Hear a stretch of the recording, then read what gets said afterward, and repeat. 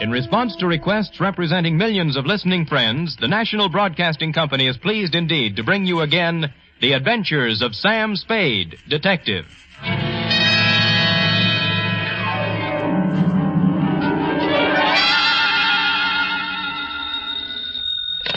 Hello? Me, sweet. What number have I got? The Sam Spade Detective Agency, but... Oh, me, sweetheart. Something's happened. Call me later, Dwight. Dwight yet? Look! I didn't know you were in town. You didn't write to me or... Effie. Yes?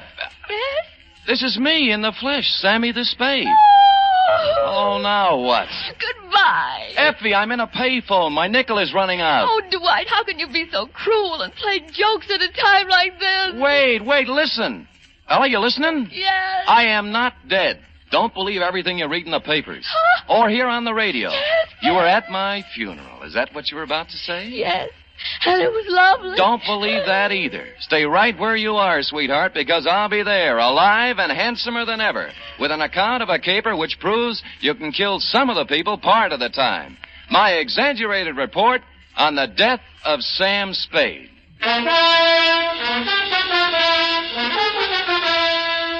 NBC welcomes back to the air a character who has captured the public imagination more completely than any other since the birth of Sherlock Holmes.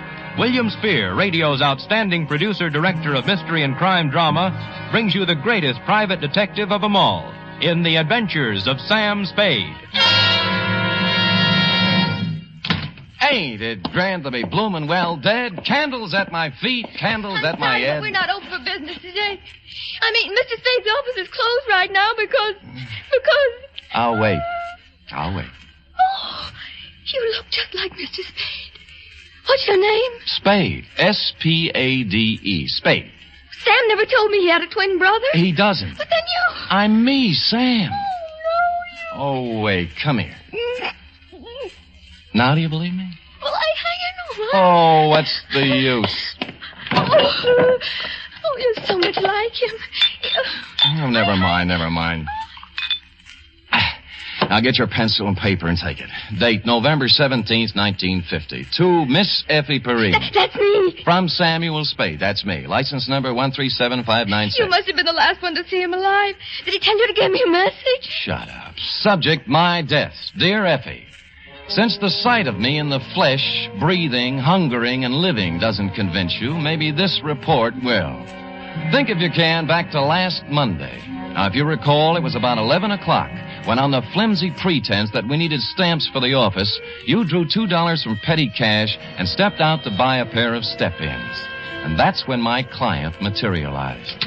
He was small and thin and carried with him the unmistakable odor of stale flowers. His black alpaca suit, string bow tie, elevator shoes, and white gloves had no bearing on his conversation. Oh, dear. My name is Chester Swan. Are you sure? Yes. My name is Spade. What can I do for you? How tall are you, Mr. Spade? 6 feet in my feet. Weight? 178. I always notice a man's bone structure, don't you? Oh, always. Open. Huh? Open. Let me see inside. I guess? Mm-hmm. All right. Fine. Oh, well, now that you know me this well, Mr. Swan, what can I do for you? Oh, dear. Perhaps I shouldn't have come here at all. I'm sorry, Mr. Spade. Well, really? Oh, dear. Oh, hello again, Mr. Swan. You wanted to talk to me? Yes, but I can't talk now. Mr. Spade. Still here. There. I live at 8516 Claremont in Berkeley. I'll be there tonight. Oh, dear.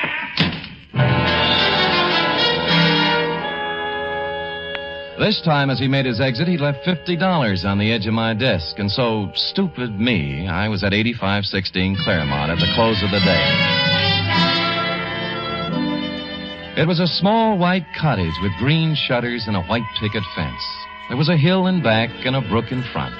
The sun was beginning to set on it, and it was all very picturesque. In fact, so much so that a girl with red hair, blue jeans, purple smock, oils, and canvas was making it immortal. She liked me immediately. Here, hold this. Certainly. Like it? Oh, yeah. This is my first landscape. I'm a sprouting artist. Obvious. Makes your own? Not when I can get somebody to do it for me. Who are you? Oh, I might be a fellow artist. Don't do that. You're a liar. You're Sam Spade. I saw your picture in a newspaper clipping when I was helping Chester clean out his desk before he moved it. But You don't know an easel from a palette? Oh, but I could learn. I take it seriously. Well, then so do I. I doubt it. You've never tried to get away, to stand off, to throw off the shackles, have you? No, I'll have to admit that the urgency of living, the pressure of merely existing, has had to... Catfish, Sam. By the way, I'm Amy Goodrich. Catfish? The world is full of unhappy people who never try to get away from it all. Well, honest... Stop it. But I wanted to, really. Honestly, Sam, get away from everything. Leave, dissolve. I've dreamed of it. Never return. Cross my heart. Mm-hmm. What are you doing here? To see Mr. Swan. He isn't home yet. His house is a wonderful subject. Look, Sam, colorful, moderate, pleasant. Mm-hmm. That is until the sun stops shining. But picture it at night in the fog. Crushed with barrenness, full of death, brooding, ominous. I'm trying to capture that, too. It's what we've got to get away from, isn't it? Absolutely. You and I... Sam, as you start up the hill on Claremont, there's a green apartment house on the right. I'm in 420. Well, maybe we'll find a way out together. Maybe. I waved her a fond farewell and sat on the steps of my client's house until he showed up at 6:15. He took me inside where the only furniture was an army cot and a portable barbecue. I'm so glad you kept our appointment, Mrs. Spade. I'm so frightened. I've been upset all week long. I didn't know what to do. I just didn't. And what have you been so upset about, Mr. Swan? Well, lately, Mr. Spade, infrequently, for the last week, I've noticed a man. I think he's following me. Mm-hmm. At first, I'd see him in a car following my bus when I went downtown. Then he'd be waiting around at the bus stop in the evening when I came back. Oh. I've sold my house, and I'm ready to move. It's unnerved me so much, but... Did he follow you home tonight? No, but well, would anyone be following you, Mr. Swan? Well, I don't know, Mr. Spade. I don't know. I really don't. All right, I'll try another tack. What does this man look like? He always wears dark clothes and a hat. I'd say he was about your height. 6 feet. I remember. Maybe heavier. Same bone structure, though. Yeah, you haven't been to the police. Oh, dear, no. A man in my business can't afford off-color publicity. No? What kind of business is that? The Bonton Mortuary. Oh. 25 years. Ooh. Same location. Oh, and I've worked hard. So very hard. And if there's something behind all this, something that has stopped me from being made the executive secretary of the Undertakers Breakfast Club when they hold their annual election next month, I don't know what I'll do, Mr. Spade. I just don't really know what I'll do. I just don't. Oh, go ahead, Mr. Swan. You'll feel better. Just let it all out. Just really do.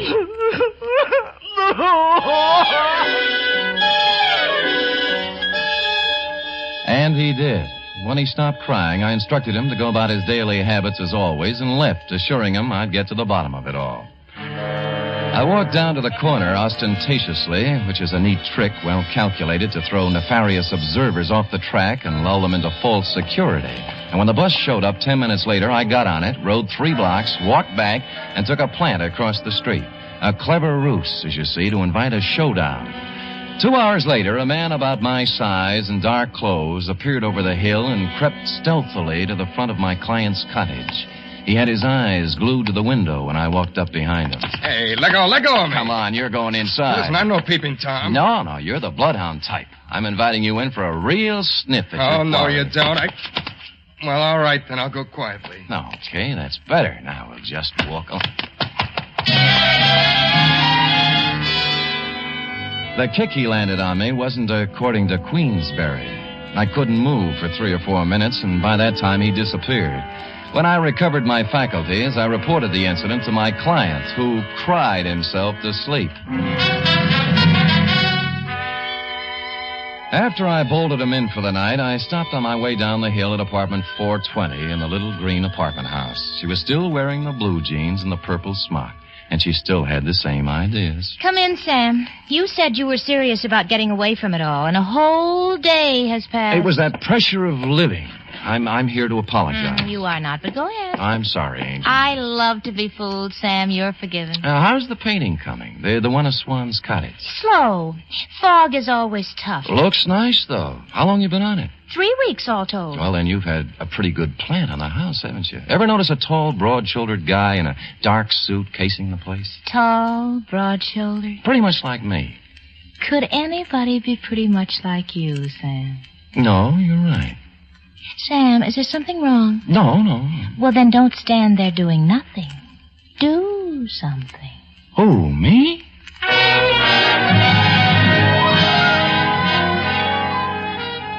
Amy fixed me a small dinner which had a strong turpentine taste to it, and then we mixed oils and painted and made fudge. Next afternoon at the Hall of Records, I did a little spade work on Chester Swan. His application and permit to practice undertaking in the city of San Francisco were dated 1938. Details: unmarried, 52 years of age, graduated from mortician school in Ohio, listed one living relative, nephew, Theodore J. Swan, Toledo, Ohio. I was gathering the above information when I smelled whiskey over my shoulder, which is always good luck. It was Al Torrington, who was also in the private investigation racket in this city, and he was leaning, peering from my face to the card that I held in my hand. Did he get over to you, too, Sam? Who got over to me, Al? Him? That thinny with the tears. What's his name? My eyes ain't so good. Swan, Al. Chester Swan. Mortician. Yeah, that's him, Sam. The same one exactly. Came to my office 2 weeks complaining about somebody following him. And he did nothing about it. Said I was too fat. Oh, well, you are, Al. Are you sure? Sure, I'm sure. And some other the boys said he was around there, too. Wanted a private eye, but he wanted a man who looked just right. How right? Obviously as right as you are, Sam, because it looks like he picked you. Yeah. yeah. Yes, F, it did look like he picked me. And I thought that over, and I didn't like it. And I called my client at home to tell him he was fired, but he didn't give me a chance. Oh, dear, I'm so glad you called, Mr. Spade. I really am. I called for a reason, Mr. Swan. I'm resigning this case. Oh, dear, Mr. Spade, you can't do that. You really can't. I don't think you've been quite honest with me, Mr. Swan. Oh, dear. Tears will get you nowhere. I made a routine check on your reasons for hiring me, and they don't quite fit with the reasons you gave. They really just don't quite, Mr. Swan. It's no game, Mr. Spade. Believe me. He's back tonight. Right now, he's standing beneath the lamppost outside my window, and I'm frightened to death. Please hurry over, Mr. Spade, and let's get this business straightened out. Please. And stupid me, I went over. And I found that little white cottage on the hill looking grim and gaunt in the heavy fog. Amy's words about it being crushed with barrenness, full of brooding and death, came back to me. And Mr. Swan's frightened words about a mysterious man in dark clothes waiting beneath the streetlight also came back to me, particularly when I noted there was no streetlight near the house. However, there was a light somewhere in the rear of the house, and the front door was ajar. Oh, Mr. Swan! Mr. Swan, are you here? Oh, Mr. Swan, it's me, Sam Spade. Are you here? Mr. Spade? Is that you? Are you out there? Where are you? Things happened fast. I turned around to find the front door filled with a man in a dark suit. He had something in his hand. It looked like a roll of cotton candy, but it felt different. It only staggered me against the wall, but it made me forget where my arms were. Easy, Spade. Easy does it, boy. Easy. He let me down to the floor gently. I could still see the lights somewhere in the back of the house, and I could hear him talking way off. Take off his coat. I Quick. can't. Give me the needle. Hurry. I can't watch. I'm going upstairs. The needle went somewhere in my left arm, but not before somebody pulled my coat off, and for no reason I could think of at the moment, also tried to pull my finger off. Well, I couldn't dwell on it. By that time, the stuff in my arm was going other places, and I was going with it, even though there was action all around me. This ought to do it. No, stay away from me. Get out of here. Vaguely, somewhere, somebody was shooting Roman candles or having blowouts or playing bebop. I just didn't care at all. I just didn't.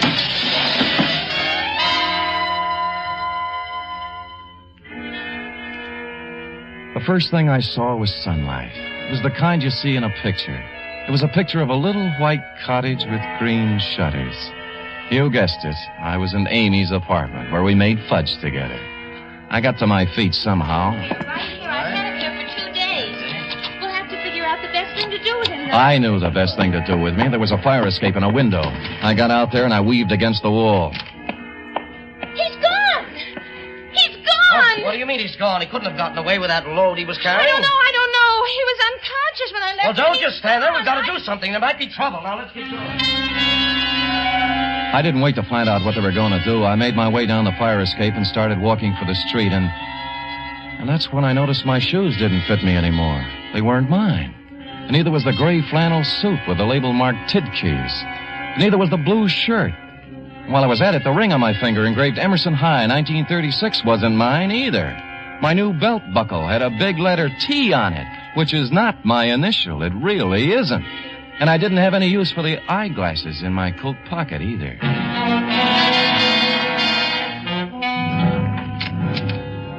You were out when I walked in the office, F, but you'd been there. There was a black crepe done up in a white satin ribbon hanging on the door. The desk blotter was drenched with salt tears, and a newspaper folded back to page 13, and I'll sue the Chronicle on this if it's the last thing I do, gave me a 2-inch spread. Item, November 15th, 1950. 15? What happened to the 13th and the 14th? Detective perishes in Berkeley fire. I read it through once, then twice. It was my obituary.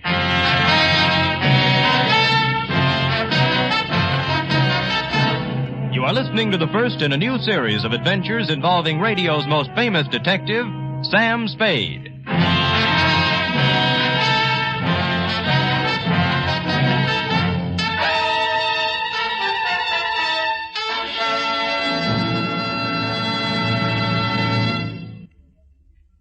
Later tonight on most NBC stations, Duffy's Tavern comes your way with another merry half-hour session, starring Ed Gardner as Archie the manager. There's a full serving of laughs garnished with chuckles and whipped up by Archie and his unpredictable friends, Miss Duffy, Clifton Finnegan, and Eddie the waiter. It's just one of the many great Friday evening entertainment features on NBC. It's Duffy's Tavern, your cue for better listening where the 3 chimes always mean good times. Make it a Friday evening habit to tune early and stay late at your favorite NBC station.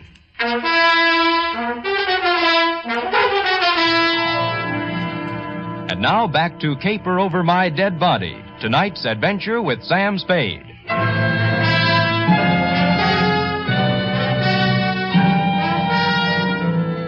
I left the crepe on the door and went out to buy a new desk blotter and some more newspapers.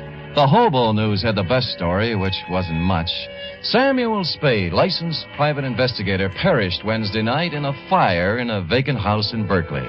His warm friends will feel regret at the passing of a man who was always kind to the poor. None of us ever asked Sam Spade for a handout without receiving a kind word and bon mot as he turned us down. This was nice, but I wanted more.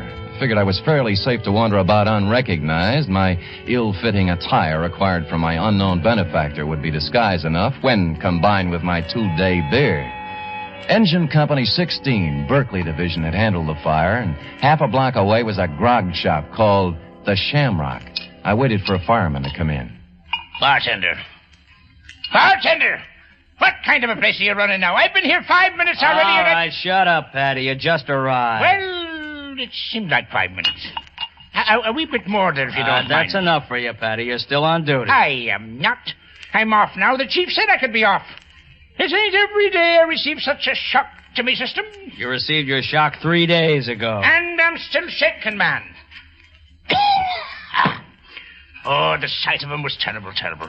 Burnt as black as the good saint's beard. All twisted and horrible in death.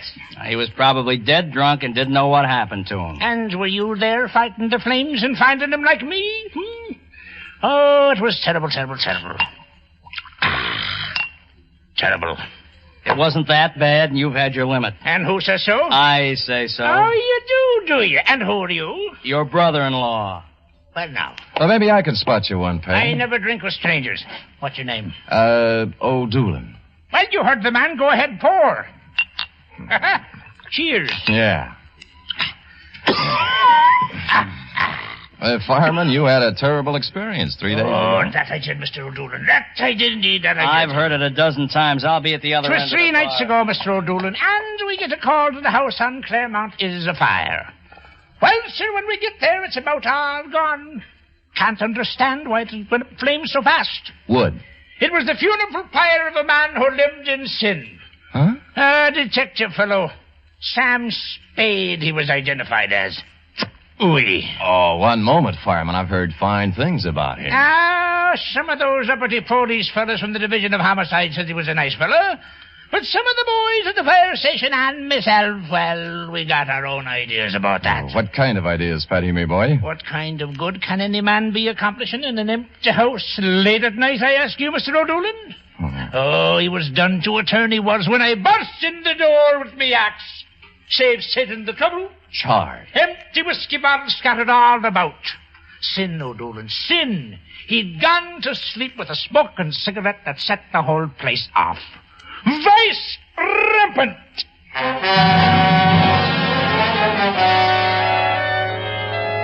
From there, I went downtown to a telegraph office where I sent a wire to Toledo on a long chance. And while I was waiting for an answer on a not-so-long chance, I slunk into the Bon Ton funeral parlor to pay my respects to the departed. I stood in the back of that dimly lit chapel and scanned the scene. 3 of the boys from homicide were there, blowing their noses. 2 chorus girls I thought had long since forgotten me were there in black, deep V-necks. My insurance man was there, looking awful worried. 1 Chronicle reporter with photographer, and a shoeshine boy from our building, and the bailiff from the courthouse, just to mention a few I could make out. And you were there, Effie, up front near a closed casket. I made out a bower of flowers from robbery detail. It said, "Goodbye, Sam." Maxie from the city morgue was the only one who looked at ease. All right. Does anyone wish to, you, miss? Many called him Shaman, but I called him friend. On this, his last caper,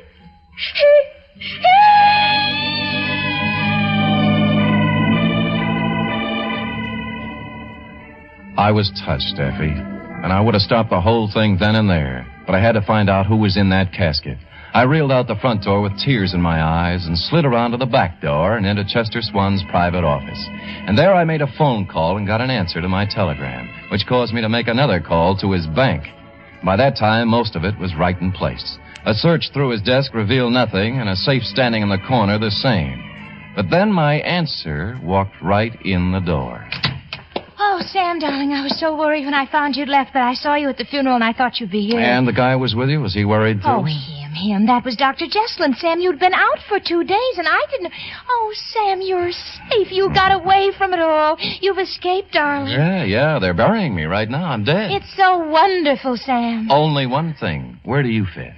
The caper. I was supposed to burn up in that fire, and what was left was supposed to look enough like Theodore J. Swan, class of 1936, Toledo, Ohio, to let beneficiary Chester Swan collect a nice pile of insurance money. Sam, what are you talking about? Who's Theodore J.? What did you say? Chester's only living relative. They're burying him right now. Somebody lost his caper. You want to tell me? Darling, I was at the house the night of the fire, working on my foggy picture.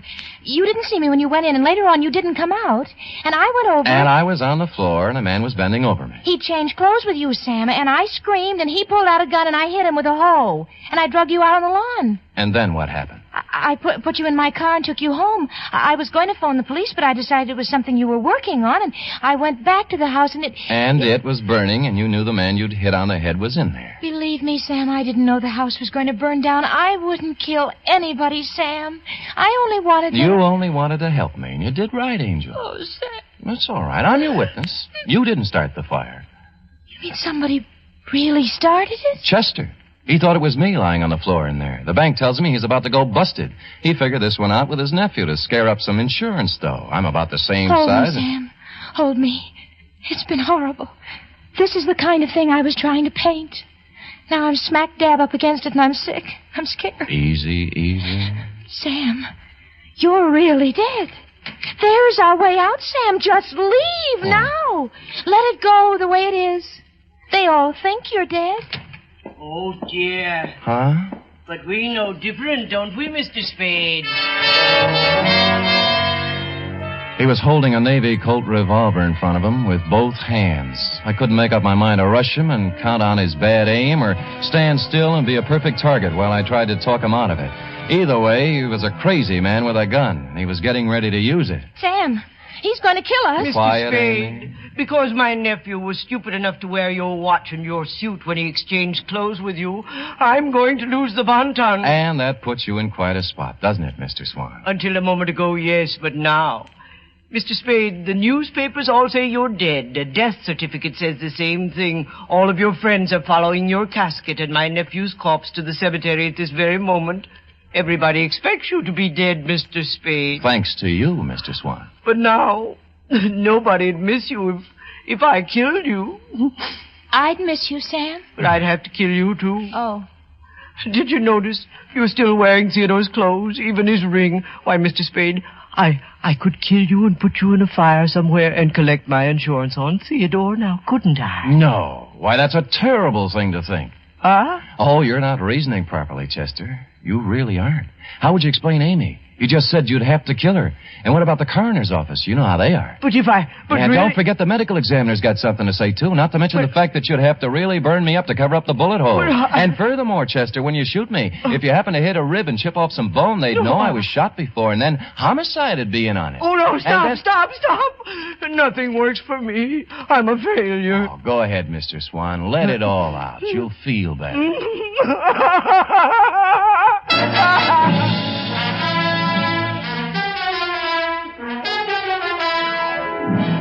And he did. And he's still crying in his cell downtown. Period. End of report. Oh, Sam, you were so brave. You actually stood there and talked that crazy man out of murdering you. You were wonderful. True, Effie? Amy thinks so, too. She's going to do me in oils when they let her out of the pokey. Amy's in jail? What for, Sam? Oh, technical charge of an involuntary manslaughter. They'll spring her as soon as the coroner's inquest is completed. Dear Amy. Did she make good fudge, Sam? Fudge? Oh, that was the least of it. Oh? What do you mean? After the fudge. What then? Panucci. Oh, boy. Say, go type that up, sweetheart, while I see if there's any mention of my miraculous resuscitation on the radio page. Go. Scoot.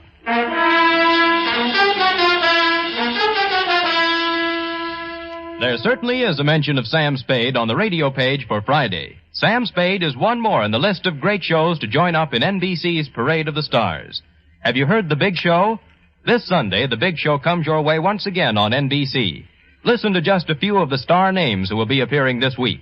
Bob Hope, Jimmy Durante, Perry Como, Jose Ferrer, Mindy Carson, Eddie Cantor, Meredith Wilson and his orchestra, and many, many more.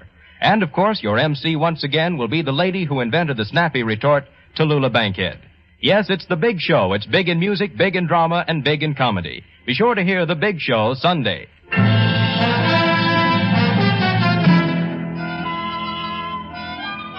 Well, here it is, Sam. All typed up. Good. I will sign it, and you will keep it, always, to remind you that I'm still here. Oh, Sam. Living, breathing, brave, and handsome. A paragon. Sam, what will we do about the mail? The mail? What mail? Where? Which? All the letters and postcards and telegrams and all that came when people thought you...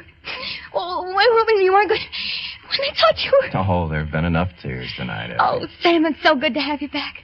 Will you be the same as you always were? Well, I'm going to try, Effie. Well, because then you can't help but be, like they say, the greatest private detective of them all. We'll see. Good night, Sam. Good night, sweetheart.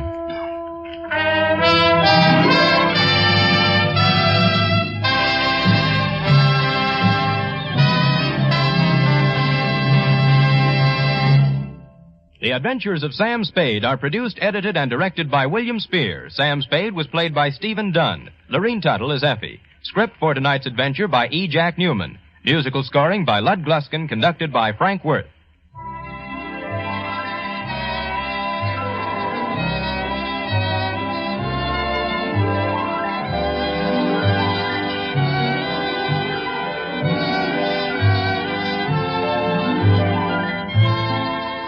Join us again next week, same time, for another adventure with Sam Spade.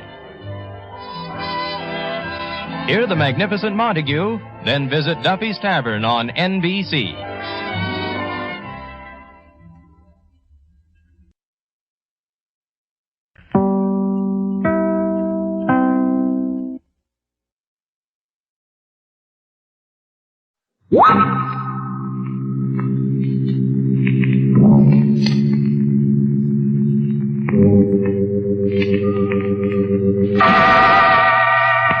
Inner Sanctum Mysteries.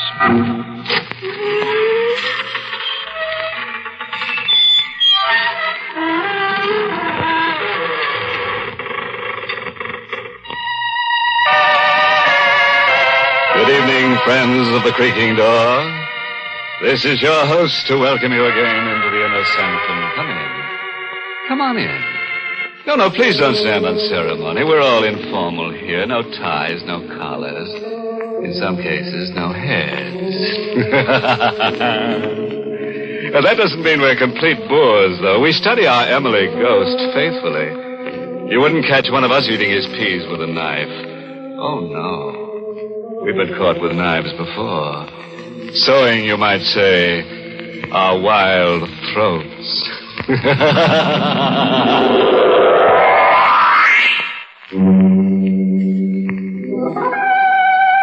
Well, the preliminaries are over. Beginning right now, things are going to happen. So sit up, draw a deep breath, and lend us an ear. We've got to get our teeth into something. Listen now to the voice of Donald Bucher as Danny Williams, as he tells the weird story of the dead walk at night.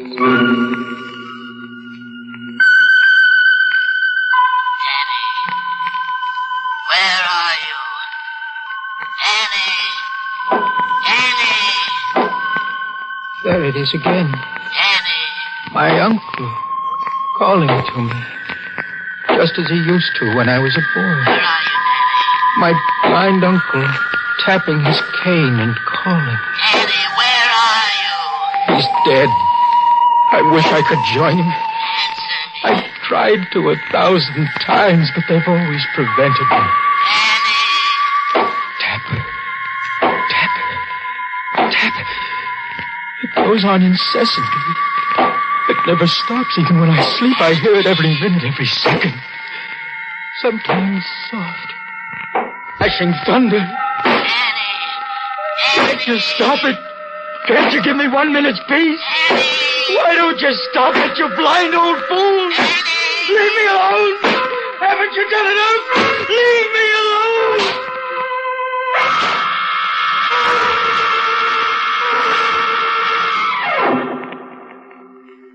He tapped that way with his cane. On the night I decided to kill him. We were in his room in the big house where we lived together. I'd been living with him since I was 14 years old. For 10 years I'd been his companion, his nurse, his servant, his slave. On the night I was going to kill him, I slipped a length of strong cord into my dinner jacket. He was totally blind. Had been for 30 years. Yet, strangely enough, he could see. He could see with his uncanny, highly developed sense of hearing. And with that cane of his, that cane that was everlastingly tapping. The wind's blowing up tonight. It'll be getting cold soon. Yes. Dan, all the servants gone? This is their night off. You going out again tonight? Yes? With Martha? Yes, with Martha. Will you pour me some brandy? Yes, Morgan.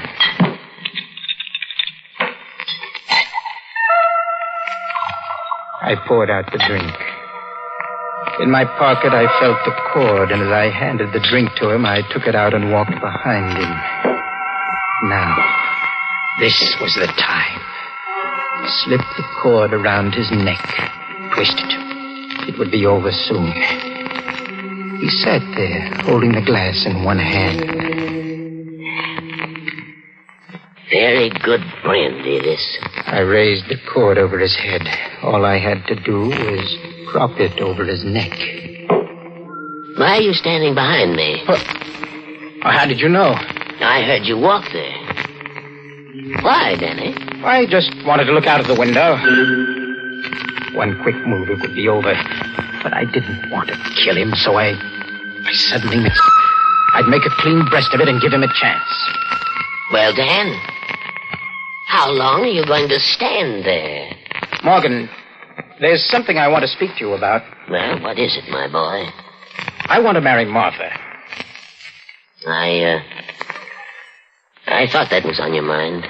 But I need $10,000, Morgan. Will you give it to me? What are you laughing at? You. I was just waiting to see how much you'd ask for. You lied your way in pretty deeply this time, didn't you, Danny? What are you talking about? I saw what was coming. While you were in town, we had a very interesting little talk. Did you?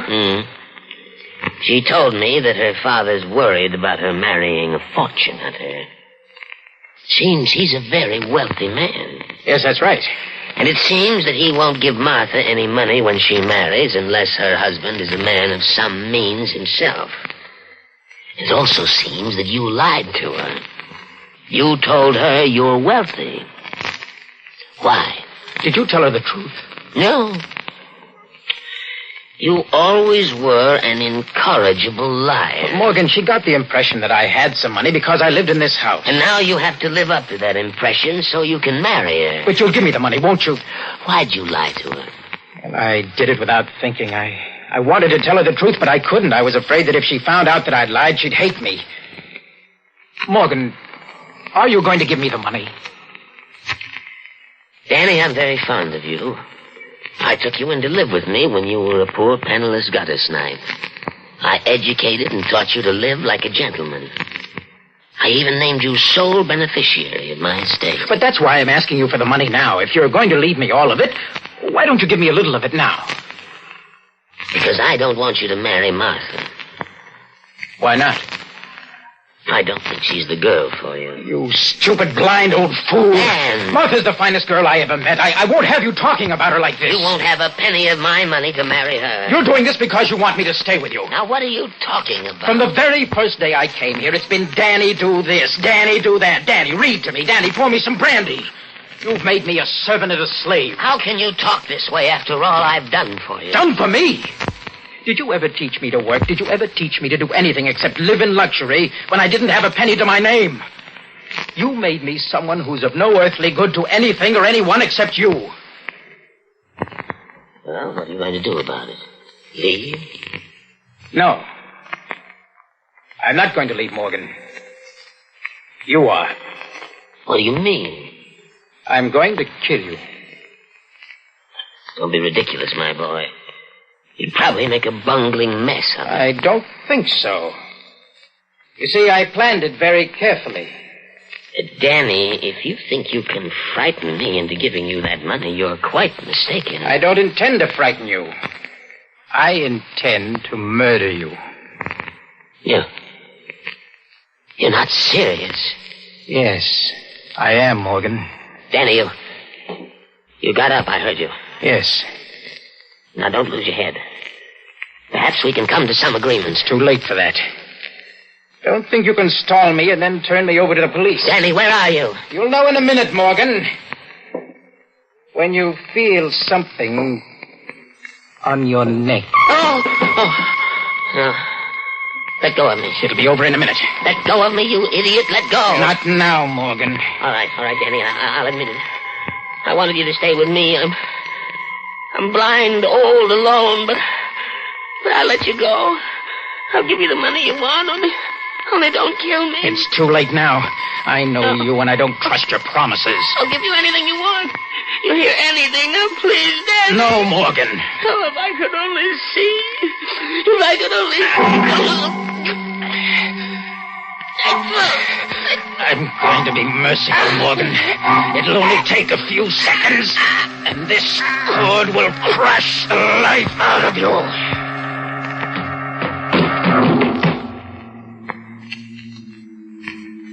Morgan? Morgan? He's dead.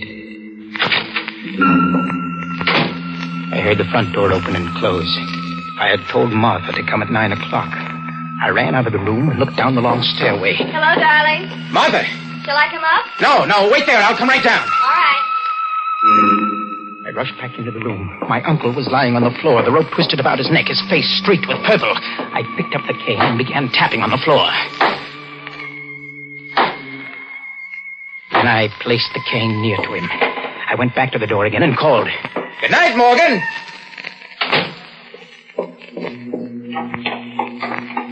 Your uncle. Oh, he's fine. I heard him tapping around up there. Yes, he likes to make a lot of noise with that cane of his. I think he gets a kick out of it. Do you think it's safe to leave him alone here? Safe? Well, of course. Look, shall we go dancing somewhere? Mm-hmm. That's a swell idea.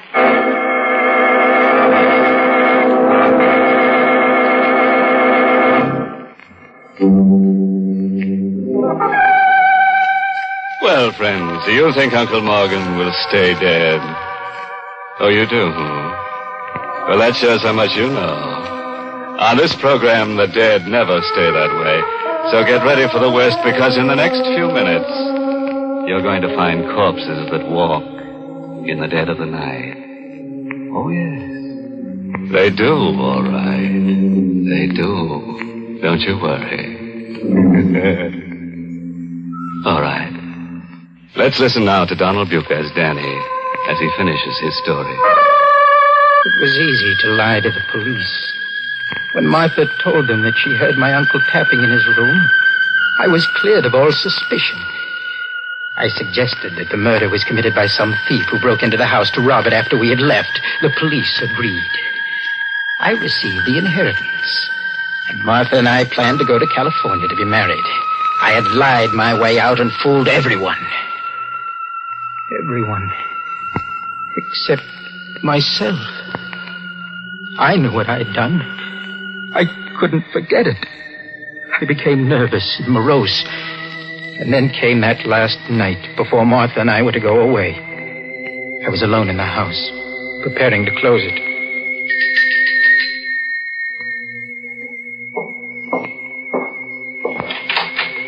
Hello, Dan. Oh, Martha.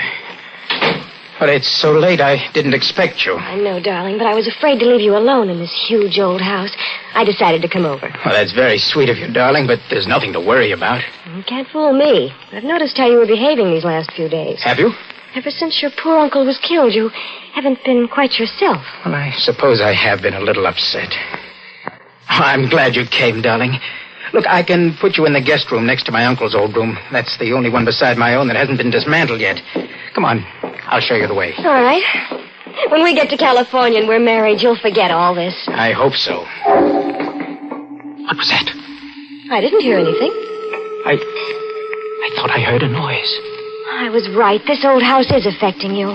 Maybe.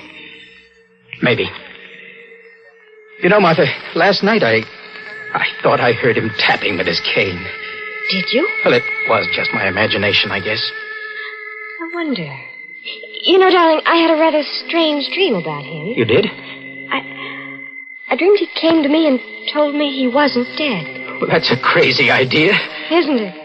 But just suppose he wasn't dead. Well, that's impossible. I saw him dead with the rope around his neck. Did you? That's funny. I went with you to the morgue and I didn't see the rope. The police had removed it. Oh, yes. Yes, of course they had. But I saw those welts. It didn't take much imagination to see the rope. Oh, my poor Danny. I'm afraid this has affected you more than you realize. Here's your room, Martha.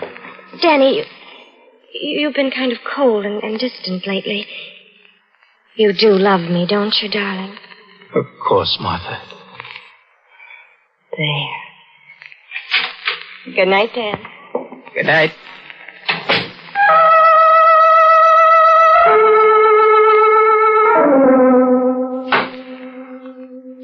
I was awakened that night from a tortured sleep by a familiar sound.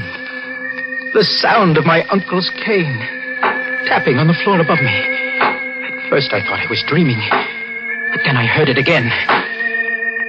It seemed to be coming closer, to be taking a familiar course. Yes, I had heard it 1,000 times when he was alive. That same nervous, rhythmic tapping. It was coming down the stairs. Tap, tap, tap. Down the stairs. Cautiously, carefully. It was on the landing now. Would it go down further, or would it turn as it had done so often to my room? It came closer. Closer. It was coming to my room. There could be no doubt about that. He couldn't be alive, and yet... It was knocking at the door. It took every bit of courage I had, but I went to the door and opened it. There on the floor outside my door was my uncle's cane. A throb of cold, icy terror shook me. I ran back into the room and, half insane with panic, I shouted, Martha! Martha! Martha! Danny, what's the matter? Martha, darling. I must be going out of my mind. I saw... What did you see? That cane. That cane that you have in your hand. Put it down. I found it outside your door. I thought you'd misplaced it. No, that's my uncle's cane. That's the one he always used. Oh, but, Danny, there's no need to be so frightened of it. Why, you'd think it was going to hurt you the way you act. Martha! Here, you hold it. No. Danny, you're terrified. What's wrong? What's happened? Martha, don't make me tell you. Don't. But what are you afraid of? The cane. Put it down. Throw it away. The cane? Throw it away. You don't know what you're saying. Oh, Martha, why do you keep pointing it at me? Why? Danny, you've got to tell me what's troubling you. I won't put it down until you tell me why you're afraid. Martha, for heaven's sake. You can trust me, Danny. I love you. Tell me what it is. Martha. What is it? No matter what it is, I'll always love you. Don't be afraid to tell me. I killed him. Your uncle? Yes. Why? For the inheritance. I didn't want you to know that I didn't have a cent. I asked him for the money, begged him for it. He sat there in his chair telling me I couldn't have a cent. He wanted to keep me here with him. I wanted to marry you. That's why I murdered him, Martha, because I love you. Do you understand? Yes. Oh, Martha. Martha, I knew you would. You'll stand by me, won't you?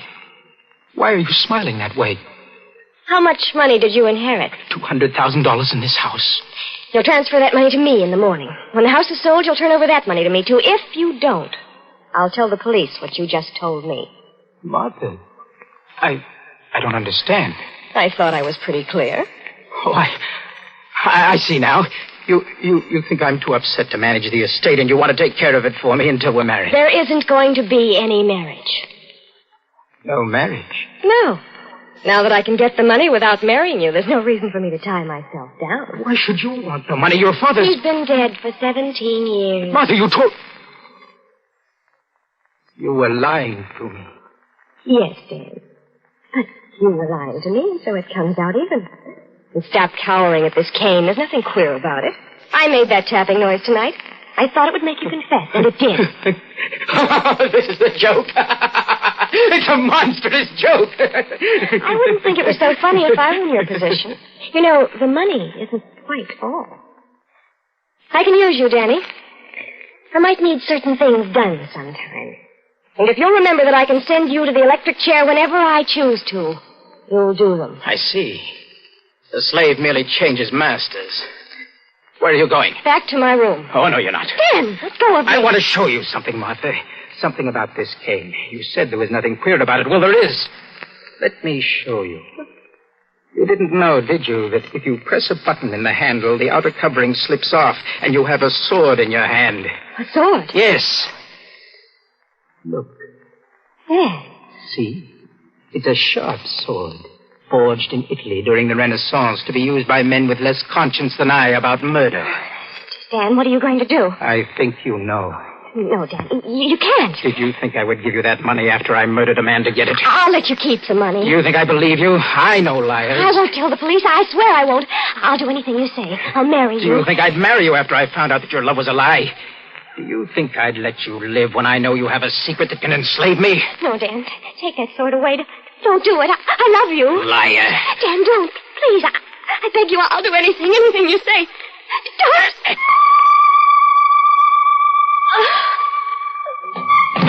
Martha!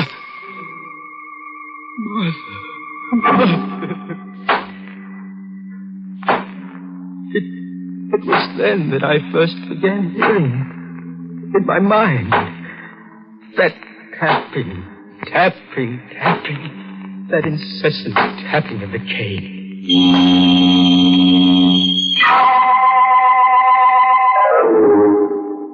When the police came, I told them everything. They asked only one question. When did you hear this tapping in your mind? After I killed her. Well, you'll be all right after a good doctor treats you. Perhaps. Meanwhile, we'll do everything we can to find the person who killed your uncle and your sweetheart. I think it's the same man. He's probably some thief who thought he'd try a second time. But I just told you, I'm the person you want. Now, Danny, you don't think I believe that story for a minute, do you? You don't believe it? After the way I saw you cry when your uncle died? And you can't make me believe that sweet girl did the things you said. I know something about human nature, my boy. No, Danny, the shock of finding your sweetheart murdered so soon after your uncle's murder was too much for you. This whole confession was a lie.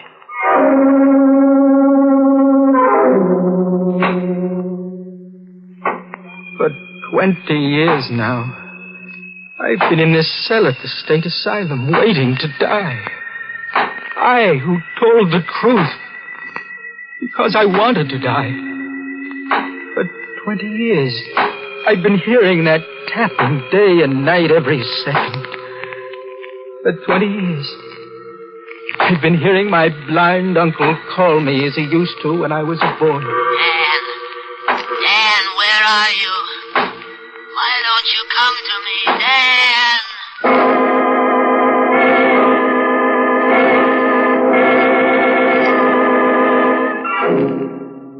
All right, friends, you can relax now. No, this isn't Danny. This is your host. Our story's over and the porters are now mopping up. Well, I guess tonight's little story should teach you never to tell a lie. Lying leads to cheating, and cheating leads to murder. And murder leads to insanity, all of which are very bad habits to get into indeed.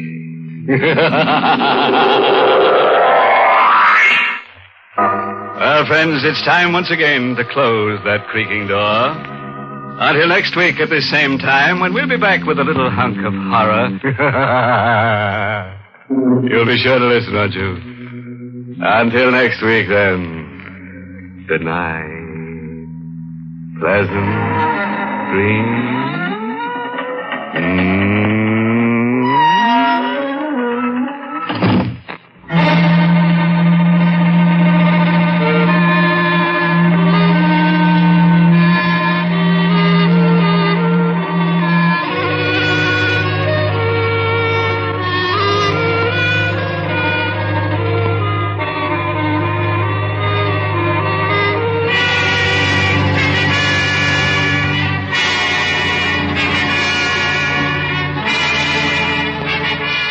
Inner Sanctum has come to you through the worldwide facilities of the United States Armed Forces Radio and Television Service.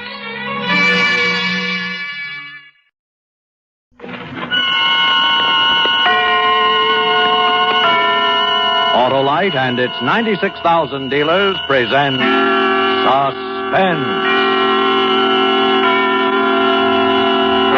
Tonight, Autolite brings you Vamp Till Dead, a suspense play starring Miss Ginger Rogers.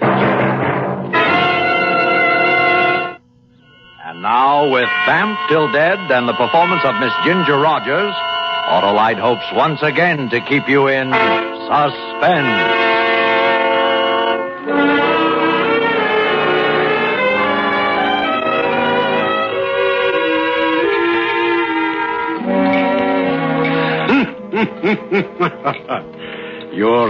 Your first name, I've forgotten. What did you say it was? Amy, Mr. Gentry. Amy Watkins. Amy. Yes. And are you a good secretary, Amy? Why, you have all of my recommendations, Mr. Gentry. I mailed them to you a week ago. Oh, yes. To be sure, I must have looked at them or I wouldn't have hired you and had you come all the way from New York now, would I? You never worked for a writer. You think you'll like it here in this big house, working for me? I hope so, sir. Sir. Sir. That's very good. Did that politeness come from some secretarial school, or perhaps your dear old mother taught it to you? No, I know, sir. Never mind, Amy. As soon as we finish eating, you may unpack, write whoever you have to write, and explain that you are safely here. We start work first thing in the morning. I'll attend to all that, Mr. Gentry. What do you think of me? I beg your pardon? Me? How do I strike you? What am I? A gentle person, a wit, a profound talent, a buffoon? Tell me, Amy. I'd be interested in your opinion. Well, I've only known you half an hour, Mr. Gentry. Then I'll tell you I'm a writer. Amy, do you know what it means to have 1,000,000 words inside of you and not be able to let them out? No, sir. It's an utter horror, and that's the way it's been with me for almost a year. But now I'm ready to go back to work again and release those 1,000,000 words. To take them down, that'll be your job. I'll do my best, Mr. Gentry. It's not going to be easy. Very demanding, Amy. That's why I'm paying you a good salary. I'll make you work when it's working time. I understand, Mr. Gentry. Sometimes I feel like working, and sometimes I don't. And sometimes I like carnations on the dinner table, Amy. Very hard to get. Shipping problems in winter like this. Delicate, fragile things. Yes, they are. But they're my favorite flower. The cook's name is Jenny. She'll help you find your way around the house. And for heaven's sake, call me Paul, not Mr. Gentry. Yes, Paul. Oh, that's better. I suppose you're tired. Yes, I am. It was a terribly long trip. You can find your way to your room. Wait a moment, Amy. Wait. First time I've had a good look at you. Can't see by candlelight over a dinner table. Tilt your head toward the lamp. I want to see your face more clearly. But don't. Do as I say. You're trembling as I touch your face, Amy. You're frightened. Oh, no, I'm not. I'm not at all. At this instant, you can't decide whether or not I'm a madman. You must need this job very badly. I want to work for you. I have an invalid father. I'm not interested in your problems. Don't tell them to me. Amy, it's an assistance to me if people adjust to new situations as quickly as possible. Have you heard about my wife? No, sir. I haven't. Well, you will, so I'll tell you. People around here say I killed Mrs. Gentry.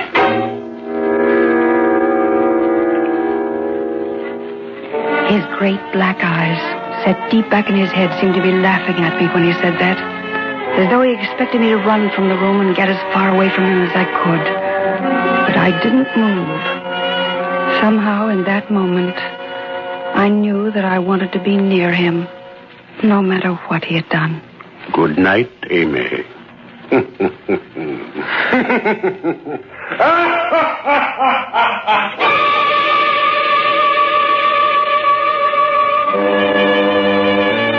I went upstairs to my room.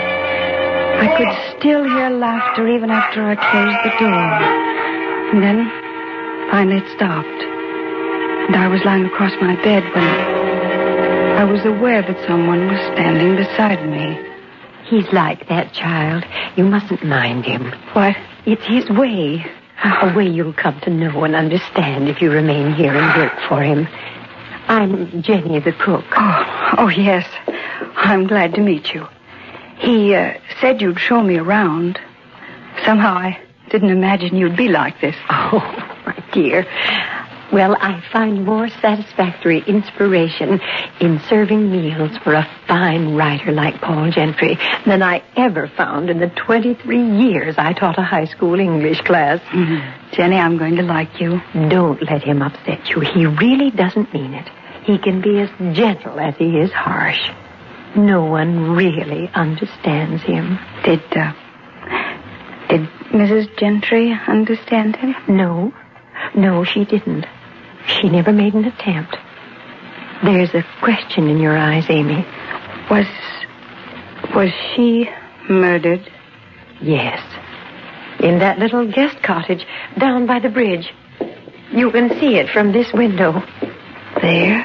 Oh, it seems so still and quiet, Jenny. It's hard to realize. Yes. Happened almost a year ago. I served dinner that night. They argued over something trivial, the flowers on the table. Mrs. Gentry ran from the house. A few minutes later, I could hear her playing the piano from that cottage. Some little tune that always infuriated him. The next morning, her body was found slumped over the piano. Her neck was broken. That's all. Thank you for telling me about it, Jenny. There was no evidence against Mr. Gentry. No proof. Only hearsay and talk. I see. You'll hear that talk from time to time, Amy. Will it disturb you? No, I don't think so. Strange. What? Your appearance, my dear. It's really quite remarkable how much you resemble Isabel Gentry.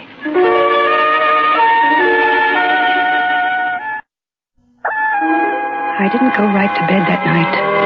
Instead, I slipped out of the house after everything became quiet and followed the path across the bridge to the guest cottage, where she had been murdered. The The door was unlocked, and even though it was dark, I found the piano.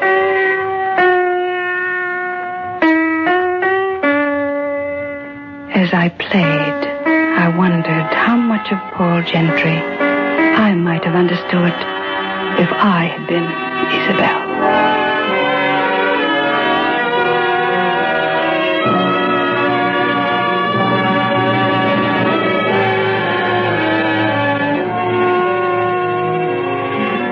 For the next 3 weeks, I took dictation from morning till night. The whole place was geared especially for his return to work. Jenny seemed to be everywhere, bringing in meals at all hours, slipping in and out of rooms silently so as not to disturb anyone. And then one afternoon, when I walked into his study, there was another man standing there beside Paul. Oh, Amy. This is Al Pender, a local newspaper man. He tried his best to have me indicted for murder. Oh? How do you do, Mr. Pender? I'm a celebrity, Amy. Pender wants to interview me about my new book. Why don't you tell him all about it? I wouldn't want the responsibility, Paul. You can tell him how bad it is as well as I can. No, Paul. I couldn't say that about it. What could you say about it? Anything worthwhile? The dropped eyes, the withdrawal. Isabel used to react the same way when I became angry with her. Do I remind you of her? Yes, you remind me of Isabel. Of all the things in her that stopped me from writing. How do you like that, Pender? There's a story for you to print. You want me to print it, Gentry? I'd kill you if you did. I'm sorry that I remind you of Isabel, Paul. Are you, Amy? Are you really? No, I don't think you are. I don't think you are at all.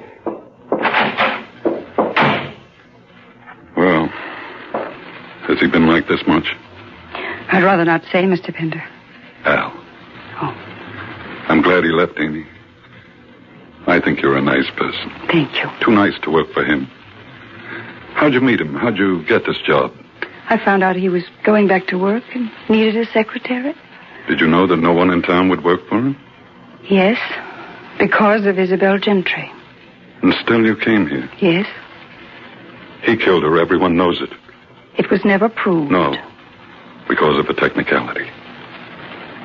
I watched him here with you. He looked at you the same way he used to look at Isabel, with that fury in his eyes. I know that. And there's a reason. At times, Amy, you look a great deal like her. That means you're in danger as long as you're around him. He's a madman. He might actually think of you as Isabel. I want him to think of me as Isabel in every way possible, every day, every minute. There must be some way to prove he killed her. Who are you? I'm Isabel Gentry's sister.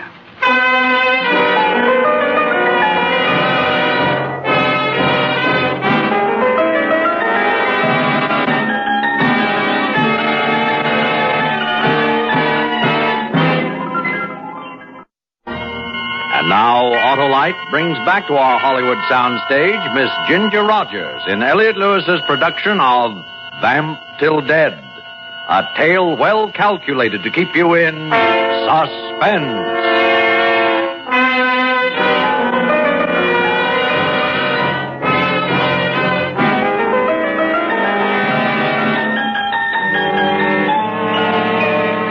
For the next few days, Paul Gentry threw himself into his work with a vicious sort of concentration and purpose. But his efforts were all in vain. His writing seemed to go from bad to worse. The stories were twisted, perverse, distorted studies in human behavior. The women were inevitably deceitful. The men tortured and driven to insane rages. Terrible. Terrible.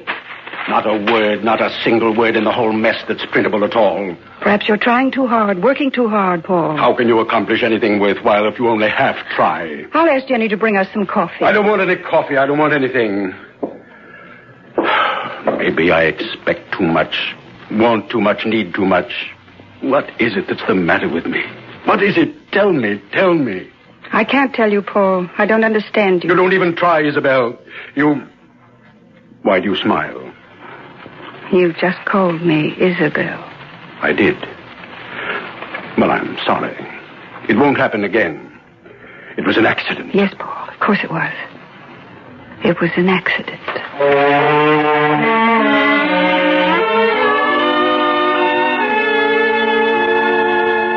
For the first time since I had met him, Paul Gentry was confused. and it was the confusion I'd been hoping for. I began to do everything the way I'd remembered Isabel. I wore her favorite perfume.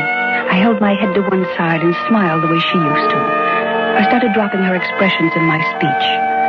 I wasn't sure all the time whether I was torturing him or he was torturing himself. But unconsciously, he began to think of me as Isabel. Even Jenny noticed it.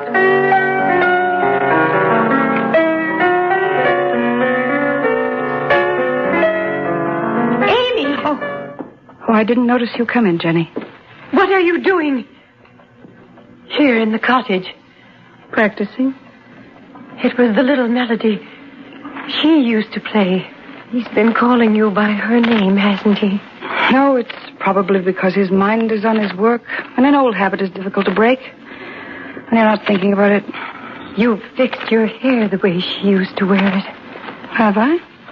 I often put it up like this. Do you think my hair would really bother him, Jenny? Oh, it's hard to tell. The poor man.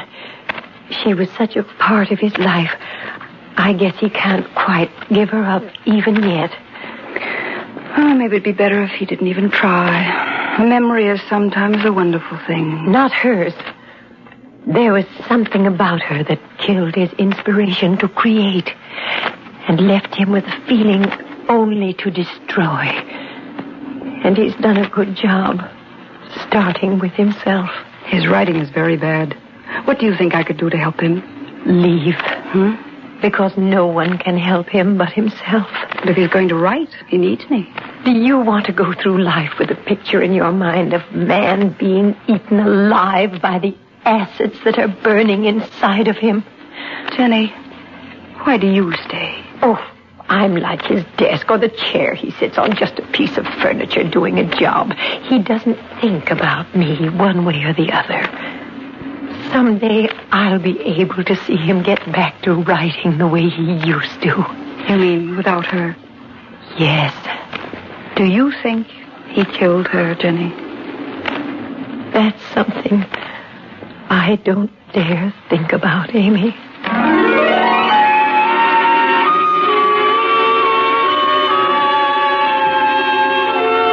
I thought about it. In the days that followed, Paul's work went from bad to worse, and so did his temper. He was unmanageable most of the time. Then his headaches finally came upon him, and he couldn't work for hours at a time. He would sit in his chair, drinking and staring at me. Just staring. Sometimes I expected him to leap out of his chair and beat me to death. And other times I was afraid he was going to fall on his knees and throw his arms around me, begging forgiveness. I knew he was almost ready to break the day he went into a rage and started throwing things around his study. I left the house and walked down to the bridge. I was only alone for a minute. Hello, Amy. I heard all kinds of noise in the house. What's going on? Suppose I ask you what's going on. You seem to be keeping a pretty close watch on me. Why? We call it humanity. Call it what you like. I don't want anything to happen to you. Is that the only reason? No. I want to be around when he breaks up completely. Are you sure it's just humanity? Or trying to catch a murderer? Looks more like a campaign of personal revenge. I said call it what you like. But if you stick around here another minute, you're out of your mind. Suppose I told you I wasn't worried about myself. And I'd say you're crazy. You're in more trouble than Isabel was. He's going to go. And when he goes, nothing or nobody around him is going to be safe. Al, I'm going to tell you something. Isabel used to write to me, and she was pretty frank. She told me about a newspaper man she was interested in. Could you be that newspaper man? How many of them do you think there are in this town?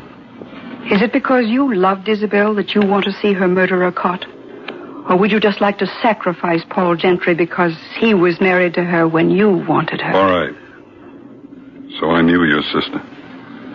There were very few young men in this town who didn't. She didn't like living here. She didn't like Paul Gentry. She didn't like this lousy small town. Then why didn't she get out?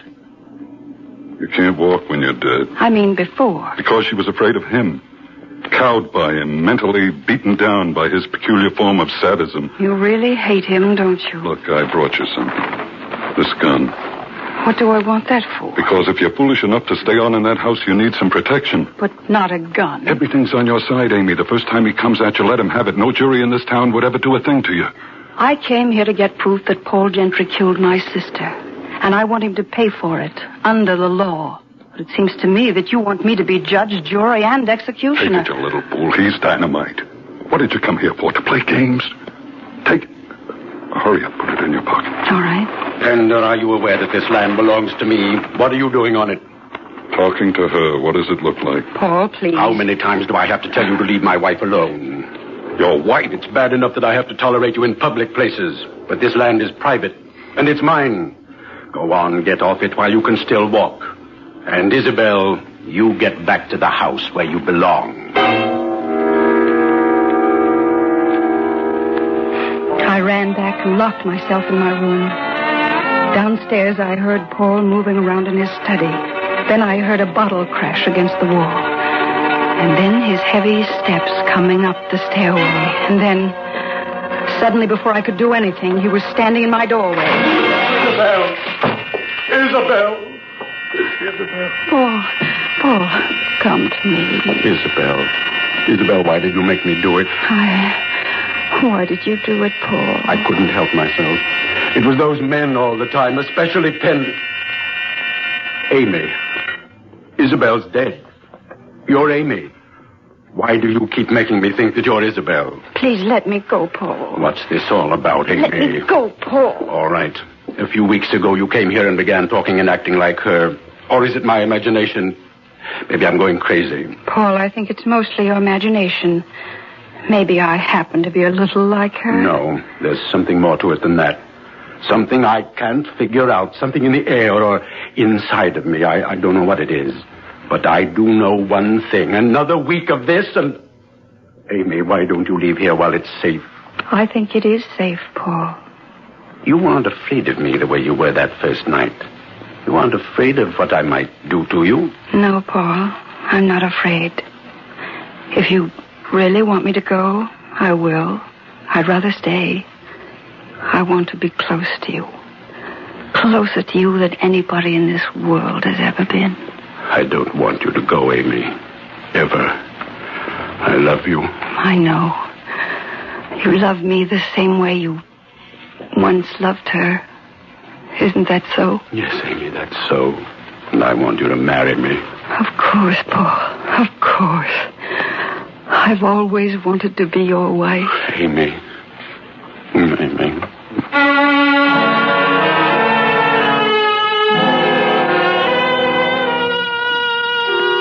I let him kiss me then, hoping he wouldn't feel the gun in my pocket. I knew that very soon I might have to use it.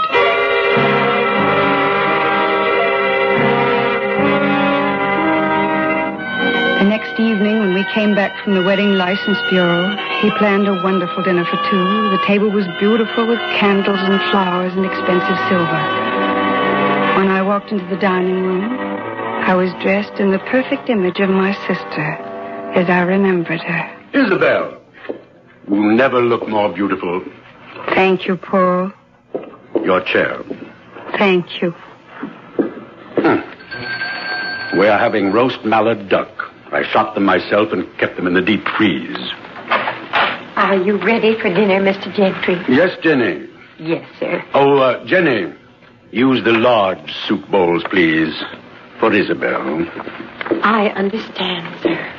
I know you prefer them, darling. Yes. Something wrong, Isabel? Paul, I just noticed. You have carnations on the table. Why, yes. You know I don't like carnations, Paul.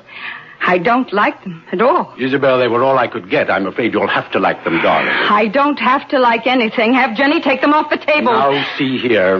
You'll either get rid of them, or I won't eat dinner with you. Do you hear me? Then don't eat dinner with me, my dear. I'd like it better that way. Then I won't have to look at your bored, critical face all the time. Isabel, come back here. Come back here.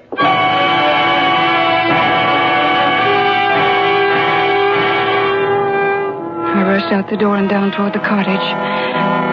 And then I remembered it had been a year to the night that Isabel had died.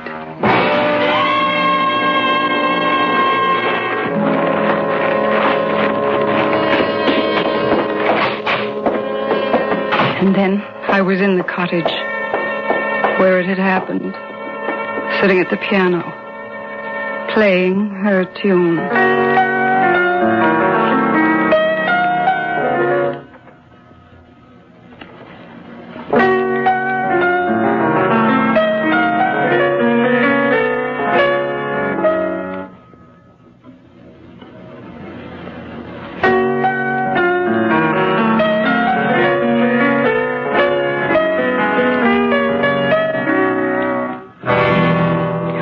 There waiting. I knew that I would hear steps first, then a door.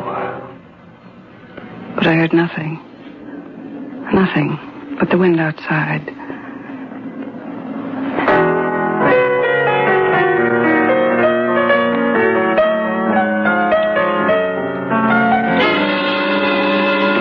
And then I heard the steps. You! Oh, no. Don't. Oh, no.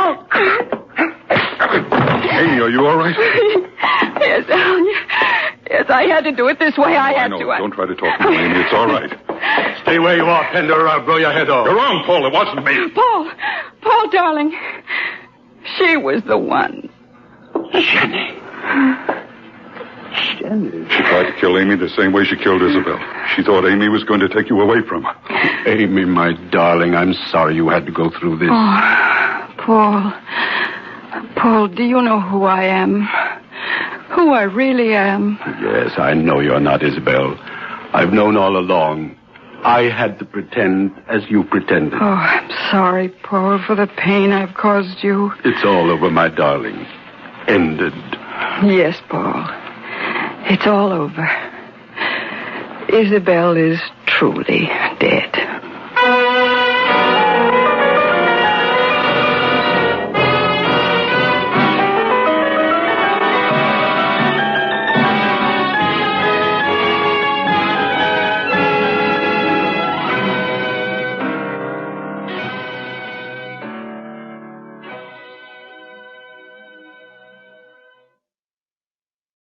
Signal gasoline. Let every traffic signal remind you, you do go farther with Signal gasoline. Yes, you do go farther with Signal.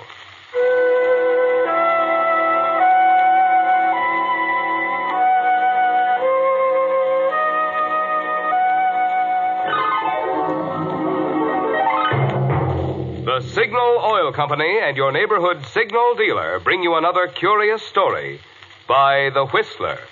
Tonight, The Deadly Innocent.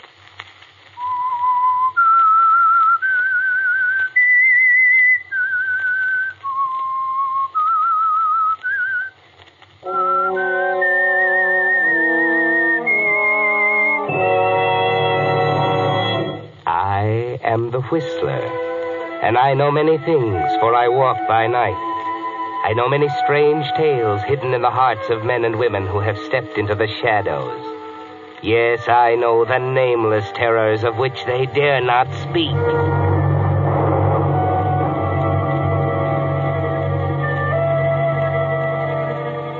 Have you ever hated a man enough to kill him? No? Well, that's the kind of hate that grows with the years, grows and grows into an all-consuming passion. That's the way it was with Lambert Dean. He has wanted to kill someone for 25 years. That's why he has come down to the offices of the Mammoth Construction Company at 9 o'clock at night. That's why he's chatted casually with the old night watchman who took him up in the elevator. Chatting, oh, so casually. But he thought out every word in advance. The night watchman will remember them later, just a little later. There should be just a crack of light showing under the door of the president's office. Yes, there it is. And Lambert is going toward it. So you've never wanted to kill a man, hmm? Listen, you may get a few pointers.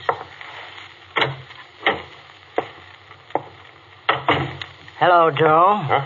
Oh? What are you doing here? Why, did I startle you, Joe? I'm so sorry. What do you mean by busting into my office? Can't you knock? Oh, sure, Joe. I'd never think of walking into the president's office without knocking during working hours. I didn't think it'd matter tonight. Any time I'm here is working hours. Remember that if you want to hang on to your job. Now get out. Well, don't you want to know why I came down tonight? I do not. Any fool could take care of the bookkeeping department in the daytime. If you have to work nights to keep up with simple routine, that's your lookout. Oh, I don't have to work on them. They're all fixed up, just the way I want them. I came here to tell you about them, Joe. Well, you can keep it. The books will wait till tomorrow. Better listen now, if you want to hear it at all. How many times have I got to tell you to get... What do you mean, better listen? Tomorrow'll be too late. You'd better listen, Joe. Yeah, maybe I had. What are you up to? Anything wrong with the books? You're a smart guy, Joe. You always were.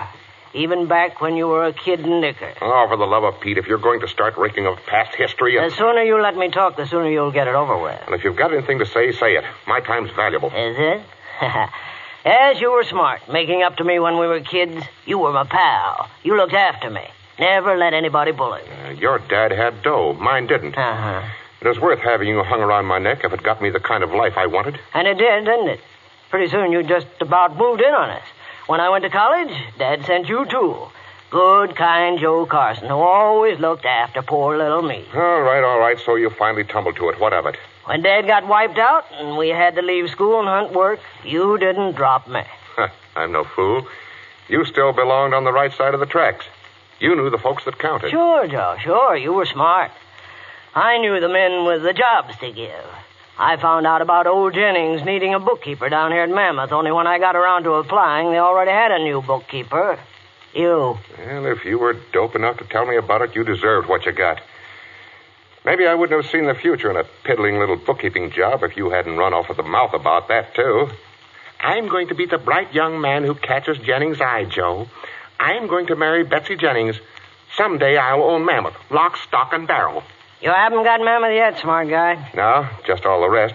Give me time. Old man Jennings is on his last legs, and you know it. Now get out. You're fired. Haven't you forgotten the books, Joe? I'll check them by myself. Now out. No. Get out, or I'll... No, I'm not going. You are. What? This is the end of the line for you, Joe. Tomorrow I'll move into your office. Pretty soon I'll move into your house with Betty. Before long, I'll own Mammoth. You're crazy. Like a fox. I'm going to kill you, Joe.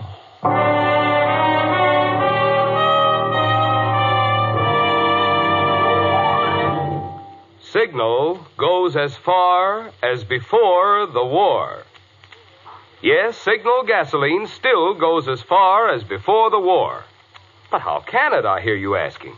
How can it when certain gasoline ingredients are reserved for war? Well, that's what I want to tell you. You see, it's true, certain of the more volatile ingredients, such as isopentane, have been reserved for war. That's why Signal Oil Company is frank to admit no gasoline today can promise you all the pep and anti-knock performance you found in pre-war Signal gasoline, and which you'll be enjoying again in even further improved Signal post-war gasoline. But when it comes to mileage, that's another story. For today's Signal formula contains not only all the high-energy components that gave pre-war Signal its superior mileage, but in addition, new hydrocarbons rich in mileage have been added. That's why it's a fact. The famous Signal formula still places the emphasis on mileage. That's why it's just as true today as it was before the war. You do go farther with Signal gasoline. And now, back to the Whistler.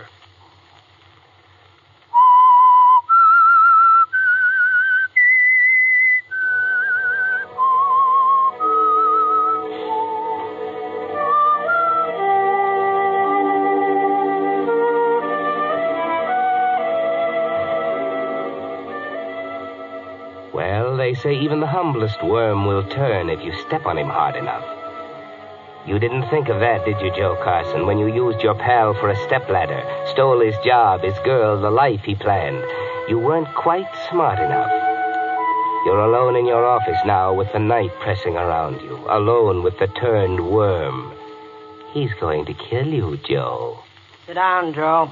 Drop that gun, you crazy fool. Sit down. That's better. Wouldn't like you to be uncomfortable. You've got a nice, easy chair to die in, Joe. The president's chair. Now, Lamb, listen. Let's talk this thing over. We're both businessmen. Maybe we can make a deal. When old man Jennings kicks off, there'll be plenty for both of us. Now, come on, put down that gun. And we'll Put talk down this gun? Why, Joe, I like it. Feels good in the hand. A sweet gun, Joe. The day you bought it, you signed your death warrant. You know that? Would you like to know about it?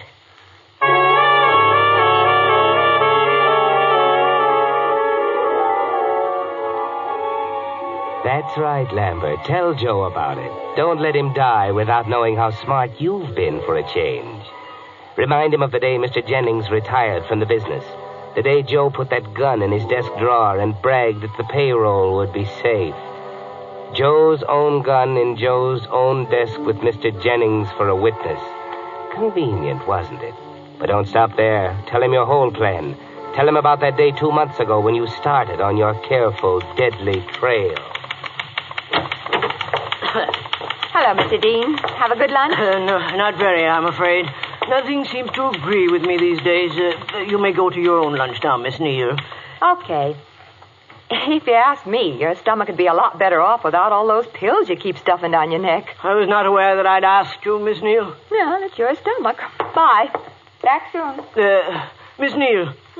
Have you seen my tablets? They don't seem to be in my pocket. I'm sure I had them this morning. I remember taking a couple when I got to the office. Oh, sure, I've seen them. You left them on in the water cooler. Big boy Carson raised Cain about it when we went out to eat. Say, what's he got against you anyhow? Against me? Oh, you must be mistaken, Miss Neal. Joe's my friend. We were boyhood friends. Then why is he always picking on you and yelling at you? Looks to me like he wants to run you out of here. Only he doesn't dare long as the old man's alive. Miss Neal, I cannot allow you to speak like that about my friend. Now that Mr. Carson is in sole charge of the business, he's naturally under a strain. We must all make allowances. Oh, yeah? Here, I hid your pills under the stuff on your desk. Oh. How many do you want? 2? Put out your hand. Thank you. Now, you sit still. I'll bring you some water. That's very... One moment. These aren't my tablets. Why, sure they are. They're right out of your bottle. That little brown bottle you're always hauling out. See? Yes, that's my bottle, but the tablets, mine were white, too, but considerably smaller. I showed you one yesterday. Don't you remember? Remember one tablet from another? Oh, honest, Mr. Dean. Well, gee, you're right. Yours had some kind of trade name stamped on them. These are perfectly plain. That's strange, isn't it? Somebody's playing a dirty trick on you. Probably thought it'd be a good joke to give you something that really upset your tummy. Why, I can't believe it. Say, there's Mr. Carson. What? Joe? That's it, I'll bet you anything. It'd be just like him. Oh, now, Miss Neal, please. We have no proof that Mr. Carson had anything to do with this. He saw the bottle, didn't he? He yelled about it, and he hates you. You know he does. These tablets may be perfectly harmless. Harmless? Oh, golly. You don't suppose Mr. Carson would... Oh, no. Don't let your imagination run away with you. But, Mr. Dean, he obviously wants to get rid of you. Please, Miss Neal. I forbid you to speak of this to anyone. I'm going to destroy these tablets at once, and we'll forget all about it. Well, it's your funeral. But if it was me, I'd have those pills analyzed.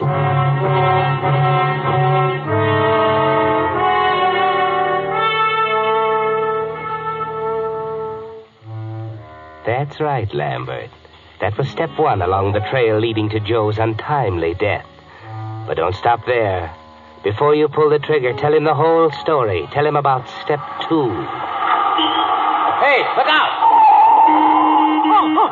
Where you going, can't you? Hey, see that? You all right, mister? Yes, I think it didn't hit me. Boy, you got luck to burn. If you hadn't jumped like a grasshopper, that car made mincemeat out of you. I was walking along close to the pavement. Somebody shoved me hard. Then I was out in the street in that car. Well, what do you know? Hey, I guess it could happen easy enough with all these crowds on the sidewalk. Yes, easy enough. You didn't happen to notice who was behind me. In all that gang?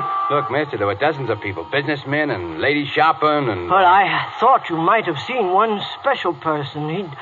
He'd be a big man, gray hat and top coat. You'd notice him. Wait a minute.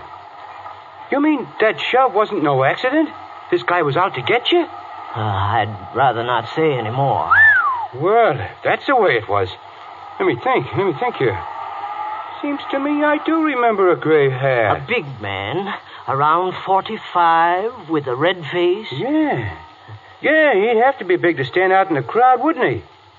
Red face. Sure, I remember now. Perhaps you saw the face towering over me? Towering over you? Yes. Oh, he must have been for me to pick him out special. Hey, that puts the fella right smack behind you. I thought so.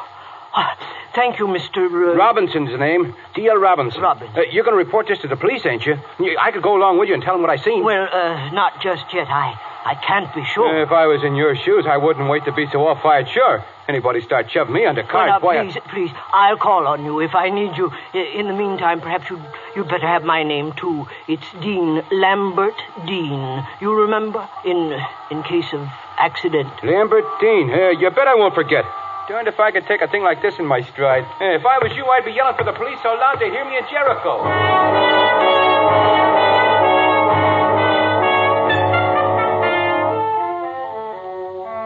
Nice work, Lambert. That was step 2, and it was easy. All you had to do was plant an idea and watch it grow. Little Miss Neal was already sorry for you because Joe Carson kept bawling you out.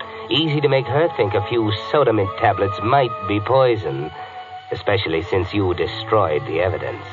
Easy to step off the curbing into the path of a car and then convince an excited witness that you were pushed by a big florid man like Joe Carson. Only what's the motive, Lambert? Why should Joe attempt to kill you? The police will want to know. You waited, didn't you? Waited until this very afternoon when Joe Carson was out and old Mr. Jennings made one of his rare visits to the office. Come in. Well, Lambert, come in, my boy. Mr. Jennings, may I speak to you privately? Why, certainly. But if it's anything about the business, you'd better wait until Joe gets back. He's in charge now, you know. No, I'd rather Joe didn't know about this. Not just yet, Mr. Jennings. Mr. Jennings, I shall have to ask you to treat this conversation as confidential. Very well. Mr. Jennings, I have reason to believe that 2 attempts have been made upon my life. What did you say? Somebody's trying to kill me. I'm sure of it. Good heavens, Lambert. Yes, sir. That's just the way I felt. I couldn't believe it the first time, but it happened again. But why should anyone want to kill you? Well, there isn't any reason. Unless my death would cover up for someone else. Cover what up? Well, I got to thinking about it, Mr. Jennings. There wasn't any funny business going on around here until after you retired. I got to wondering if somebody had just waited until you were out of the way. And this afternoon, I checked over my books for the last few weeks, and I found discrepancies, sir. You mean... Somebody has altered my figures. On several occasions, somebody's done a good job of forging my handwriting. There's a lot more money paid out than I ever handled. How much? Well, so far I found $17,000. Who did it?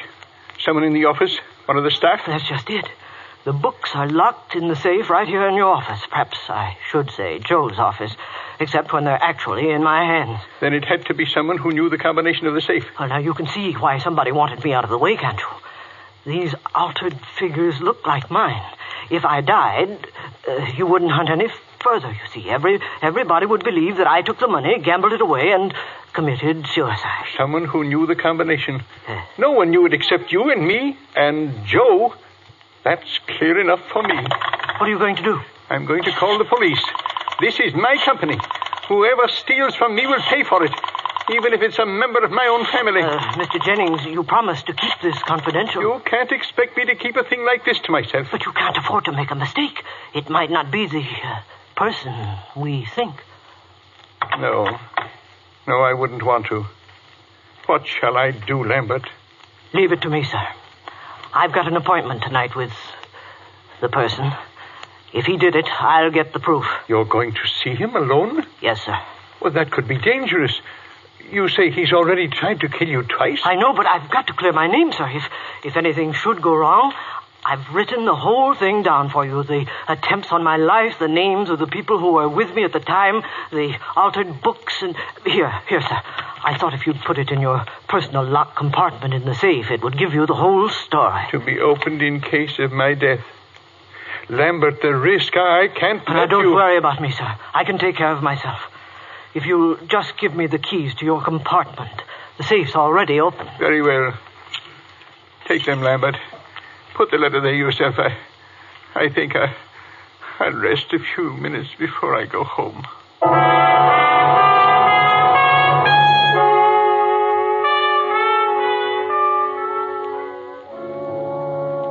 Poor old Mr. Jennings. It's a shock to him to find out his son-in-law is a thief. You forged a fine, strong chain of circumstantial evidence, haven't you, Lambert? Just one more link and you'll be ready to kill. You won't overlook that last link, will you? Not a careful man like you, Lambert.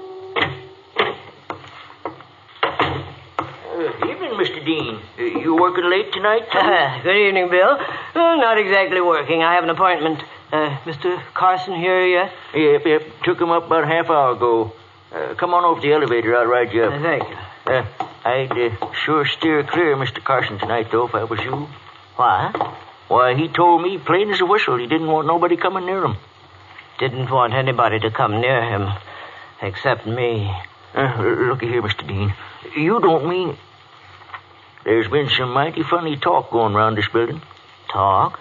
That little Miss Neal that works in your bookkeeping department. She's been spreading it around about somebody wanting to bump you off. Of course, I didn't pay no mind to her at the time. Women always... Bill, I want you to do something for me. Why, sure, Mr. Dean. It's a warm night. The window in Mr. Carson's office on the second floor will probably be open.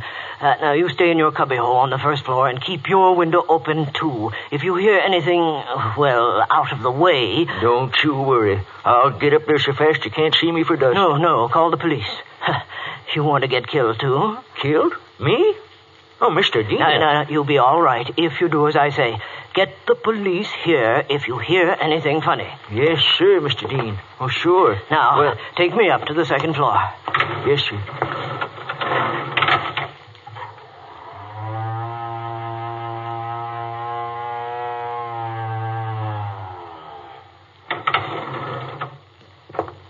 Don't forget, Bill. I'll be glued to my window, Mr. Dean.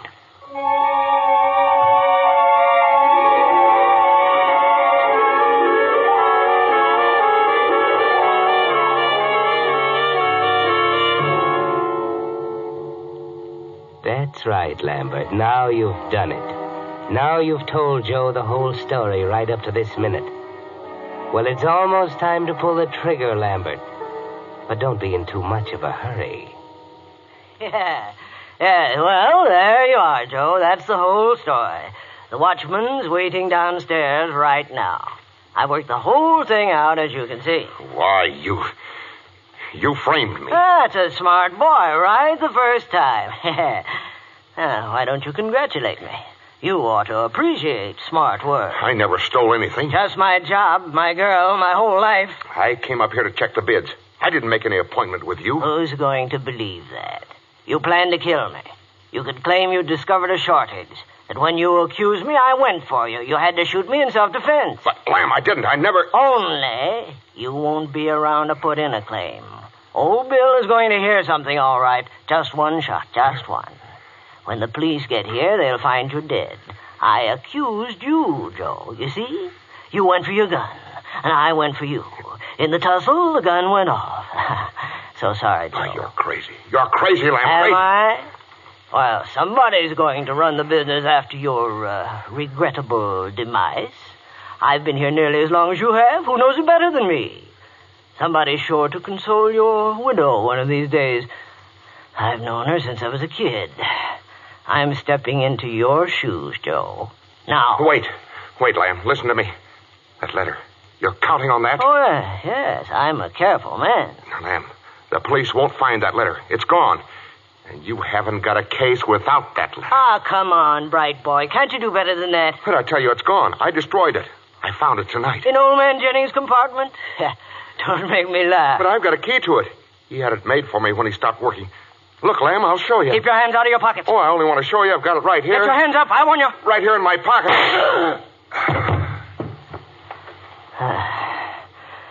Did you think you could kid me, Joe? Think you could stop me with that cock and bull story? Why don't you answer, Joe? Through talking for good? I'd better get a move on. It'll be a minute or two before the police get here, but I want to be sure. Gun right beside him.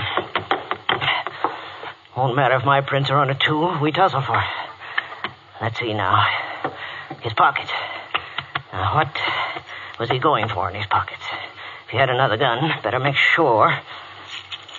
Keys. He was going after his keys. No, don't get excited. He couldn't have had the key to Mr. Jennings' compartment. He couldn't. This one. It can't be. But it looks like...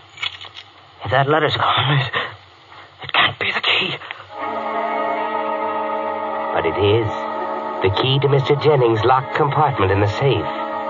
Now, what about the letter, Lambert? Did Joe find it and destroy it? Take it easy, Lambert. Don't get so excited. Right. 15 left.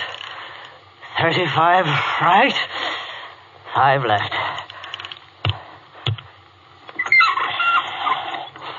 Now, the compartment. It won't fit. The key won't... It does. Well, get it open. Get it open. It's gone. I put it right on top and it isn't there. Maybe it slid down behind the other stuff. It isn't here. Oh, yes, Lambert. The letter's gone. But there's no reason to get so excited. It doesn't matter. You've still got a case. You've planted the evidence very carefully. Don't lose your head, Lambert. You think your case will sound funny without the letter to back it up? You're getting more upset the more you think of it, and the police will be here any minute. Watch out, you'll ruin everything you've built up so carefully. But you can't see that, can you? Wait, Lambert, wait. Hey, look, there he goes. Out of my way. Hey, you, stop. The fire escape. He's getting away down the fire escape. Come on, Fred. Okay, stop, or shoot. Can you see him? Not halfway. Get your flashlight on him. Yeah. How's that? Okay, stop, I tell you. Get him, Fred.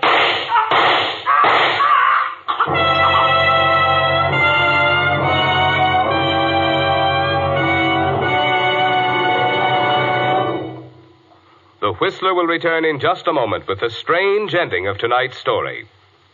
Meantime, a question for you drivers.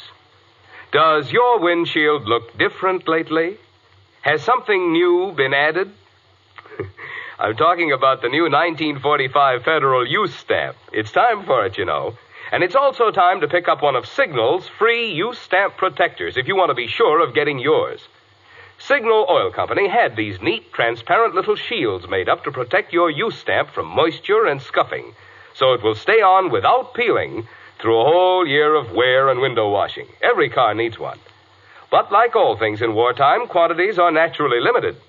And that's why I'd suggest that you get yours this week, tomorrow if possible. Just drive into any of the friendly stations displaying Signal's yellow and black circle sign and say, I'd like one of Signal's use stamp protectors that was offered free on the Whistler. And now, back to the Whistler.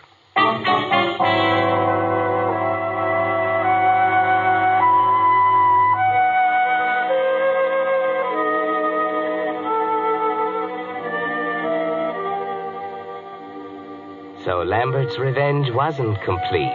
He killed Joe, but he himself was killed by the police when he ran from them.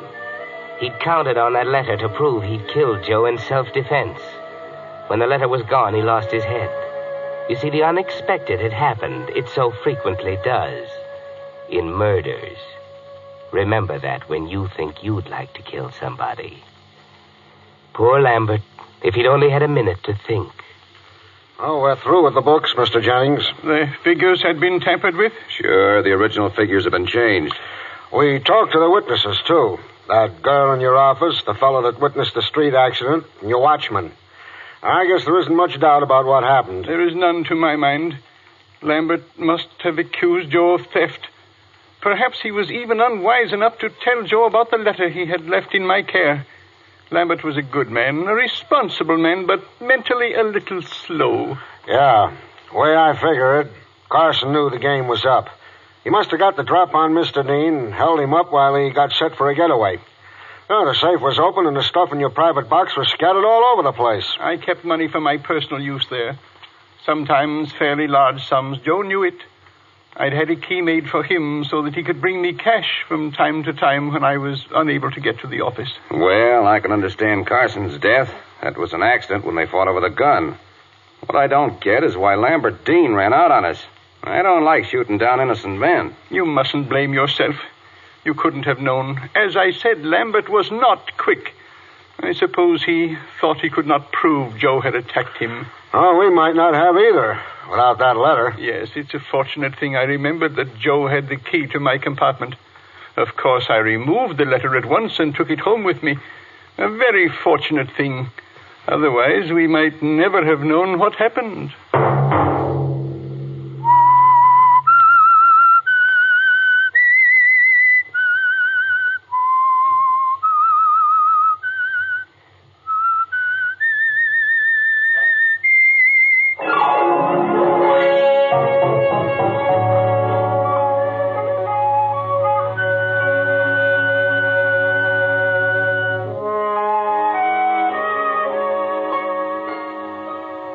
Next Monday at 9 o'clock, The Whistler will bring you another strange tale.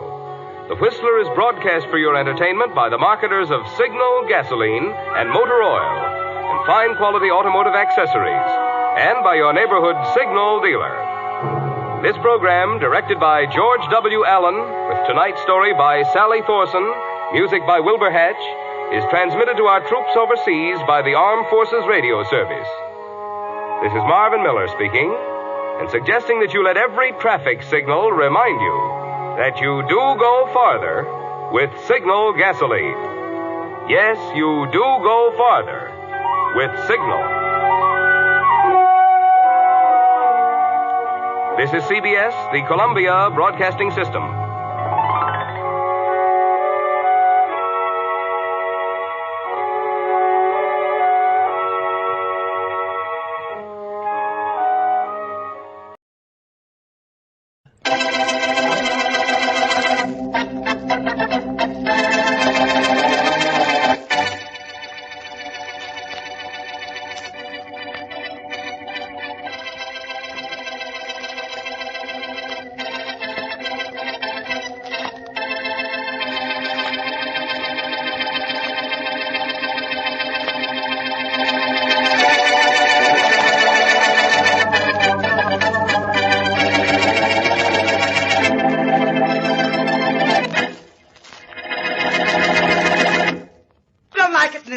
Galloway, you can get out. Look who's telling me to get out. I have a better right than you in this house, Rose. It's half mine. And half mine. Only because my brother Walter left it to you. Oh, you wish you could have talked him out of that, don't you? Would have been a good idea. Idea nothing. You wanted him to leave me without a penny. He told me so several times before he died. All right, I tried to cut you off. You sure did. It didn't work. Walter left you half this house and a barrel of dough. I think he must have willed you his nasty disposition, too. Oh, I have a nasty disposition, have I? Oh, have you? Well, I'll show you just how nasty. No, don't throw that. You can kill a guy. I hope so. Well, that's the last time I'll have to look at that flower pot. It sure is. Oh, the doorbell's ringing. I know it. Probably one of the neighbors again, complaining about the noise. Well, let them complain. Mrs. Galloway? Mrs. Walter Galloway? Yes? I'm Lieutenant Crane, Miss Galloway. I know. The neighbors called the police again. Why don't you policemen get lost? I don't know anything about your neighbors, Mrs. Galloway. I've come to see you about your husband. My husband? Yeah. Walter Galloway of 18 Oak Street. This is his home, isn't it? Well, it was, but not now. My husband died 10 years ago. 10 years ago? Yes. Why, that's impossible, Mrs. Galloway. What do you mean? This morning, a man killed in an automobile accident has been positively identified by his fingerprints as Walter Galloway.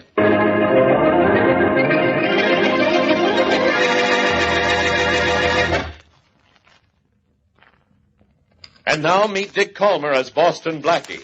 Enemy to those who make him an enemy. Friend to those who have no friend.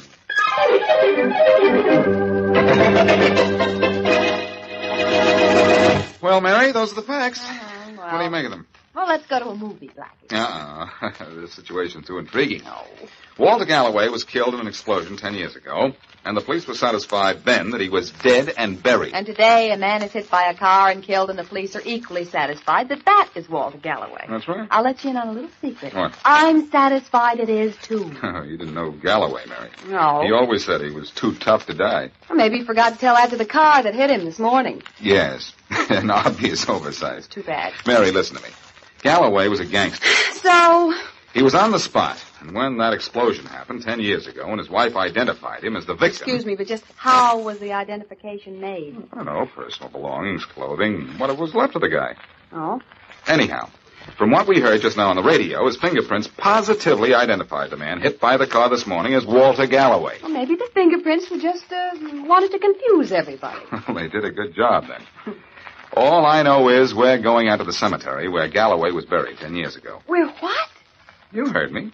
If his body is still there, and it's also in the police morgue, we're in a grave situation.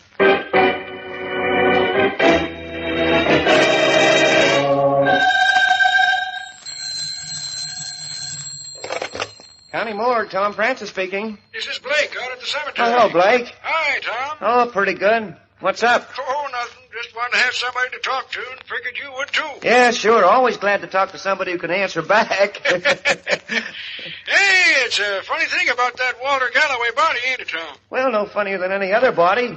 Right here on a slab. Yeah, I know, but according to my records, he should be in a tomb in my place. Oh, that ain't for us to worry about. Well, no, but it's a little confusing. You gotta admit that. No, not to me. All I know is they bring a body in here, I hold it a couple of days, ship it out. Never hear from the customers one way or another. I don't generally get any messages from mine either. Hey, heard about any good accidents lately? No, except the one that killed Galloway. Me neither. Things are kind of slow. Yeah, sure are. Say, let's you and I get together Sunday, Tom. Maybe we'll go up and see my friend Joe on our day off. Oh, the undertaker? Yeah. Oh, look, that's a good idea. I'll see you Sunday, huh? All right, it's a date. Be careful of that Galloway body, Tom. Sure, you watch your Galloway body, too, huh? Hey, I wonder which one of them really is Galloway. Yeah, wouldn't it be funny, Tom, if neither of them was Walter Galloway? Well, I don't know if my guy is. Lieutenant Crane's inside now looking at the body with Galloway's widow. I'll call you back, Blake. Okay, bye. Bye. Oh, Tom. Oh, yes, Lieutenant Crane. Mrs. Galloway has definitely identified the body inside as that of her husband, Walter Galloway. Yes, it's Walter, all right. But I thought he had died 10 years ago. Well, so did all of us, Mrs. Galloway. Well, just mark it in the usual way, Tom. Killed in an accident, but I'm going to report to Inspector Faraday in the Homicide Department. Man getting himself killed twice, well, that just can't be an accident.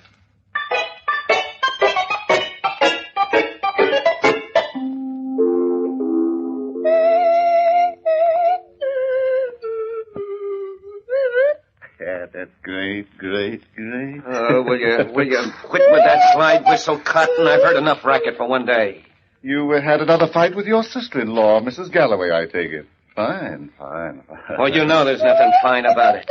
Oh, look, will you cut out playing with that whistle? Yes, when I'm ready for bed. You'd blow that whistle in your sleep if you could, wouldn't you? Look, cut it out, will you? You're getting on my nerves.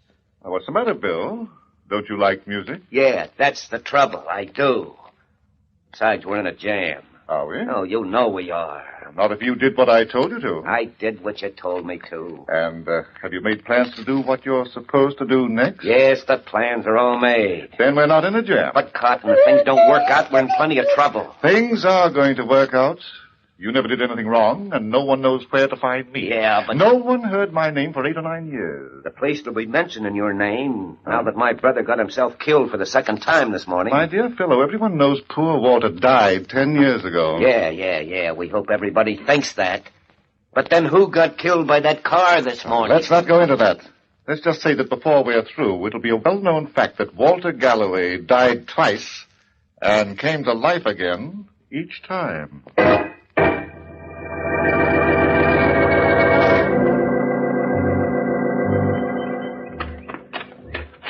Galloway marshalling him is right down to the end of this path, Blackie. Yes, I see it. Coming, Mary? Mm-hmm, yeah. You know, Blackie, this is all wrong. Why is it wrong? Well, it ought to be dark and pouring rain, not a beautiful sunshiny afternoon. You've been reading too many books. Right now, I'm in one too many cemeteries. Here we are, Blackie. Oh, good. Here's the Galloway mausoleum. You sure you want to look around inside? Yes, just a brief look, if you don't mind. Oh, it's no bother to me. And no bother to Mr. Galloway neither. He's been in here at peace and rest for 10 years. Oh?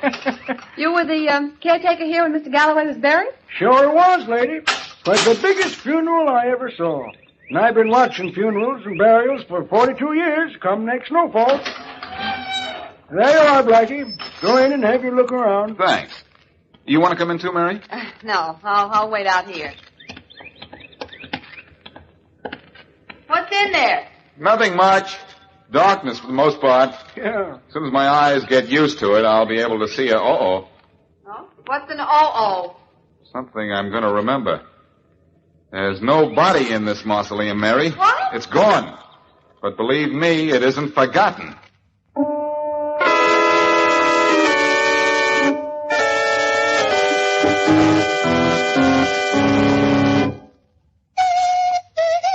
Will you please listen to me, Cotton?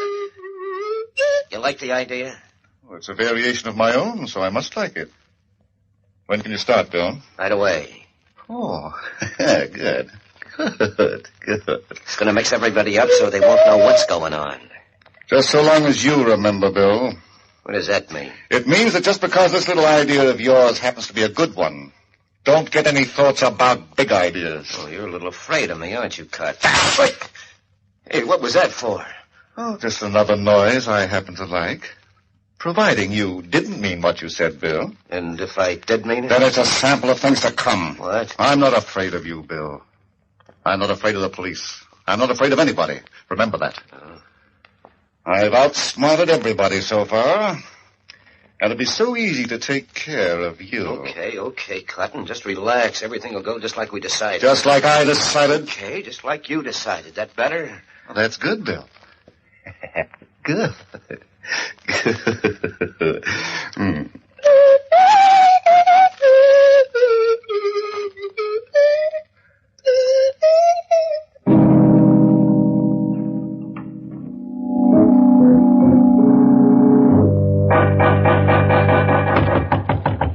Knock, knock, Faraday. Beat it, Blackie, but fast. I'm busy. Thank you, Inspector. I'd be delighted to come in.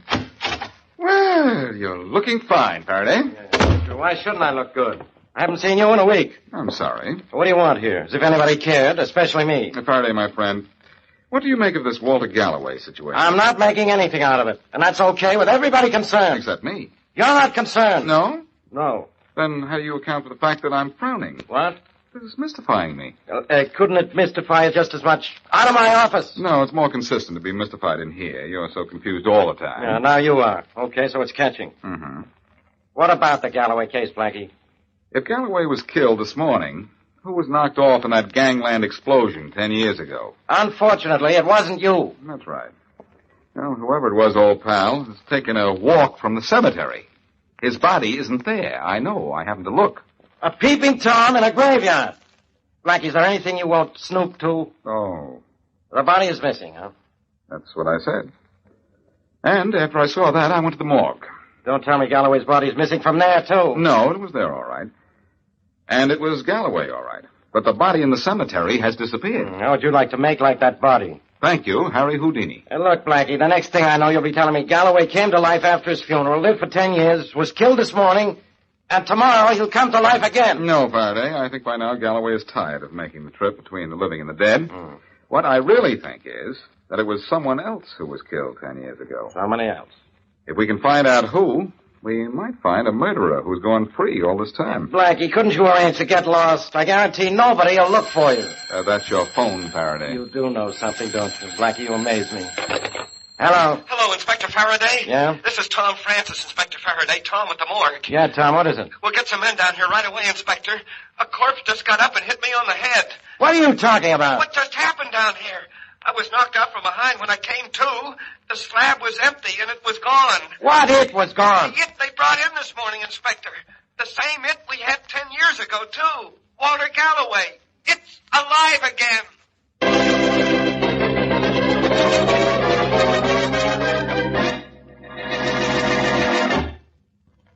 Now, back to Boston Blackie. For 10 years, Walter Galloway has been considered dead, victim of a gang war. Yet a man killed by an automobile is identified by police and Boston Blackie as Galloway. Investigating the case, Blackie finds Galloway's place of burial empty.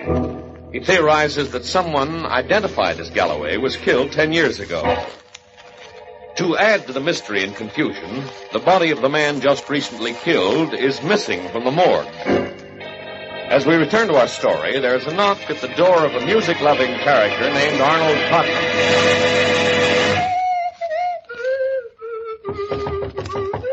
Come in. Hello, Mr. Cotton. Well, Bill, how did it go this time? Well, good as the last time. Oh, great. Oh, now look, Mr. Cotton, I'm nervous after this last job. You have to make that noise. Yes? But why? Well, you should know why. For years, I was a funeral director. Oh. The silence of the parlor was depressing. The quiet of the processions chilled me. And the calm of the cemeteries upset me. Now I'm what you might say, making up for lost noise. Okay, if that's your idea of fun. I came up here to give you a report on my brother. Oh, go ahead, by all means. Is the supposedly immortal Walter Galloway where he belongs now? Not yet, but he will be soon.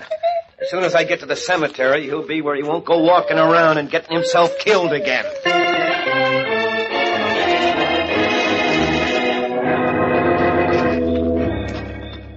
Our friend Faraday is in for a surprise, is he, Mary? I doubt it. With you around, Blackie, nothing should surprise him. Nothing does, except Blackie's doing something smart. Now. Okay, you two got me down here to the cemetery. This is the mausoleum where Walter Galloway is supposed to have been buried 10 years ago. That's right, and it's now empty. We'll see. The body must have walked out, just as it walked out of the morgue after hitting the morgue attendant on the head. On the head. Well, here we are. Come on in. Personally, I'm waiting this one out. Outside. All right, Mary. Okay, Blackie, I'll go in. But this better not be any of your tricks. This trick is a better one than any I ever did. Well, Inspector, look around. What's the matter, afraid? No, but if this place is empty, I'm seeing things. What things? You look and tell me. Hey! Who's yelling hey at, Blackie? Galloway's body. It's here this time. Here? How do you... Blackie, quick, come here. What is it? What's the matter? Look, there, crossing the cemetery wall. Look, some man. Uh-oh. Probably the man who brought Galloway's body back. Come on, Blackie, let's go get him. Okay. Hey, you on the wall there. Stay where you are. He's practically on the other side of the wall. I can still get him. He got away, Faraday. Yeah. Well, we still don't know what this is all about. But it's about time we did.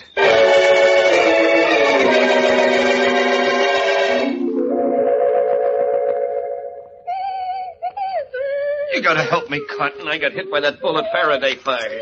Oh, it's just a nick. Stop complaining. Now, look, help me, will you? I'm hurt. The bullet's still in me, probably. Go to a doctor. Oh, you know I can't do that. I'd have to tell how I got shot. The doc would report to the cops. They'd know what we've been up to. You took the original body out of the mausoleum. You took your brother's body out of the morgue and put him in the mausoleum. Yeah, but you killed the guy we buried in my brother's place 10 years ago. Well, of course I did. He was my partner. I wanted him out of the way. Your brother wanted to disappear because he was on the spot and knew it. Yeah, so you put your partner's body in a shack and set off an explosion after making sure it had my brother's identification on it. Yes. As far as anybody's concerned, my partner, Henry Preston, disappeared. Oh. Nobody's looked for him or me for 9 years. And everybody's happy. Everybody was happy until my brother got himself hit by that car. But now that cop's bullet's in my arm, the police might possibly find out that your partner disappeared 10 years ago. They never will. That body's at the bottom of a canyon right now. Yeah, I know. I helped put it there. You've done an awful lot of work, Bill, and I should be grateful. Only I'm not. But This was a business proposition. You received your share of Walter's insurance. I'm in the clear, my friend. But with that bullet in your arm, you're in a bad way.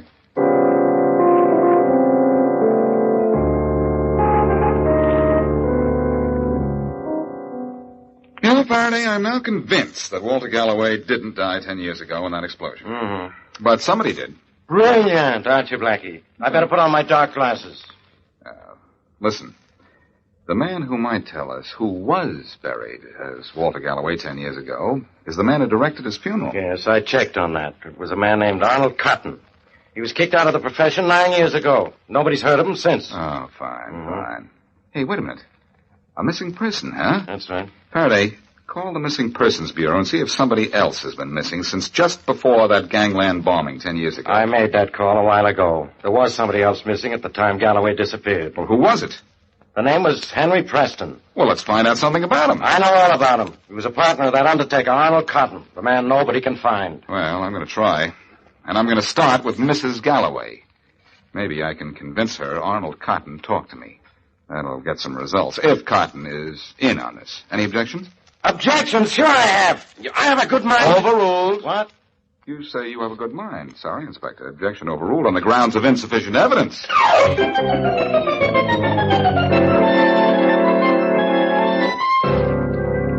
Mrs. Galloway. Yes? Maybe you honestly believe your husband died 10 years ago, but you have to admit now that it isn't so.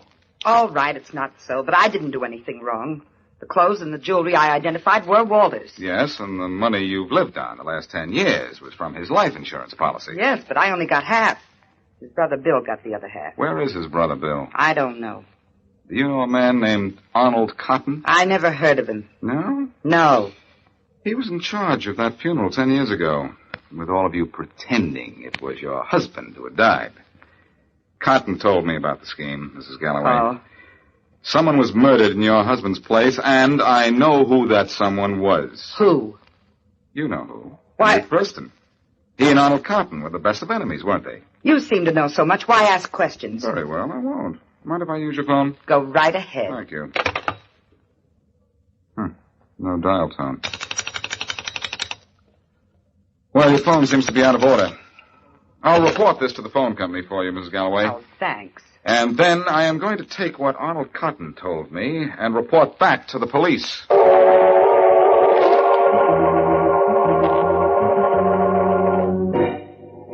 Bill. Wake up. Come on. Leave me alone, Rose. My arm hurts. Bill, I gotta talk to you. Oh, what's the matter now? Boston Blackie was just here. What? Yes. I told him I didn't know where you were. And it's a good thing, too, because he was making some pretty wild remarks about us. Like what? He said somebody named Arnold Cotton talked. What? Blackie says he knows who was killed in Walter's place 10 years ago. No, that can't be. You jerk, what is all this? Well, I'll explain some other time. Cotton might double-cross me, but not that way. What? He'd get himself in a jam. Oh. It's a trick, Rose. Get Cotton on the phone. The phone is out of order. Oh. Well, then there's only one thing to do. I've got to go see him. I got to go see him right away.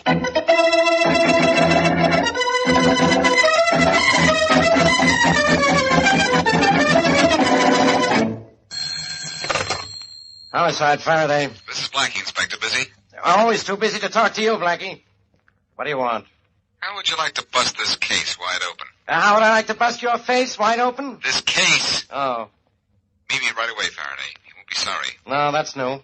But there are at least 2, maybe 3 people who will be.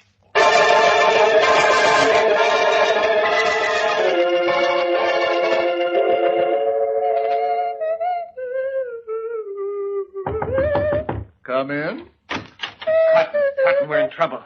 Get out of here, Bill. No, Cotton, I've got to talk to you. If you had to talk to me, why didn't you phone? Well, my phone's out of order. There are other phones. Yeah, I know, but I thought this was safe. Well, why? I can't afford to have anyone know where I live. Even me. No. That's why you hoped I'd die from that bullet wound, didn't you? I'm not a doctor, and I don't know any doctor. I wouldn't have believed you'd double-cross me, except for the way you treated me when I got shot. I'm not double-crossing anyone. No? You told Boston Blackie everything. What? Why, you must be out of your mind. I wouldn't tell anyone anything. Didn't I commit a murder? I killed Henry Preston. What? If I told on you, I'd be telling on myself.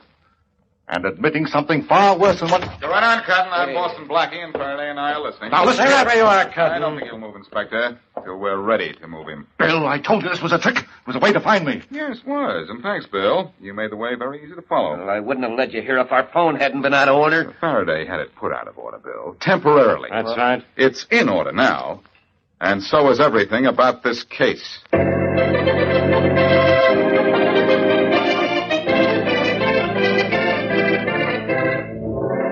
Blackie. Yeah. You know, I really need a lot of information about this case. It was pretty complicated. I should say it was. Well, where do you want me to start? All right, now let's see. Let me ask questions. First, was Mrs. Galloway in on this? No, but I didn't know that when I went to see her. Hmm? My visit served its purpose, though. She went to Bill Galloway, and he led Faraday and me to Cotton. Mm-hmm. I see about that. Well, what about the insurance?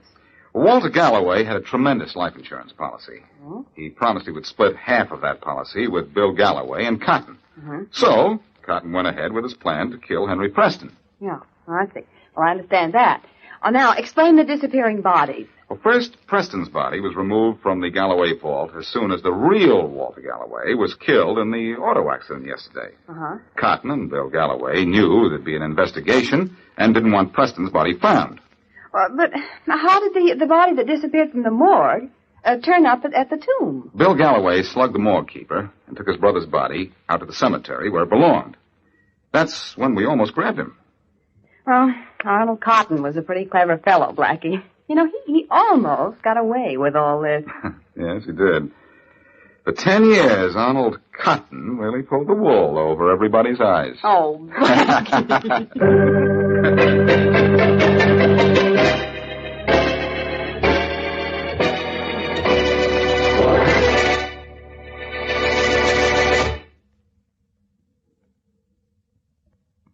Help, police! Help! There's been a murder! Police! Police! Hey, take it easy, mister. Take it easy. Officer, come quick. There's been a murder. I saw. You saw it? Where? When? Right back there in that vacant lot. I saw a man stab another man and then run away. You sure you're not seeing things? No, come on. I'll show you. Come on. Okay, let's go. Lead the way. It was right here in this vacant lot. Huh? I saw one of the men fall into the grass by the side of the path. The tall grass right over there. Okay, we'll have a look. It was awful. Officer, I saw him murdered. I know. You said that. Right here, officer. Right here's where I saw him fall. Huh? See? He's still there. Yes, and plenty still. Yeah, he seems to be. Did you get a look at the man who did this? No, I just saw him from the back. I was starting to cross the lot when I saw the murder. Okay, stick around. Oh, you want me We'll to... still want you as a witness. Oh. Hey, there seems to be something in the dead guy's hand. Better have a look. I saw the murderer lean over and try to take something out of the dead man's hand after the stabbing. Then he saw me and he ran away. Well, whatever the killer wanted, he didn't get. Because this dead guy's still got a good grip on it. A plenty good grip. Well, it must be something awfully valuable if he was killed for it. Valuable, did you say? It must be. Take a look. There's nothing in this guy's hand but a nickel.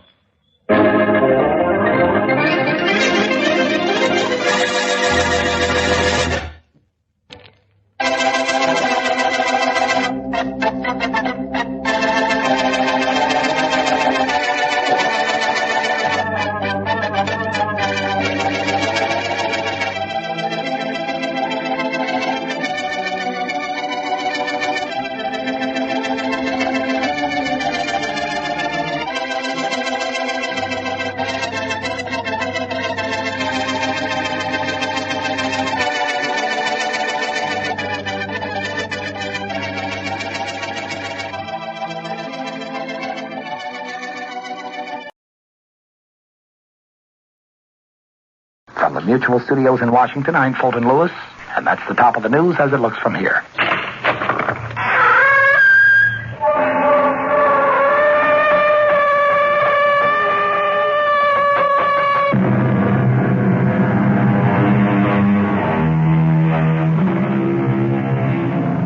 Come in.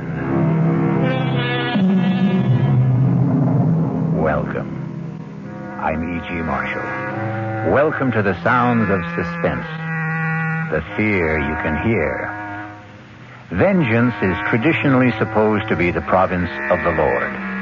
But too often, individuals decide that they will take it upon themselves to mete out punishment to those who may richly deserve it. The results are almost always devastating. As witness? You ask me how we're going to kill him, Harry. We're going to shoot Jason Grant in the belly. Is that painful? Very. You don't like the idea? I like it so much, it scares me. Then it's a deal. You're with me? I'm with you. All the way. Have you thought about a place, a time for the execution? Yeah. You bet.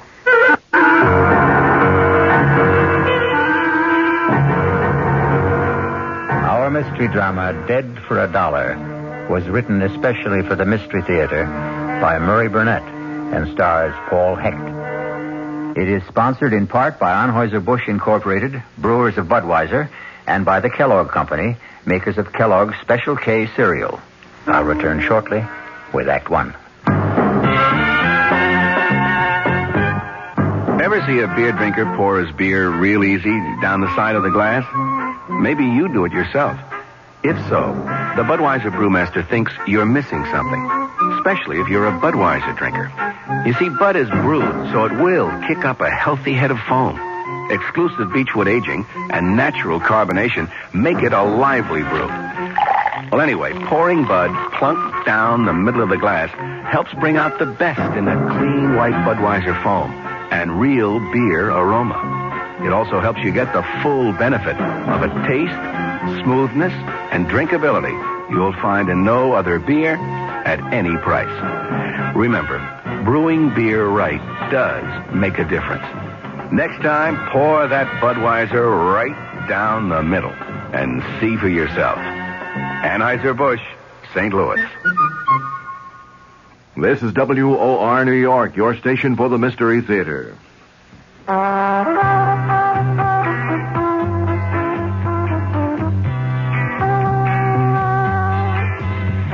matter what you're saving for, that's what Suburban Savings for Suburban. Suburban Savings offers you a regular savings account with flexibility. You can add any amount to your account whenever you wish. Withdraw whenever you want. Suburban Savings pays a 5.25% annual interest rate on regular savings paid quarterly, which earns an annual effective yield of 5.47%. Interest is compounded continuously from day of deposit to day of withdrawal, as long as $50 is maintained in the account to the end of the quarter. Come into Suburban Savings and open an account with flexibility. Our regular savings account in New Jersey at Bayonne, Edgewater, Elmwood Park, Emerson, Hackettstown, Morris Plains, Nutley, Paramus, and Sparta.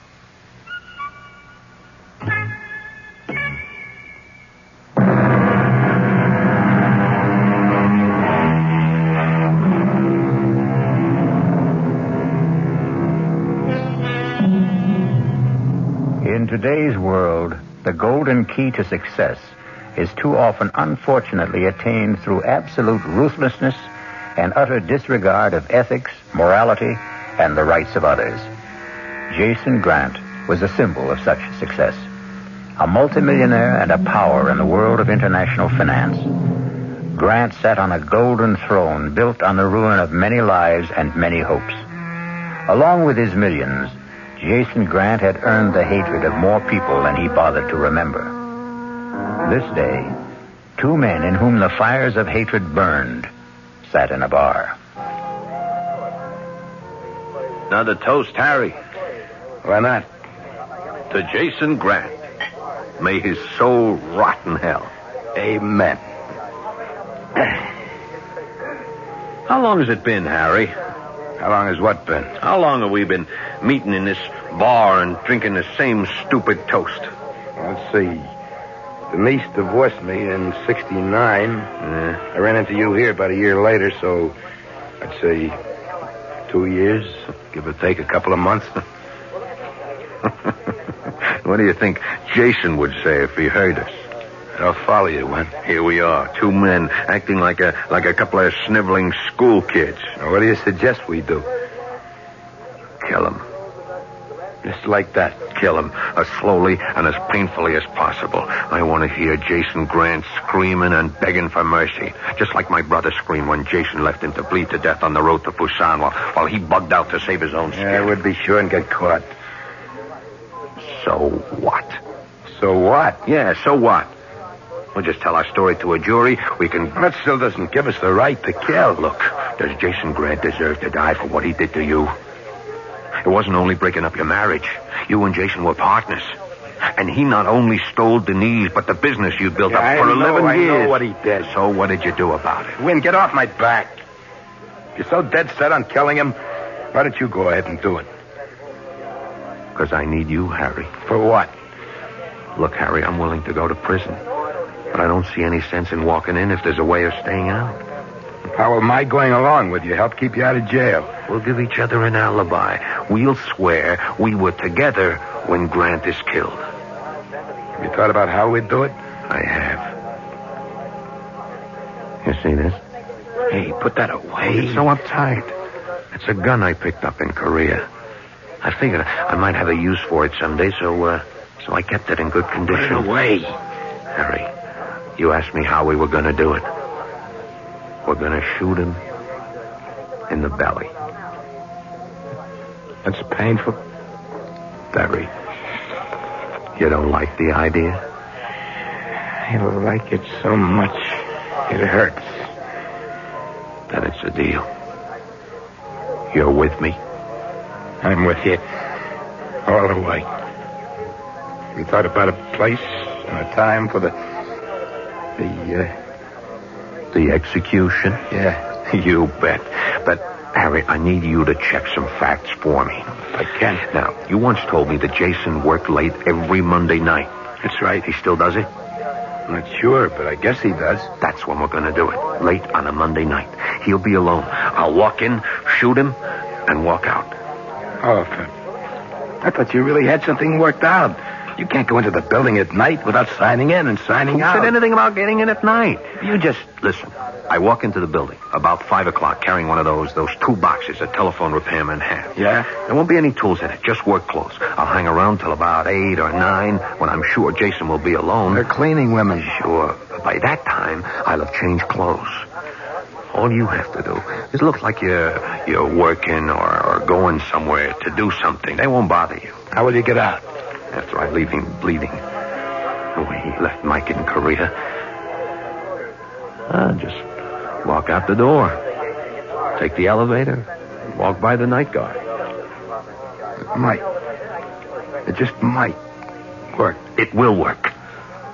And all you have to do is say that we had dinner together at your place. No. No! I thought you... I said I was with you all the way. That means I could also pull a trigger. We'll toss a coin to see who does the killing. The alibi will work just as well at your place. You know how to use a gun? What's to know? Hey, what about the sound of the shots? No sweat. I got a silencer. Okay, let's toss. You're sure? Dead sure.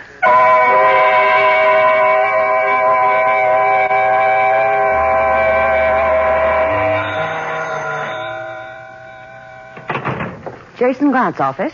Mr. Grant, please. May I ask who's calling? Tell him it's an old friend. But I'm afraid that isn't... Tell him it's his former partner, Harry Tolan. Hold on a moment, please. Yes. Harry Tolan. Harry Tolan? Somebody's putting you on, Kay. Maybe. I've never met Harry, but he sounds as he would sound from what you've told me. Have I ever told you you're bright as well as beautiful? I think maybe once. Do you want to talk to him? Why not? He must be really desperate to call me. I'll enjoy listening to him sweat. Your pleasure is my only desire, sir. I think you've proved that. Thank you, Mr. Grant. Go ahead, Mr. Tolan. Jason? Yes, Harry. What can I do for you? You might ask what I can do for you this time, Jason. That will be the day. It is the day. I strongly suggest that you see me. You never strongly suggested anything. I'm all tied up, so you'd better let me hear it now. It's face-to-face, Jason, or it's goodbye. Goodbye. So long. Hold the phone. Do you have a number where I can reach you if I get a break in my schedule? I do indeed, Jason.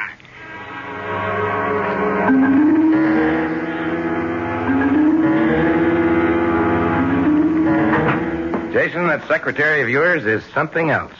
You, of all people, Harry, ought to know that I have very good taste in women. Yes, I know. What have you got in that toolbox? Don't tell me you're now a mechanic. All in good time, Jason. You had something to tell me. Yes. Well, I don't have much time. You know the saying, if you can't lick 'em, join 'em? Come on. I've decided to join you, Jason, to do business your way. You wouldn't know how. Well, how's this for a starter? Before I tell you what you must hear, I want a certified check for $50,000. When I've finished, I want another 50.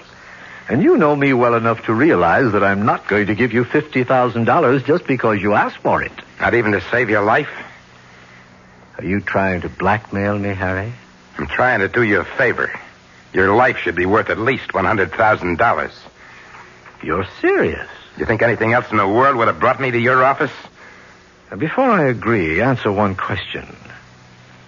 Do you know who's going to kill me? I do. Who? Me. You see, the coin came up tails.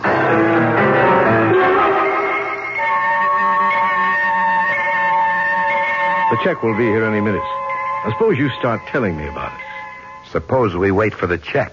You have changed. Here's the check. Certified as requested. Thank you, Kay. Not at all. Here you are, Harry. Now let's have the story. You remember Win Thomas? Who? Win Thomas.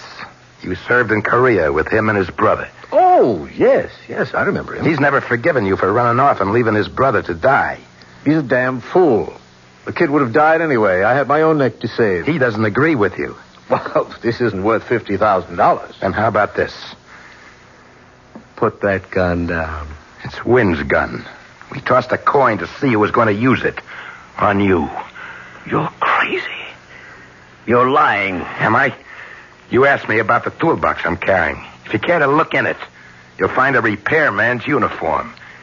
I'm supposed to stay here tonight until you're alone. You still work late on Mondays, don't you, Jason? Yes. And I'm supposed to come in here and shoot you with a silencer you'll also find in the toolbox. You'd never get away with it. Maybe not. But Win's waiting at home right now, and he'll swear that we had dinner together. Now, how about the other 50? You've got about as much chance of getting that as you have of cashing the check I just gave you. What? Try it. It's certified. Not by the bank. We have a stamp here which looks authentic. Did you think you could really put something over on me? Yes, I see by your stupid face you did. Now get out of here before I call the police. They'll never believe you. I'll tell them. You'll tell them what? You see this? This is a tape recorder. Every word you said is right here on tape. Now, what do you think the police will say when they hear it? Your confession, if it's really true and not a con game. Now put the gun on my desk and get out. I thought I could play your own dirty game, but you're right. I can't. But I can still kill you. The tape recorder's still on. Would you like to check it? No. Put the gun down, Harry. That's right. Now beat it. I'll kill you. I promise I'll kill you. But if I don't, Win Thomas will. And that's something you'd better believe.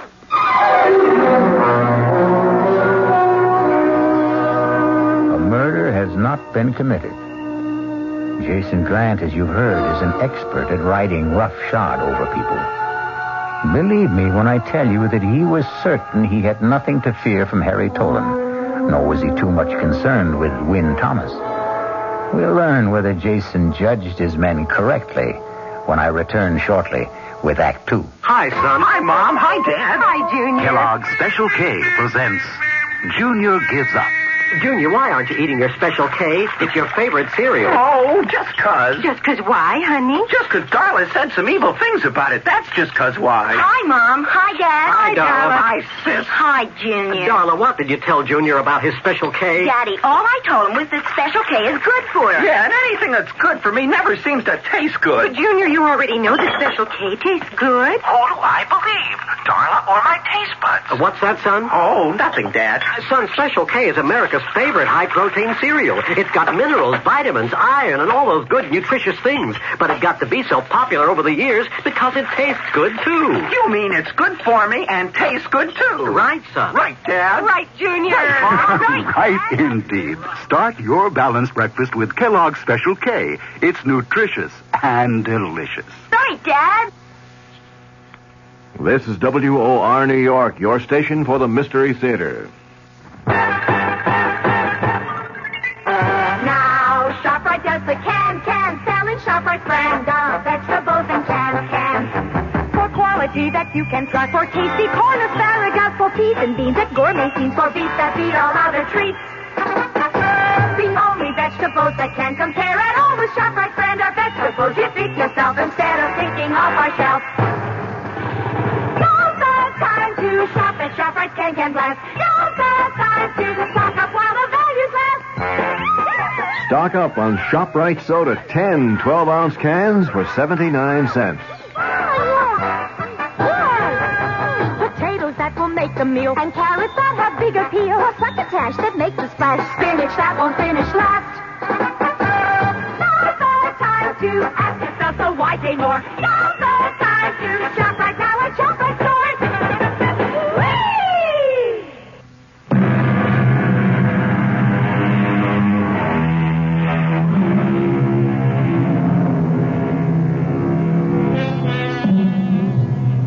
We've heard the ruthless side of Tycoon Jason Grant. But we must also be fair and remember that Jason was a family man with a wife and a son and a mistress. As we continue, Jason Grant is sitting in his office later that same evening, Monday night. The door to his office opens, and his beautiful secretary, Kate Woodhouse, enters. Finished working? No, but come in and close the door. It's quite a gown. Thank you, sir. And I do mean you, since you were kind enough to pay for it. My pleasure. You, had me close the door. Are you expecting someone? Just Tony. Your son? Tony, yes. Oh, then I'd better get... Hey, what's this? A gun? Harry Tolan's. He was just here. He was going to kill me. You're putting me on. No, he really was. The fool. He actually thought he could get away with a stupid ploy like that. He had a whole story that I have on tape. You ought to put that gun away. Oh, no, it amuses me to leave it there. To remind me how right I was to get rid of him years ago. I only made one mistake, and that was marrying his wife, Denise. Well, how about Tony, the son you had with her? That's to remind you that Tony is something very special to me. And that's the last time you'll ever slap me. I'm warning you. I hope this is the last time you'll need it. And maybe you need a new girl. I know exactly what I need, Kay. I need you as my wife. Well, maybe you'd better tell that to Denise, your present wife. I already have. I've told Denise I'm divorcing her. And I'm telling Tony when he comes here tonight. Well, if Tony's coming, I'd better get out of here. We'll go over it later tonight, huh? Stop talking and come here. Yes, Jason. Excuse me, I didn't... Come in, Tony. Come in. It's quite all right. It looked a little better than all right to me. That's quite a gown, Kay. Thank you. See you later, Jason. Right. The usual place? Of course. I've got to hand it to you, Dad. I've had big eyes for Kay myself, but while I was thinking, I guess you were doing. And, speaking of that, what's that gun doing on your desk? Oh, remember Harry Tolan? Wasn't he your partner years ago? And wasn't he married to Mother? Correct. The gun is his. And what's it doing here? Harry said he was going to use it to kill me. What? After all these years? Well, he wanted money. He said he'd make some kind of deal with me. I put the whole conversation on tape and kicked him out. He sounds like a fool. A good description. Now, what I wanted to tell you... If it's about the VCM steel deal, I've already taken care of it. They agreed to our terms. It's not about the VCM deal. Now, one thing you still have to learn, Tony, is to listen. Remember, people are sending up signals all the time. Now, if you can read them, you'll always be 1 or 2 steps ahead of them. What if you don't like the signals? Suppose the signal light is flashing red. What is that supposed to mean? The signal I see coming up is something about you and Kay. Right. And Mother. Right again. Well, why can't you play around with Kay? You haven't heard what I'm going to say. I don't have to. No. Oh, all right. Go ahead. I suppose you must have known that for many years the marriage between your mother and me was a matter of convenience. Look, Dad, I know how you feel about your mother, so I wanted you to hear from me first that we've decided on a divorce. You mean you've decided on a divorce? You can put it that way if you like. But your mother will never have anything to worry about financially. Well, and you think that'll make Mother happy? It'll make her rich. That's not what she wants. It's what I want. And that's all that matters. What do you want? What about her? I see a quarrel coming. I don't think we should talk about this anymore tonight. On that, I agree with you. Good night. Tony, Yes? think over what I've been saying about your mother being well provided for. She'll be fine, I know. I think you'll see it my way tomorrow. And if I don't? Then you'll see it my way next week.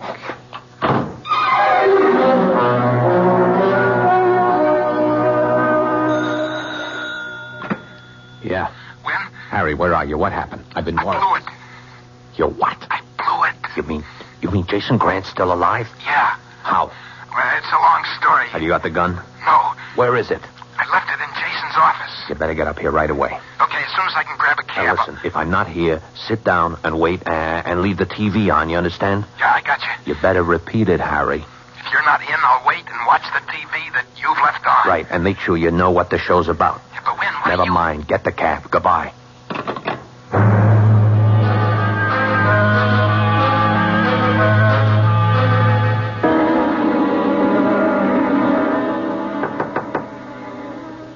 Mom, Tony?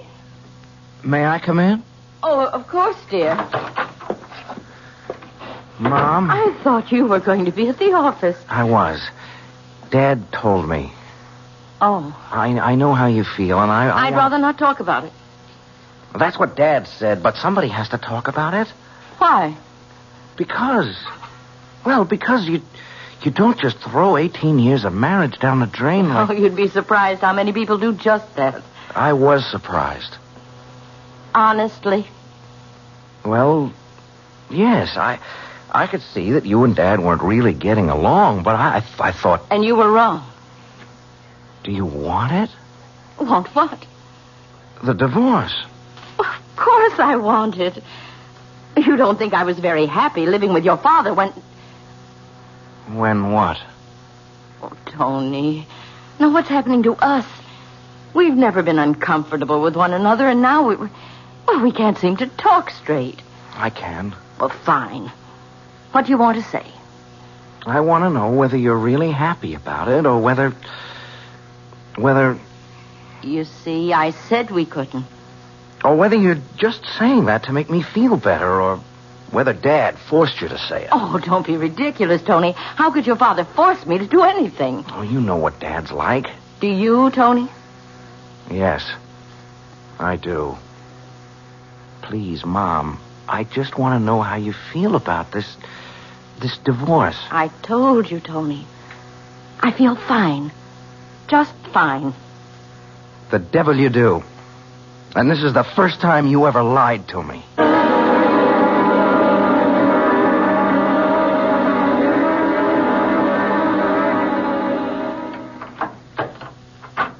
Who is it? What? Don't be a fool. Give me that gun.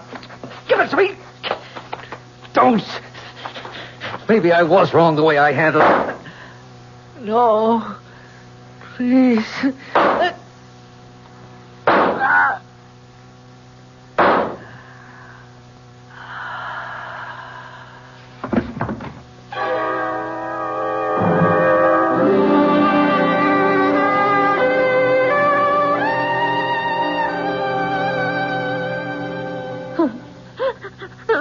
I'm sorry, ma'am, but... Well, there's just no gentle way to tell a woman her husband's been murdered. I'm sorry. I'm hysterical, officer, but No, it's Lieutenant, ma'am. Lieutenant Metcalf. Lieutenant, how can I help you? Just a few questions. When did it happen? As near as the coroner tells us, around 11 p.m. How? He was shot several times with a revolver. Well, I don't have to ask much about Mr. Grant. Everybody knows about him. I just want to find out if there was anything different about last night. I mean about him or his actions. Oh, no, nothing. He usually worked late on Monday evenings. Last night was no exception. How many people knew about this Monday night habit of his? Just about everyone. It's been in the papers, and there have been magazine articles. Did he tell you about any special appointments that he might have had last night? No, he never discussed business with me, Lieutenant. You might ask his secretary. Miss Woodhouse? Yes. Yeah, that's being handled. Mrs. Grant, murder is a messy business, but I have to ask you this. How did you and Mr. Grant get along? How do any married couple who've been with each other for 18 years get along? There have been rumors, and I'm sorry. Yes, we were talking about getting a divorce. Whose idea was the... It was mutual, Lieutenant. We'd both gotten tired of being married. I see. Is your son in? Oh, I couldn't tell you. Have you asked the servants? Oh, they don't seem to know. Oh, I'm sorry, but Tony's young and, well, he comes and goes as he pleases. Where do you think it would please him to go today? If he's heard the news, I expect he'll either come home or go to the office. Thank you. You've been most cooperative. I won't bother you anymore. Hello? Mom, are you all right? Oh, Tony, where are you? At the office.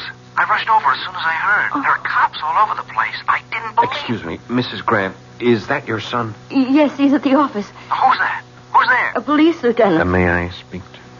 Well, of course. Just a minute, Tony. Mr. Grant? Yes. I'm Lieutenant Metcalf. Your mother seems to be in pretty good shape. I'm in charge of the case, and I'd like you to wait for me at your office. I'll be right down. But, Mom, I told you she's all right. We sent for a doctor, and you can go home as soon as we've talked.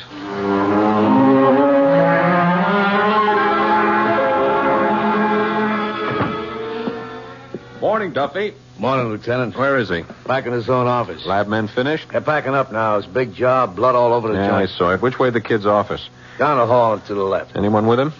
Oh, I thought it was okay to leave him alone. How did he take it? About the way they all do. Except... We kept repeating, I don't believe it, I don't believe it. And, seemed as if he really couldn't believe that his father had been murdered. Shock, maybe. Maybe.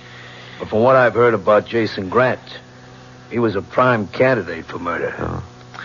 Okay, Duff, you hang in here. I'll be right back. Mr. Grant.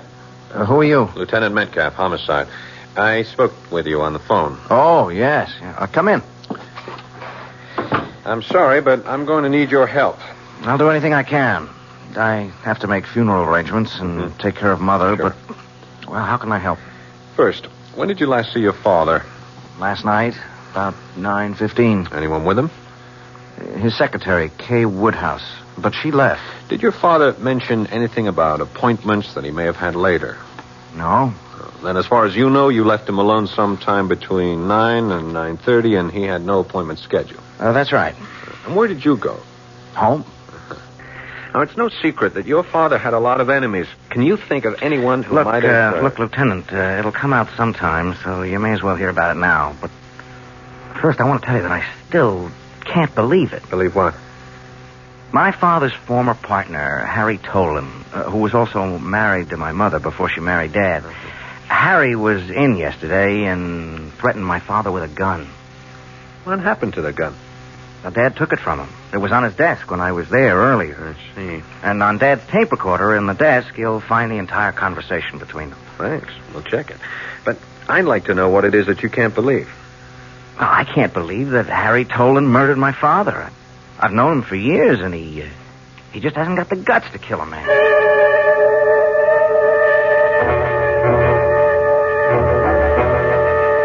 Why don't you leave me alone, Lieutenant? I never went back to his office. I didn't kill Jason, and you know it. Okay, let's go over it again, Mr. Tolan. You went to Grant's office with the gun. The gun that ballistics says killed him. I told you I left it there. You did, and we know you did. At least 2 witnesses saw it on his desk. Now, you told him about the plot you and Win Thomas had cooked up. You asked money for your information. He laughed at you. That's right. Fine. So far. And then you went over to Win Thomas's apartment to tell him what happened. And we watched TV all night. I can tell you the shows that Tolan, you're in big trouble. You're smart enough to realize that. Forget that tired old gag about telling me to plot a TV shows. I want to know if you and Thomas were there all night. I told you. Now, what did he say to you when you reached his place? Hello. And then? Then he offered me a drink, and And? He said something about the show that was on TV. You're a liar. You've been lying all the time. I swear You that... swear? You're going to swear that you hatched up a plot to kill Grant, muffed it, came back, and you and Thomas talked about what was on TV? Come on, Tolan. Get wise and get yourself some help. Okay. When Thomas wasn't there when I got there. He'd left the TV on. When did he get back? About midnight. Just about.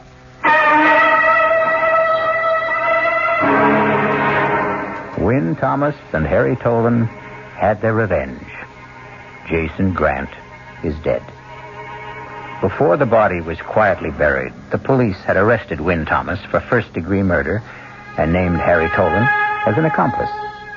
The case was closed to the satisfaction of the public and the police. But there may be some surprises when I return shortly with Act 3. I'm Hy Brown, producer of Radio Mystery Theater. We're in our third week of original radio dramas, and I'm glad to report we're not the only ones who are excited about it. A listener in Texas writes, it's the best thing to happen to radio in years. We'd like your comments, too. Right now, we're in the last week of drawings for valuable prizes, 50 of them. 2 AM/FM stereo phonos, 2 travel clock radios, and 46 anthologies of modern suspense. To be eligible, just send us your name and address. Add your comments if you like. The address, Mystery Theater, Box 50, Radio City Station, New York 10019. That's Box 50, Radio City Station, New York 10019.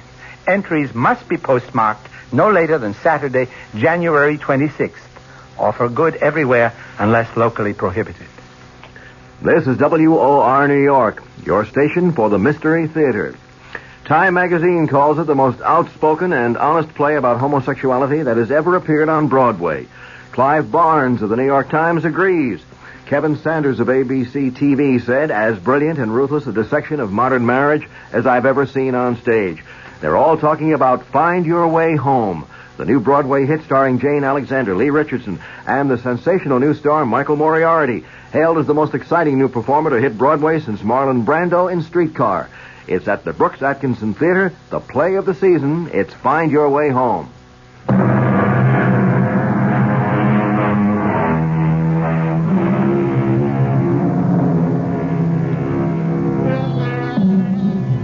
Jason Grant's death made headlines for 2 days.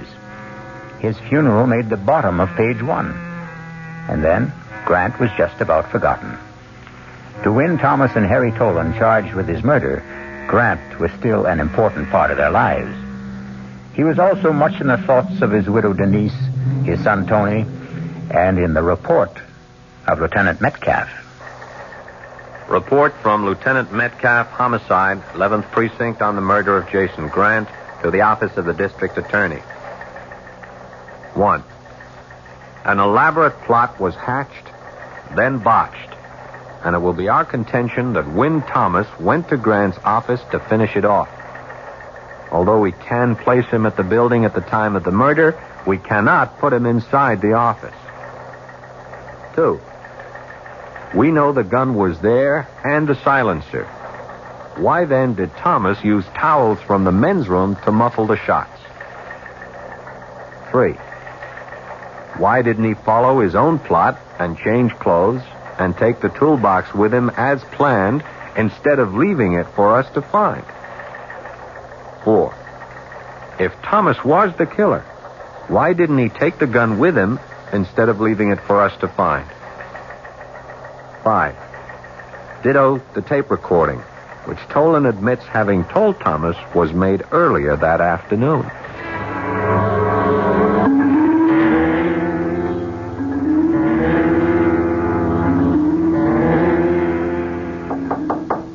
Who is it?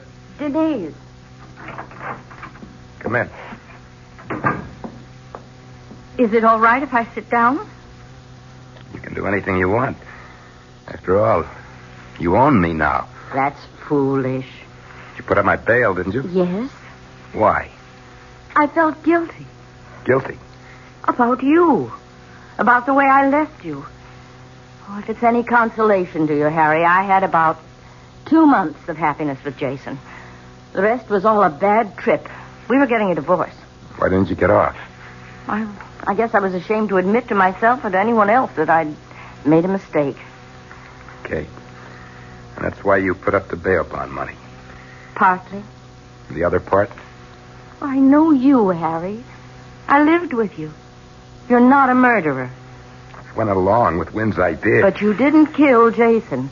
And I couldn't bear the thought of you being in jail. What about Wynn? Well, I wasn't married to Wynn. Well, neither was I, but I've done just as good or as bad a job on him as you did on me. I don't understand. I told you I went along with the idea. Part of which was that we would alibi each other. I tried, but I messed it up. I let him down. Would you like me to post bail for him, too? Would that make you feel better, Harry? Yes, it would. Where's the phone?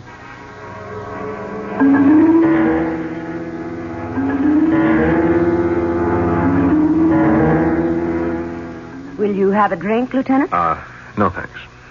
I thought you caught the man who committed the murder. I think we have. But you're not sure. Mrs. Grant told me that she and her husband were getting a divorce. Did you figure in that in any way? Well, yes, Jason and I were going to be married. Then you were on intimate terms with Jason Grant. Yes. A long time? Our relationship started about a year ago. Then you'd know all about him. Oh, no one knew all about Jason Grant. Let's not fence. The night of the murder, when did you leave? About 9 o'clock. I've already told you that. Was Grant alone? No, Tony was with him. Did he know about your friendship with his father? I think he found out that night. He saw us embracing. And what was his reaction? An honest answer? They're usually the best kind. I think it was a combination of shock and jealousy. You see, Inspector, although Tony never made a pass, I knew he was attracted to me. Uh-huh. Did he know his father intended to marry you? Not at that time. Jason was going to tell Tony that night. And did he? I have no idea. Why don't you ask Tony? I intend to. Now, you told us that you came right home and never left the apartment. That's right. And when Grant never showed at your place, you went to sleep. Right again. Isn't that strange? I mean, you weren't concerned? You didn't know Jason, Lieutenant. He didn't like to be accountable to anyone for his actions. Uh-huh. And really, of all the people involved, I had the most to gain from Jason alive. Dead, I get nothing. Yes, I'm aware of that. But I've talked to the garage man in your building, and he tells me that a little after midnight, you took your car out and didn't bring it back until about 2 hours later. He told you that? Uh-huh. Well, I believe all the papers said that Jason died around 11 o'clock. And if that's right, why then he's a darling for giving me a perfect alibi. Wouldn't you agree, Lieutenant?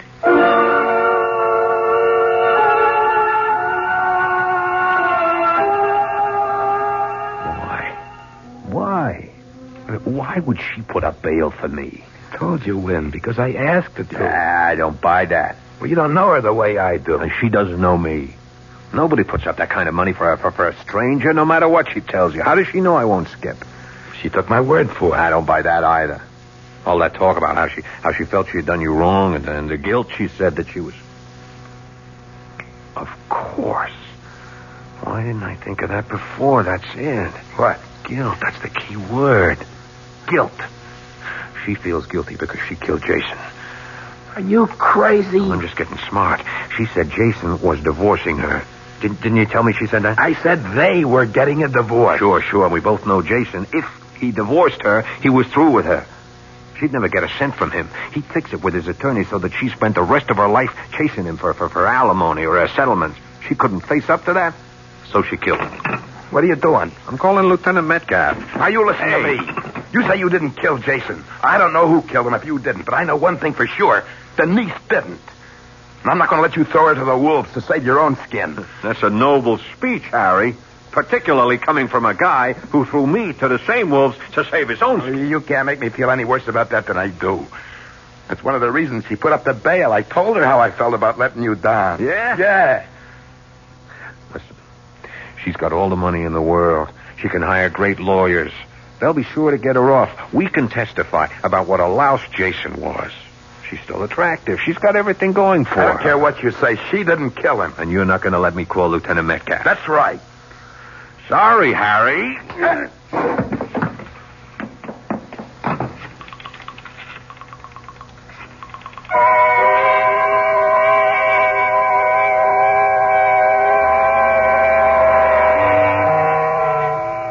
Duffy, bring me the lab reports.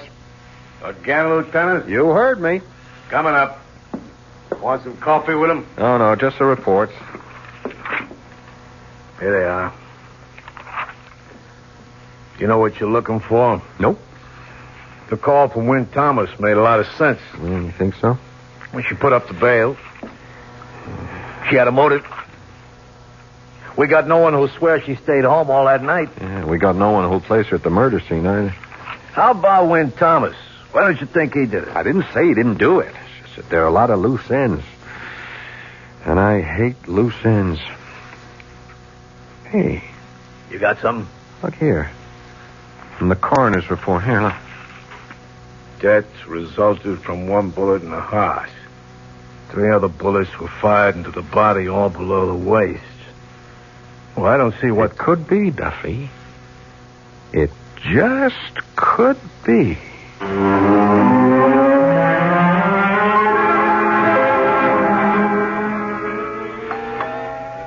Who is that? Well, I know you think I'm a very smart girl, Tony, but I really can't see through doors.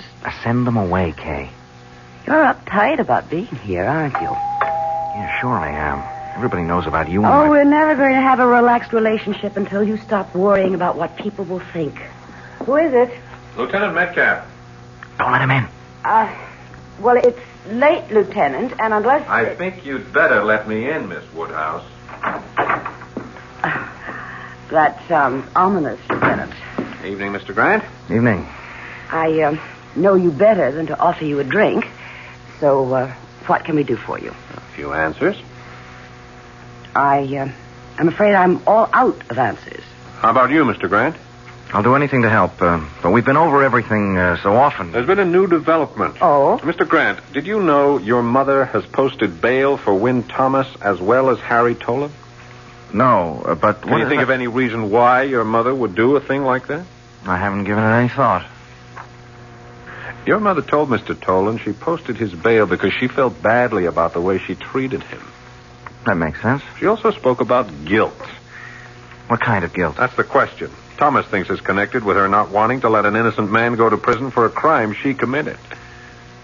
Thomas is a liar, and you're a fool for listening to him. What makes you so sure? Because I know my mother. She couldn't have killed Dad any more than she could kill a fly. She can't account for a time around 11 o'clock. She says she was at home. We can't place her there. Oh, yes, you can. I was there with her. I was there with her the whole time. Now, that's a stupid lie, Mr. Grant, and I'm sure you only said it because you're so upset. Of course I'm upset.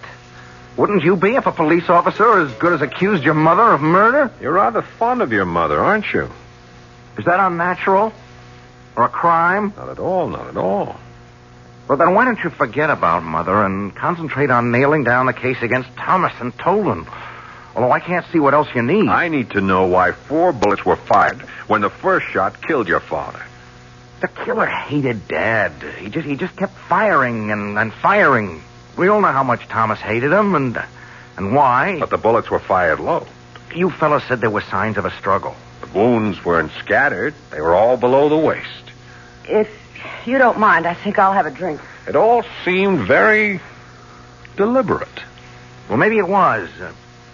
Maybe Thomas hated him so much that he stopped in the men's room to get towels to muffle the sound of the shots when all along he knew there was a silencer in the toolbox Tolan left behind. Maybe he didn't have time. It takes time to fit a silencer onto a gun. Or maybe the killer was someone who saw the gun but didn't know about the silencer in the toolbox. Yeah, that's possible. Did your mother know you're seeing Miss Woodhouse? I take it she doesn't. How do you think she'd feel about that, her son taking right up with the same woman his father... You do play a very dirty game of pool, don't you, Lieutenant? Murder is a very dirty game, Miss Woodhouse. Well, Tony, isn't the men's room locked? Does your mother have a key, or do you, Miss Woodhouse? I think you'd better get out, Lieutenant. This is my apartment, and don't come back without a warrant. That can be arranged. What do you think your mother's going to say, Tony, when she finds out that you're in love with Miss Woodhouse, just as your dad was? You think she's going to feel she killed your father for nothing? She didn't do it. She didn't. You know she didn't do it. I just couldn't stand seeing him hurt her that way. And all because he had a picture of himself as the great lover. The great, great lover. So I took care of him. I was glad to take care of him. The way he would have taken care of anyone like him.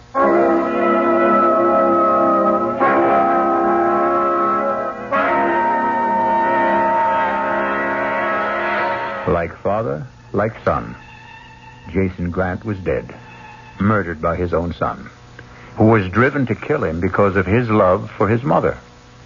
I'll be back shortly. Of course you remember the ad that said, "Follow that man, Agent X-39.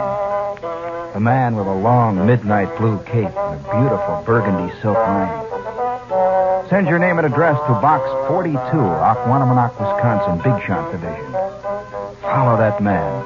Carry a Malacca cane with an ivory head. Small wonder I'm what I am today. Nothing. Operative X-39.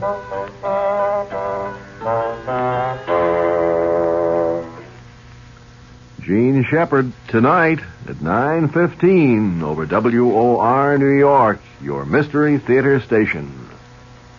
John Wingate here. At 10 o'clock tonight, the Wingate News Digest. What does it bring you? Economic forecast for 1974. That's right. A top man will tell you what he thinks. He's also straight. If he believes he can't predict, he won't try to predict. In the stock brokerage business, that's unusual. Almost unheard of. That tonight on the Wingate News Digest. Also, you American consumers are getting a break from the companies you've been ripping off verbally. Big corporations, many of them, are setting up their own consumer affairs departments. Why? Because you say you get tired when you call and call and call for repairs and don't get it. A number of corporations setting up their own consumer affairs department. John Wingate, tonight, 10 o'clock, the Wingate News Digest.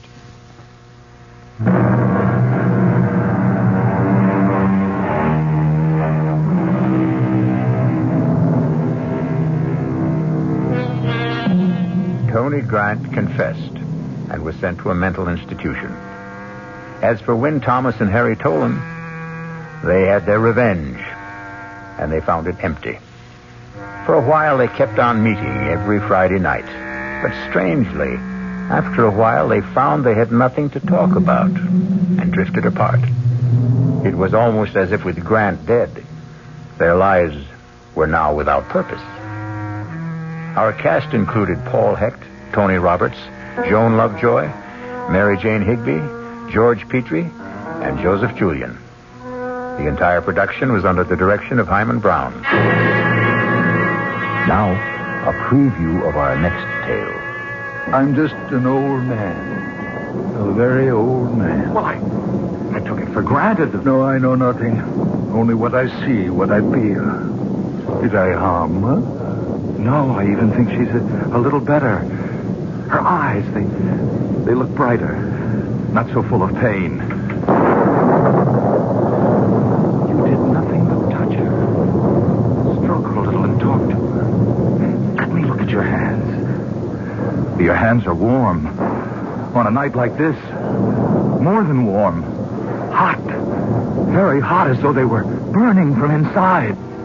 This is E.G. Marshall, inviting you to return to our Mystery Theater for another adventure in the macabre. Until next time, pleasant dreams.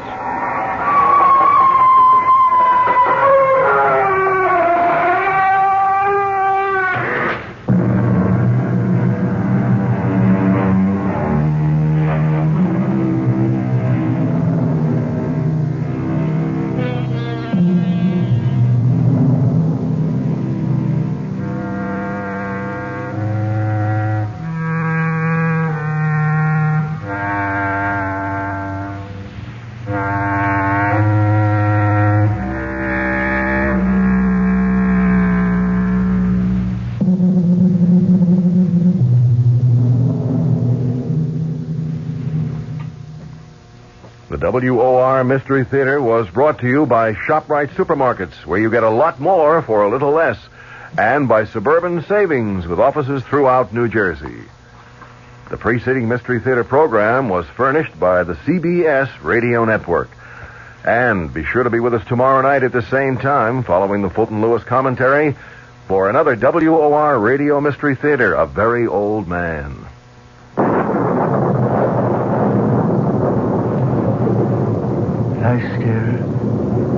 Lie still, girl. Is it very bad?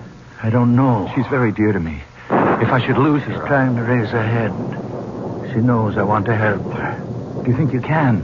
Young man, I never said I was a doctor. But I thought... the way I'm just an old man. A very old man. A Very Old Man, starring Santos Ortega, with E.G. Marshall as your host. An elderly man with a supernatural curing power confounds his doctor son-in-law. The old man's ability to diagnose ailments and to cure them with a strange warmness in his hands. Tomorrow night on the Mystery Theater. Good evening, everybody. This is Patricia McCann. Our guest tomorrow morning has lost 81 pounds the behavior modification way. Shirley Simon joins us at 11:15 a.m. to give you the specifics. She'll explain what the behavioral techniques are and how they could help you lose weight permanently. That's on the McCann program tomorrow morning at 11:15.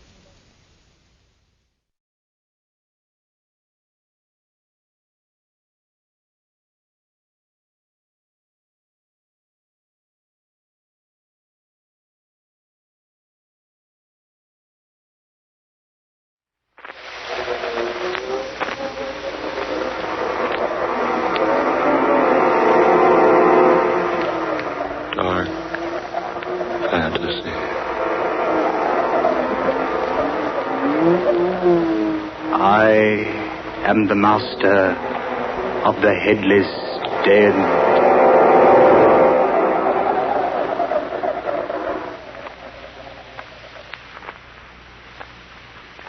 I say, guard.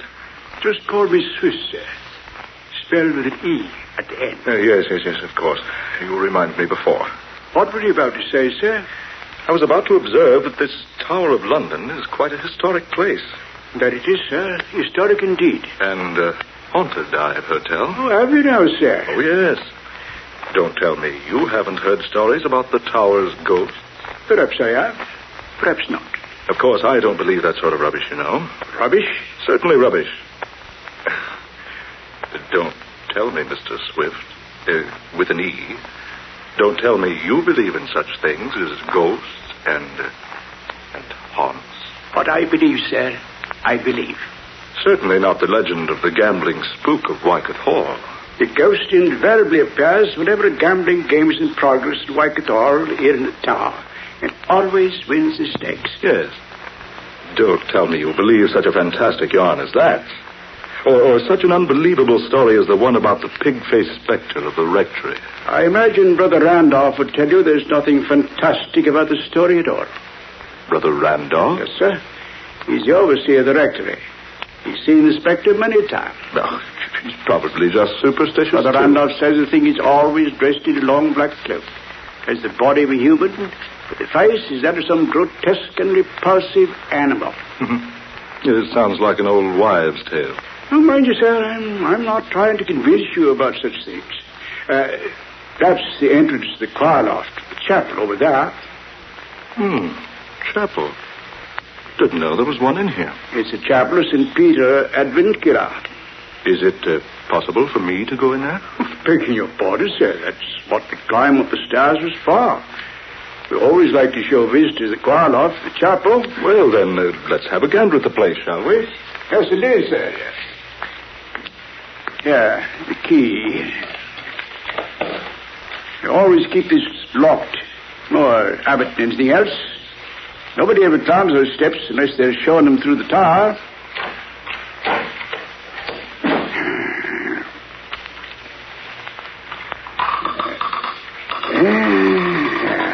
Here we are, sir. Yeah, I say. It's dark in there. How about a light, my man? Oh, no, blimey. I completely forgot to turn the lights on the fuse box down below. If you don't mind waiting, sir. Oh, no. Wait. I wouldn't ask anyone to climb those steps again. There's enough light coming through the stained glass panes.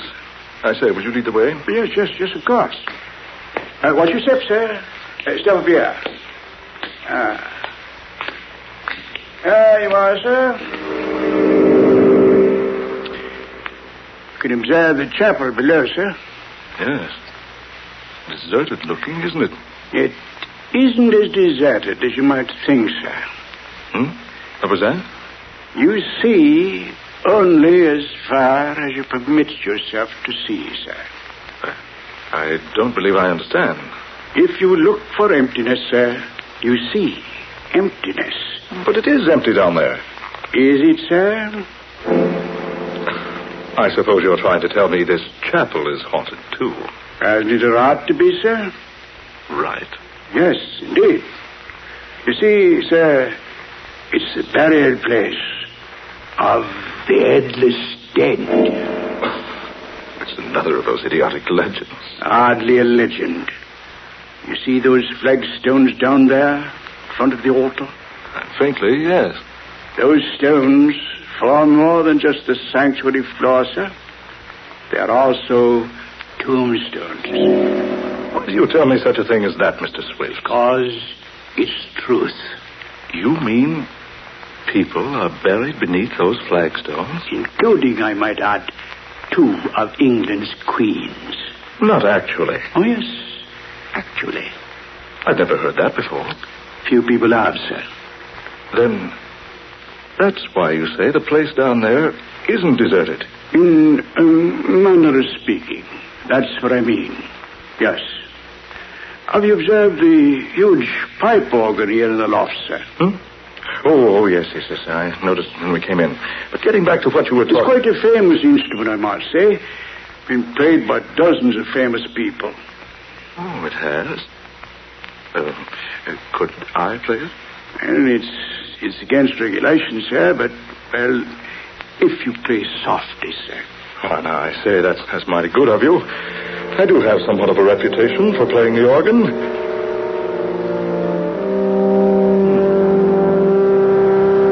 You play well, sir. Quite well.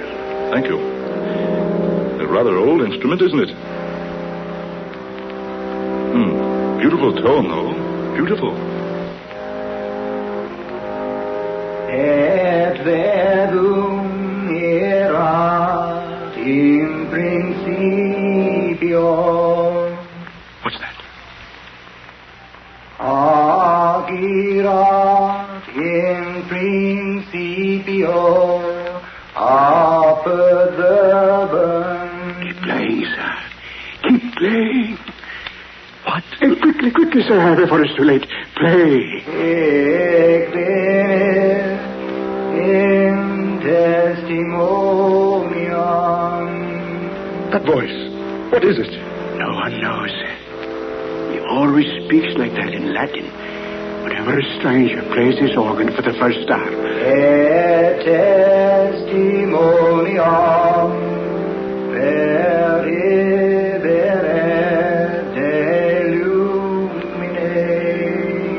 Who it is? No one has ever seen who it is.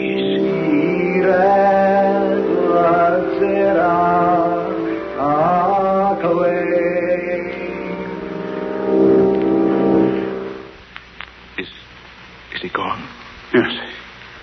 You'll hear no more of him today. But what's the explanation? Who is it? Why does he do that? There is no explanation. I must admit, sir, I've often heard of the ghost of St. Peter's Chapel, but this is the first time I've actually heard him. He always does that? Whenever a stranger plays his organ for the first time. Will he return if I play again? No. He always speaks just once. Then he's never heard again until another organist plays for the first time. Amazing. Absolutely incredible. I say, sir, it's about closing time. Do you mind if I leave you now? Why, no, of course not. You recall your way out of the tower, I trust. Look around a while longer if you wish, and I'll return later to lock this car loft. But I don't know whether I want to remain here. Oh, don't worry, sir. You're quite all right. Besides, you don't believe in such rubbish as ghosts. Yes, but I'm happy to show you around, sir. By the way, what did you say your name is? Holman. Frederick J. Holman. Well, then I'm very happy to have known you, Mr. Holman. Who knows? Perhaps your visit here will make you a changed man. Now, whatever did he mean by that? I say, what's come over me? I feel so sleepy. Yes, sleepy.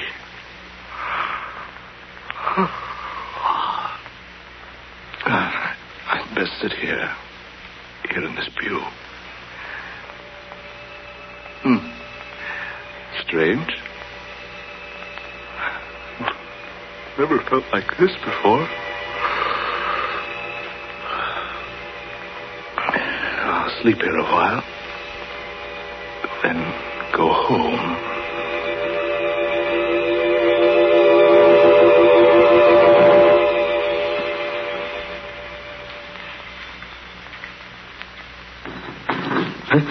What's that? Went to sleep. Oh, I remember now. I slept here in this chapel pew. I say, the door's closed now. Mr. Swift evidently returned, locked me in. That's strange. Why didn't he awaken me? What's that?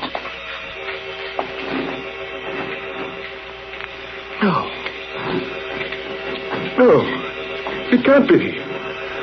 Those stones at the foot of the altar. They're being pushed up by someone underneath.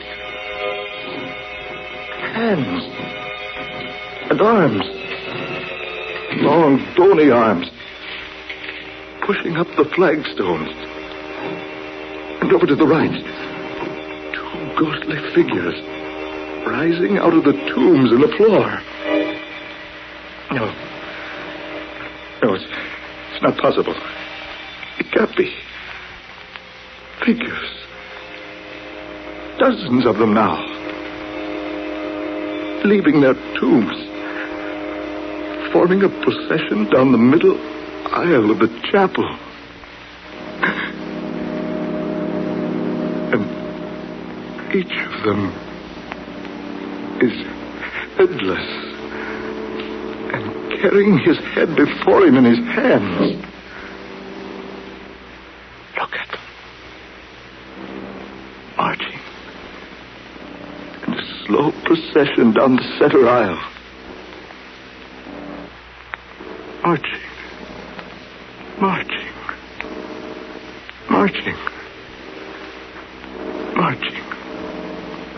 On soundless feet. That man in front. The one in ancient armor. He seems to be the leader of those fantastic creatures. Oh, is this a dream? Is this a nightmare? No, it is not a dream. How did you get up here? Just a moment ago, you were down below, leading the procession. It is not our custom to hold our rights while an intruder is present. But I was locked in here. I didn't intend to be here. Now that you are here, you must make the most of it. What do you mean?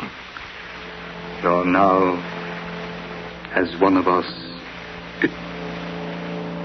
It was you who prayed when I played the organ earlier today. Yes. I always pray when a stranger sits at the console. You see, it was I who first played this organ when it was installed. Don't you think I play well? But why do you return when others play it? Because no one could ever play it as well as I. Therefore, I pray for them. You're dead. And yet...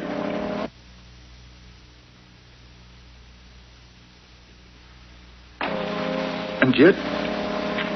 You're playing the instrument now. Yes. I always provide the music for our nightly meetings. I don't understand all this. Those others down there, they're ghastly creatures. Headless. Yes, they were less fortunate than I. You see, I managed to keep my head. They were executed? How else would they have come to be headless? You see, we will become quite uncomfortable lying in our graves beneath the flagstone floor if we didn't arise occasionally and stretch ourselves. Good heavens. Look you, down below there. Will it amaze you for me to tell you that in that procession are some of history's most famous people? Surely this isn't happening. Indeed. Believe me, you're quite mistaken. Didn't you know that here in the chapel of St. Peter ad Ventula are buried such famous people as Sir Thomas More, Henry VIII's queens, Anne Boleyn and Catherine Howard? I do remember that, but as well as Lady Jane Grey and Dudley, her husband, and Sir Walter Raleigh and the Duke of Monmouth. But they have all been dead for hundreds of years. How true. How very true. Rick Holman, you will join us. What? I said, you will join in the procession with us. No, not I. It must be so. No one can look upon the procession of the headless dead unless he joined them to save himself. Save myself? What do you mean? You will discover what I mean if you refuse to take part in the ceremony. But not now. Not tonight. Perhaps later. Yes, some other time. It will be more satisfactory for you to join us tonight. I can't tonight. Can't we make it some other night? Honestly, I fell asleep here. It's later than I thought. It's exactly midnight. I must return home. My family will be frantic. I'll tell you what I'll do. I'll return to join you. Tomorrow at midnight. What? Tomorrow at midnight. You will return to join in the procession. Yes. Yes, that's fine. You can count on it. Raise your right hand. My right hand? Yes, raise it. Now, repeat after me. I solemnly swear. I solemnly swear. By the souls of the sacred dead. By the souls of the sacred dead. To return to this chapel tomorrow at midnight. To return to this chapel tomorrow at midnight. So help me, heaven. So help me, heaven. Now, you may go. Yes, but the door to the choir loft is locked. It is locked. But you will have no trouble going out through it. And remember, Frederick Holman, tomorrow night at midnight.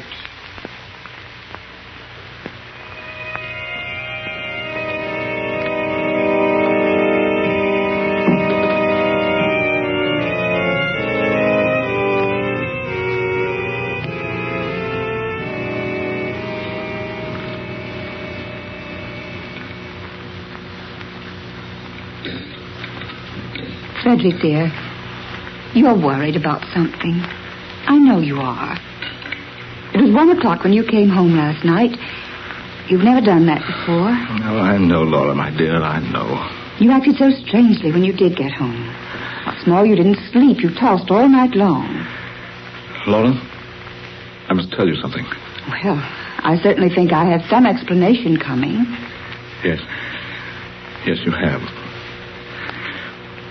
I don't know how you're going to accept this, but... Well, here goes. I went to visit the Tower of London yesterday. I saw the prison cells and the execution and torture chambers. Finally, the guard took me to the little chapel of St. Peter ad Ventula. So I promised to return to the chapel tonight at midnight. And they permitted me to leave the chapel. Frederick, surely you were dreaming. No, I'm sure it was no dream. It was all too realistic. I saw those people and heard them. Oh, but things like that don't happen. I'm very positive this happened, Laura. Oh, nonsense. You were just affected by those ghost stories that guy told you about the tower. Oh, dear, you're wrong. I'd never believed in such things before. Now? Well, But surely you don't intend to go back there tonight. Do you? I don't know, Laura. I don't know.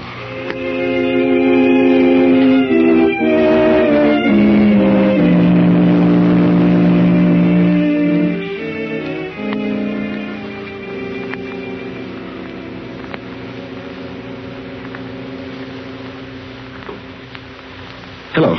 Hello, Laura. I say, Laura, are you there? Laura. Oh, I'm sorry, dear. I thought for a moment we'd been disconnected. Yes, I can hear you now. And what I called for, dear, was to say I'm dining at the club tonight. Yes, old Simon Joster is off to the Orient. We're having a dinner for him. Yes, I'll be home early. Huh? What's that? No, Laura. I've decided not to go to the tower tonight. I think you're probably right. It all must have been a dream.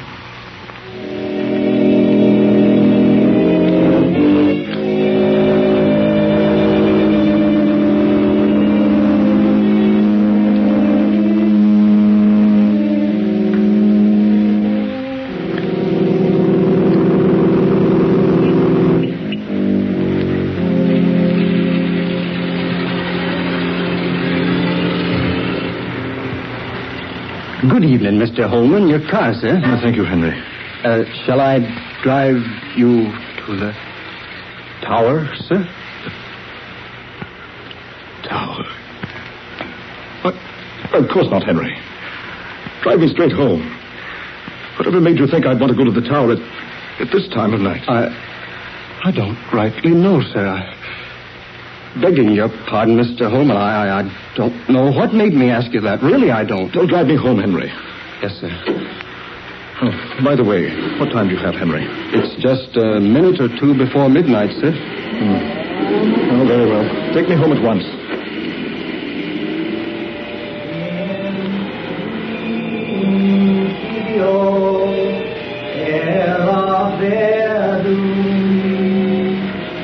Did you say something, sir? Did you hear something, Henry? Hear something, sir?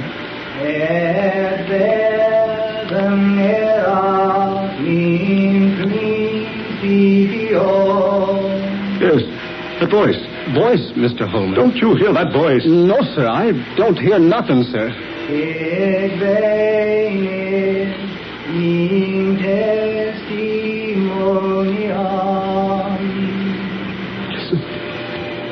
It's him. Listen to him. You must be tired, sir. There's nobody. That voice. Really, sir. Don't tell me you haven't heard the gambling spook of Waikotor. In principio est verbum. No. Oh, it can't be. Or to the Randolph's pig-faced spectre of the rectory. No one could ever play the organ as well as I. That's what he said. The man in armor. You see, only as far as you permit yourself to see, sir. You see, I managed to keep my head. If you look for emptiness, sir, you see emptiness. Then it wasn't a dream. The flagstones of the sanctuary floor are also tombstones. It's true. It wasn't a dream. You must join our procession. Henry. The headless dead. Join our procession. The headless dead. Join our procession. The headless dead. Henry, in the name of heaven, man, look where you're driving. I can't stop, sir. Look out, you're going to hit that bus. Mr. Holman, Henry, look out!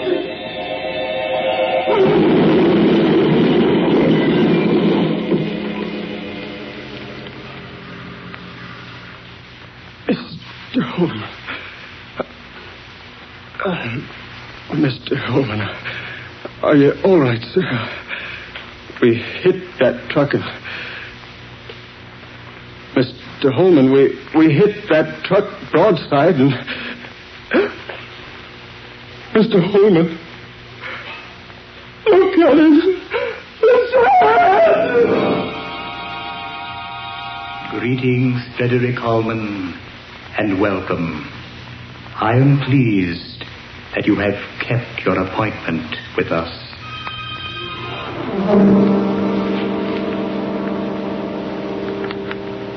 You have heard The Headless Dead, tonight's original tale of dark fantasy by Scott Bishop.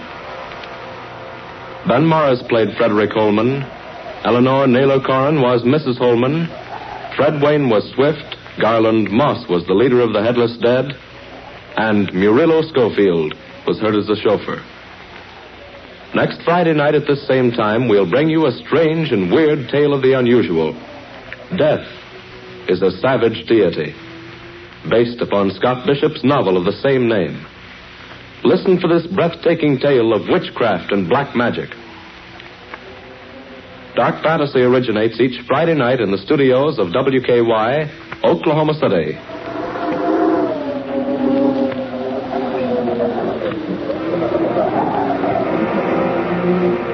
This is the National Broadcasting Company.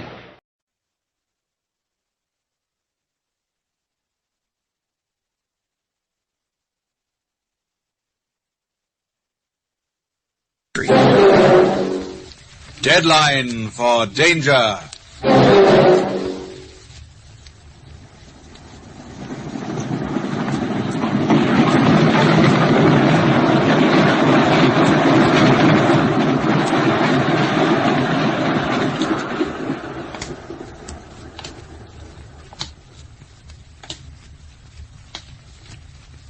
Who is he, Mike? Who is he? Just a guy waiting for a train, same as we are. If he wasn't, if he came up to us, you wouldn't leave me standing here all alone, would you? After all I've been through. Gee, Madge, I love you. What sort of a guy would I be if I did that? They're everywhere. Even you could be one of them. Oh, I'm sorry, I didn't mean that. Sure, I know. You've had a tough time.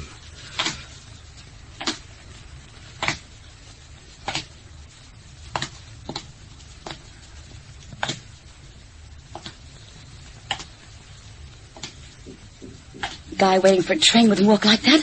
Sort of slow and heavy. Why does he keep looking at us all the time? He's waiting for a train, I tell you. Oh, darling. Honey, darling, I'm scared. I'm here. I look after you. I've looked after you up to now, haven't I? Got to get you out of that place without anybody knowing a thing.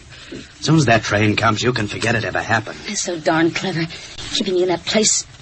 It was by accident I found out all those things. I didn't want to. I wasn't prying. But when I saw what they planned to do, I had to tell the authorities. Sure, don't get so excited. You'd think the police and the FBI and the security people could look after me. Captured right under their noses. I guess they didn't realize how serious things were. Bombs planted in microbe war and they'll have the states wiped out in a day. Look, Madge, I came here. I found out where they had you hidden. I got you away.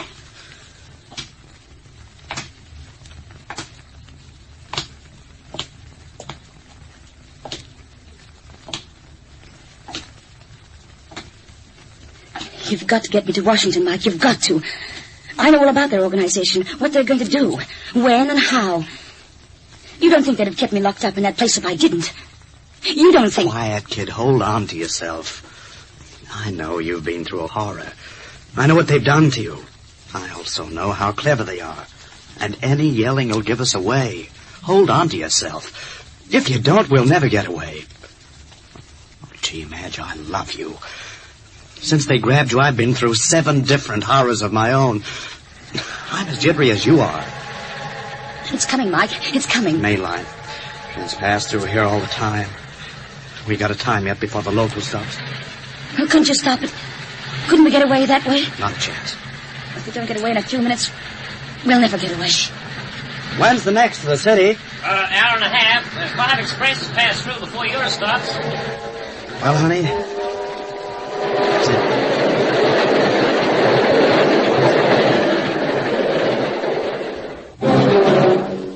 Deadline for danger. A half-hour study in suspense.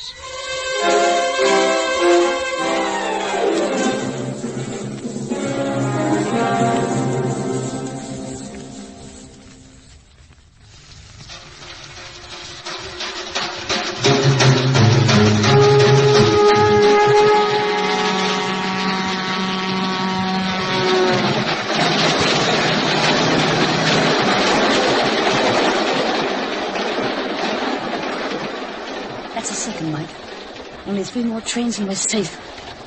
At least safe as we can be. You're safe with me. If only we knew who to trust. So many of them and so ordinary. In films and books you can't mistake them. But really... I haven't told you before, Madge. I've got a gun. A gun against those fiends. They're everywhere. And so darn sold on their ideology they don't mind if they're killed. I tell you... That guy's coming back.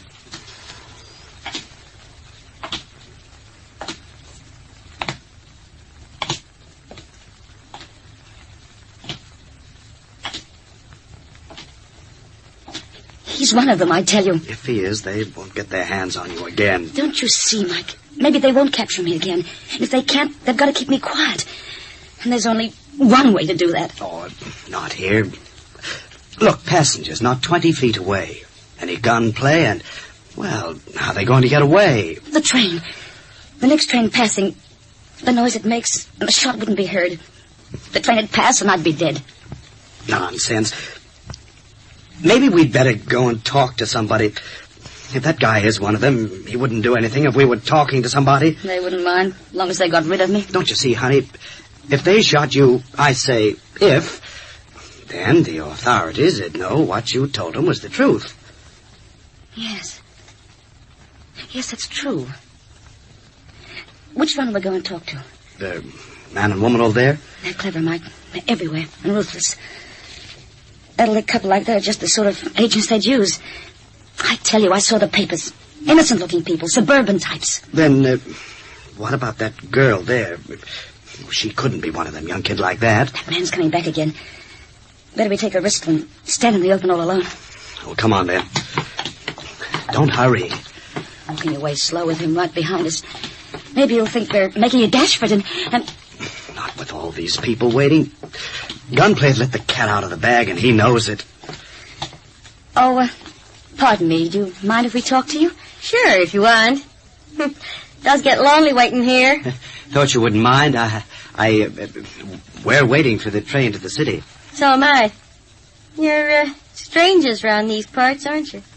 Yes. Car broke down, and now we have to catch the train. Oh, what a nuisance. I wonder...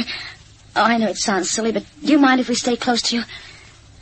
Some sort of trouble? Too much. You see... My wife and I think we're being followed. It's that man over there, the one walking away.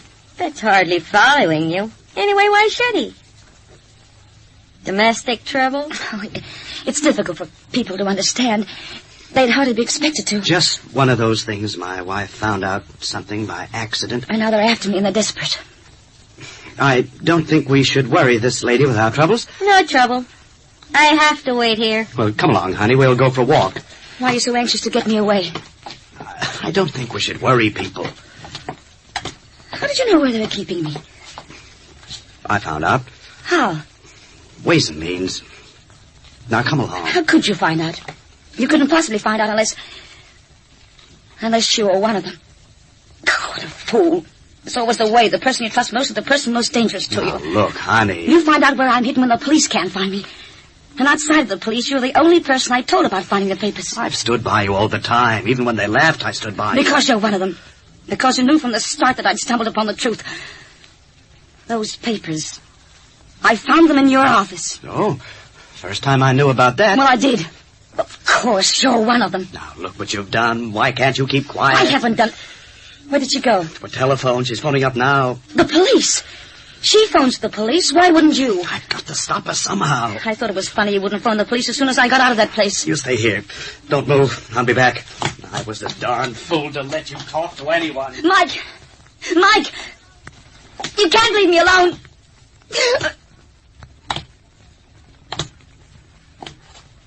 You will come with me, Mrs. Blake. You will not call out or try to make a scene. What are you going to do? You didn't think you'd escape from us so easily. While you were with that man, I didn't want to make a scene. You're one of them? Yes, Mrs. Blake. Of course, I'm one of them.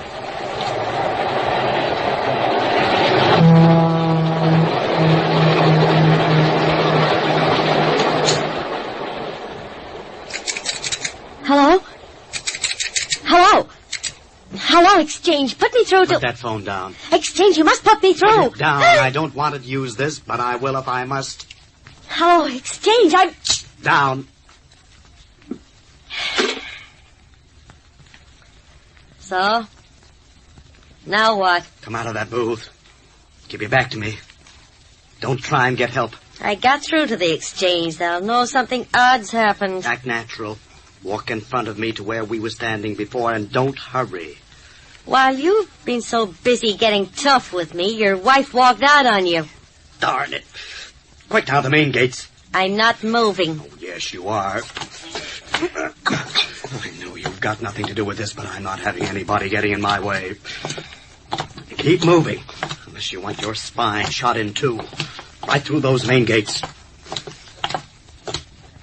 Now, move to the left and run. Madge! Mike, quick! Coming! Turn the ignition key off!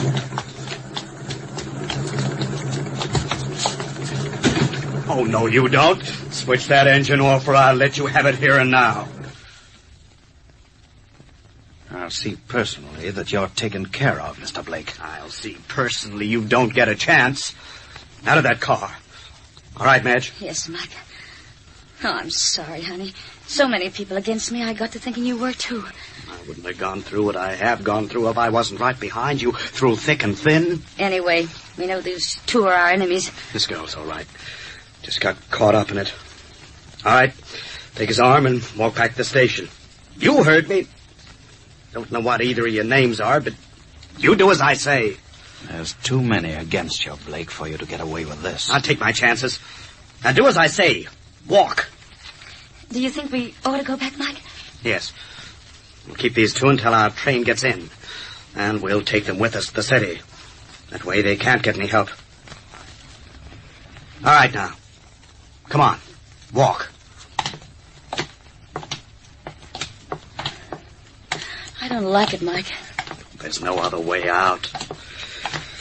Let them go. One gets his pals. Out goes the police. But why won't you go to the police? Why, Mike? They know all about me. They'll know what to do. Trying to get at the city like this makes our chances worse, and theirs better. Oh. Madge, I know what I'm doing. I'll get you away my own way. You just trust me. Yes, Mike. Look, there's a bench over there. You two in front make straight for it and sit down. The whole countryside's on the lookout for you two.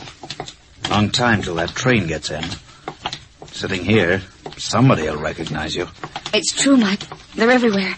I know what I'm doing. All right. Now sit down. That's better.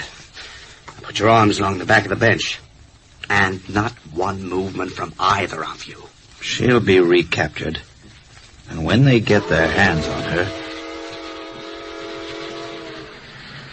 Neither of you will attempt to move. Remember, while that train is going through the station, a shot wouldn't be heard. And I'm not letting anything stand in my way.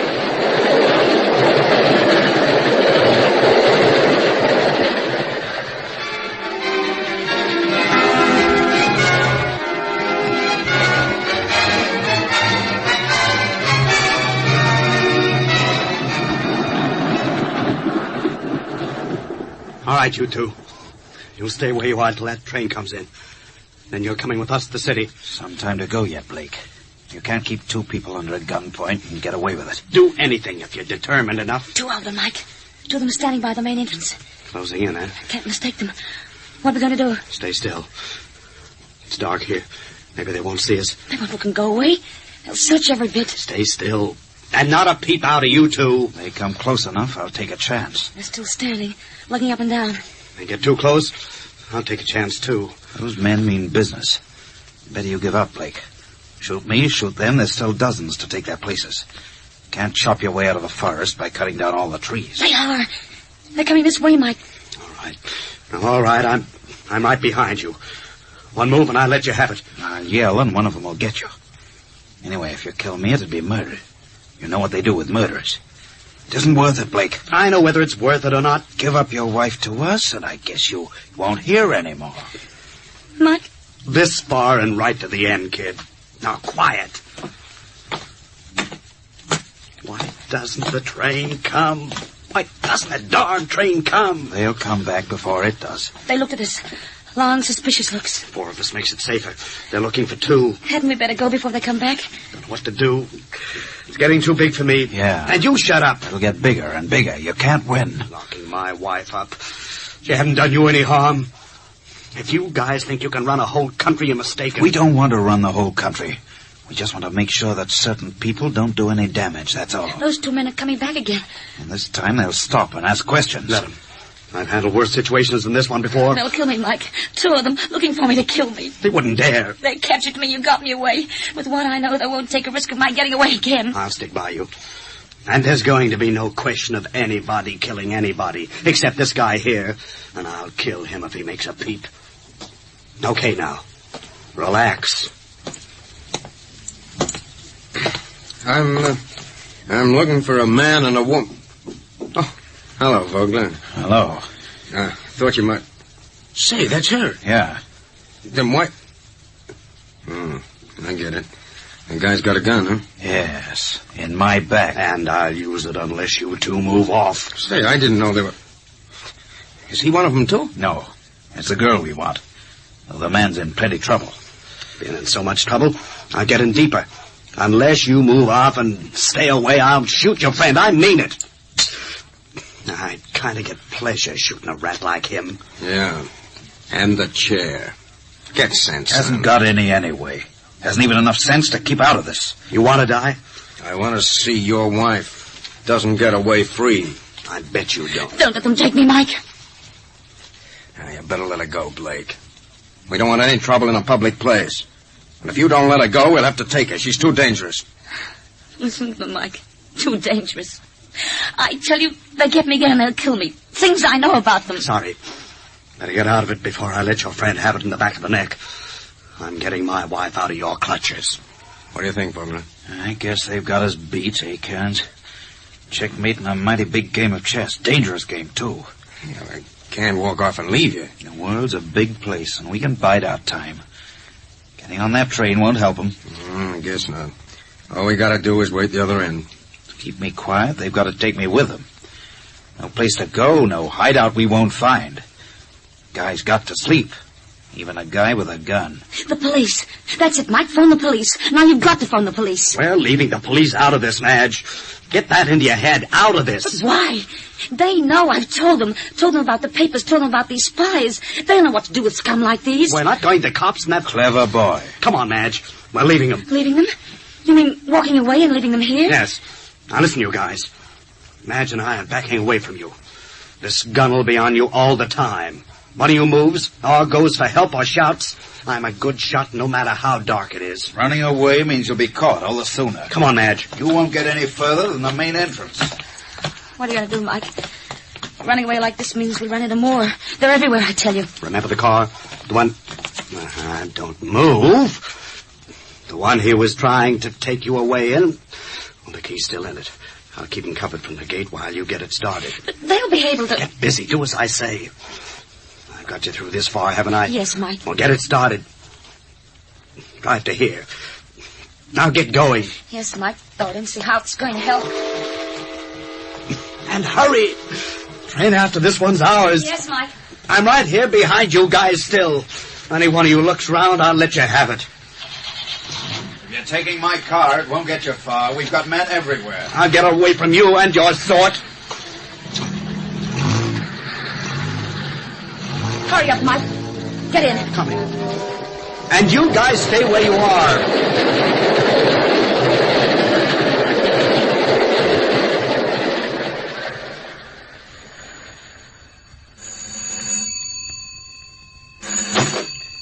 Burgle here. They've got away. I found them at the station. but he had a gun. Escaped? Yeah. Got away in my car. I didn't think he'd have a gun. They won't get far. We've got men everywhere. Were they waiting for the train? Yeah, to get to the city. Train's due in a few minutes. Listen, Vogler. They'll know that it's life and death to us to get that woman. They'll know we'll get them in a car sooner or later. What's your guess? They'll make for the city. Guess again. They'll make for the next upline station and get aboard the local there, hoping to get through this station while we're out sweeping the countryside. Say, you ever played the part of a ticket collector? No. Well, you're going to now. I want you to get a uniform and climb aboard as soon as the train stops. I'll get it held until you find them. And remember, if he's armed, you'll have to shoot.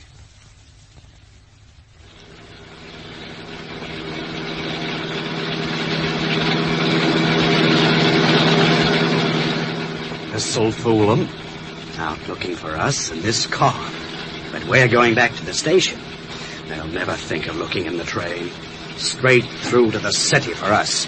Go to the police, Mike. Please go to the police. That's out.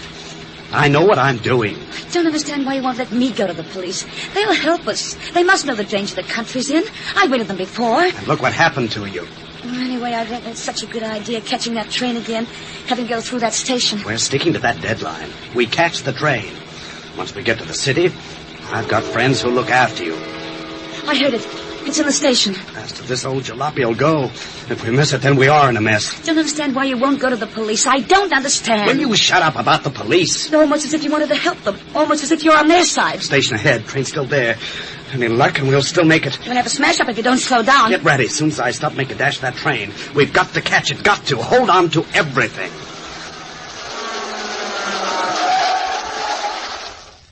Now, come on, Madge. We'll be going any second now. For goodness sake, climb aboard. How do we know one of them isn't on the train? How do we know that man looking out the window? He's one of them. I recognize him. We haven't got time to stand here chatting. Now get aboard. Just going from one trap into another. You don't know what they're like. Get aboard. Get aboard. All right. But I think... Mike, you can't leave me on the train by myself. Stay aboard. I'll meet you in the city. We've got to put them off the trail. Not all by myself. I wonder what to do. Mike, don't leave me. Don't leave me. You'll be all right. Sit still and I'll meet you at the other end.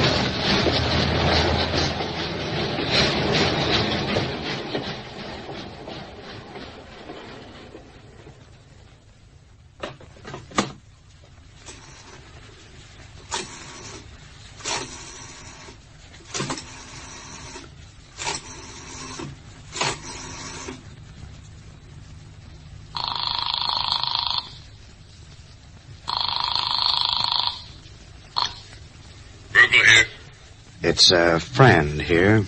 Who? A friend. I'm ringing you to tell you the girl you want has got away in a car. Thanks, but we know that. I saw her driving toward the city. She was going fast. If you're going to get her, you'd better block off all the roads going that way. Goodbye now. Hello? Who are you? Are you a husband? Hello?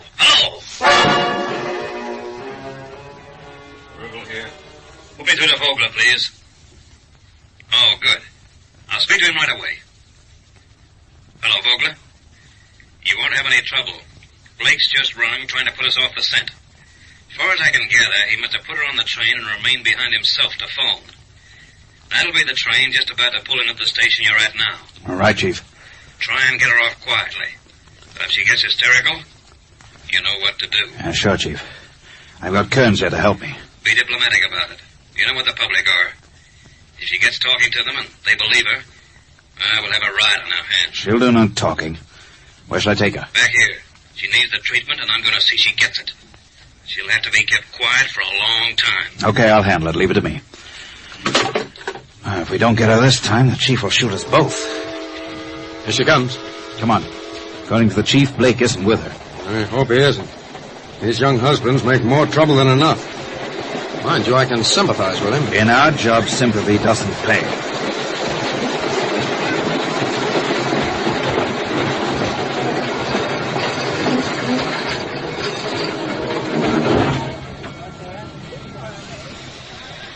Excuse me. Get us out there. One side, please. Hello, mister. Haven't seen you before. What? Oh, this uniform. Yeah, I borrowed it for a little, but I don't think I'll need it. Here's my card. Yeah, looks official enough. Let me see. What do you want? A young woman. Pretty, rather excitable. Got on the train one stop back. Notice her? Sure. This compartment here. I noticed her because a young man didn't get on the train, and they were hollering at each other. This compartment here.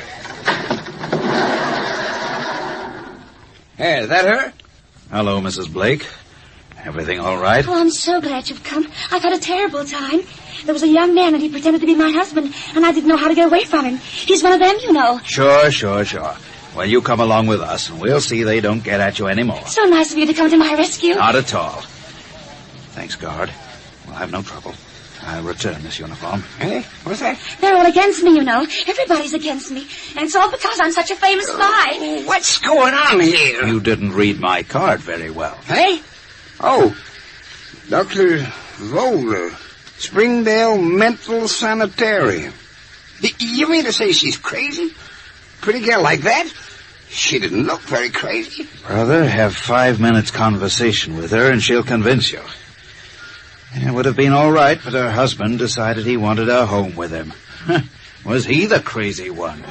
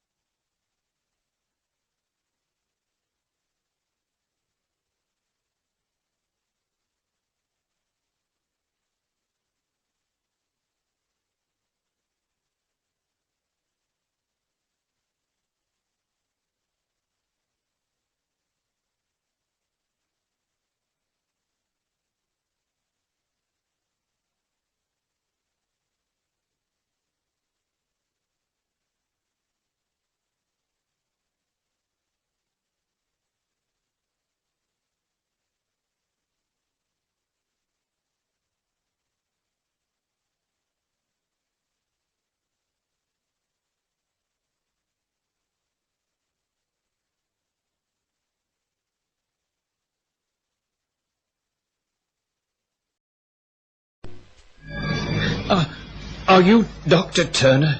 Yes, Could I am. see you, please? It's very important. Well, couldn't it wait until tomorrow? I mean, you know, it's very late. Well, after 11... Well, it's very important, Doctor. I'm sorry to trouble you, but... Oh, all right, then. You see, Very Doctor, well. it's like this. My name is Blaine. Perhaps that means something to you. Well, as a matter of fact, no, it doesn't. Horatius Blaine? Horatius Blaine. Wait a minute. Horatius Blaine. Yes, I seem to remember. Yes. There was a Horatius Blaine found dead at Glenvale. And, if I remember correctly, I examined the body. And? An accident, if I remember. Yes. It wasn't an accident, Doctor. Horatius Blaine was murdered. Oh, come now, wait. I know, Doctor. Because I am Horatius Blaine. I know what happened that night. You are... Oh, now, this is ridiculous. Is it, Doctor? Is it ridiculous? Look at me. Go on, look at me. I was the man you examined, wasn't I? Wasn't I, Doctor? I stared at the wild-eyed man opposite me. I stared and I remembered. This was the man, but he was dead then, there was no doubt at all. And now he was here in my consulting room in the middle of the night, and I felt an unpleasant prickling at the base of my spine. And fear edged all around me as I faced this man who was dead.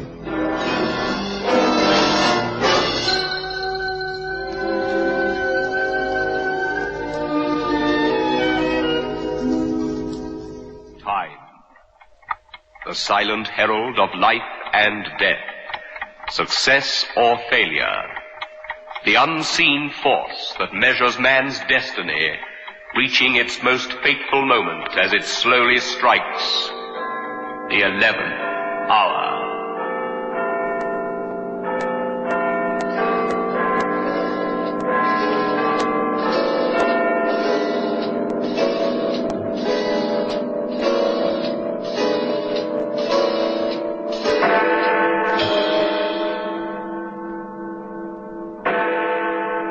I remember thrusting aside the fear.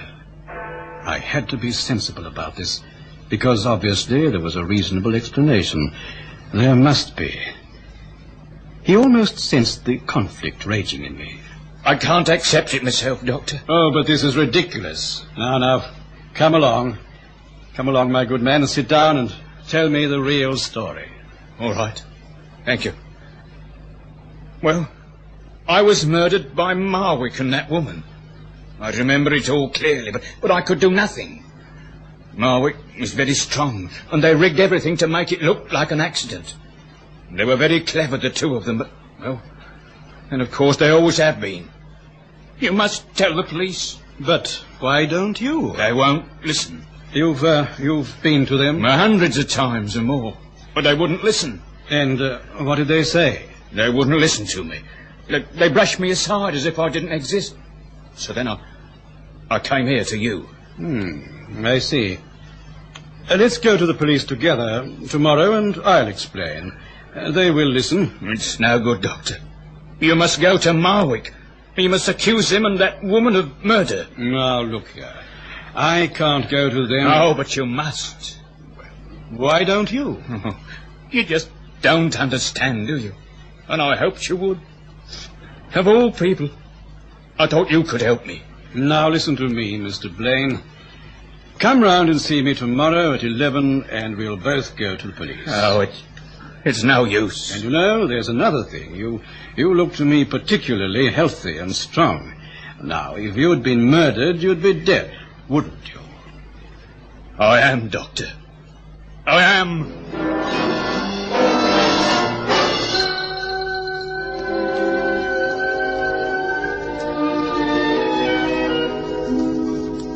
Mr. Blaine, I've seen a good many dead people, and I promise you that you don't fit the description at all.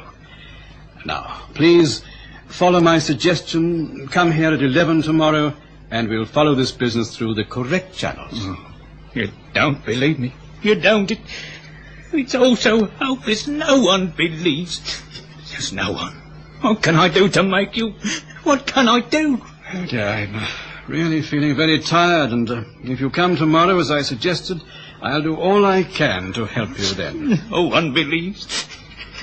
No one believes. I opened the door, and the tiny figure stumbled away into the night. And I remember watching him. And in the light of a street lamp he turned, his eyes dark and reproachful. It was then that I heard Helen beside me. Darling, what are you standing here for? It's terribly late. Well, that character over there, you see him? Where? That's odd. He's gone. He was standing under that street lamp, and now he's gone. Well, anyway, if he's to be believed, he's dead. Peter, what are you talking about? According to him, he's one Horatius Blaine. Now, the last time I saw him, he was lying dead from injuries received in an accident. You mean the man you've just seen is the same person? He can't be, obviously, but it is intriguing because, you see, they're identical. But if he's dead... I know. If he's dead, he's dead, and that's the end of it. Well, this can't be the same person, obviously, but... Well, they are alike. In fact, my dear, it's quite uncanny. Well, what did he call about? To tell me he was murdered by someone called Marwick. Of course, he's a crackpot. People seem to go that way sometimes and pester their unfortunate doctor. Oh, dear. I'm so tired. What did you tell him? Well, to call again tomorrow at 11 o'clock, when this affair will be handed over to the police. You know, you've got to placate them. It's no good telling him that he's crazy. It's odd, isn't it? Yes, it's very odd. Now, don't you go worrying about this, darling. The thing is, Peter... Yes? The thing is, why did you answer the door in the first place? Answer the door? Well, the fellow knocked, of course. But he didn't, Peter. What? He didn't knock. You were sitting in that chair there, reading. Then suddenly you got up and went into the hall. I came out to look for you, and you were standing at the door there. You said something about a man under the streetlight. I didn't hear anything or see anyone. My dear Helen, I heard the fellow clearly, and I saw him clearly. He did knock, and I took him through to my consulting room. I did. I'm not a fool, and I certainly don't suffer from delusions. He told me his name was Horatius Blaine. Now, I ask you, would I make up a name like that, would I? He mentioned someone called Marwick, and there was some talk of a woman as well. Oh, well. Oh, let's forget about it, shall we? Come on, darling. Let's go up to bed. I followed Helen slowly up the stairs. I kept telling myself there was a perfectly reasonable explanation for all this. Then I consoled myself with the thought that I would never see the strange Mr. Blaine again. He would be pestering some other doctor in the morning. But I was wrong there. I was so very wrong.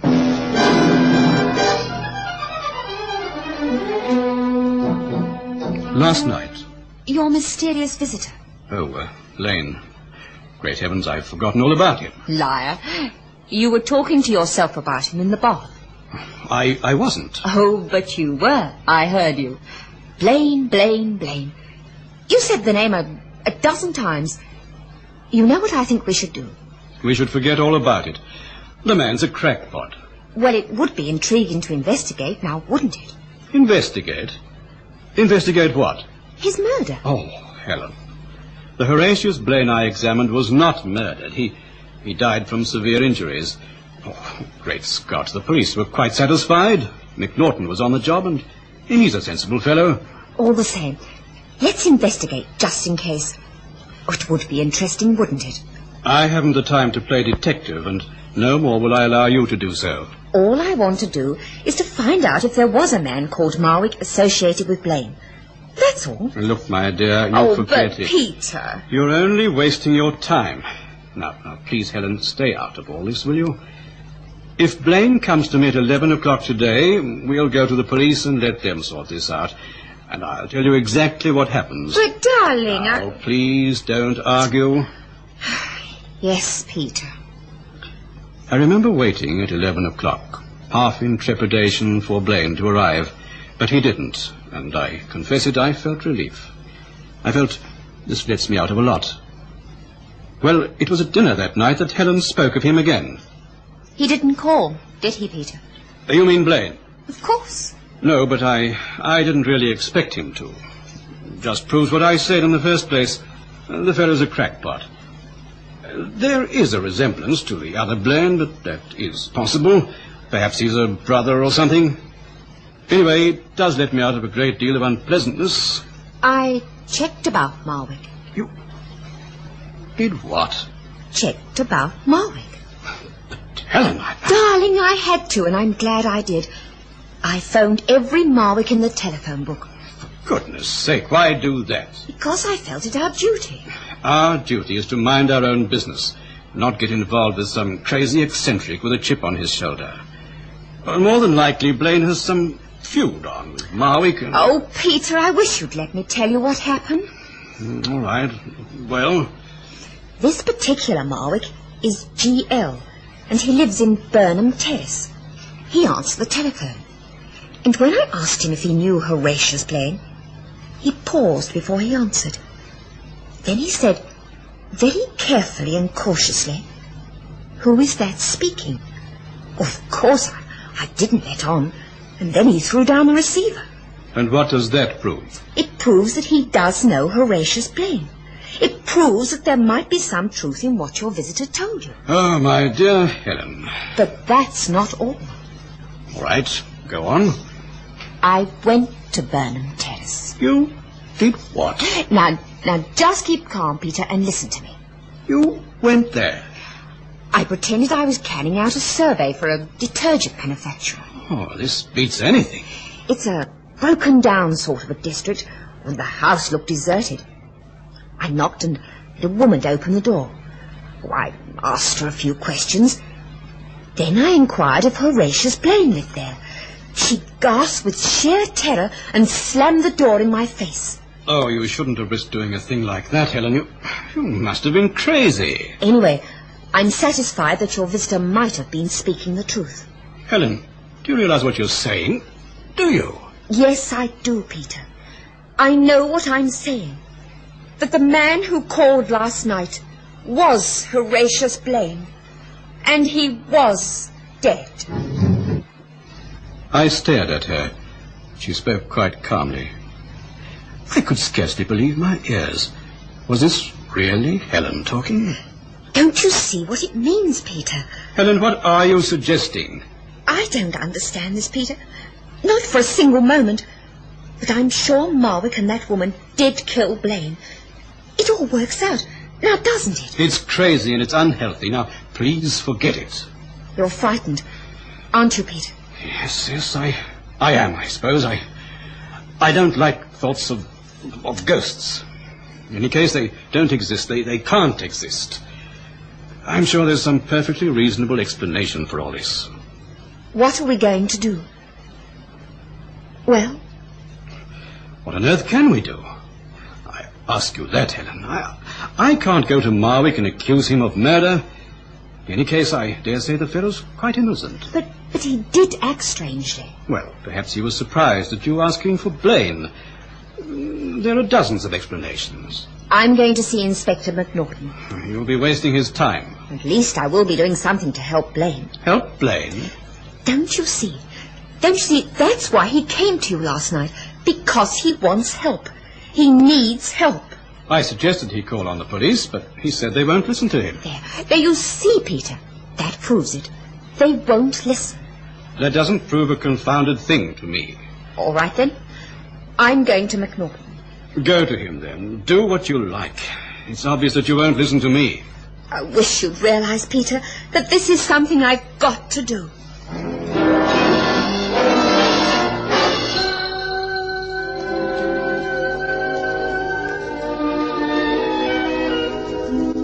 Well, Mrs. Turner, this is a pleasure. Sit down. Do sit down. Thank you, Inspector. Peter's told me I'm wasting your time coming here like this. but I feel I should tell you this. Trouble of some kind? Do you remember Horatius Blaine? Horatius Blaine? Oh, yes, of course. Motor accident. Fatal. 14th of February. What about him? He called on Peter last night. He did what? Oh, I know you're going to think this is crazy, but it's true. He called on Peter to say he'd been murdered. But, Mrs. Turner, he was killed. I saw him, there's no doubt at all. Absolutely none. It wasn't murder. He named a person called Marwick. Now, Inspector, I went to see the Marwicks. You went to see them? I mentioned his name, and they were terrified. I'm sure they did kill him. Now, see here, Mrs. Turner. Oh, don't tell me this is ridiculous, that it's imagination, that you're sure there's some perfectly reasonable explanation for everything. I tell you, those people did kill that most unfortunate man. But he couldn't have called on your husband. He did. Did you see him? Well, no, but Peter did, and he talked to him. But you've just told me that your husband doesn't believe. He does in his heart, but he's too afraid to acknowledge it. Oh, Inspector, you must go round to these people. And accuse them of murder. Mrs. Turner, that's as much as my job's worth. If you receive an accusation from someone, you must investigate it, mustn't you? Well, we do make inquiries, yes. All right, then. I'm telling you that Horatius Blaine was murdered by Marwick. Now, you've got to do something about this. It's highly irregular and, I believe, irresponsible. You know, Mrs. Turner, you can't make these accusations without any foundation in them at all. Please, Inspector. Oh, honestly. No, but all right. I'll do it. Though heaven knows I'm making a fine fool of myself.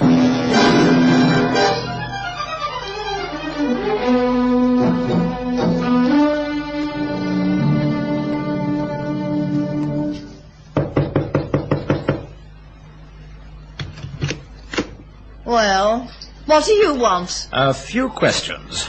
I've got nothing to say to the police. Now get out. Go on before I set the dogs on you. I'm coming in. Stand aside. Oh, a very fine way to treat a lady, I'm sure, pushing her aside. What's going on, Sean? Police officer, and full of cheek he is too. Police officer? What the devil do you want? A few questions about one Horatius Blaine. Never heard of him. Now come on, officer. Push off. There's nothing for you here. Huh. Talk about the rights of folk in a free country. Pushes his way in, bruises me arm. You see, finger marks. Oh, I'll have something to say about this. Just you wait. I'm given to understand that you knew Blaine. That you knew him well. I've never heard of him, like I said. Yet this was the address given to us, and your name is Marwick. Must be some mistake. Who gave you our address? Oh, I know. Some nosy little blonde who called round here with her sly looks and her questions. That'll do, Sean. Now push off, mister. You're on the wrong tack this time. There's the door. That's right. There's the door. And you tell that little blonde to try and pin the murder onto someone else but leave us alone. Watch your talk. Well, all I was saying was... I told you to keep quiet. Now do just that. Oh, you hit me. I hit you and I'll do it again. Easy does it, Marwick. You asked me who told me to come here. Yes. Yes, that's right. Who told you? Blaine himself. But Blaine is dead. I tell you, he's dead. I know. But how do you? I haven't mentioned anything about Blaine being dead. Not a word. Yeah, well, she read it in the paper, mister. It was in the paper. An accident. So he couldn't have called on you. On the contrary, he did, although he was dead. He accused you and this woman here of his murder. No, it isn't true. It isn't. Now watch yourself, John. If you're going to break, you better get out. And that's final. She's staying here, Marwick. Yes. Blaine called on me and told me quite a story. I told you not to do it. I told you. I said leave him be, but no. Oh, no. You wanted the cash, so you did it your way. Look, I told you to be quiet. Oh. I told you to keep your hands off her, Marwick. He's a killer, he is. He is. He did it and rigged it like an accident. That's a lie. Oh, it's the truth. Now he's come back to haunt you. Good. I said it was wrong. I did, Sergeant. I told him not to do it. I tried to talk him out of it, but I couldn't. And now we're both in trouble up to the neck because of him. Well, I'm getting out of here. Oh, no, you don't, Marwick. Stay where you are. There are some questions I would like to ask you.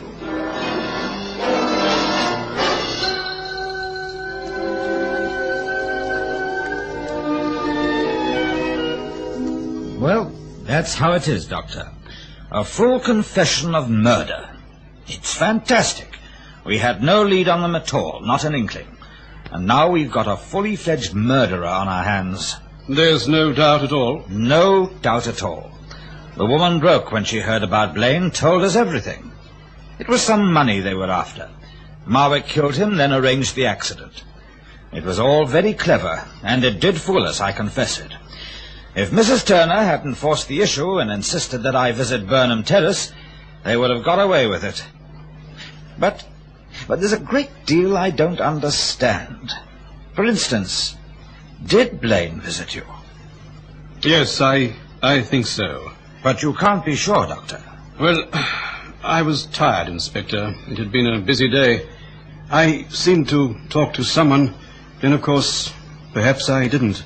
Anyway, Dr. Turner, you've done us a great service. Thank you. You can thank Helen here. It was all her idea. I wouldn't have gone through with it. I still can't believe it all worked out the way it did. Lucky for us you insisted, Mrs. Turner. It was certainly lucky for us. Ah, well, I'd best be getting back to the station. I've still got a few loose threads to tie up. No. Please, don't trouble to see me out. I know my way. Goodbye, Inspector, and thank you. What do you think it all means, Peter? I've no idea at all, none. It could mean anything. Do you think he did come that night? Perhaps, or perhaps not. The more I think back, the less sure I am. Yet the name Marwick and everything, it does tie up. I believe he did come. I believe he wanted justice done. But for heaven's sake, Helen, why choose me? Me, of all people. I don't believe that stuff. I'm a practical man of science. I deal in facts, plain and simple facts. I like things I can see and feel and understand. The rest, I don't know. I just don't know. Yet it was an ideal ending, wasn't it? We couldn't have worked it out any better if we tried, could we now? I believe Horatius Blaine had a perfect revenge, and I'm glad for his sake. Helen took my arm, and we both sat there busy with our thoughts. Of course, Helen was right. The little man had the perfect revenge. But I'll never fully understand.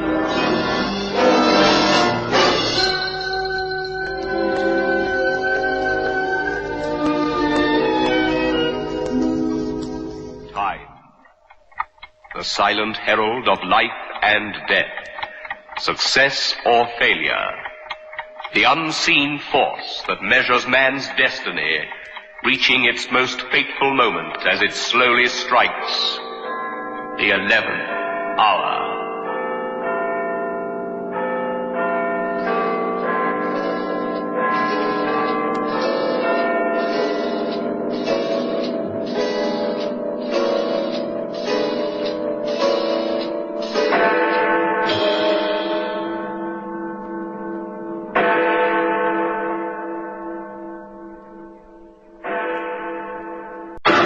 Personal notice. Danger's my stock and trade. If the job's too tough for you to handle, you've got a job for me, George Valentine. Write full details.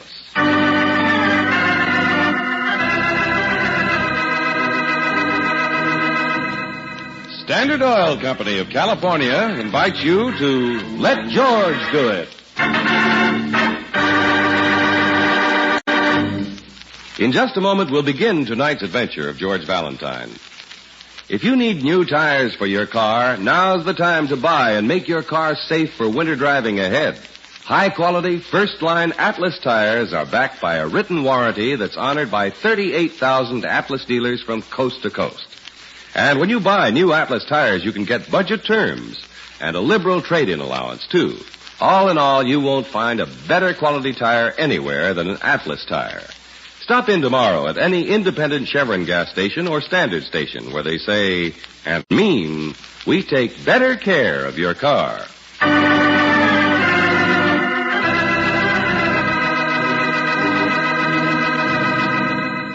And now, tonight's story, The Dead of Night, a transcribed adventure of George Valentine.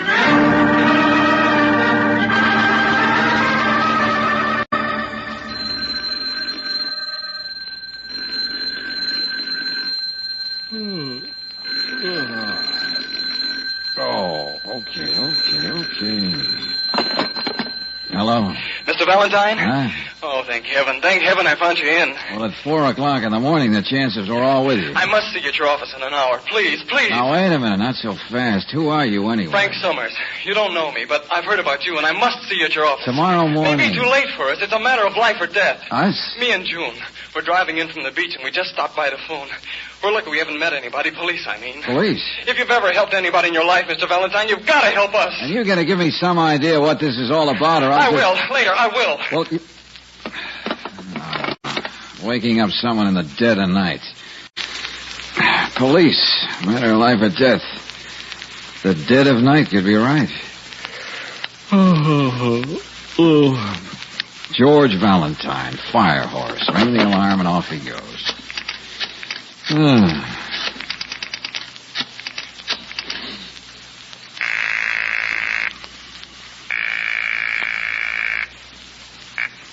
Hello. Whither thou goest, I goest. Huh? Oh, George, what? Just quoting an old friend. Meet me in the office in an hour, Brooksy. Oh, but George. Goodbye, old friend.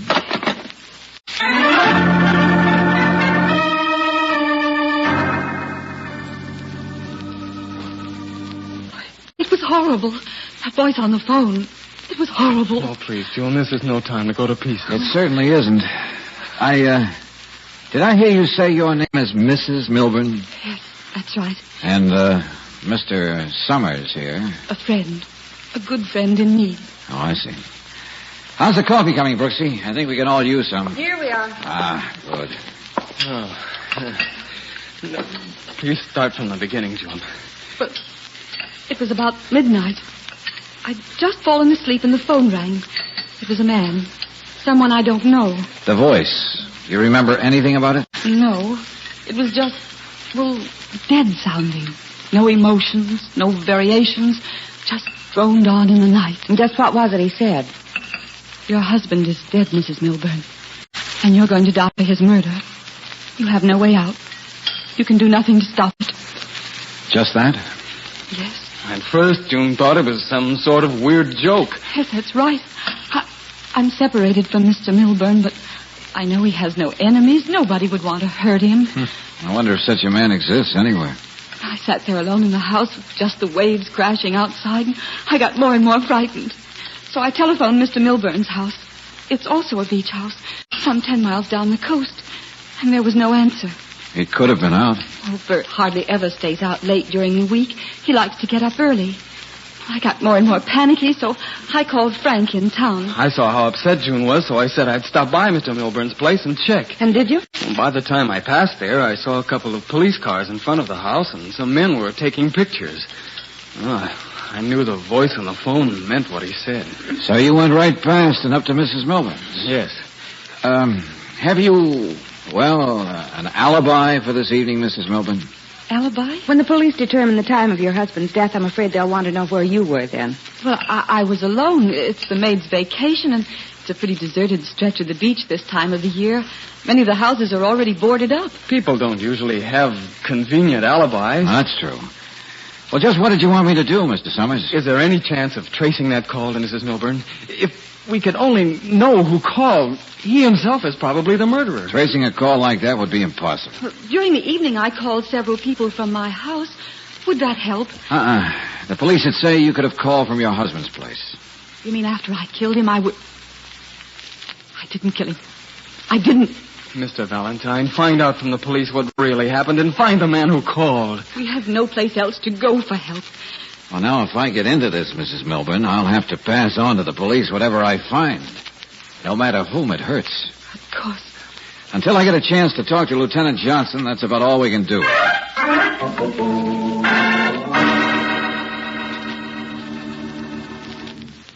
This interest in Milburn's murder, Valentine, are you sure it's what you called it? Academic? Why, Johnson, the tone of your voice cuts me to the quick. You'll heal. I saw the story in the morning paper, and it sounded real fascinating. Which part of it?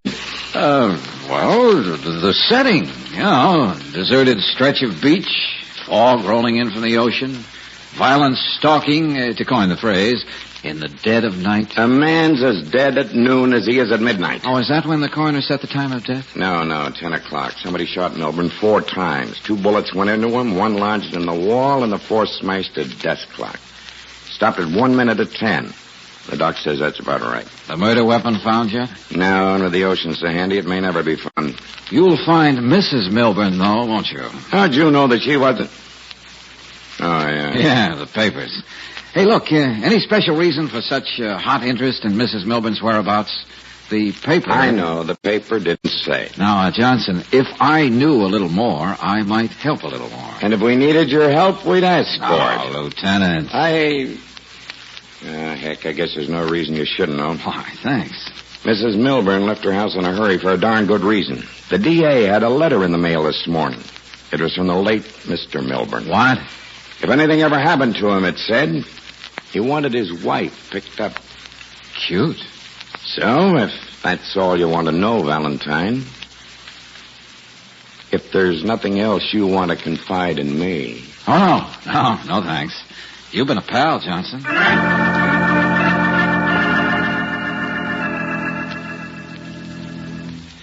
Yes, Mrs. Milburn, I know I'm late, but I had some dodging and weaving to do. What's that? What are you talking about, George? Well, Lieutenant Johnson is developing a very suspicious streak, Brooksy. He had a man following me. I had a real job losing him. Do the police suspect you of helping me, Mr. Valentine? I wouldn't be surprised. Mrs. Milburn, why should your husband have written to the district attorney accusing you if anything happened to him? Well, Bert wouldn't do that. There was no reason for it. But that's what he did do. What? George, if Lieutenant Johnson thinks that you're trying So you'd better think, and think fast, Mrs. Milburn.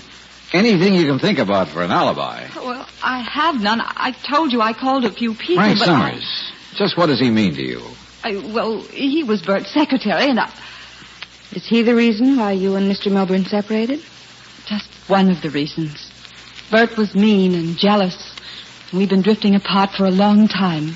Whoever killed Mr. Milburn must have been very sure you wouldn't have an alibi.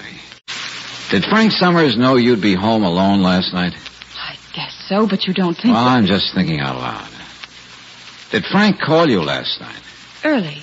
About 8 o'clock. Oh, wait. What? Mrs. Raleigh, the judge's wife. Yeah, Judge Paul Raleigh, yes. Oh, we're on the same committee on the Charity League. She telephoned me at 10 o'clock last night. Are you sure? Yes. Yes, she said she'd check with me about a meeting. She was going to the theater. Said she would call me during the intermission. That could do it. Uh-huh. Well, a call coming to my number can be checked, can't it? I can sure enough find out.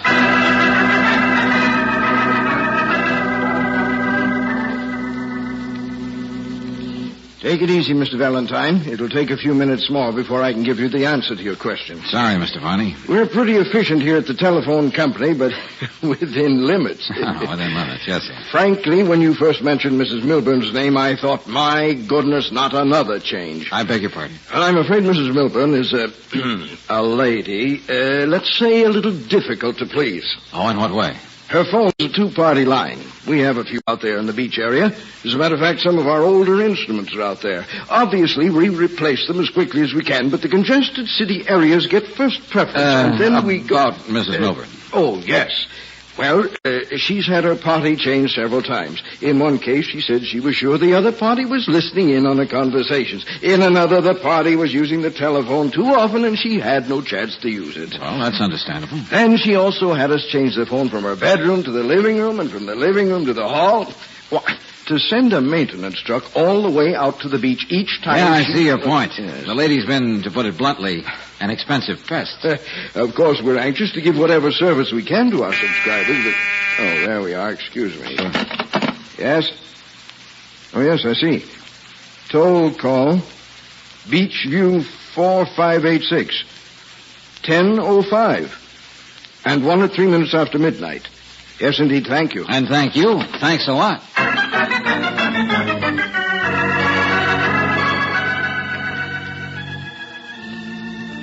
Yes. Uh-huh. Well, it was very kind of you to phone me back, Mrs. Raleigh. No, thanks. That's all I wanted. You did call Mrs. Milburn last night from the theater at 10. Oh, you've been a great help. More than you know.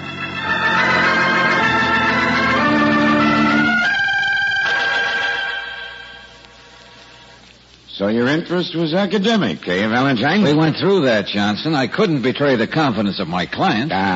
Please try to understand, Lieutenant. He does. He's just saving up ammunition for next time. Miss Brooks, what would I do without you? And why don't you give me a chance to find out? All the huffing and puffing is, well, academic at this point anyway, isn't it, Johnson? Well, the telephone call does give Mrs. Milburn a pretty good alibi. A telephone call from the wife of the judge gives her a darn good alibi. I just think it was just a piece of good luck that this happened. There's one more thing that helps prove you in the clear, Mrs. Milburn. Yes? A letter from your husband. What about it? It's a forgery. Oh, forgery. Our handwriting expert compared the handwriting with that of Mr. Milburn. Nothing like it. Besides, the letter was mailed from a post office station not far from Mr. Milburn's house sometime after Mr. Milburn was murdered. The man who phoned. He sent the letter, too. No, Mrs. Milburn. Oh, I'm afraid, Mr. Valentine. You have no way out, he said. You're going to die for it. Let's go, Johnson. We have work to do.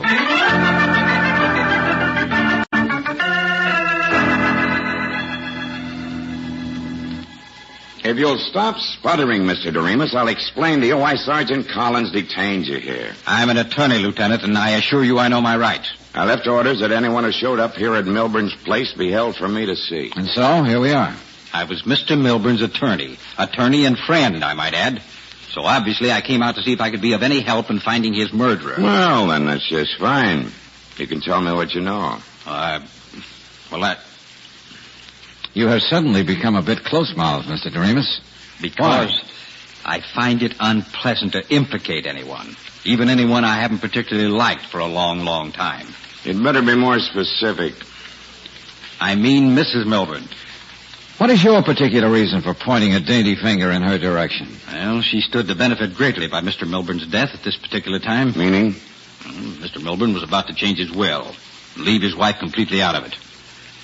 However, there's one thing that puzzles me, to be completely honest. To be completely honest is very desirable. Milburn told me I'd be the only one to know of his plans. He would tell nobody else, especially Mrs. Milburn. You're sure? I'd swear to it. Milburn spoke to me on the telephone only, and I told nobody. So, Mr. Doremus, there's really no reason for you to think that Mrs. Milburn's an ambitious, driving woman. She made Mr. Milburn's life miserable, and she had an eye on young Frank Summers.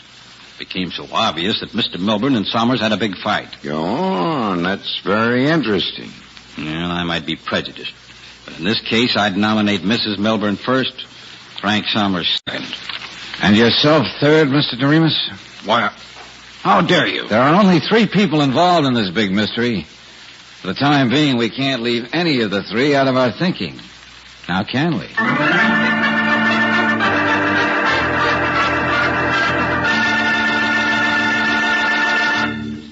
We'll return to tonight's adventure of George Valentine in just a moment. But for a minute, think back to the last time you bought a quart of motor oil for your car. Can you remember what prompted you to buy that particular brand? Was it because that just happened to be the only brand sold, or was it because you really thought it was the best brand of oil for your car? Motor oil is mighty important to you. It can save you money, or it can cost you money. That's why I'm sure you'll be interested in these performance reports on heavy-duty RPM motor oil. A fleet of taxicabs was able to reduce engine wear 71% and greatly increase the time between overhauls. In another performance report, a fleet of cabs using another oil had to be overhauled every 35,000 miles. Now, using heavy-duty RPM motor oil, these same cabs average 100,000 miles between overhauls. And heavy-duty RPM gives extra protection against gum, acid, and corrosion. If you want top protection and top performance in your car, if you want to increase time between overhauls and reduce repair bills, if buying the best brand of motor oil is important to you, then switch over now to heavy-duty RPM motor oil at any independent Chevron gas station or standard station where they say and mean we take better care of your car.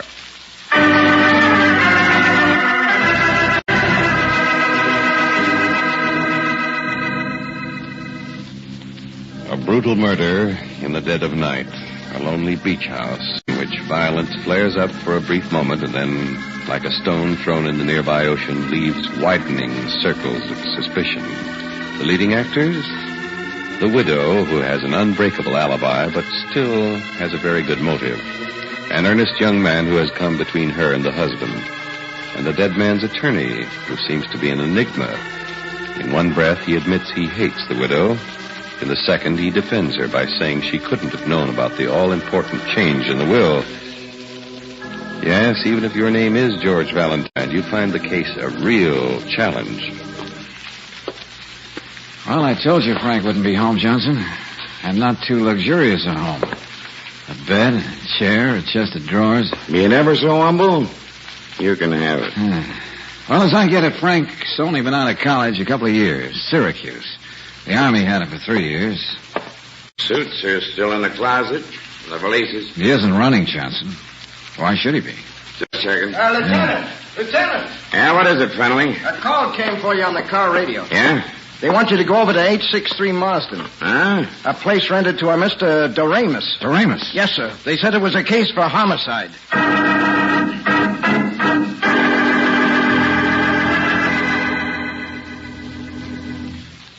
No fingerprints on the other guys, huh? No, sir. White clean. Doremus was having a drink with somebody. Then they had a quarrel, a big fight. Yeah, chairs turned over, lamp broken. Is the doc on his way? Yes, sir. I'll check again. Yeah, let's see what we can find. Uh-huh. Nothing much in the pockets. Keys, some money, handkerchief, wallet. Let me see. Sure.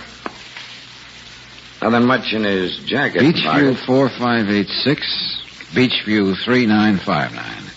What? Mrs. Milburn's telephone number. And the number of the telephone in Mr. Milburn's house. So what? He was their lawyer. So he had their numbers. I know. That's funny. They're written on a page torn out of a calendar.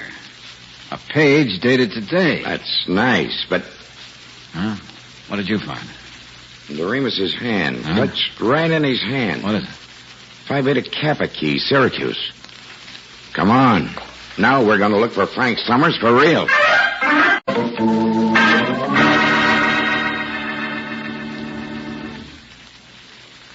Thanks for visiting the jail, Mr. Valentine, but it's no good. Nobody believes me. Why should you? I'm stubborn. I didn't kill Doremus. I wasn't even there. But you can't prove where you were. I was walking all by myself, trying to waste some time before I went to pick up June and take her to dinner. That's where you and Lieutenant Johnson found me, at June's. I wasn't running away. And you have no way of explaining the Phi Beta Kappa key in Doremus's hand. Johnson insists Doremus tore it away from you in the struggle. I don't know where the key came from. I never missed it. I thought I had it. Are you playing this hand face up with me, Bustin? Yes. Okay. Do you have any idea who might have phoned Mrs. Milburn that night after the murder? No. Lieutenant Johnson is sure it was me, because I was the only one who knew June would be alone that night. He said I disguised my voice. Frank, man to man, what kind of fellow was Bert Milburn? Huh? Well, was he mean and nasty? Did he have many enemies? No. It makes me feel like a heel, but he wasn't. I couldn't help falling in love with June. She had me spinning on my head. I fell in love with her. Now. Okay, kid. Keep your chin up.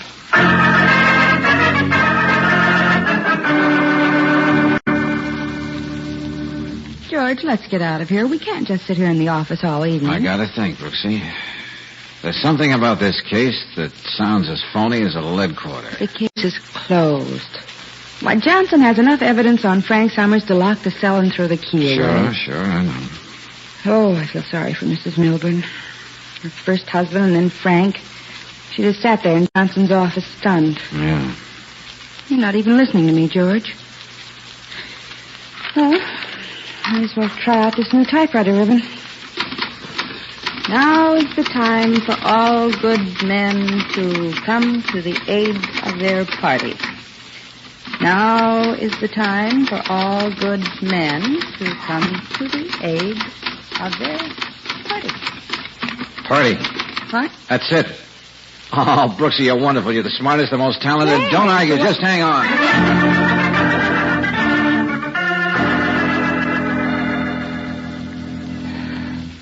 I know it's a lot of nerve dragging you down to your office at this hour of the night, Mr. Varney, but believe me, it's important. All right, young man, all right. Now, just let me look through these cards. I won't ask him again what this is all about, so help me handle it. How about it, Mr. Varney? Yes, here it is. Beach View 3959. Uh-huh. It is a party line. Good. And who's the other party on that line? Beach View 4586. Mrs. Milburn! Very, very unusual. A most unusual coincidence. You've been swell, Mr. Varney. Good night.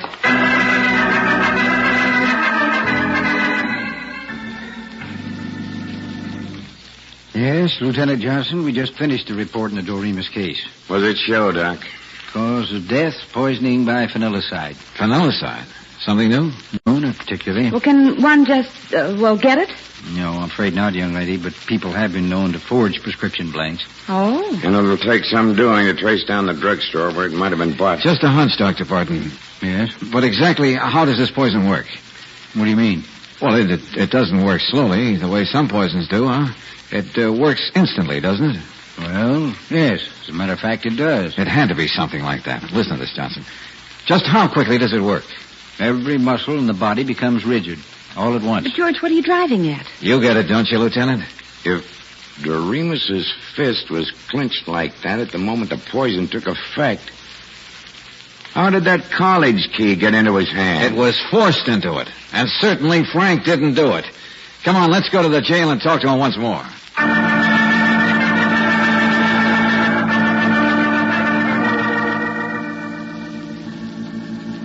I can't understand any of it, Mr. Valentine. I know I didn't put the 5-beta key into Mr. Doremus' hand. I told you before he was innocent. What else can either of us do? We could throw away all the fancy falderall and begin telling the truth, all of us. What do you mean, George? Okay, Valentine, what's on your mind? Spill it and fast. All right. Now, suppose we start at the very beginning with the little matter of party phone. Now's the time for all good men to come to the aid of their party. What's that, Miss Brooks? I wish I knew. Isn't it more than unusual that Mr. and Mrs. Milburn were the two parties on the party line, Johnson? Yeah, a coincidence. Yeah, but was it? There are comparatively few party lines in the beach area. Couldn't the thing have been arranged? Arranged? By someone who made sure she'd be considered by the telephone company as merely a pest? Who didn't like this party on her line, or that party? Who didn't stop until the two phones she was interested in were on the same line? Are you talking about me, Mr. Valentine? I wouldn't be surprised. Valentine? Mrs. Milburn, you expected a call from Mrs. Raleigh. You made sure she'd call you at a very specific time. And she did. Oh, yes. The equipment on those phones is still the old-fashioned kind. Now, that's important. How, for Pete's sake? Mrs. Milburn, you had your hand on the telephone box in your husband's house, and you heard the slight vibration. The phone was ringing in your house, miles up the beach. And it was ringing on time. So you picked up the phone and spoke to Mrs. Raleigh. And the judge's wife provided you with a perfect alibi. You're lying. Keep talking, Valentine. What about the phone call from this mysterious stranger? She phoned her own house from her husband's place. The letter. The forged letter. You wrote it, Mrs. Milburn, and mailed it hours after you killed your husband. Well, why would I do that? I'm not crazy. It doesn't make sense. Doesn't it? You knew you'd be the prime suspect, Mrs. Milburn. So why not make it look as though someone were trying to implicate you? Get yourself accused and get it over with early in the game. Mrs. Milburn, what about the lawyer? I'll answer that, Johnson. Doremus got wise a little quicker than I did. He knew she must have overheard his and Milburn's conversation about the will. Somehow, accidentally perhaps. So he checked and found out about the two-party gimmick. That's why he put the two numbers down on that piece of paper. I didn't kill him. Frank did. You know that, Lieutenant. Let Mr. Valentine go on, June. You better... Stay over there, young fella. Was Doremus trying to blackmail Mrs. Milburn, George? He was, wasn't he, Mrs. Milburn? It had to be you who killed him. The poison killed Doremus instantly. The college key was forced into his hand. And you were the only one who could have easily gotten that key. I had to kill him. After everything I did, he was going to take it all away from me. You were willing for me to be held for his murder. I killed Bert so you and I would be happy, Frank. Believe me. No. Stay away from me. But I couldn't think of anything but saving myself when I killed Doremus. I couldn't. I couldn't... Take over from here, will you, Johnson? Yeah. A breath of good, fresh air is something I really need right now.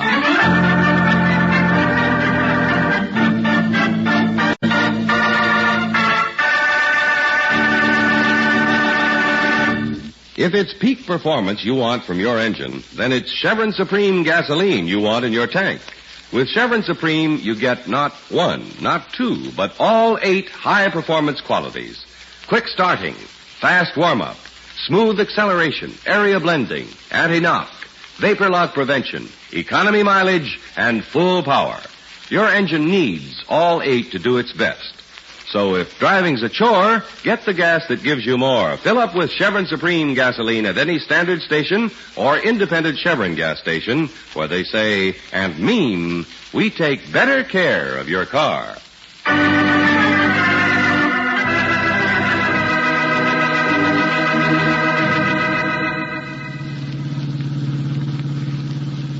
The dead of night. Oh, George, it's over. Stop thinking about it. Yeah. But this thing really hit me for once, Angel. The night can be beautiful, too. Look at the moon over the ocean. The long-range plans she made about a man she once loved and then carefully carried them out. With him lying there, dead. Yes, I know. And shooting at that clock to fix the time so that the telephone gag would work. Making all those preparations with a phone. Pull over and stop the car, George. Huh?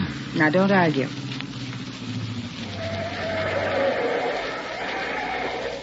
You're tired and cynical and discouraged. And you don't believe in womanhood at all, do you? You need consolation and proof that you're wrong. Oh, thanks. Think nothing of it, darling.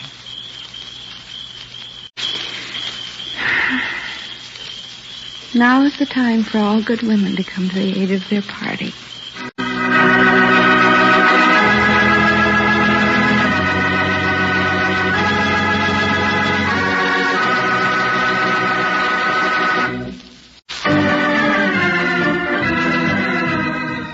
Tonight's transcribed adventure of George Valentine has been brought to you by Standard Oil Company of California on behalf of independent Chevron gas stations and standard stations throughout the West. Robert Bailey is starred as George with Virginia Gregg as Brooksy. Let George Do It was written by David Victor and directed by Kenneth Webb. Ken Christie was heard as Lieutenant Johnson, Louise Arthur as June, Roland Morris as Frank, Forrest Lewis as Doremus, and Stan Farrar as Varney. The music by Gaylord Carter. Your announcer, John Heaston. Listen again next week, same time, same station, to Let George Do It. Let George Do It is heard overseas through the worldwide facilities of the Armed Forces Radio Service. This is the Mutual Don Lee Broadcasting System.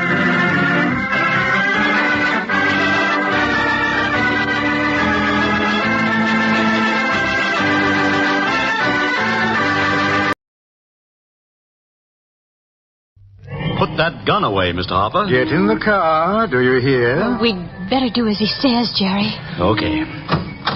Not in the back seat, in front. You're going to drive. And if you don't, I'll kill you. I'll kill you both.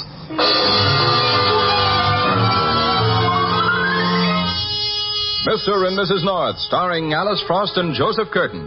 Listen as Pam and Jerry solve the mystery Dead Giveaway. The theory that you can judge people by the kind of friends they have is not necessarily true. Take Pam and Jerry North, for example. They have a friend named Clara Kendall. She's not a close friend, true, but she's a friend nevertheless. So what kind of people would you say Pam and Jerry were if you judged them by dowdy, middle-aged Mrs. Kendall as she stands white-faced and trembling, talking on the telephone? But, my dear Mrs. Kendall... Don't my dear Mrs. Kendall me, Dr. Cowles. Do you realize that your incompetence has endangered my life? Nonsense, Mrs. Kendall. Your brother... My brother is insane. Mrs. Kendall. Dangerously insane. That's why I placed him in your sanitarium, Dr. Cowles. No, Mrs. Kendall, that is not why... I'm not going to discuss it with you any further, Doctor. Now, are you going to notify the police of Charles' escape, or aren't you? But it's not necessary to notify... Then I will. Mrs. Kendall, will you please... The fool. Philip? In here, Clara. What was that all about on the telephone? It was Dr. Cowles. Cowles? Oh, yes, the sanitarium fellow. What did he want? Not more money, I hope. Philip, Charles has escaped. Oh, no. Not again. You know, I don't think Charles likes it there. Philip. I can't say I blame him. The Middle West never appealed to me as a place This is no joking matter, Philip. Charles has been gone 2 days. He could be here in New York by now. Oh, why in the world would he want to come here? He hates me. Well, what do you expect? You have the poor old devil declared mentally irresponsible. You have him committed to an institution. Then you get control of his money. Do you think he should love you for that? My goodness, Clara, you can't have everything. Stop it, Philip, stop it. Charles is dangerous. You know that. I know nothing of the kind. The worst thing I know about him is that he slobbers when he eats. If he ever gets the chance, he'll kill me. Oh, Clara. He will. Oh, don't be ridiculous. Where's my coat? Are you going out? Yes. Where? Just out. I have an appointment. A business appointment? Oh, don't be bitter, dear. Please, Philip, don't go. Don't leave me here in this apartment alone with Charles. For heaven's sake, Clara, stop being so silly. Charles isn't within 1,000 miles of here. They'll find him just the way they did before, curled up, sound asleep in a haystack not 2 miles from the sanitarium. Now, look, I'm already late, What time will you be home? I'm not sure. Late, probably. Will you be here for dinner? No, Philip. Oh, let go of me. Clara, let go. Please, Philip, stay home with me. I'm frightened. Let go. Now, will you please... I know where you're going, Philip. I know. You're going to see her. Her? Who? Vivian. Vivian? Yes, Vivian. Vivian Ames. You didn't think I knew, did you? But I do. I know all about... You don't know anything because there's nothing to know. You're a liar. And you're a silly, suspicious, neurotic old woman. Why, you... Get out! Do you hear me? Get out! Yes, I hear you. Then pack your things. You keep them, Clara. You paid for them. Don't think you're ever going to come crawling back. Oh, don't worry, Clara. You haven't got that much money.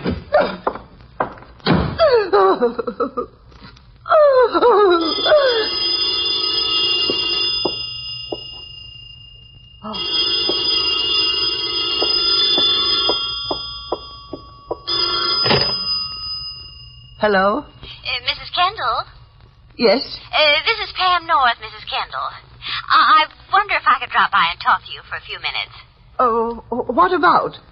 About serving with me on the finance committee of the Women's Club. I'd like to make it around 4 o'clock, if that's convenient for you. Well, I'm sorry, Mrs. North, but I couldn't see you today. Mrs. Kendall? Oh, I'm sorry, Mrs. North, but I thought I heard something. What time did you say you wanted to see me? Well, about 4 o'clock. But if you can't... No. 4 o'clock will be fine. I'd love to see you. Oh, that's awfully nice of you. Bye. Goodbye. I didn't hear anything. I couldn't have. I just didn't... I did. Someone came in. Philip, he came back to... Philip? Is that you, Philip? No, Clara. It isn't Philip. Charles! Hello, Clara.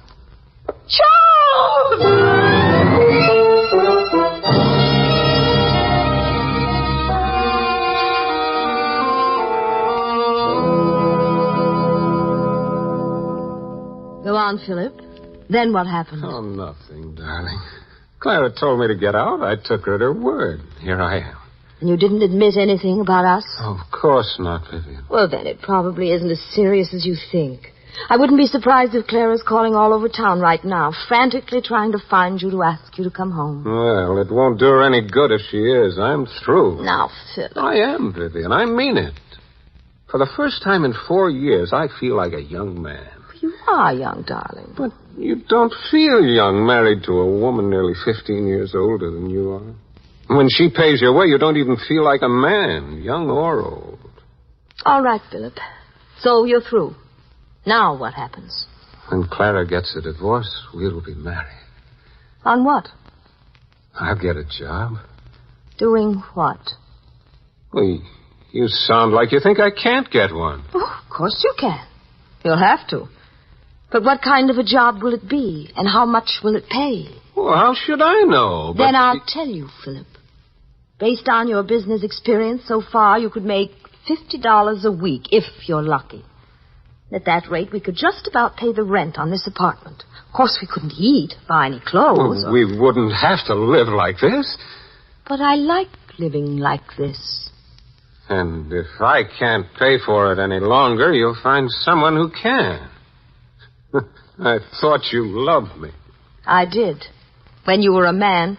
A man? Yes, Philip. That's what Clara's money made you. A smart, attractive, self-assured man. I don't care what you felt like. That's what you were. Well, now look at you. Without her money, you're nothing but a frightened little boy.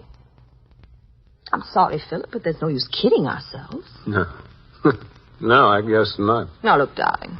Go back to Clara. You can. She'll take you back. I know she will. And then we can go on. All right, Philip. But you're being a fool. Maybe. Where are you going, Philip? I'll be back.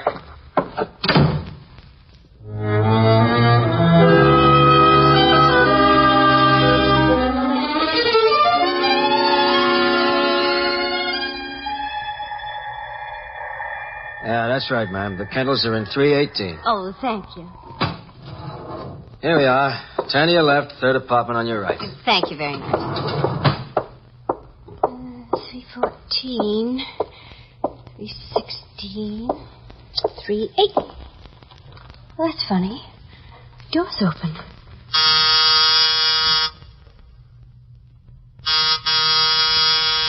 She must be in.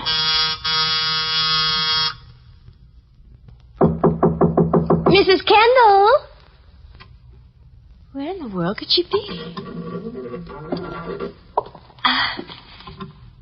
Anybody home? Mrs. Kendall, are you here? Mrs. Kendall? Mrs. Kendall. Mrs. Kendall!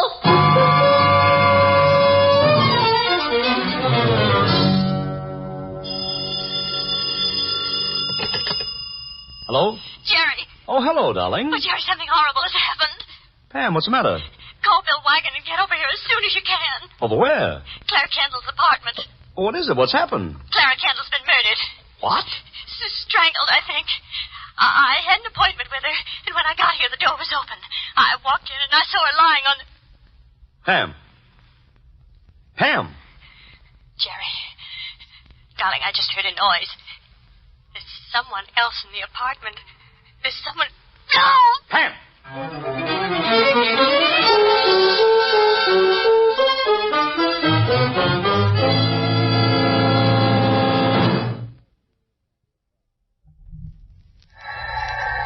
Sure, I got a pass key to the Kendall apartment, but that don't mean I can let in just any Tom, Dick, and Harry. Can't you get it through your head that Mrs. Kendall's been murdered? That's what you say. And something's happened to my wife. Here's the third floor. Come on. Look, mister, I think we ought to call the police. Oh, but I told you I've already called them. Or my secretary did. They'll be here in a minute. Now, are you going to unlock the Kendall apartment, or do I have to take the key? Okay, buddy, okay. Let's go. This is the key. Here's 318. Open it. Okay. Hurry, will you? I'm hurrying. There. Pam! There's the telephone. Pam! Hung up just like it should be. Well, come on, let's look in. Hold it. What? Listen. I don't hear Quiet. any. That's Pam. Pam! Sounds like she's in that hall closet. The key's in the door. Pam, darling. Are you all right? Just hold me for a minute, darling. Darling. Oh, darling. I've never been so frightened in my life. What happened, sweetheart? I was talking to you. I heard something. I started to turn around. Someone grabbed me from behind and dragged me into this closet and locked me in. Did you see who it was? No. It was a man, that's all I know. Where's Clara Kendall? In the living room. Well, let's go in and... Jerry! Bill! Hey, what's all the excitement? Didn't Jerry tell you on the phone? I had Miss Brown call while I got over here, Pam. And all Miss Brown said was for me to get to this address right away. There's been a murder, Bill. It's Clara Kendall, a friend of mine in the woman's club. She's been strangled, Bill. I found her body. It's on the couch in the living room. Well, let's have a look. This way. There she is, on the couch over by the window. Bill. Jerry. She's gone. What are you standing there looking at me like that for? You can see for yourself she's gone. We've got to do something. Is this the couch she was on, Pam? Yes. You're sure? Of course I'm sure. You don't think I imagined it, do you? Oh, of course not, dear. Well, you could at least say it with a little more conviction, Jerry. Clara Kendall is dead, I tell you. And I didn't imagine it any more than I imagined that someone grabbed me and locked me in that closet. Well, let's have a look around the apartment. The telephone. I'll get it. Hello? Philip? No, this is the police. Police? Who's calling? I'm Vivian Ames, a friend of the Kendalls. What are the police doing there? What's happened? Well, we're not sure, Miss Ames, but we think Mrs. Kendall's been murdered. What? Oh, you're joking. Clara can't be dead. Oh, how do you know? Because she just walked out of my apartment not 5 minutes ago.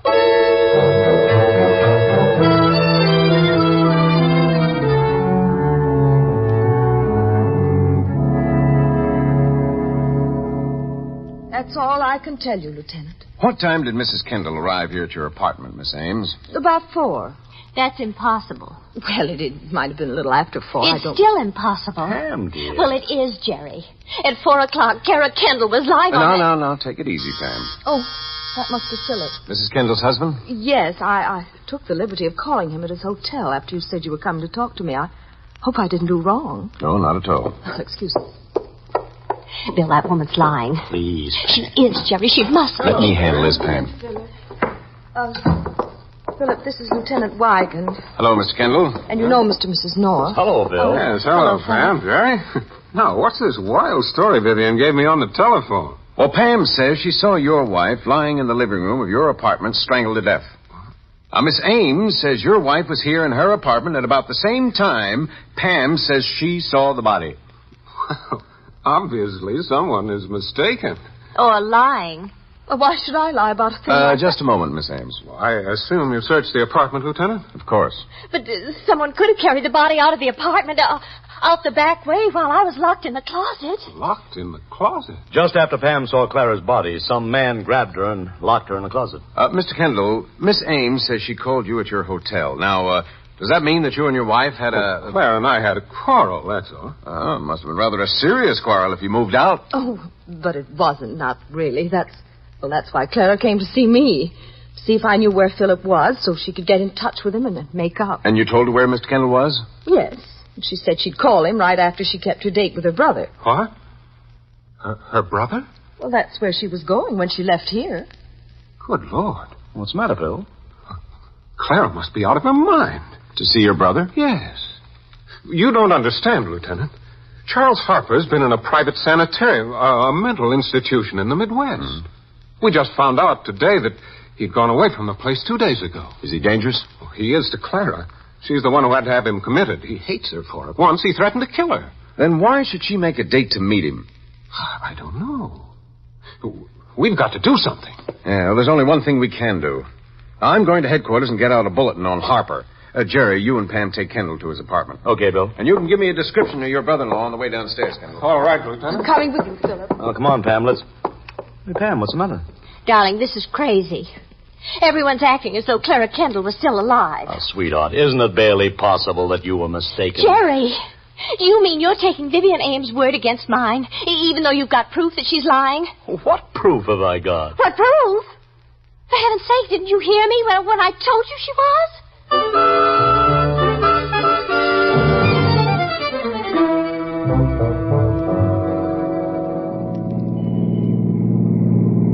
You can hold up right in front, Jerry. Right. Clara's got to be home. She has to be. Please, Philip, you mustn't get... But if anything happened to her, I'll never... It's her car. What? It's her car. The one right ahead of us. It's Clara's. You sure? It's just like hers. Well, let's have a look. And Maybe Clara's home. Maybe she's safe. And maybe she didn't drive the car today. But she did. She told me she was driving. It is Clara's. That's her license number. Yes, it's Clara's. She's in it. What do you mean, Jerry? Look on the floor of the back seat. Oh, Jerry. Clara. No, Phil, don't touch her. She's dead. Close the door. Now, look, Philip.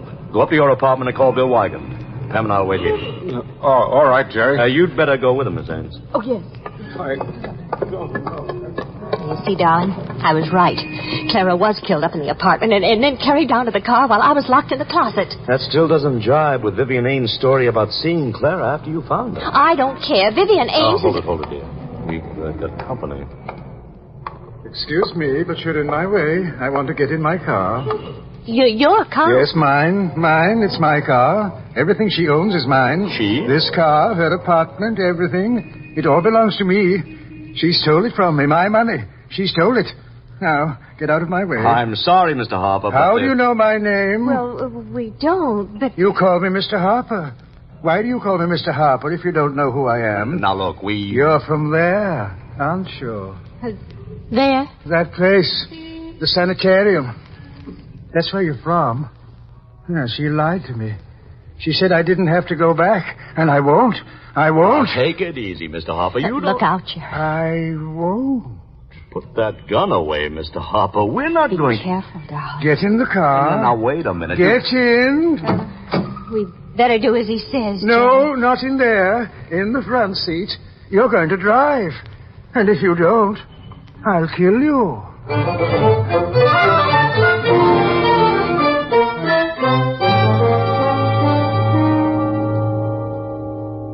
All right, Mr. Kendall. All right, I'll be right over. Thank you, Lieutenant.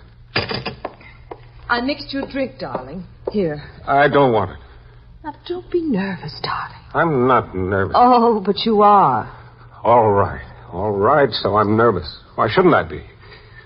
We took a big chance moving Clara's body down to the car, running the risk of Pam North spotting me as the guy who locked her in the closet. We had to give you an alibi for the time Clara was killed, didn't we? I'm not sure we have. Pam knows you're lying about seeing Clara at 4 o'clock. And Jerry and Lieutenant Wygant probably know it, too.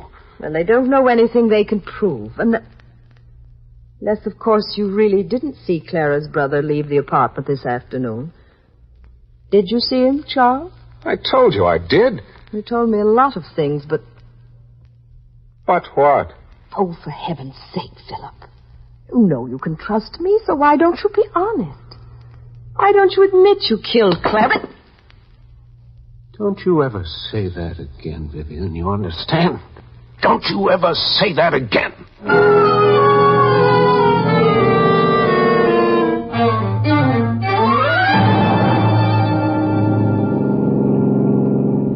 Jerry, we're going much too fast. Please, slow down. Don't talk to me, darling. You know as well as I do that the man who's really driving this car is in the back seat. And every time I try to slow down... Faster, drive faster. You see?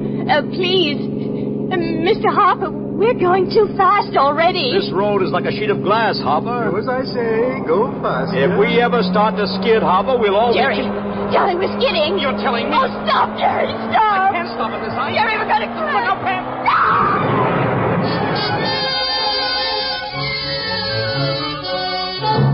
Jerry. Pam, darling, are you all right? I think so. How about you? Yeah, I'm okay. Here, let me help you out. Easy now. I'll be all right as soon as I stop shaking.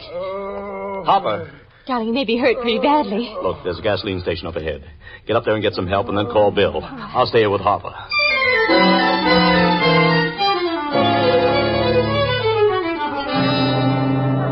Let us through, please. Now, come on, folks. Stand back. Let us through. Here we are, Bill. Over this way, Miss Ames. Come on, Kendall. Well, you've got yourself quite a crowd here, haven't you? Yeah, everybody loves an accident, Bill. Where's Harper? On his way to the hospital. How badly was he hurt? He'll live. I hope so. At least long enough to pay for Clara's murder. But he says he didn't kill Clara. Did you talk to him? Yes, Bill, while we were waiting for the ambulance. Harper says he saw Clara just after Philip left the apartment at 2 this afternoon. She told him she wouldn't have him sent back to the sanitarium. And if he came back about 5, she'd have a certified check for the money she took from him. He's lying. He killed Clara because he's the only one who could have killed her after she left my apartment. Miss Ames, if you saw Clara Kendall after 4 o'clock this afternoon, why did you call her apartment? You mean when I answered the phone, Pam? Yes. Called to talk to Philip. But you told us before that you knew Philip had quarreled with Clara and gone to a hotel. Well, So you knew Philip wouldn't be at the apartment, didn't you? Well, Miss Ames? All right, Lieutenant. Mrs. North wins. I didn't see Clara this afternoon. I just said I did to protect Philip. Philip? Well, he went back to the apartment at 3 o'clock and found Clara dead. He telephoned me. I went over. Charles Harper had killed her. We knew that, but Philip didn't have an alibi for the time she was killed, and after that stupid fight he and Clara had, I was afraid the police would think he was the murderer. So the only thing to do was move Clara's body and try to make it look as though she'd been killed later. So you're the man who grabbed Pam and locked her in the closet, huh, Phil? Yes. We knew she was going to be there at 4, and we thought we could get Clara's body out before then, but we couldn't. That's why I had to lie about Clara being my apartment. How did you know I was going to see Clara at 4, Miss Ames? Well, Philip told me. Well, then Charles Harper didn't kill Clara. How do you figure that, Pam? Because Clara would have been dead when Philip went back to the apartment at 3 o'clock. She was. Oh, no, she wasn't. She was alive. Alive enough to tell you that I was going to be there at 4. She's the only one who could have told you that. Philip. Oh, you fool. Why didn't you tell me Clara had... Shut up. Shut up. It's all your fault. I didn't want Clara's money, but you did. You did. Come on, Kendall.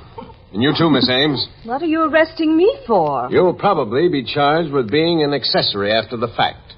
And that's a mighty polite name for your kind of woman.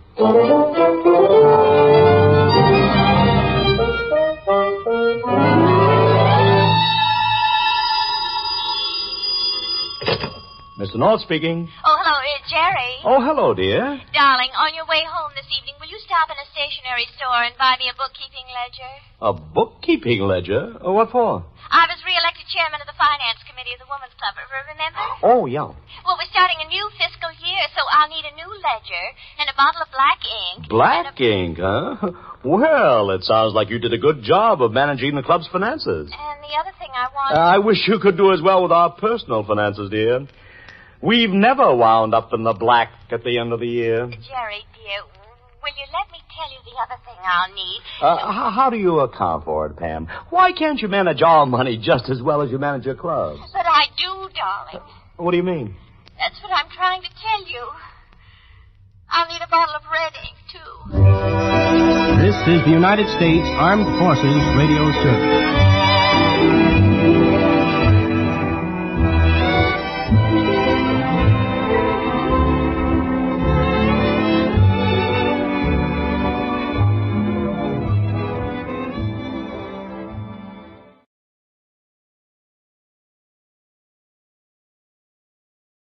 Ipana Toothpaste and Sal Hepatica present Mr. District Attorney, champion of the people, defender of truth, guardian of our fundamental rights to life, liberty, and the pursuit of happiness.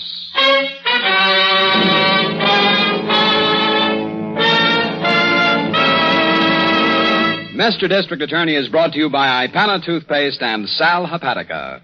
Ipana for the smile of beauty, Sal Hepatica for the smile of health. Ipana, Sal Hepatica.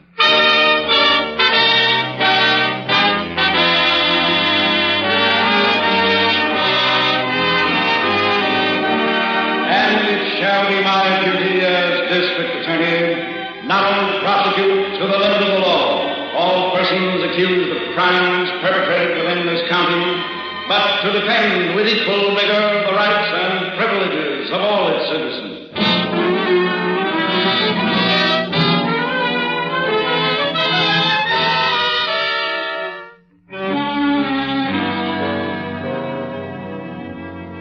In our experience, in our war against crime, ladies and gentlemen, nothing in the popular conception of crime is so widespread and so erroneous as the idea that honor exists among thieves. In tonight's case of the deadly snowflake, we see this so-called criminal code for what it is, a cold, stubborn, selfish fear based on a colossal contempt for decency. We begin in a bedroom darkened by shades drawn tight to the sills. Agnes? Agnes, is that you? Go back to sleep, Laird. The doc says you should rest. Him a doc. They threw him out years ago. Did you talk to him, Agnes? They told me not to. Don't you think you better? What's the matter? Get the bandages off your head, huh? I'm lucky I'm alive, he said, Agnes. That cop's bullet went right across my skull. I know. You're lucky you got home. I still got my fingers, too. That's real talent, Agnes. 1 in a million. What do you mean you still got your fingers? I'll get to that. First, I just want to say I'm sorry about the way I've been treating you. You what? I don't mean to, knock you around, Agnes. I just get nervous when I'm going out on a job. What's come over you, Laird? You know how it is. Feeling those tumblers fall with your fingers. It's tough work, Agnes. Oh, that reminds me. What? I want you to get hold of a guy. You remember him? Rudy Bowie. What's the matter? Nothing. I just haven't heard you mention Rudy in so long. What do you need him for? To help me. I got to get back to work, Agnes. We'll be needing dough. We could sell that crazy boat. The Snowflake? No, I mean big dough. More jobs, Agnes. Like that transfer office I had cased out. I don't see what you need Rudy for. He's no safe man. I don't need a Peterman, Agnes. Just a helper. Someone to take me around. Take you around? Laird, what do you mean? Agnes, There's something the matter. Now, what is it, Laird? I'm blind.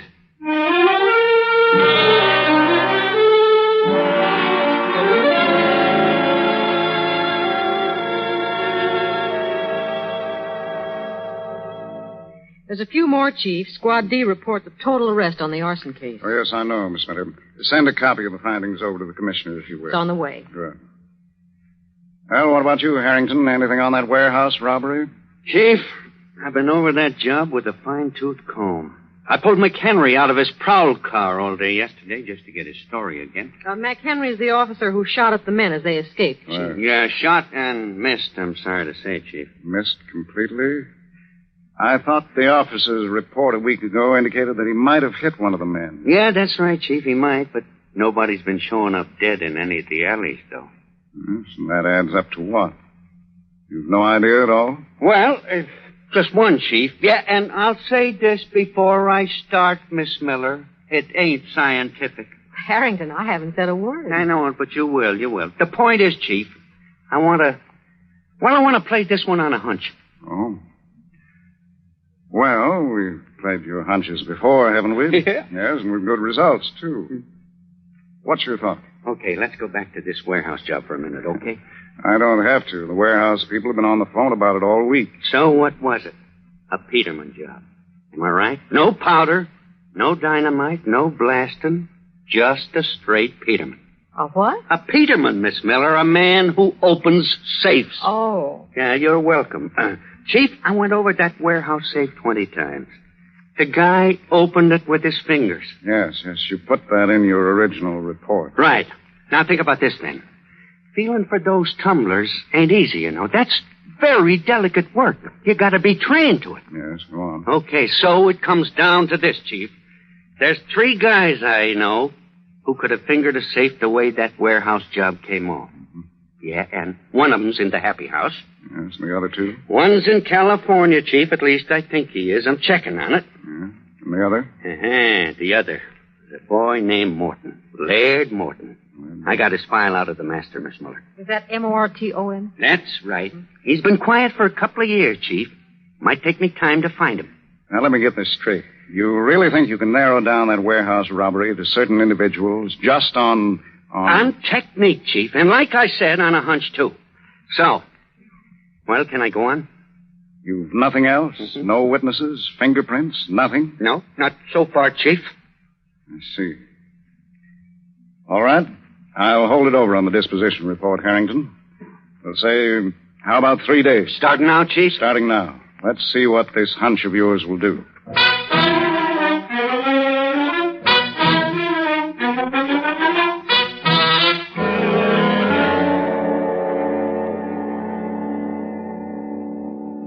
Agnes. I'm right in front of you, Laird. Don't get to jump. I'm sorry. It bothers me when you move around, that's all. You here, Rudy? Yeah, just waiting for what you say, Laird. Go on, Laird. Say what you got to say. All right, we won't waste any more time.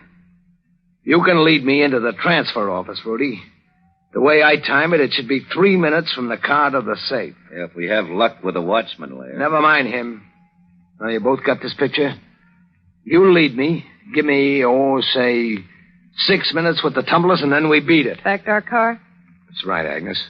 From there, we go directly to the Snowflake. To the what? Laird's boat. I don't get it. Can you think of a better place to hide out, Rudy? We get aboard, shove off, we can cruise around for weeks. She sleeps 6. Gee. His boat. He bought it off some jerk during the war. Yeah. Wait till you see her, Rudy. I bought it complete. Right down to the gear and galley. Sure. Well, I mean, Laird, they make the getaway on a boat? I told you it's the safest place in the world. She's all set, too. Agnes saw everything, didn't you? I checked all the papers in your billfold, Laird. Swell. Well, now I guess I'll get a little sleep. Big day tomorrow, huh, Rudy? Yeah, whatever you say, Laird. Want some help? No, I can make it. I've been practicing, haven't I, Agnes? Go ahead, show him. Laird, watch it. I'll be all right, Rudy. You sit with Agnes. 3 steps to the left. Turn and... Hey, shut up. Forward. Yeah. Laird, you all right? Yeah. Sit still, Rudy. I misjudged, I guess. I'll be fine. Good night now.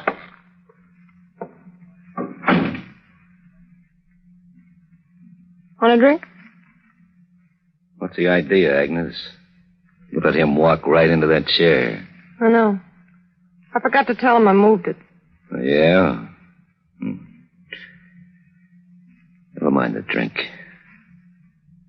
Hold still. Rudy, listen. Still, I said.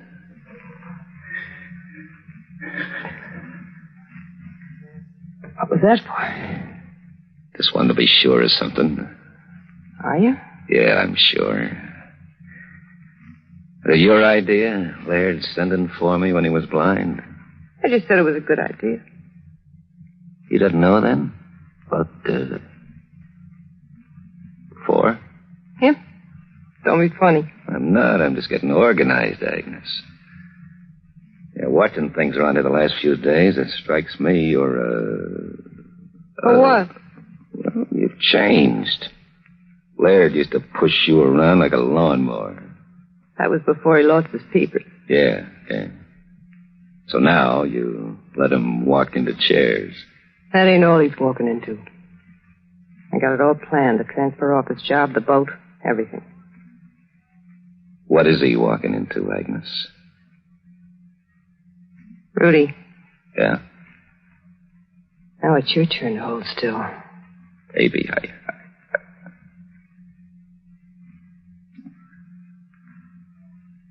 Still want to know what he's walking into? Guess.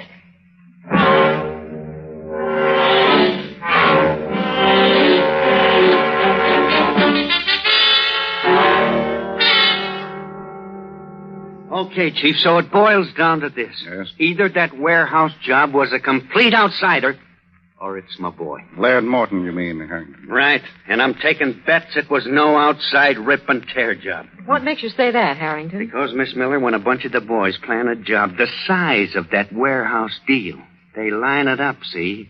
And if they're from out of town, well, they get permission. Permission to break open a safe? From whom? From the boys in this town that know about things like safes. Yes, and they're pretty well cleaned out, aren't they? I'll say they are, Chief. And that's why, again, I think Laird's my boy. You know how to find him? Well, he's been off my books now for nearly 3 years, Chief, but I can find him.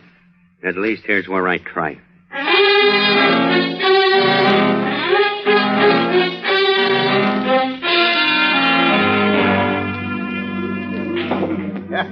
No, I'll shoot your game some other time, Mary. Yeah, and with no chalk on my cue, too. Oh, hey, before I forget it, you ever hear from Morton? Yeah, Morton, you know, he used to play snooker in here. Laird Morton. Give me 3, will you, Rusty? No. The Panatellas, that's the only good cigar you got. Hey, Rusty. Harry over at the billiard joint says maybe that you heard from Laird. Yeah, Morton. Come on, Rusty, you know him. Laird Morton.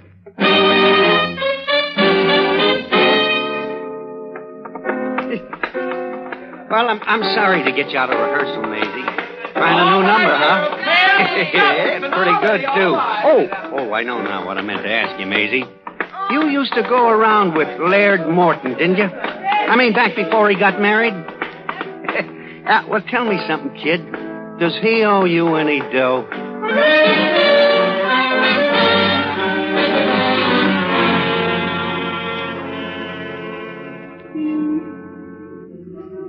Street's all clear, lad. I look both ways. What about the watchman, Rudy? Is he in the office? What office? I told you a dozen times, Agnes. It should be straight ahead of us, up the steps and to the right.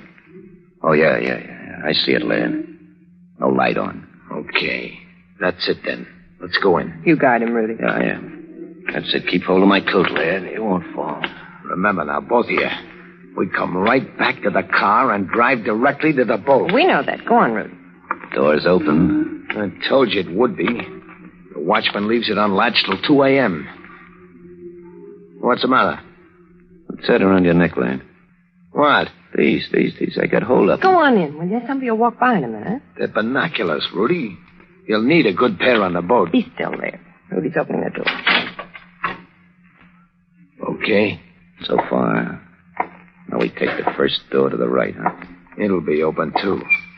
Go on, try it. Like a barn. Look for the safe, Rudy. Is it there? Should be over in the corner. I see it. All right. Lead me to it. Come on, make it fast. That snooper gets back here every 20 minutes. It's right here, Laird. You feel it? Yeah, I got it. Shut that door, Agnes. What? Well, we come in. I didn't hear it shut. I got it. Can you open it, Laird? In a breeze. Just let me warm up my fingers. What's the door, Agnes? Don't worry about me. Anybody comes through it, I'm ready for him.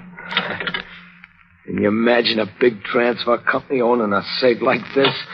The tumblers fall like bowling pins. 2 more minutes and I'll have it. Agnes. Shut up, I hear it. Laird, somebody's at the door. What? Can't be. We come in at 1:05, didn't we? I must have got it mixed up, Laird. Rudy, stand back. Be careful with that gun. Agnes, has he got a light? Oh, he hasn't. Come on in, Grandpop.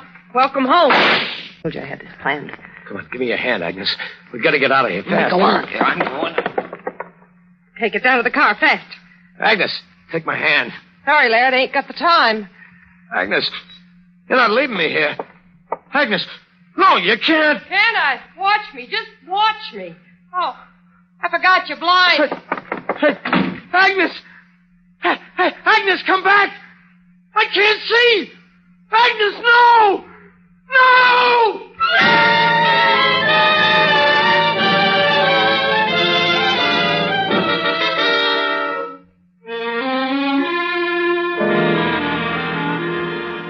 Laird Morton, blinded safecracker, deserted at the scene of a murder. We'll hear the next exciting development of this unusual case in just a moment. But first, let's bend an ear to one of those early morning sounds. One that says, rise and shine. Now, of course, sometimes you may not feel like rising and shining. Like most all of us, you may wake up feeling dull and headachy because you need a laxative. In that case, better tune in on this sound. And that's the sparkling sound of sal hepatica in a glass of water. And remember, unlike slow-acting laxatives, a sparkling glass of sal hepatica, when you get up, brings quick, gentle relief, usually within an hour. And that means you don't have to feel dull and headachy all day waiting until night to take the laxative you needed in the morning. And if at the same time you're troubled with excess gastric acidity, let sal hepatica help sweeten your stomach. So keep a bottle of sal hepatica handy. Then anytime you need a laxative, morning, noon, or night, see how much faster you feel better thanks to gentle, speedy sal hepatica.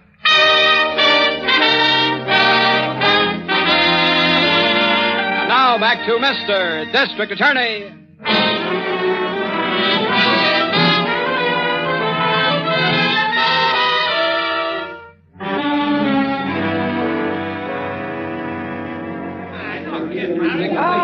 Sorry, boys. No, wait, you'll have to wait till the chief is through. That's right. Listen, I'll let you in just as soon as he's ready. Come on now, come on. Give us a chance, will you? Come on, get outside. Out.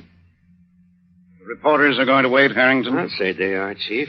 Somebody tipped him to the angle in this thing. The angle, Harrington? Well, wouldn't you call it one, Miss Miller? A watchman gets killed. The prowl car boys come looking for him, and they find a blind man yelling his head off. Yes, as I put it together, the watchman must have been shot about 1 or 1:10. Well, by that, Chief, he was supposed to punch his clock at 1:15, and he didn't. Yes, I know. Then when he didn't report at 1:30, our men came in to investigate. Some investigation. A dead watchman and Laird Morton, blind. Oh, Chief, he's being booked downtown. They'll hold him in your office until we get there. Yes, thank you, Miss Miller. Well, Harrington, where do we start? No gun, huh, Chief? None so far. Did you tell the men to search the yard outside? Yeah, Brophy's out there, Chief. If Morton tossed the gun out the window, we'll find it. Well, how could he if he's blind? Yeah, that, Miss Miller, is the break-the-bank question. Oh, brother, what a lot of talking he's going to do. I hope so.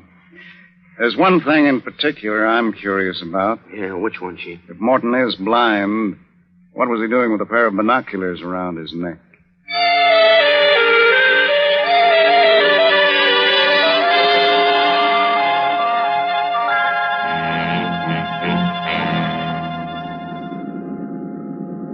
Shut the door to the cockpit, Rudy. It's cold. This one? There's only one. Shut it. How should I know? I ain't never been on a boat. Well, you are now. Like it? You steer it with that? Sure. It isn't hard. Laird taught me. Okay, so we're moving. Now, where does it go? Any place. I figured we'd just keep cruising around for a while. Let things cool down. And what happens when this crate runs out of gas? We buy some more. It's easy. They got gas pumps all along the shore. Well, I still don't like it, Agnes. None of it. The setup, they tell you. I got all the dough from Laird's warehouse job before. Well, I wondered why we didn't wait and grab the loot at the transfer What office. for? We got plenty.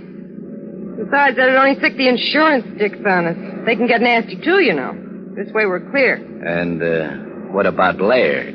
He won't talk, if that's what you mean. Well, why won't he? You killed that watchman, Agnes, not him. What's he got to lose by talking? You think I didn't figure? Listen, so they found him with a dead duck, all right. He's blind. No court in the world would convict him. Yeah, Laird but- knows that. So do the cops. I still say it would have been... I ain't finished. Finally, they gotta find the gun, don't they? I know that much from the movies. Hey, you still got it, haven't you? Certainly I got it, right here. Come on, Rudy, relax. What is it Laird was always saying? Oh, yeah, get a load of that air.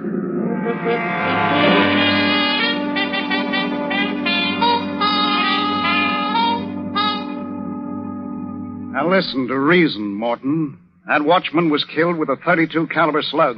He was. Look at the district attorney when you're talking, Morton. I'm tired of looking at him. We've been at this 4 hours. You're tired of looking, huh? With what? Are you really blind, Morton? We'll be certain when the doctor gets here. Am I? What do you think, D.A.? I think you are. And so do I, Morton. Yeah, and I'll tell you how you got that way, too. From a cop's bullet right across your head where that scar is. That's so? We'll know after you're examined, Morton. I can't see your point in delaying things any longer. Anything you say, D.A. Huh? What do you want to know? I'll read the last question, will you please, Miss Miller? Yes, sir. Listen to reason, Morton. That watchman was killed with a .32 caliber slug. All right, we'll start from there. Now, where's the gun, Morton? Who was with you, Morton? Come on, use your head, man. We've got you. Why shield the others? In a pig's eye, you got me. You were there, Sonny. Right there waiting for me. All right, smart guy. Go ahead on that. Go on, D.A. Tell a jury I did it. Tell them. And you can also tell them I'm blind.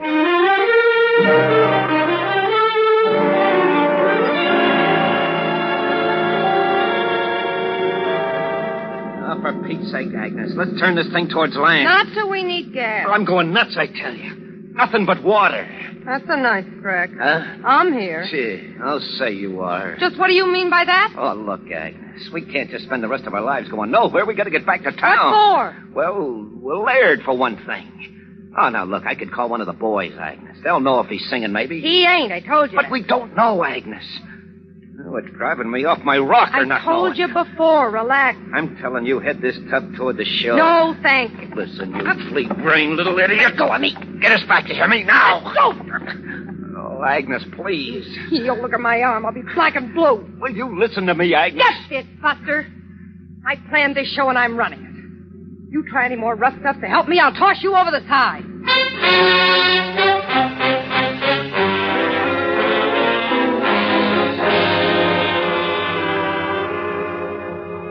What time is it, Miss Miller? It's 7:10, Chief.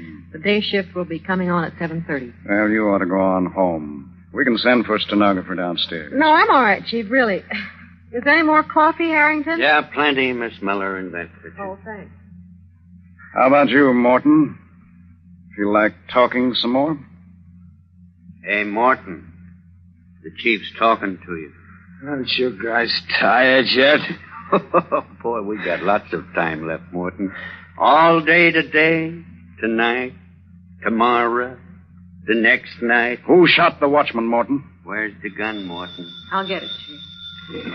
How'd you lose your sight, Morton? Yeah. Pulling away from that warehouse job? Why don't you give up, Harrington? Excuse me, that's the Harbor Patrol. Oh, let me have that. Yes, sir, right here. What's that, Miss Miller? Yes? The Harbor Hello? Patrol, Harrington. The Chief Right. phoned them about an hour ago from outside. You sure Yeah? now? You're sure? The number is 20Y205. Yes, I'll repeat it.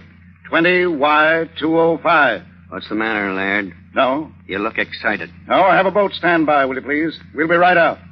Harrington, we've got it. Come on, let's go.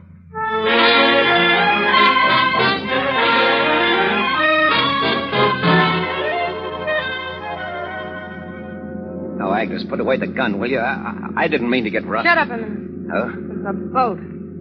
See it coming up from the port side. Where? There. See it? What the... Rudy, that's a patrol boat. I don't get it. What patrol? What are you talking about? 20Y205. Stand by to be boarded. Stand by my foot. Get out of my way, Rudy. Cut your motors and stand by. You're under arrest. Agnes, it's cops. Listen to them, Don't Agnes. you think I could hear? Get back, Rudy. They're coming alongside. Stand by. We're coming aboard. Watch it, Chief. Get back! Get back or I start shooting! Agnes, don't be a fool. The boat's loaded with police. Cover me, Harrington. I'm right with you, Chief. Easy, Billy. Keep her alongside. The Chief's going over. You rats, I told you to... Don't reach for that gun. Leave it on the deck. Okay, Chief. Here, wait till I cut these engines. Did I get her? Well, just her arm, I think, Harrington. Stand still, both of you. Now, listen, I didn't do anything. Shut up, Rudy! Butchers, can't you see I'm bleeding? Now, we'll have you taken care of as soon as we get ashore. Take the man, Harrington. Right, Chief. No, you don't. Come on. Bring her up a little, Billy. All set? Now, let's take this pair back to town.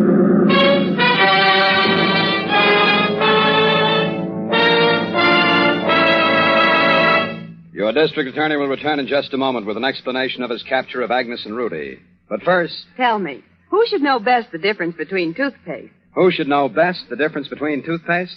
Why, your dentist, of course. Your dentist is the skilled guardian of your dental health, the authority on care of your teeth and gums. So ask your dentist about iPana toothpaste and gentle gum massage. Many dentists recommend gum massage. What's more, a nationwide survey reveals that more dentists recommend iPana toothpaste than any other dentifrice. And wait a moment. More dentists personally use iPana than any other toothpaste. There's a difference between toothpastes, all right. And dentists know that difference. iPana cleans teeth clean, safely, too, without gritty abrasives. And, followed by gentle massage, aids the health of your gums. Help your dentist help your smile. Begin now getting your new iPana smile.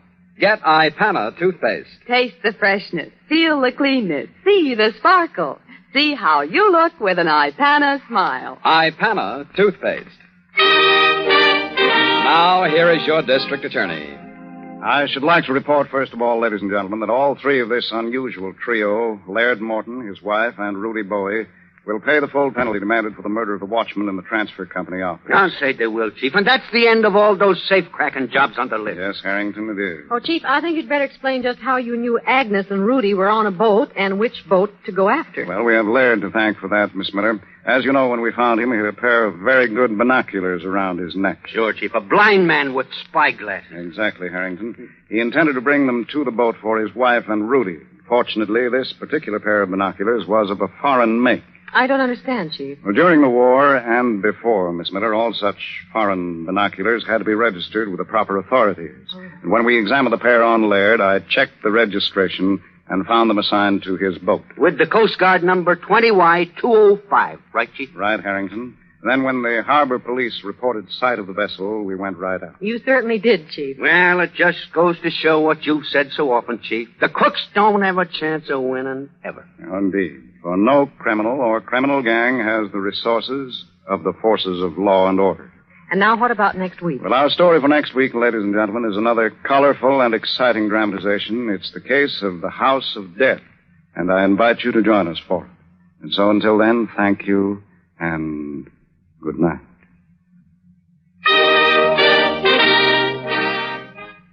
Right dress!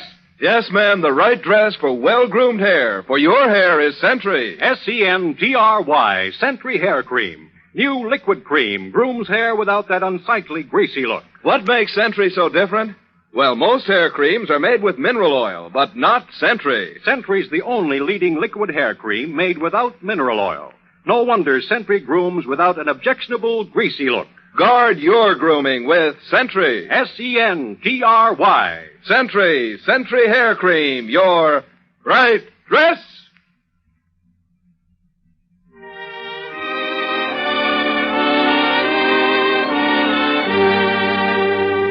The names of all characters in tonight's dramatization are fictitious and in a resemblance to names of living persons or actual places is purely coincidental. Our stars were Jay Jostin in the title role, Len Doyle as Harrington, and Vicky Vola as Miss Miller. The music was under the direction of Peter Van Steeden. The program is produced and directed by Edward A. Byron and written by Robert Shaw.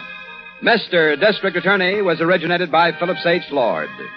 Remember, Ipana toothpaste for the smile of beauty, Sal Hepatica for the smile of health.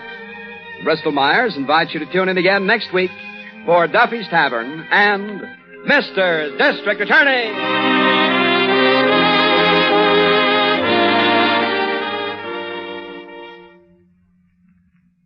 This is NBC, the National Broadcasting Company.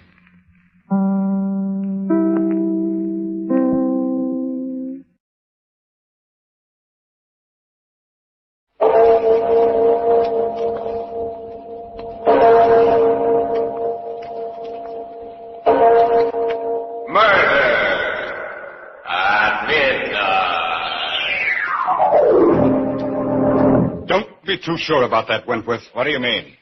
Don't forget that skeleton there. He was once a man, too. Until he was trapped in here or murdered. What of it? Oh, nothing. Nothing except...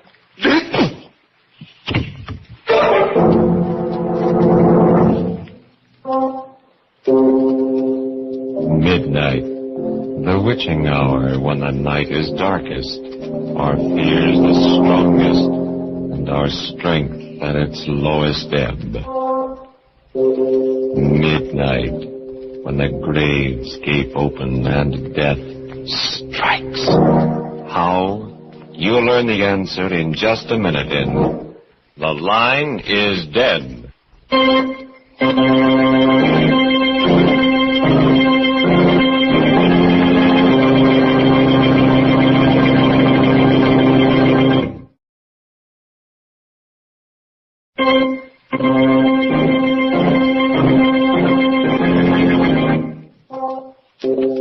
And now, Murder at Midnight.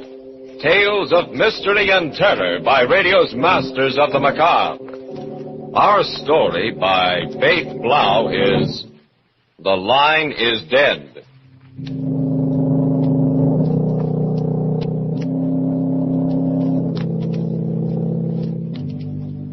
The gash in the green lawn of Brookside Memorial Park awaits the body of Albert Lockridge, scientist and explorer. There are few who have followed him to his last resting place, for Albert Lockridge was not one who was prodigal with his affection. And so beside the yawning grave stands his wife, Lenore. Albert. Finishing the short service, the minister says, "And so, unto dust, you are now committed." You may lower the casket. Strong hands grasp the straps attached to the coffin. The pulleys sing their discordant dirge, a strange melody, heard over the soft weeping of Lenore Lockridge. Suddenly... Listen, knocking in the coffin. Albert, we hear you. We know you're alive. Raise the casket. Raise the casket. Yes, sir.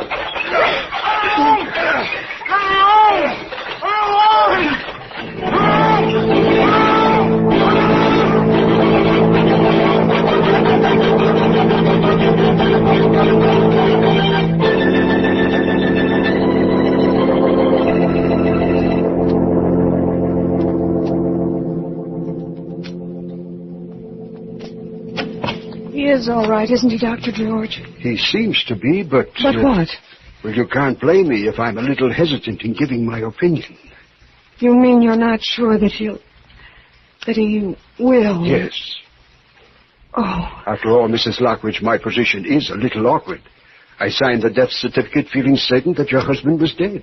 And now I'm naturally reluctant to predict just what course his convalescence will take. I think I understand. The only thing that really matters is that my husband's lying in his bed at home and not in the cold, black earth of Brookside. Isn't that true? Well, you're a very sensible woman. Albert will get better. Probably. But we'll have to watch his heart. His heart? These strange spells when his heart seems to stop, when I thought it had stopped. Each attack is an added strain. But the strain of regaining consciousness in the coffin, he withstood that when even a healthy person might not have. Oh, he's a hard person to kill. Oh, thank goodness for that. Well, this time it was a pretty close call. If he'd come to even 10 minutes later, Mrs. Lockridge, no one would have ever known.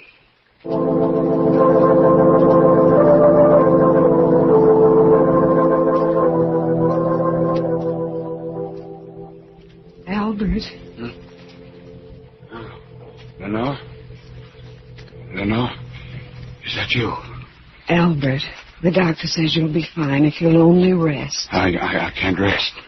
I've got to ask you a question. Dear, you've been through so much, too much for any one person, so save any questions you may. No, this question can't wait. That sealed envelope, Lenore.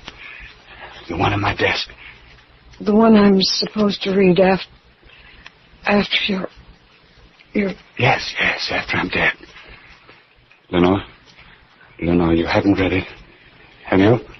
No, Albert. I planned to read it after the funeral, just as you told me to. Sure? You haven't read it? Of course. Get it for me. I want to see for myself. Albert, no, you've so little strength. But I must know. You will? I must know now. Because if you read it, I don't want to live. Albert, I swear I haven't. Please believe me. You saw it? No. Look at me. You can see I'm telling the truth. Look at me. Yes. Yes, I think you are telling the truth.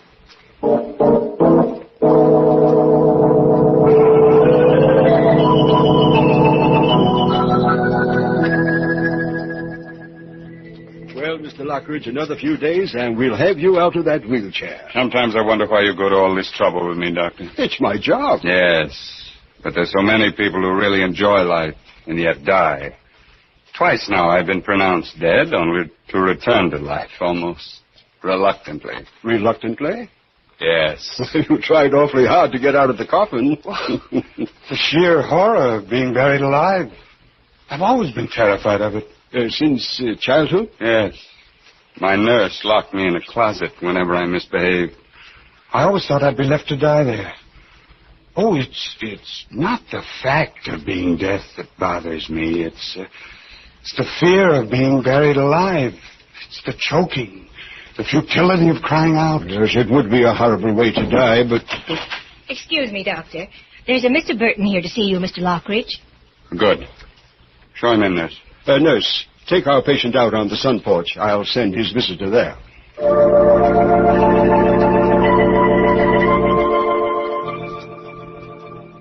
Mr. Lockridge? Sit down, Mr. Burton. Thank you. Nurse, if you don't mind. Not at all. If you need me, just call. Now, Mr. Burton, as I understand your business... I'm a telephone engineer specializing in special types of telephone systems. Yes. Perhaps you've read about me in the paper. Yeah, sure I have. You're the guy who came back from the grave. Yes, I'm the guy who came back from the grave. And it strikes me, Mr. Burton, that an occasion might again arise when I might want to do the same thing. That's why I called you. Come again? Sometime a doctor again may pronounce me dead. Perhaps I will be, perhaps I won't. And if I'm not, I'd like to feel that I could call for help. I don't get it. Mr. Burton, in case it should happen again, I'd like you to install a private telephone from this house to my grave.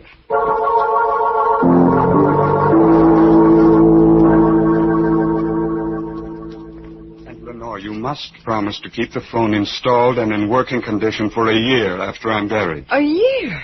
Darling, that doesn't make any sense. With a stop-and-go heart of mine doesn't make any sense either. But, Albert, a year? The first time my heart stopped for 6 hours. The next time, nearly 2 days. Who can tell? Well, a week, a month, perhaps. I think I'm asking very little. Well, then think of me, darling. Think of waiting day in and day out for the ring of that telephone. Think of the jumping at every stray bell, at every noise. Darling, you're condemning me to a slow death, like being in a grave above ground. I still think my request is a modest one, and the least that a wife who loved her husband would do for him. Albert, don't start that again. After all, I shall be in my grave. Perhaps I shall be waiting, too, waiting for help that will never come. Will you please stop this morbid talk? Nothing else seems to be on your mind lately. Besides, it's terribly late, almost midnight. When death comes to a man slowly, he gets time to think about it. Too much time. Stop it, please. It seems to me that you are only too anxious to get rid of me. Albert, how can you even think such a thing after... I've been a good wife, haven't I? Yes, but you might have made Oliver Wentworth an even better one. Albert, please don't bring that up again. What would have happened if Oliver had come back from that expedition with me? I don't know. You would have married him, wouldn't you? Perhaps. I don't know. No. How can you say that? You were engaged to him, weren't you? An engagement doesn't always mean marriage. You did intend to marry him, didn't you? Of course I did. What of it? You know I intended to. And you only changed your mind because he was killed. That's why you turned towards me. Well... I was nothing in your life. You were very sweet to me, Albert, then. I could see that you loved me in your peculiar way. I appreciated everything you did for me. Appreciate? Oh, Albert, why dig looking for a sore spot? It's not fair to me or to you. I was nothing in your life, was I? As long as Oliver was alive. What are you trying to prove? All the time we've spent together, I've played second fiddle to Oliver Wentworth. Look, Albert Lockridge, when we married, I said I'd put all thoughts of Oliver out of my mind. Well, I've done it. At least? At least what? You mean you've tried, but you couldn't. Oh. I knew it. You've never loved me. He's always been in your heart. What are you talking about? You just said it. If I had died, you would never have given me another thought. But all the time, here, in my own house, he's been living his own memory, haunting you, haunting us. I can't go on like this. This just can't go on. I've struggled with him long enough. He's got to go. No matter what I have to do to crush his memory, I've got to kill it. Albert. Lenore? What is it? Lenore, help me. There's a chair in my heart. I've got you. Now, slowly. Slowly? I don't think I can make it. Of course you can. Of course you can. You've got to. I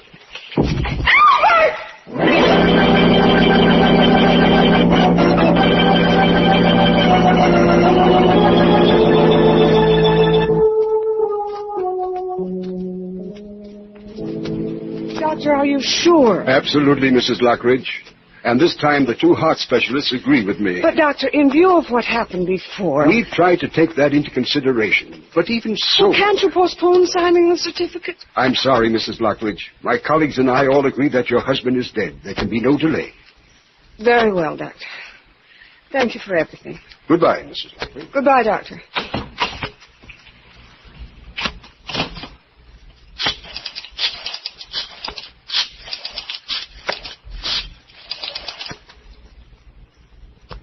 Hello? Mr. Burton? This is Mrs. Lockridge speaking. My husband died yesterday. He's to be buried tomorrow at Brookside. Will you please be there as he desired to install a telephone in his grave? A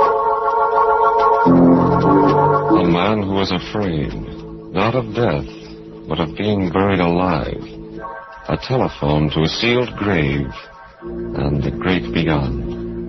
Will we hear from Albert Lockridge again before the clock strikes 12 for...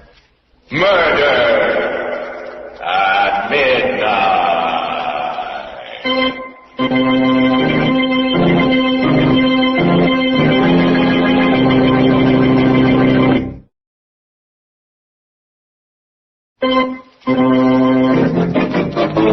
And now, back to Murder at Midnight and The Line is Dead. One minute. Oh, Dr. George. Good evening, Mrs. Lockridge. It's awfully nice of you to call. I was worried about you. Oh, I'm all right. I'm fine. I couldn't come to the funeral. I tried to phone you, but... The phone's disconnected. So they said. And so I came over. I rang the bell several times. No answer either.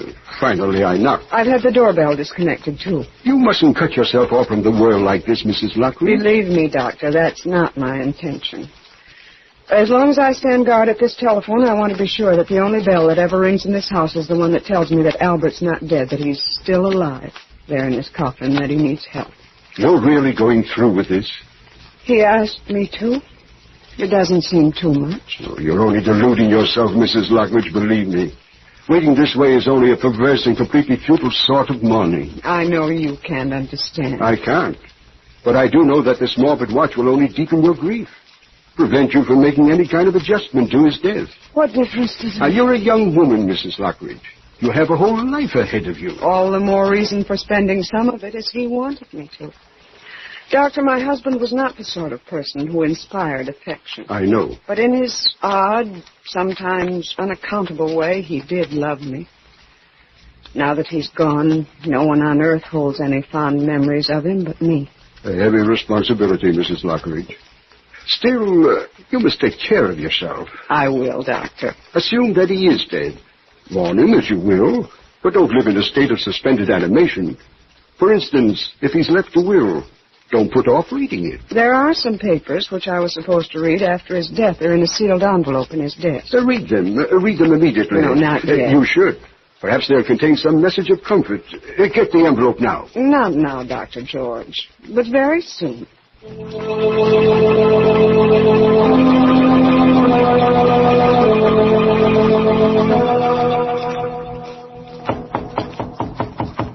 Just a moment. Yes? Oh. Lenore. Oh, no. No, I can't. It is.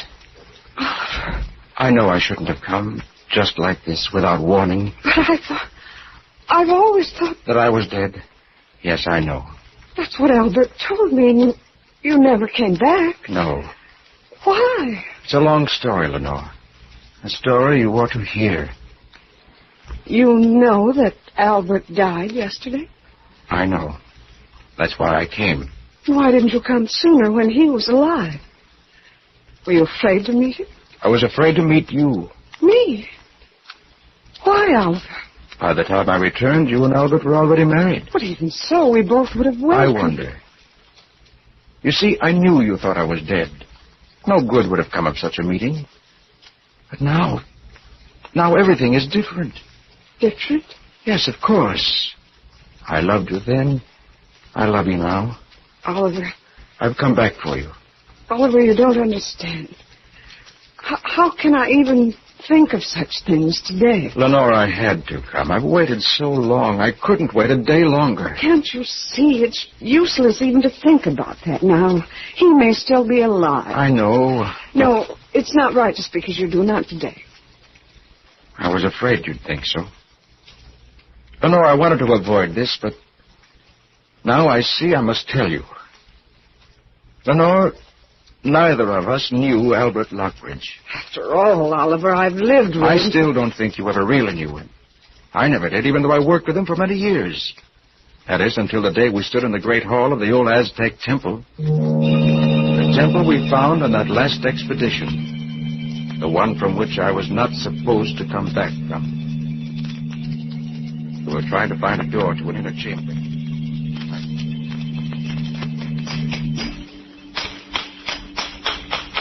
There must be an opening here somewhere, Wentworth. In every Aztec temple ever found, there was always a room near the altar used to keep ceremonial objects. I know. Wait a minute. Sounds like a little hollow here. Now, what about that slab on the floor? What about it? I think that it might... Certainly sounds different. If I were an Aztec priest, and I stepped on it like this... What? Wentworth, the door. We found the door. Solid stone. And still working after all these centuries. Let's take a look inside. You got the flashlight? Yes, take the hammer. Right. Uh-oh. It's not very pretty. It is a human skeleton, isn't it? Yeah. Probably trapped in here and left to die. Ugly death. Look, Lockridge. Those dishes. Swing the flashlight over. Gold. Solid gold. There are more over here. Look, stacks of them. Watson. We found the treasure. Now, wait a minute, Lockridge. Let's get this straight. In the first place, I don't think we'd be let out of the country with these gold plates. Oh, but we can melt them down and smuggle them out. Melt them down?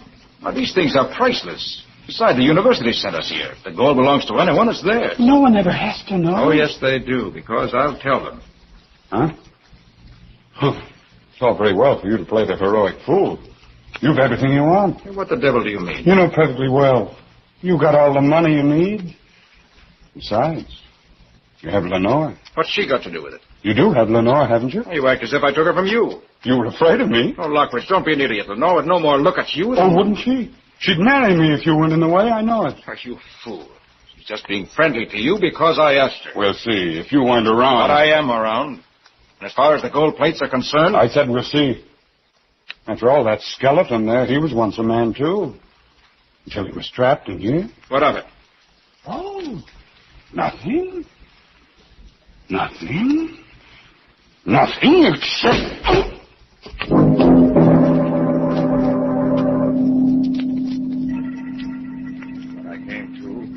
I was there in the dark. Flashlight, the gold plate's gone. Left there to die. Trapped behind a stone door. Oh, no, Oliver, no. When Albert Lockridge closed that door, in his heart, in his twisted brain, there was only one intention. Murder. But how did you get out? By luck more than anything else. I had the hammer and I knew where the stone latch was. I started chipping away at it. To this day, I don't know how long it took me, but when I finally got out, I was a sick man, exhausted. And by the time I was well enough to travel, come home here, you were already married. And he told me that you'd been killed by natives. Of course, that was a lie, but... Oliver, I still can't believe that your story's completely true either. But why? A man who's been the victim of an attempted murder would see that the murderer was punished. You didn't even try to. Well, Lenore, how could I? He was your husband. Well, why should that? Could I brand you as the wife of a murderer? Loving you as I did, as I do? I had to wait. But now let's forget this horrible past. I can't, no matter how I feel I can't. After all, there's no proof. Lenore, don't you believe me? It's not just that. Don't you see? At any moment, the telephone may ring telling me that he's alive. If I knew your story were true, perhaps I'd feel differently, but No, my place is here. I must stay here. Lenore, please. If you feel any love for me at all... Will you go, Oliver? Please. If that's what you wish. Yes, Lenore. I'll go. But remember, I love you.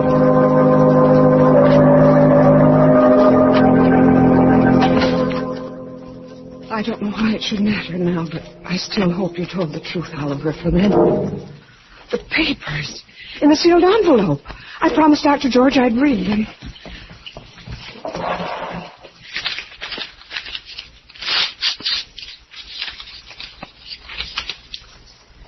Lenore, there are many things on my mind as I sit writing this last word to you.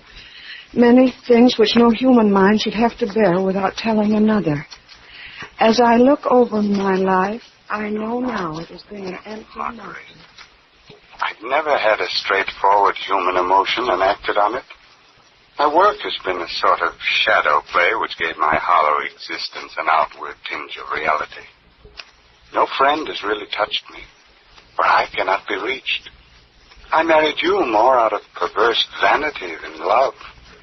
And yet, perhaps because of your loyalty, some spark of love has been kindled in me. Bear this in mind when you go out to the garden. For there, underneath the sundial, you will find a treasure of gold, which should take care of you when I cannot. I had intended to use this gold myself, but I could not, because it might incriminate me in the murder of Oliver Wentworth. People might ask questions, but you... The murder of Oliver Wentworth. Then his story was true. Oliver! Oh, Oliver! Oliver! Gone. Well, he can't have gone far, and if I hurry... Oliver! Oliver! Oliver, I'm coming! I'm coming! Oliver!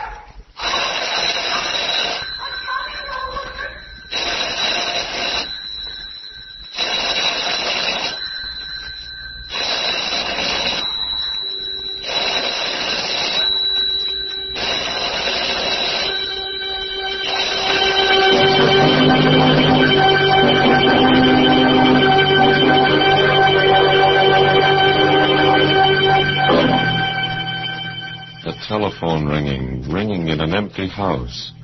A man who is not dead, lying in his coffin, fighting for breath and waiting for an answer that will not come. A fitting payment for murder at midnight.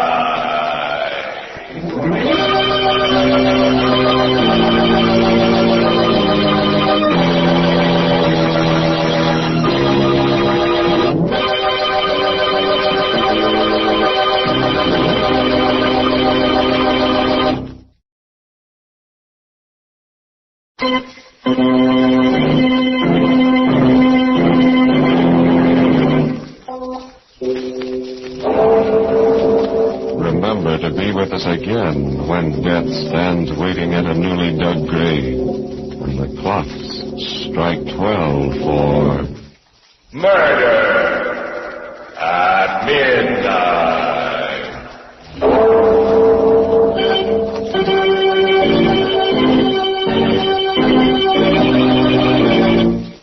The parts of Mr. and Mrs. Albert Lockridge were played by Mr. and Mrs. Raymond Edward Johnson, with music by Charles Paul. Murder at Midnight was directed by Anton M. Leader.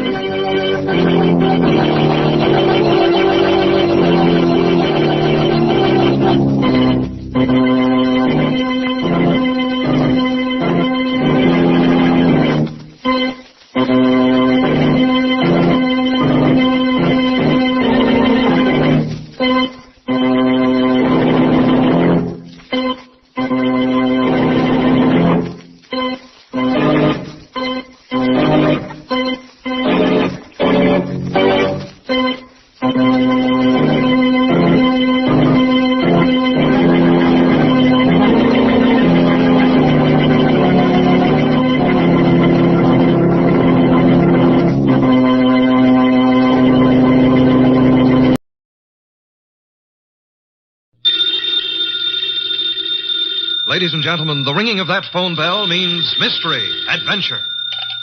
Nero Wolfe's office, Archie Goodwin speaking. You're up. And you've lost your... Oh. Archie, the answer is no. Hold on a second. The answer to what is no, Mr. Wolfe? I shall not attempt to find a blonde for anyone. You've got the man on the phone a little wrong, Mr. Wolfe. He's not looking for a blonde. He's looking for a prize fighter.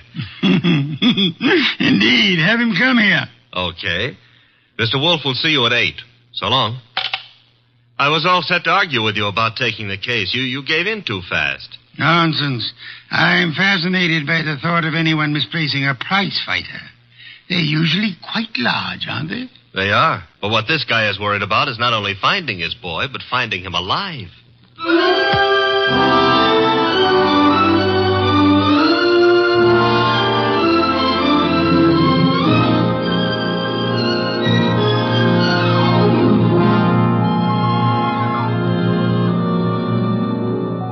Ladies and gentlemen, it's the bulkiest, balkiest, smartest, and most unpredictable detective in the world. That chair-born genius, Nero Wolfe, created by Rex Stout and brought to you in a new series of adventures over this NBC network in the person of Mr. Sidney Greenstreet.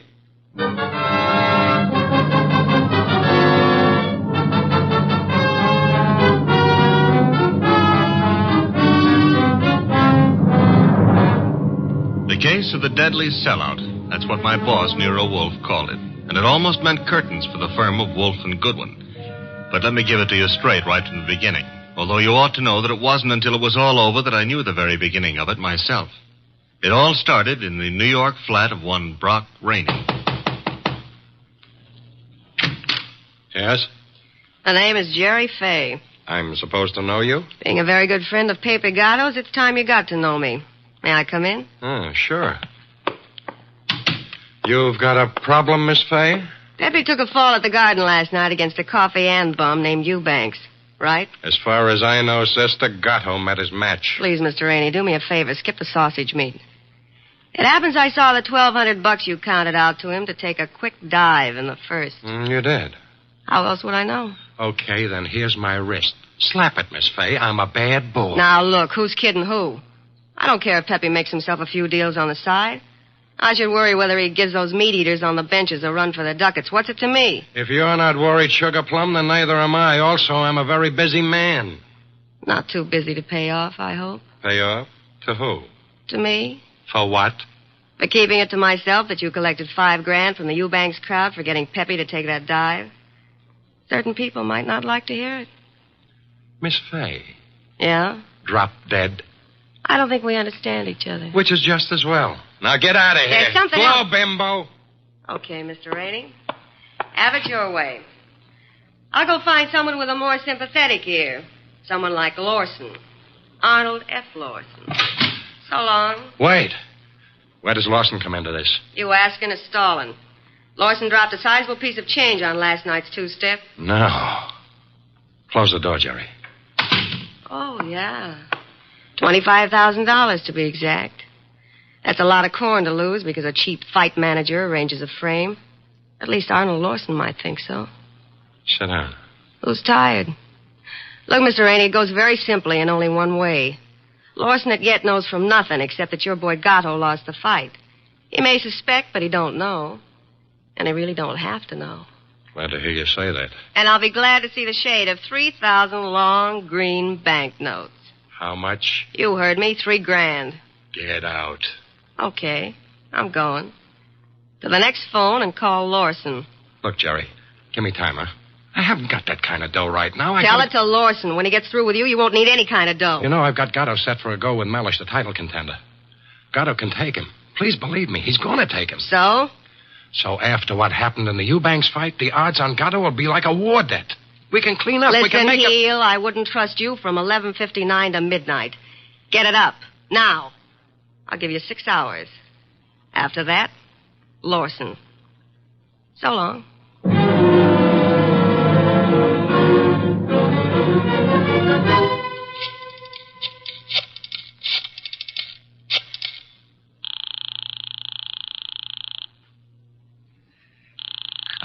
Come on. Hello, Rainey, this is Gatto. Hiya, Pepe. Look, the boys dropped in on me at the office at Mindy's. Lawson wants to see me. What? Lost? Look, Bum, I'm the one with the cauliflower ears. You heard me, and what do I do? Nothing.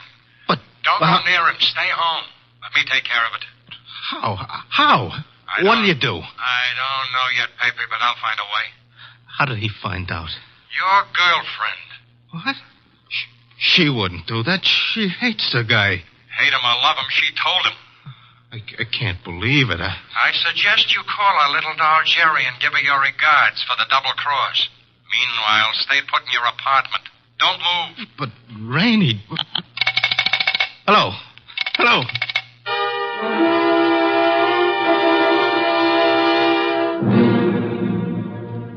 75, 3. 319, 3... Archie. What on earth are you mumbling about? The high cost of blonde. Indeed. Oh, you can say that again.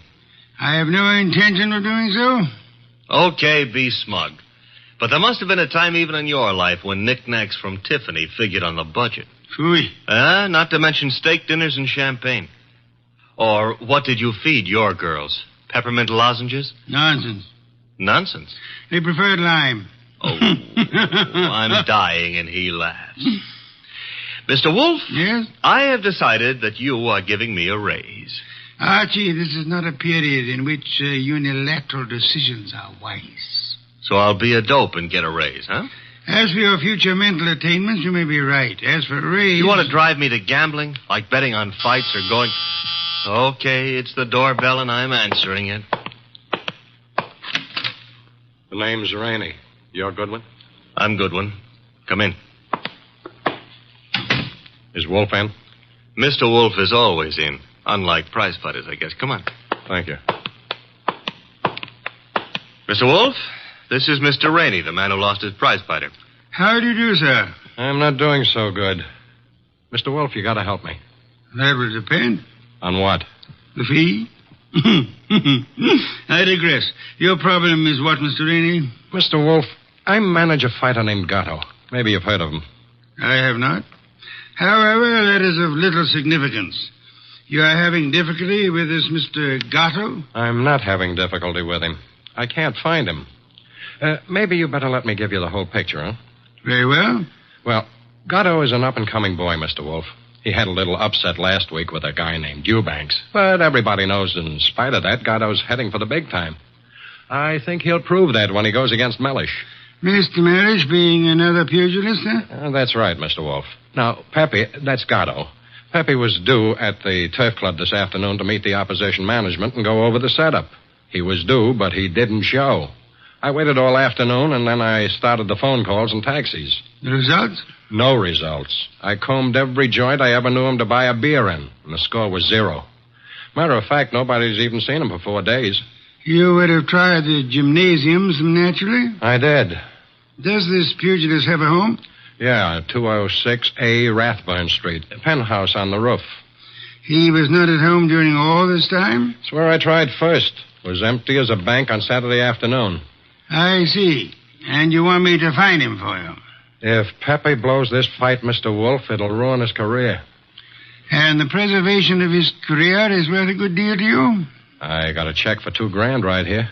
Archie? I'll get it. $2,000.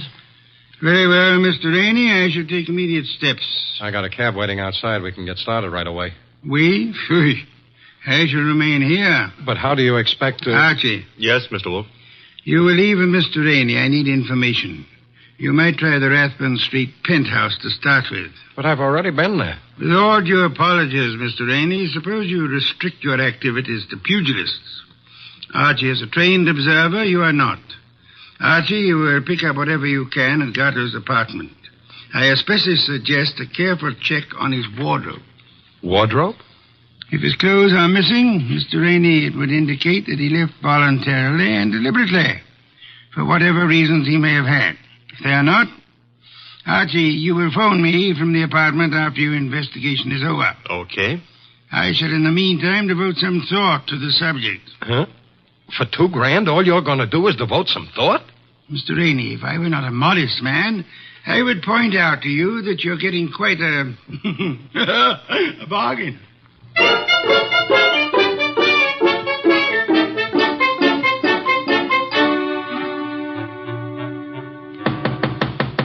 Gatto?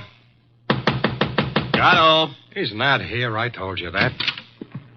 I was up here before. He left the door unlocked? I had a key. Guess I forgot to lock up after I left. Now, let's look around. Bathroom? Yeah. Empty. It's a nice penthouse. That a closet? Yeah. What do you think? He's playing hide and seek? Try it. Okay. Anything in there? Nothing I'm looking for. What's that you found? A hat. Well, let's see. Lady's hat. Yeah, smart and expensive. Label reads a Madame Yetta original. That bunch of lace and feathers cost somebody a fast $50. Yeah, probably one of his girls left it behind. And maybe she'll call for it. Come on, we'll take a gander out on the roof. I took a gander out there. It's bare as a bone. What have we got over there with the chimney? Where? Over there. Just an old awning. Got blown down in the storm last month. Be right with you.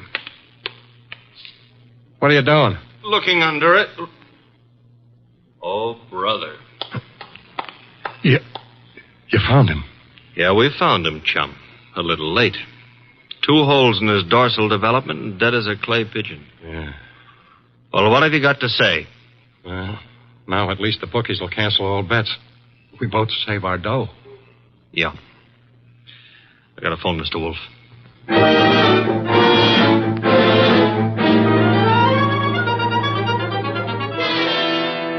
And there he was, Mr. Wolfe, under the old canvas awning. Where's the hat? Oh, this is it. That's it, boss. Snazzy number, no? Where'd you find it? On the floor of the closet. You're right, Archie. Frothy little bit of millinery, caprice. Have you any idea whose it may be, Mr. Rainey? I wish I did. You have to find out. Well, how, boss? The hat is an original. See, the label under the band reads a Madame Yetta original. Tomorrow morning, Archie, you will interview Madame Yetta. Yes, boss. And discover in your inimitable fashion for whom she made this chapeau.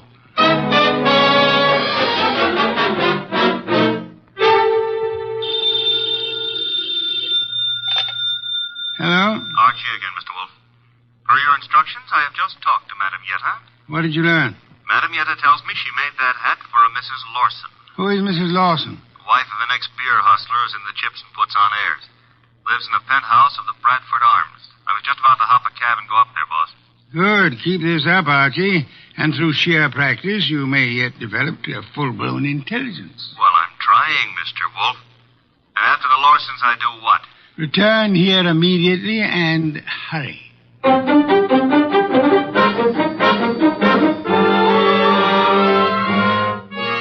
do you do, Mr. Lawson? Oh, Mr. Goodwin. My secretary tells me you're a detective. My boss might argue with you on that, Mr. Lawson. Your boss? It happens I work for Nero Wolfe. I see. And you wish to see me about... About this hat. Hat? Oh, I see, yeah. Well, Mr. Goodwin, please believe me, I never wear hats like that. Would your wife be likely to say the same? My wife? Just what are you getting at? Would I seem too nosy if I asked how well you and your wife know Pepe Gato? How well do we know who? Pepe Gato. The pug? No, not such a pug. No, huh? I lost $25,000 on him in the Eubanks fight. If you ask me, he laid down like a dog. And did you talk it over with him? Talk it over with him. Never seen the man in my life. Not even at the fight? No, I placed the bet over the telephone. I'd scarcely have anything to do with a character like Gatto, Mr. Goodwin. You surely won't from here on out, Mr. Lawson. What do you mean? Gatto is dead. You don't say. He was murdered last night. Murdered? And what would you say, Mr. Lawson, if I told you that this hat is your wife's and that it was found in a closet in Gatto's apartment? Now, wait a minute. Let me get this straight. Are you implying... Not implying. Facts are sticking out. What time was this dumb brute done away with? Oh, I'd set it at somewhere between 5 and 7 p.m. last night. Well, you said it very conveniently. Thanks. Why?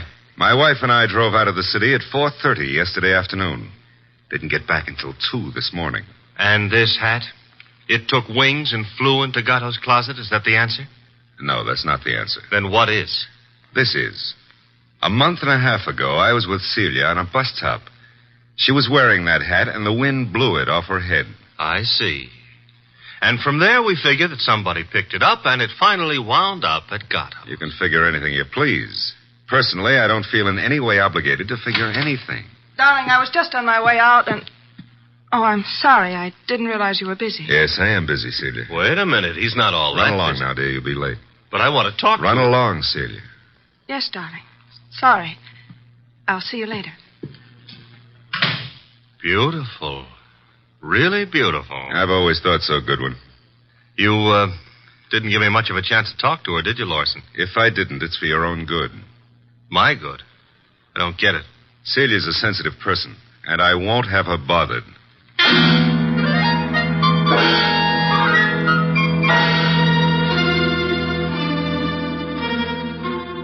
And do you mean to tell me you let him scare you? Let him scare me? Say, will you stop being so fearless with my life?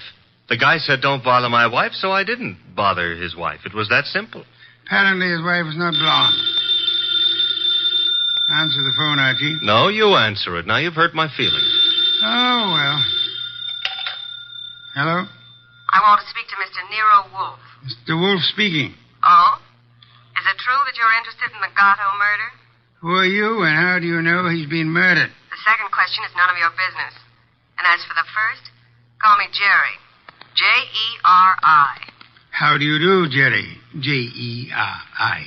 Where do you call? Would you like to come to an auction? An auction? You know, going, gone, to the highest bidder. And what are you placing on the auction block, Miss Jerry? A few facts. All in good condition and guaranteed to make it a cinch to snag the Gatto killer. Sounds promising. Only you'll have to bid against real money. May I have the address of the auction room? You'll have no trouble finding it. Your assistant was there last night. Where? The penthouse on top of 206A Rathburn Street. The big item goes on at 4 bells.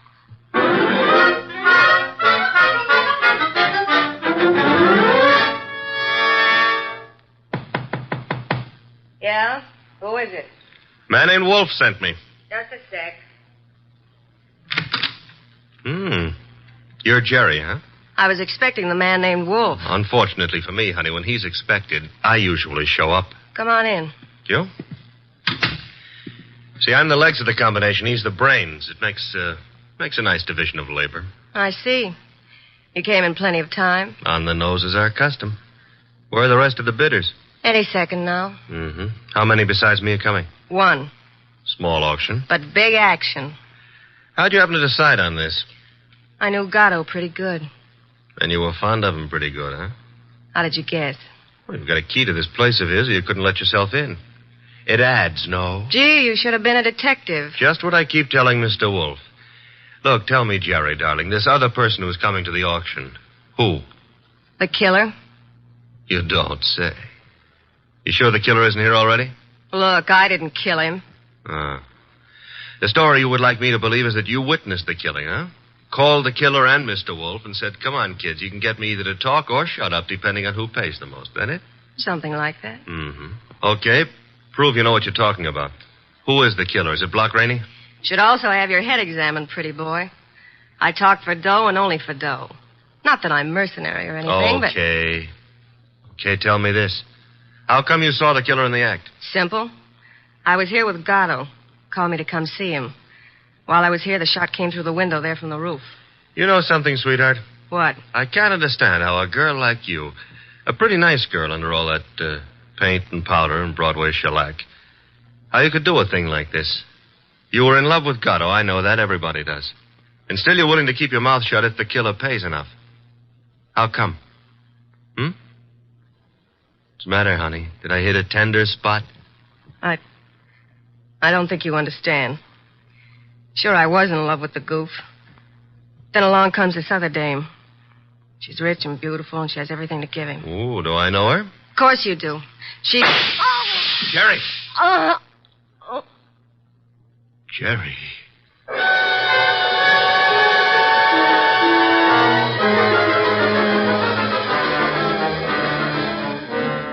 She was just about to tell me, and then the shot came through the window from the roof, boss. It's a flat roof outside. You didn't, I suppose, see the murderer? No. I caught Jerry in my arms. By the time I laid her down on the couch and got out on the roof, the killer was gone. Get right over here and bring our client with you, if you can find him. Rainey? That's right. He has a right to be in on the kill. Okay, boss. But keep away from that beer till I get there. Don't be impertinent. I shall be busy phoning Mr. and Mrs. Lawson. Meanwhile, I want them here, too. Besides, one bottle won't do any harm.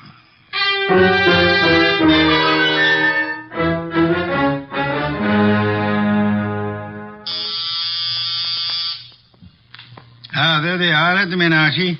You remain seated, Mr. Rainey. Okay, Mr. Wolfe. Well, come in, Mr. Lawson. Come in. Mr. Wolfe here? He's here. Nice of you to come. Anything to help the law. Ah, Mr. Lawson. Your wife didn't come. No, Mr. Wolfe. She was out when you called. Sorry, I forgot to tell you. I left word with the butler, however. Mr. Lawson, about 20 minutes ago, a girl named Jerry Fay was killed. So? She was killed in your neighborhood, in a flat formerly occupied by one Pepe Gato. Well, where would that be? Maybe your wife knows where the flat would be. How dare you, sir? No histrionics, please. Where was your wife when the girl was killed? I'm advising you that if there is an alibi, now's the time to state it. I wouldn't humiliate Celia by alibying for her. Then the police will pick her up. But she didn't kill this girl, Mr. Wolfe. You have reasons for that opinion? The best of reasons.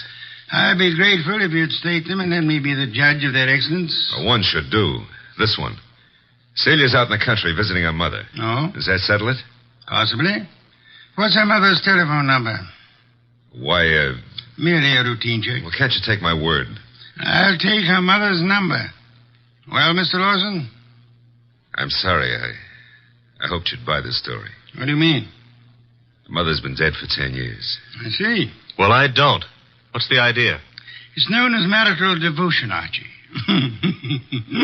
I suppose you realize, Mr. Lawson, that in shielding your wife, you're aiding and abetting a murderess? I haven't stopped to realize anything.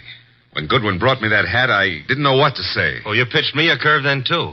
Well, I suppose you might call it that, but... And she didn't lose the chapeau off a bus top. No, but you've got to understand. Celia's the dearest thing in life to me. Yeah, so's a lady rattlesnake to its husband. I suggest it is time for you to be objective in this matter, Mr. Lawson. What do you want to know? Tell us where she can be found. I have no idea. When is she expected to return home? Never. Oh? You see, we had an argument. I doubt that I'll ever see her again. Then we're quite on our own, Archie. To do what? To make a journey to Gatto's apartment. Gatto's apartment? She probably has a key to that popular abode. But she wouldn't go there, boss. On the contrary, I am of the opinion that that's just where she would go. Give me my hat. Don't tell me you're going to stir yourself. It's a most unpleasant necessity, Archie. But the lady in question is dangerous and not at all hesitant about indiscriminate gunplay. Get out the car, Archie. We'll make the journey to Rathbun Street penthouse with the hope that Celia Lawson will show up in time to mourn her lost love. You want me to go along with you, too, Mr. Wolfe? Yes, indeed, Mr. Rainey, I do.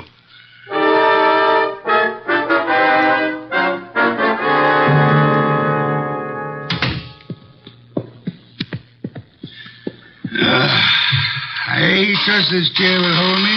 Should. Biggest chair in the house. Mr. Wolfe. Yes, Mr. Rainey? Mr. Wolfe, am I to understand that the way you have it figured is that Mrs. Lawson killed Gatto, and then to keep the girl from pinning the crime on her, she killed her, too? What's the matter, Mr. Rainey? Don't you think the theory holds water? Well, yes. I mean, of course it does. Thank you. On the other hand, there is room for doubt. I'm glad to hear you say that, Mr. Wolfe. Would you mind explaining? I'll explain, Mr. Lawson. Mr. Goodwin was in this room when Jerry Fay was killed. Right, Archie? Right, boss. He ran as quickly as he could out onto the roof, but your wife was nowhere in evidence. What difference does that make?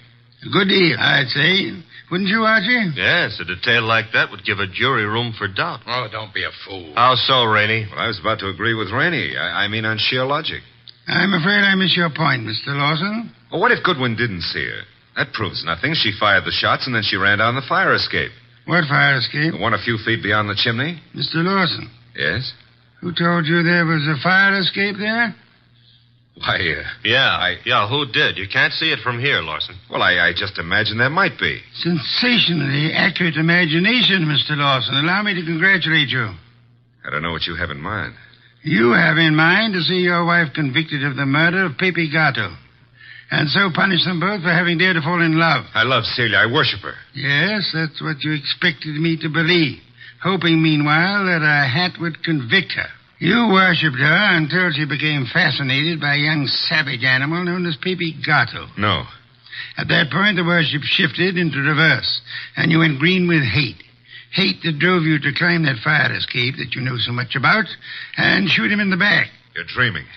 Jerry Fay saw you in the act, and when she was about to divulge your identity to Archie, you killed her too, meaning to hang her murder on your wife along with the other killing. That's a lie.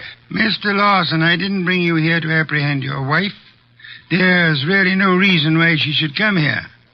I suggested this visit in the belief that you'd betray some guilty knowledge of the place and circumstances, as you have so obligingly just done.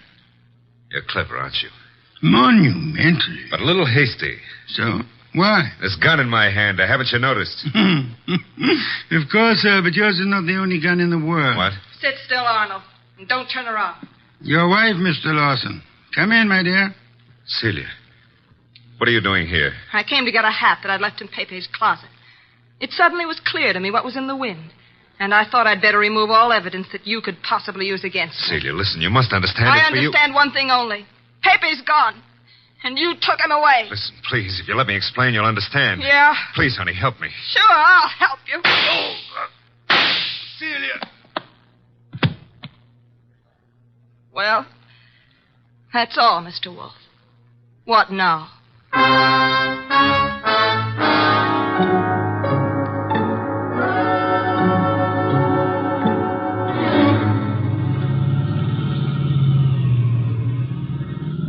Archie, why is it when you drive it always gets so crowded outside? Will it go tough on her, boss? Why not? She killed a man in cold blood. Though she actually saved our lives while doing so. I hope that helps her at the trial. I hope so, Archie. After all, if she hadn't done what she did, what would have happened to the lobster bisque? What lobster bisque? The lobster bisque that Fritz is making for dinner. Hurry, Archie. It really can't be appreciated unless it's eaten hot.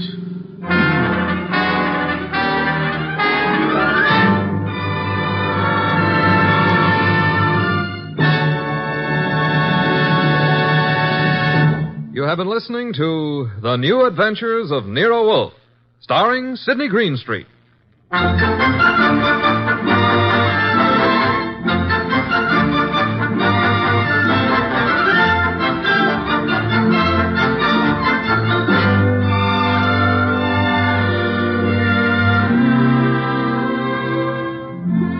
Tonight's transcribed story was based on the characters created by Rex Stout.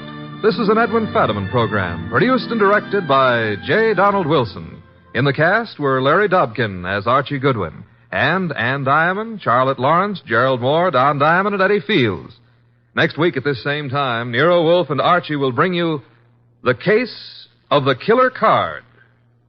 Don Stanley speaking. 3 chimes mean good times on NBC. Saturday night is date night, and NBC has a lively lineup of music and fun to help your courting along. Tomorrow, Dennis Day brings you a melodic and mirthful 30 minutes, and then Judy Canova gets together with her gang for a sparkling session of mountain-style song and laughter, followed by singing MC Red Foley and his friends on that exciting parcel of Western tunes and mayhem Grand Ole Opry. Here's Sam Spade. 3 chimes mean good times on NBC.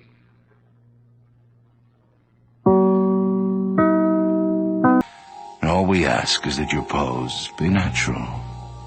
The play by Arlene Esrin is called Deadly Developments. Morning, Paul. Hi, Andre. By the way, it's afternoon. Late session last night. More frisky models. Anyway, I'm glad you dropped in. Sure. If you don't, I was coming. Had to close the store? Well, I would and I wouldn't. I want to show you something. What you got there? Don't rush me. All right, you tell me what it is. 35 mil. It's heavy. Real antique. European? You're getting warm. German. Hey, It's not a von Hansdorff. Oh, you took a little camera history, did you? Pre-war, one of the greatest cameras ever made. Jeez, it's built like a tank. Yeah, built them to last. I haven't had time to test it yet. Where the hell'd you get it? Guy brought it in yesterday, right off the street. Said he found it in the basement in a house he just moved into in a trunk. Oh, yeah? Did you check it out?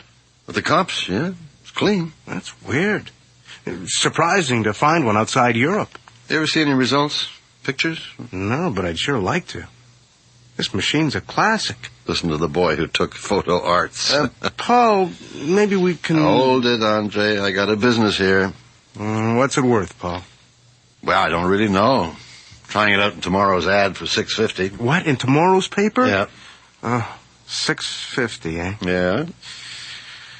What if it's rusted tight? Try it out. It's like a steel trap. Yeah. I wonder how it shoots. You want to make a deal? Sure. As long as it's in good working condition, okay? Okay. But mechanics only. What do you mean? There's no guarantee on the pictures.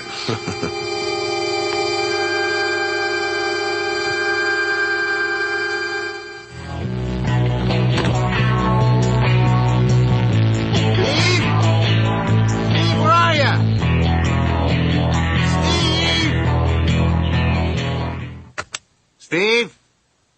Hang on a sec, I'm in here. Right. What are you into? Prince. The car layout, remember yesterday? Oh, yeah. What's with the music? You nearly blew my head off. It was the Carpenters. They were at it right through lunch. So you hid out in there? Yeah. Steve, they could have stripped the place clean. No way. They were really into the band. So, what do you think of the set? Definitely creepy.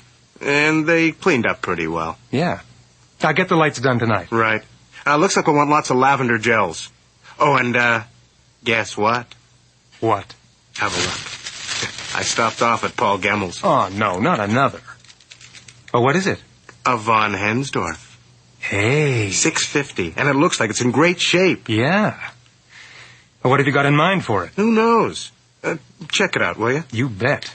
It's bound to be in the books. European? German. Probably early 30s. Right. And, that takes care of the fun part.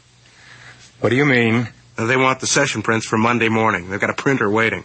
You mean... Right, Steve-O. You're here for the weekend. As of noon today, you've been on overtime. All for a horror story book cover? You got it. Now, let's get at it. Whatever you say, boss. Think of it this way, Steve. The sooner you get the set lit, the sooner you get to play with the von Hansdorff. You're on. Oh, by the way, you better get your phone messages off the machine. I couldn't hear the thing from the darkroom. I don't doubt it. Andrew? It's me, Susie. You think I can do it? I'll be there. But boy, am I scared.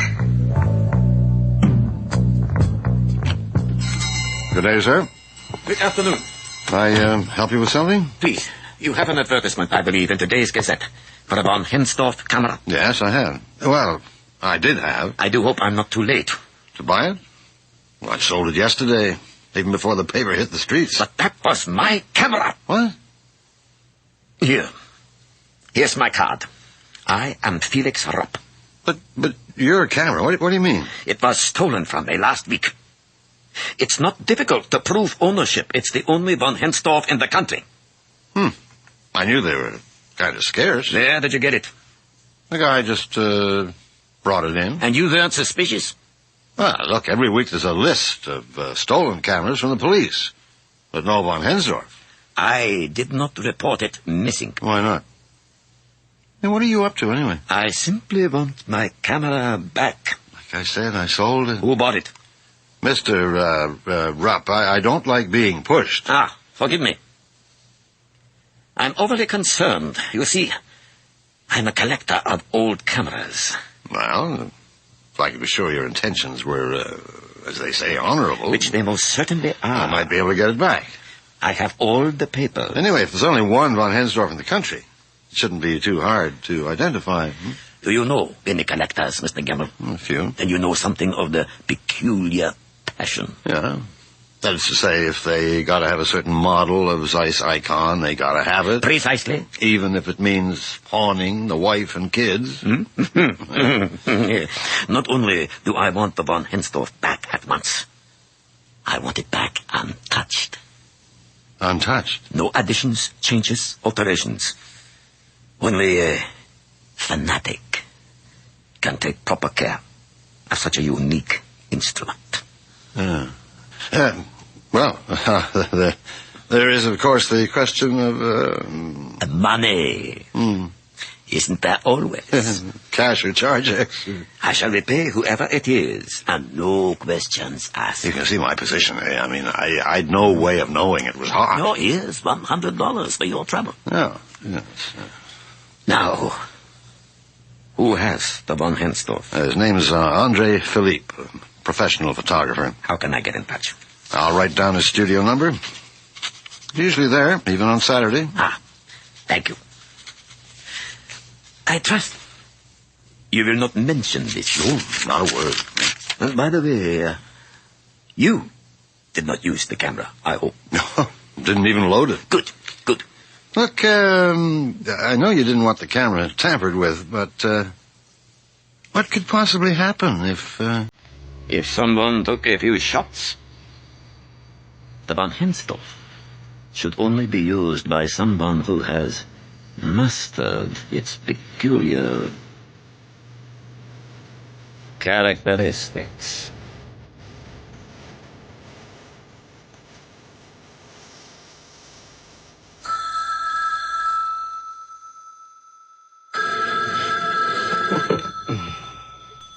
Hello? This is your wake-up call, boss. Oh, hi. What time is it? It's high noon, Saturday, and all systems go. Good. What's the weather like? Rain, man.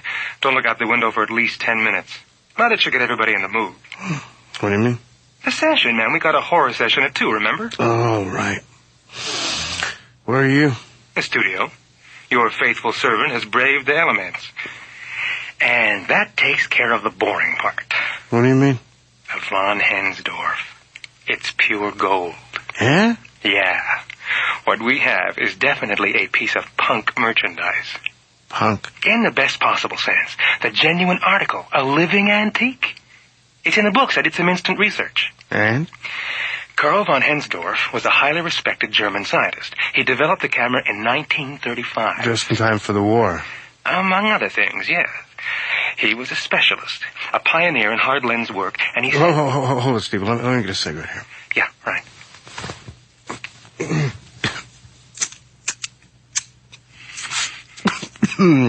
Okay, shoot. Anything to make sure you stay awake, right? Look, I got a lot of notes here. Okay, Watson. Go ahead. I'm listening. Well, the von Hensdorf factory was bombed in several air raids. So, no more cameras? Right. And even before the bombings, the company's optical equipment was taken over by the state for telescopes and gun sights. So, they only made a few of them? Well, that's the funny part. The collector's catalog says they manufactured 6 dozen of them, and all but 4 were destroyed. They don't say how, or where, or why. So what we've got is an antique turkey. Au contraire, Andre. This thing works like a charm. It was designed for natural lighting use, but I couldn't resist playing with it on the set last night. And? I just got the prints out of the bath, and you would not believe the definition. This thing shoots through shadows like an X-ray. Oh, the textures, man, the textures. Okay. I'll check them out when I get in. Everything set for the session? Relax, boss. Everything's cool. You have plenty of time for your Eggs Benedict on your way over. Yeah. By the sounds of things, I'll need them to glue the day together. I kid you not. All systems are go. You want me to set up the von Hensdorf for the session? No, I want to play with it first. Get used to it a bit. Well, you're the boss. But it might be just what we need. Yeah? Yeah. One of the books. It had a von Hensdorf reproduction from the Olympic Games in 36. No kidding. Yeah. Medium close-up of the guy winning the marathon. It's incredible. It's absolutely freaky. What do you mean? Well, it's so stark. Andre, the guy's on his feet all right. But with the bright sun and the way the shadows are, you'd swear he was really dead.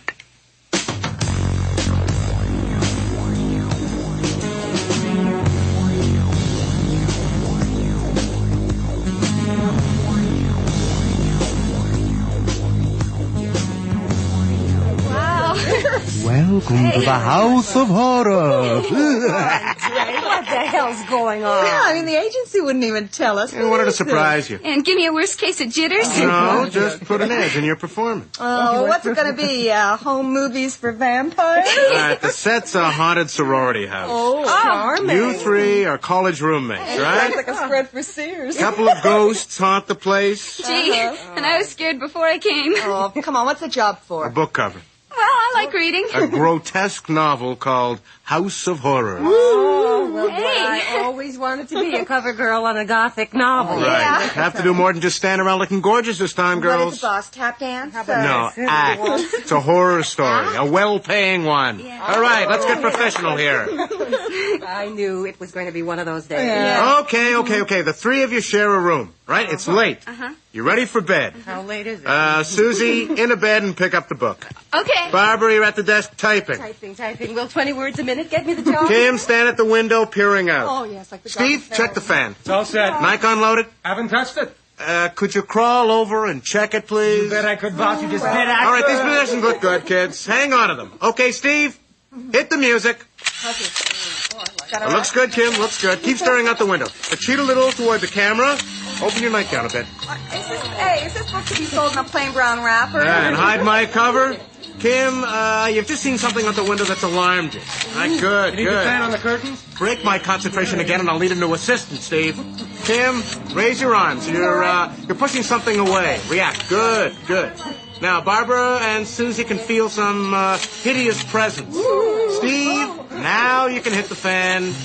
All right, the wind's howling outside. Something ghastly has come in through the window. You're all trapped, terrified. Come on, let's see some terror. Susie, clutch your throat. Look horrified. Come on, you can do better than that. Feel it. See, Andre, Susie's not used to your subtle technique. Subtle be damned. That phantom from the window is going to kill you.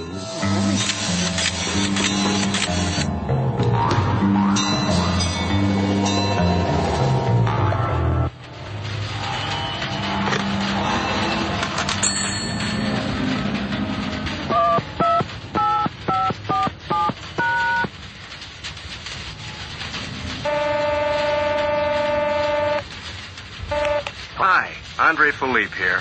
Oh, yeah, this is a recording. Sorry I can't chat with you in person, but I'll be in the studio again shortly. If you'd like to leave a message, please add it after the tone. Here it comes. Who got this film? The fools! Would I get a recorded message?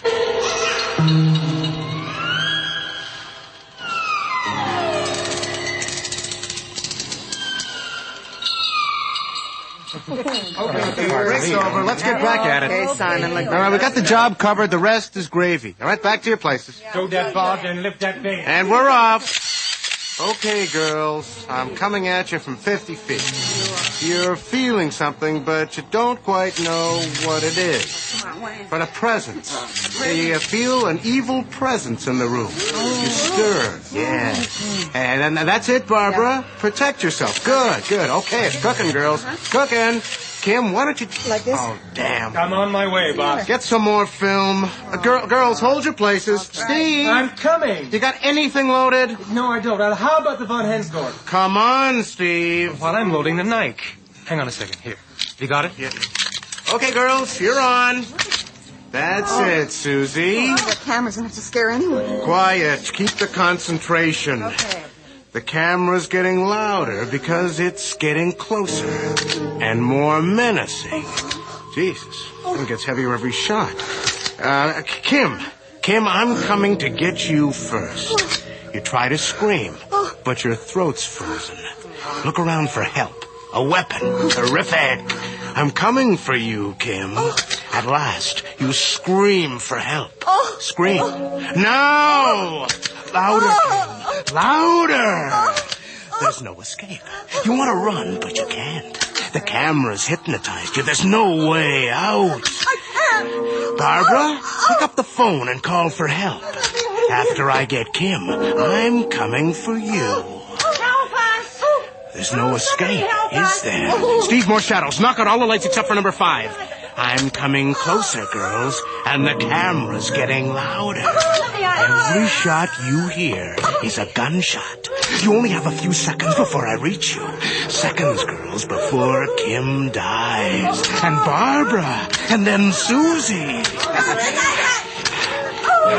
Shut up, Steve-O. Come on, girls. Try to make a run for it. Susie, you're the closest to the door, but you can't, can you? The camera's got you, too, hasn't it? Try, Susie. Try to open the door. I can't open it. I really can't open it. Try to open it. The door won't open. And I've got all of you.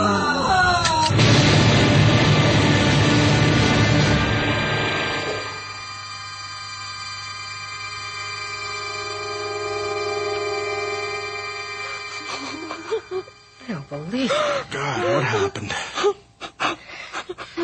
I think Susie's faded. Oh, God, I feel woozy myself. Hit the light, Steve, will you? And get some brandy. Right. It's pretty weird And stuff. that's it, girls. We'll stop. Yeah, Susie, honey, can you sit up? Yeah, I'll You okay? Oh, Andre, Yeah? I can't breathe, man. It's like something's choking me. Should I call like a doctor? You all look pretty green. Hang on, Steve. They're just hyper, okay? Now, come on, girls. Get it together. Oh, sure. You just don't know when to stop, do you? Oh, my head. Here you go, Susie. Drink this. Drink it up, honey. What happened to us? I guess you all got too involved. Yeah, man, especially you. Okay, I guess I got carried away there, too. I still got the chills. It's like a ghost really did come into the room. Yeah, and when I tried to open the door, I really did feel something pulling at me. Yeah, it was just like that camera wasn't going to let us go until it was through with us. I know what you mean. What the hell happened?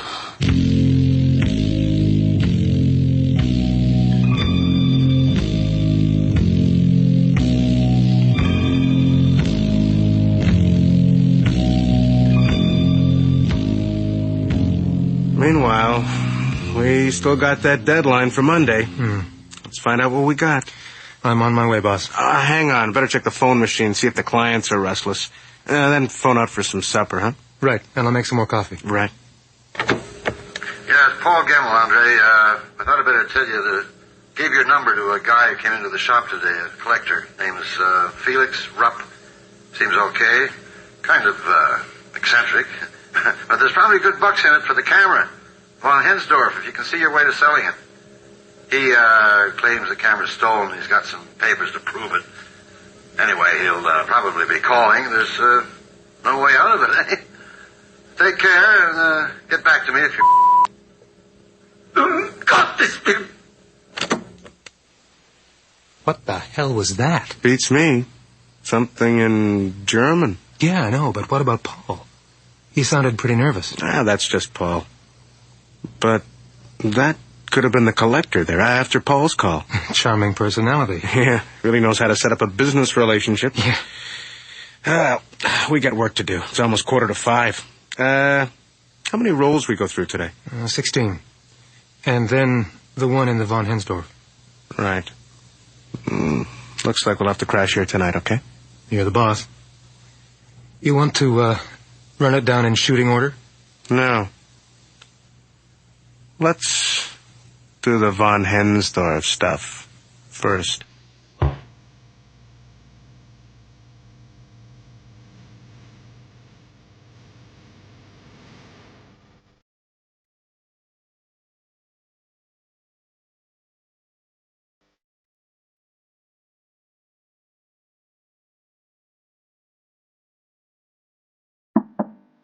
Must be the girls. Come on in, door's open. Good afternoon. Are you Andrew Phillips? Yes. That is, I'm Andre Philippe, professional handler. I'm Detective O'Hara. This is Sergeant Connors. I'm double parked again. Do you know Barbara Wilkins, Kim Andrews, and Susan Slatton? Yes, I do. Why do you want to know? They're dead.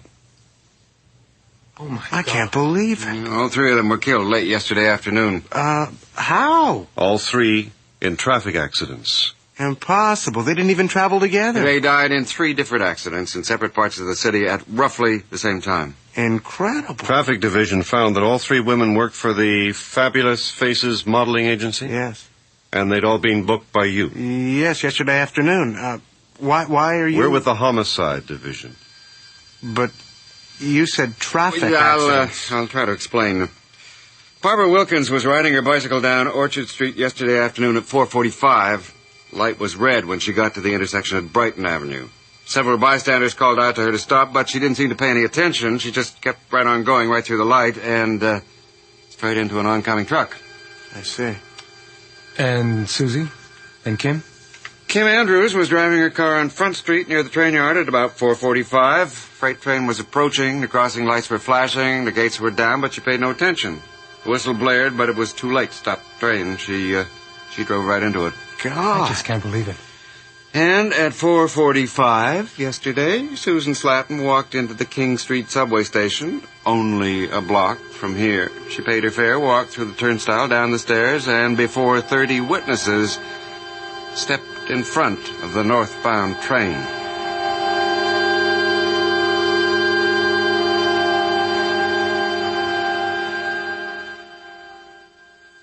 The three women were here yesterday? Yes. What time? They arrived together at 2. And left? About 4:30.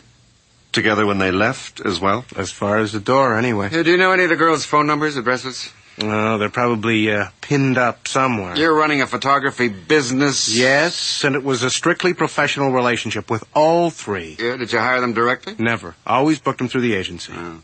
And they were photographed yesterday? They were.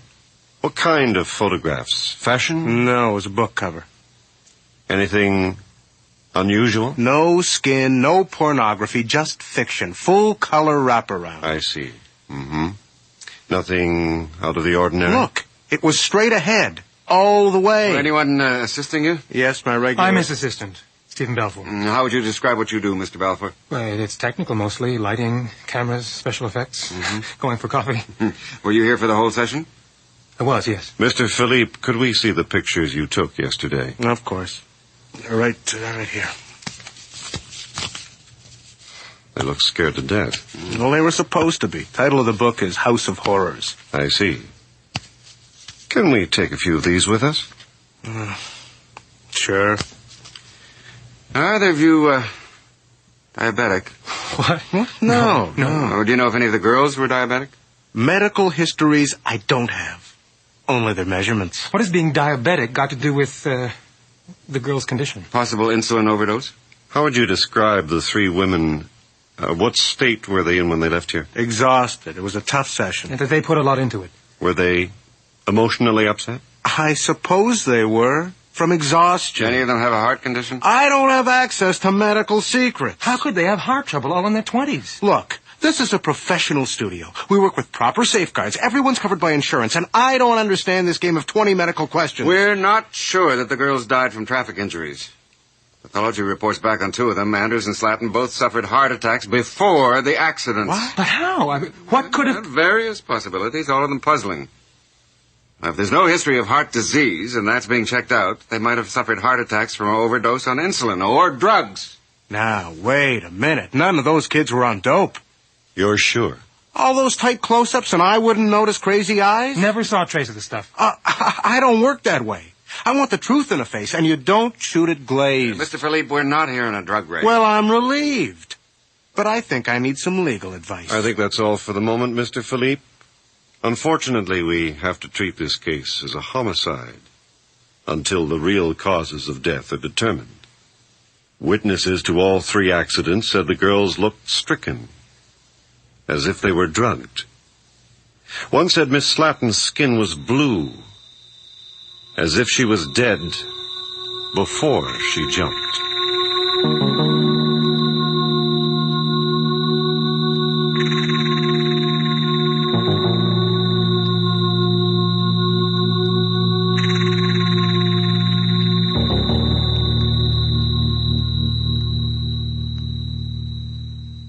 Why didn't you tell them more about the session, man?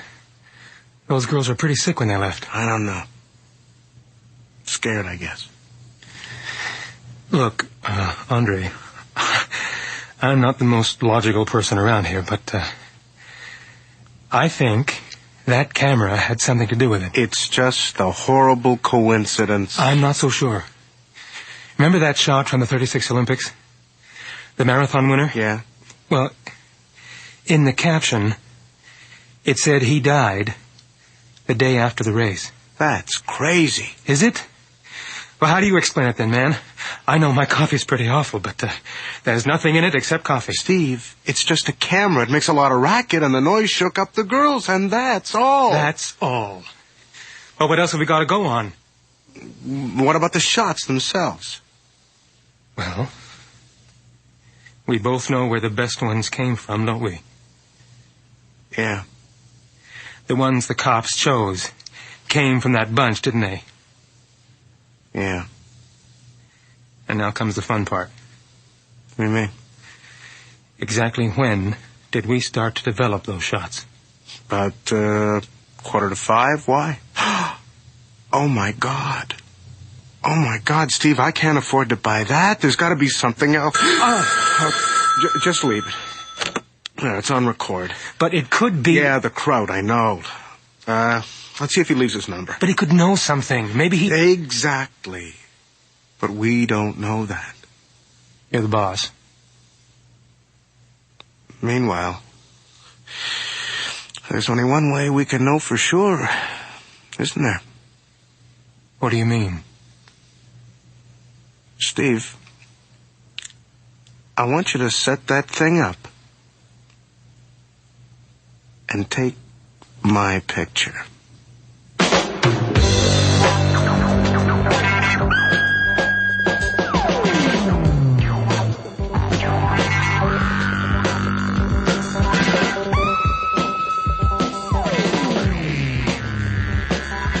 You have just heard Deadly Developments by Arlene Ezra. Featured tonight were John Stocker as Andre and Gordon Thompson as Steve, with Bud Knapp as Paul and Sandy Webster as the mysterious Felix. The models were played by Linda Sorensen, Elva Mae Hoover, and Nikki Guadani. And Colin Fox and Arch MacDonald played Detective O'Hara and Sergeant Connors. Our recording engineer is John Jessup, with the sound effects of Bill Robinson. Our production assistant is Doris Buchanan, and the series script editor is Earl Toppings. Nightfall is produced and directed for CBC Radio by... Most Saturdays at this time, we spend an exciting half hour of adventure and action with America's public hero #1, Hopalong Cassidy. Well, even two-fisted cowboys take summer vacations when they can, and Hoppy is no exception. Hopalong and Topper will be back with us riding the CBS air trails again 9 weeks from tonight, September 22nd. Get this and get it straight. Crime is a sucker's road, and those who travel it wind up in the gut of the prison of the grave. There's no other end, but they never learn. From the pen of Raymond Chandler, outstanding author of crime fiction, comes his most famous character in The Adventures of Philip Marlowe.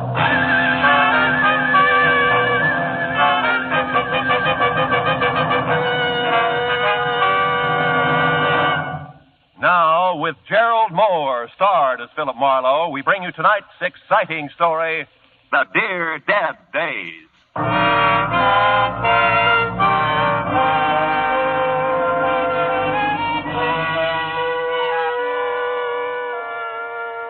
I stood at the window and looked down at the Saturday morning traffic. 1,000 inchworms playing follow the leader to the beach, to the mountains, to Aunt Millie's, to any place. I had time, a book. There was food in the refrigerator and a coffee cup in my hand. Across the room, there was an easy chair, cigarettes on the table beside it. The clock said it was 9:15. I hadn't shaved, and I wasn't going to. It was Saturday all day, and it was mine.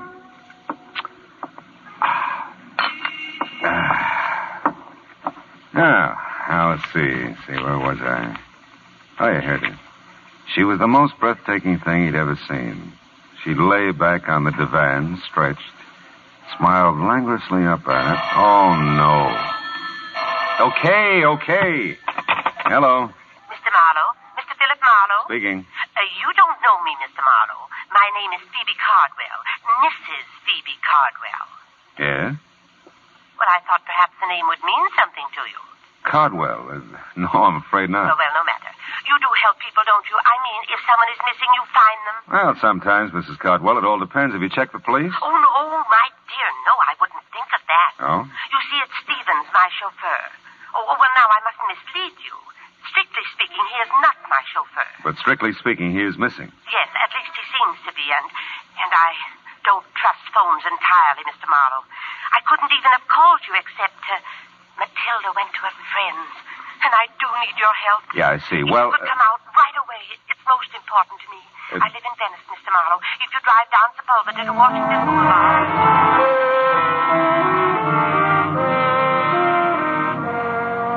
Well, what do you do? Maybe I thought about my grandmother. Maybe I thought of $25 a day. I don't know. Whatever it was, I joined the inchworm anonymity that was the traffic light of the beach cities. Now, Venice is not a spot to which I normally gravitate, but there was something in Mrs. Phoebe Cardwell's distinguished old voice that told me this was not a Saturday for normalcy. The house was what used to be called a bungalow, and the ramrod little figure waiting for me in the doorway was what used to be called beautiful. Phoebe Cardwell, for all her 75 years, had worn well and knew it. It's just possible that I didn't make myself entirely clear on the phone, Mr. Marlowe, about Stevens. Well, he's your chauffeur and he's missing, huh? He was my chauffeur. It seems like a very long time ago since I've seen him. You see, after Horace died in 1948, Horace was my husband. Oh. You see, after Horace died, Stephen stayed on to drive for the family who took our Pasadena house. Oh, he did this with my blessing, of course. Horace, rest him, left me very little, really. I say this with no malice, Mr. Marlowe. Merely to point out that for me to retain Stevens was quite out of the question. Yeah, I suppose so. So I moved in with my younger sister, Matilda. She's visiting a friend at the moment. I wouldn't want Matilda to share my concern over Stevens, and I'm sure you'll respect that. Oh, of course, Mrs. Cardwell. Yes, thank you. Now, look, so far as you know, is Stephen still driving for the family who took your house? Oh, I'm sure he is. He must be. It's just that, well, on Thursdays, his day off, he always brought the limousine over to take me for rides and run my little errands. Oh, understand now. The Brants are fully aware of it. That's the family he works for. Who have my home in Pasadena.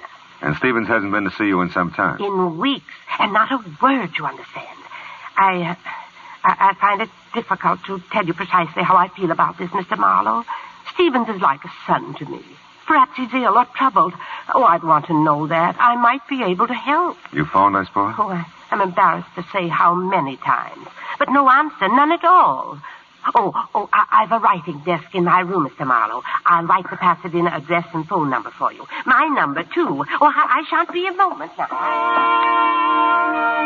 I'd seen the ring when I first sat down opposite her. First because it was big, almost massive on her tiny right hand.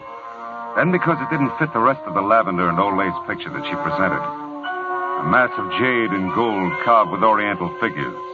A foreboding thing that reeked quality of its kind and value. After she left, the vases jumped out at me from the mantel. Small, gold, and jade again. And as incongruously out of place as Phoebe Cardwell and Sister Matilda's bungalow. There.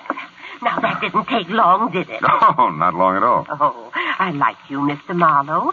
You'll find Stevens for me, I know. Well, I hope so, Mrs. Cardwell. And if I do, what'll I tell him? That I want to see him or hear from him. Stevens will understand. Yeah, well, Oh, dear. Huh? That's Matilda. Steve, I'm home, dearie. So I see, my dear. Mr. Marlowe, may I present my sister, Miss Reed? Miss Reed? With an eye like Wallace Reed.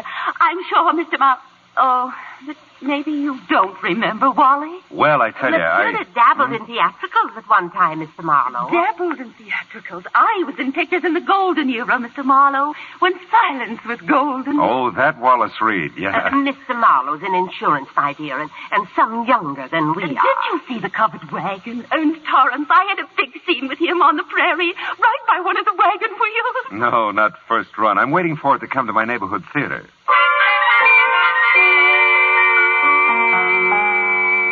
Matilda was a doll. Real live Cupid doll, but her role in this thing was strictly comedy relief. The drama, if there was any, was Phoebe Cardwell.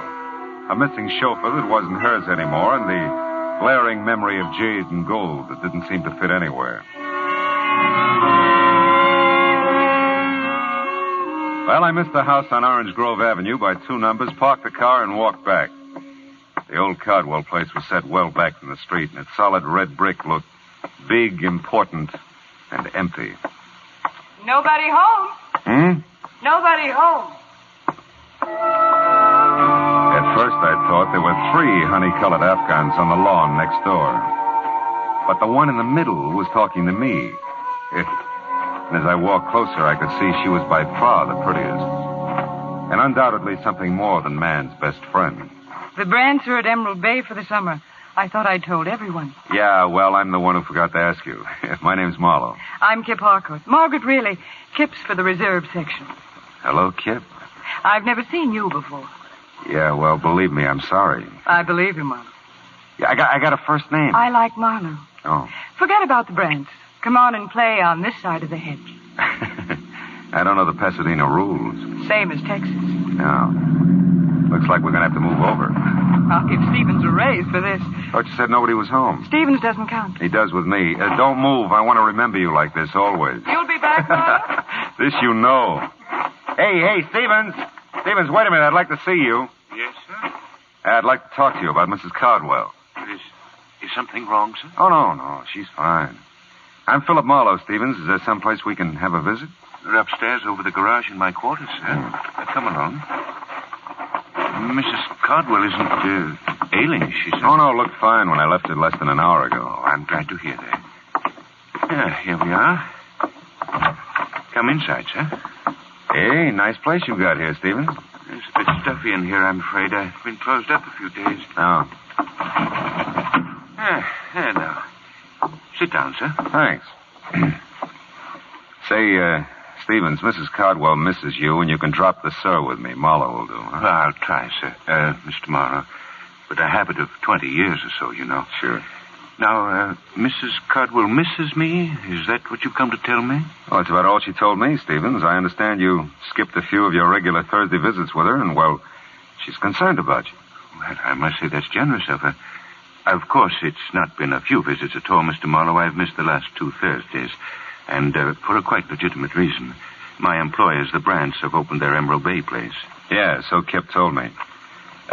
Miss Harcourt, I mean. Mrs. Harcourt, sir. Oh, really? That's too bad. Is it, sir? Yeah. Well, look, Mrs. Cardwell seems like a nice old lady. You know what you mean to her. It's not just you she misses, you understand? It's a way of life, something she was part of and enjoyed. Status, I think they call it. You know, it can be pretty important, Stephen. I understand that, sir. Sure you do. You'll give her a break, I know. Call her now that you're back in town. You know, keep in touch, huh? Yes, Oh, excuse me. Sure. Don't leave, sir, please. There's something I'd like to ask you. Stephen seemed like a right guy. Anyway, I was wondering about Kip, Mrs. Harcourt. I had her figured all right, but not for married. I dismissed it at the back of my mind and started casing Stephen's little palace. It was nice enough in the brown to gray motif, neat, tidy, like Stephen's, except for a bunch of packing boxes grouped in the corner behind the divan. And on top of them, 3 items that stopped me cold. A large bowl, a smaller one, and a long oblong box. All a mass of jade and gold carved with oriental figures. You admire oriental art, Mr. Marlowe? Not especially. Do you, Stephen? Not especially, sir. You said you'd like to ask me something. Yes, and if I may, sir, I'd appreciate a straight answer. All my answers are straight, Stevens. It's my questions that get tricky. I'll remember that, sir. Are you certain you've told me everything Mrs. Cardwell said about me? Very certain. Does it strike you as odd, sir, that she'd hire a man of your particular capabilities to deliver the simple message that she misses me? Matter of fact, it does, Stevens. Strikes me as very odd.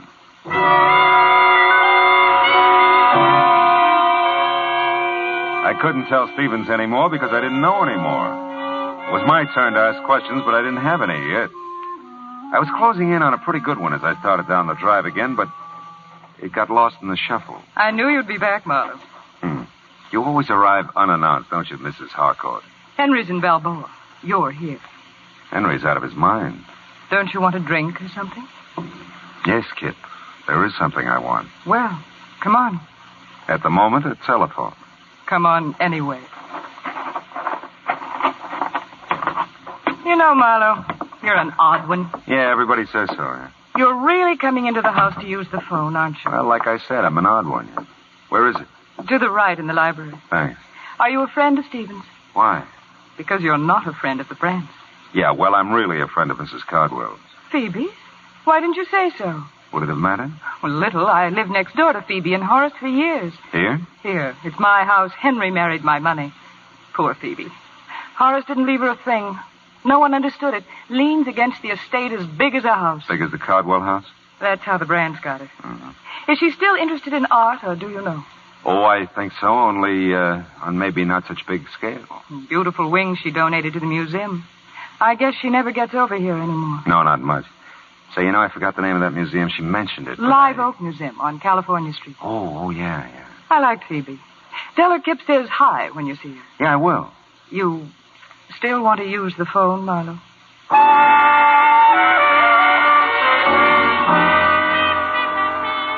I used the phone. I called Phoebe Cardwell, explained Stephen's absence, and gave her Kip's bet. And the case was closed. All I had to do was wait for a check. But all of a sudden, I didn't feel very good about any of it. It was like a hangover. I felt something should make sense, but nothing did. The jade and gold at Phoebe's, the stuff in Stephen's quarters that looked just like it. Was it hers? Did she give it to him? Did he take it? Questions I had, but no answers. I stood there at the window in Kip's library and watched the car pull to a stop in front of the old Cardwell place. Watched the thick little man get out and start to walk up the gravel driveway. I wasn't sure until he walked right past the library window. Then I knew I had the beginnings of all the answers. The thick little man was Fritzy Ott, one of the better fencers around town. And he was on his way to see Stevens. A minute later, Kip told me of empty servants' quarters over her garage. Another minute later, and I was there. The two garages weren't 6 feet apart. And there was lots to hear if you listened. I listened. But look, Stevie boy, you don't have it all. That's not quite the point now. Can you dispose of it? I don't know. Two things, Stevie boy. One, collection's a tough defense. Real tough. Two, this isn't the whole deal. I don't understand. This isn't the whole deal. Some pieces missing. I've seen pictures of the Sinku collection. Some pieces are missing here. 2 vases and a ring, to be exact. Yeah, you're right. You got them? Well, not exactly. I might be able to get them. Look, I'm trying to tell you, Stevie boy. One, I'm not even sure I can fence the whole collection. But two, I ain't got a prayer of doing it if it's incomplete. Are you with me there? Do you understand that? Yes, I understand it. It might take time to obtain the other pieces. Then you better spend some time, Stevie boy, or we got no arrangement whatsoever. I tell you, I'll nose around, see what's the best deal I can get, providing you deliver the full treatment. You see what you can do about getting it, and we'll meet here tomorrow at noon. But I really don't think it. Well, never mind. I've got to have the money. All right. Tomorrow at noon. You didn't have to hang any signs on it. It was all there, or most of it was. The Sinku collection meant very little to me, but it meant money to Stevens and Fritzy Ott. I had an idea it meant something else again to Phoebe Cardwell. And I had another idea. The Live Oak Museum on California Street and the wing that Phoebe had donated to it. I couldn't risk the delay of a Texas rules bout with Kip, so I skirted the house and ran through the dust to my car. 5 minutes later, I stood in front of the words Live Oak Museum, Percival Wallace, Director, open to visitors 9 to 5 weekdays, 9 to 12 Saturdays, 12 to 5 Sunday afternoon. Oh, nuts.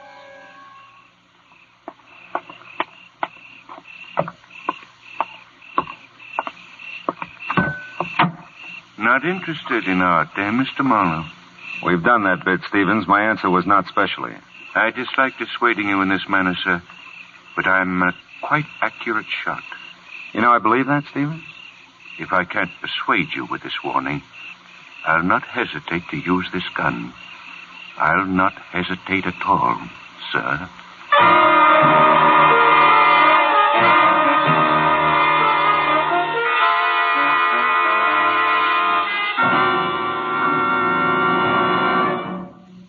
In just a moment, we will return to the second act of Philip Marlowe. But first, now that vacation time is here, our streets and highways are more crowded than ever.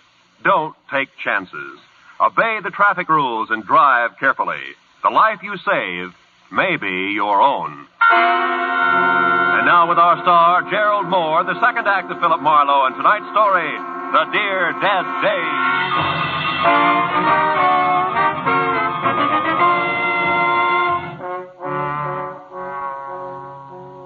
Stevens had a dominant personality for a chauffeur.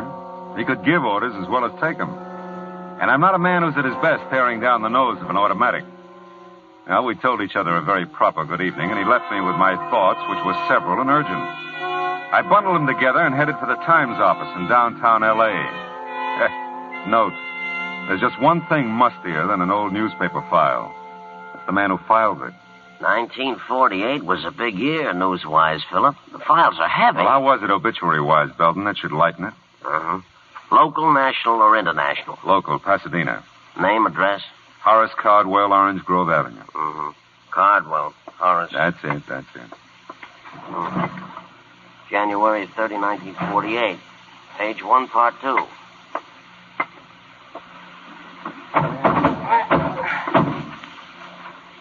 That's a good spot, page 1, part 2. Best local obit spot in the paper. Oh, I'll bet Horace was proud like anything. Oh. Let's see here. Candy. Oh, here it is. Mm-hmm. Mr. Cardwell is survived by his wife, Phoebe Reed Cardwell, at home. Period. Nothing. Hey, Belton, you got one for her? Her? Phoebe Cardwell. When'd she go? She hasn't. She's somebody? She's somebody. Cardwell, Mrs. Horace, parenthesis, Phoebe Reed, close parenthesis, Triad Belton. She could be more. She'll never make part 2, page 1 at this rate. Yeah, that's too bad, but read it anyway, huh? Born Waterloo, Iowa, June 7th, 1876. She's Gemini, Philip. That's wonderful. Will you just read? Oh, yeah. Okay. Married Horace Caldwell. So. Moved to California. She was so. Oh, chairman of Art and Culture Committee, Live Oak Museum, Pasadena. That's it. Go ahead. Traveled extensively all over the world. Brought back many valuable paintings and objects d'art. Yeah, it's reasonable. To the museum. Most famous of which is Sing Woo collection of jade. And, that's about it, Philip. I love you, Belton. Thanks.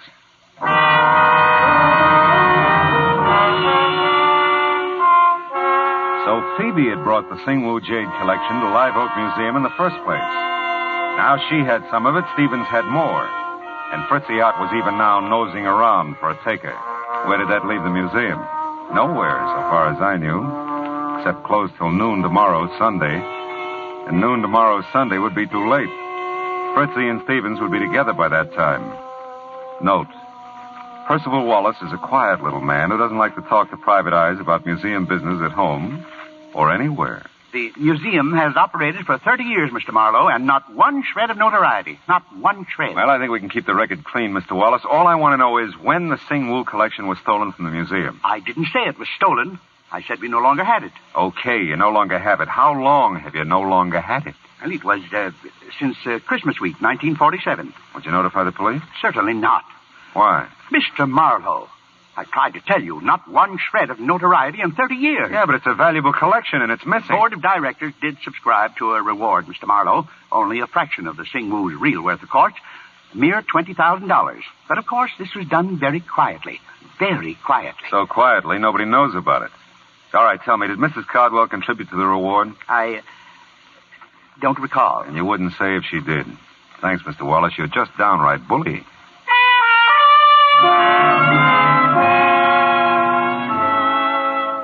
I got to Phoebe Cardwell's small bungalow in Venice in time to see a liveried limousine pull away from the curb. A few minutes after it got lost with the rest of the inchworms, the light-up-at-night variety, Mrs. Cardwell ushered me into the living room.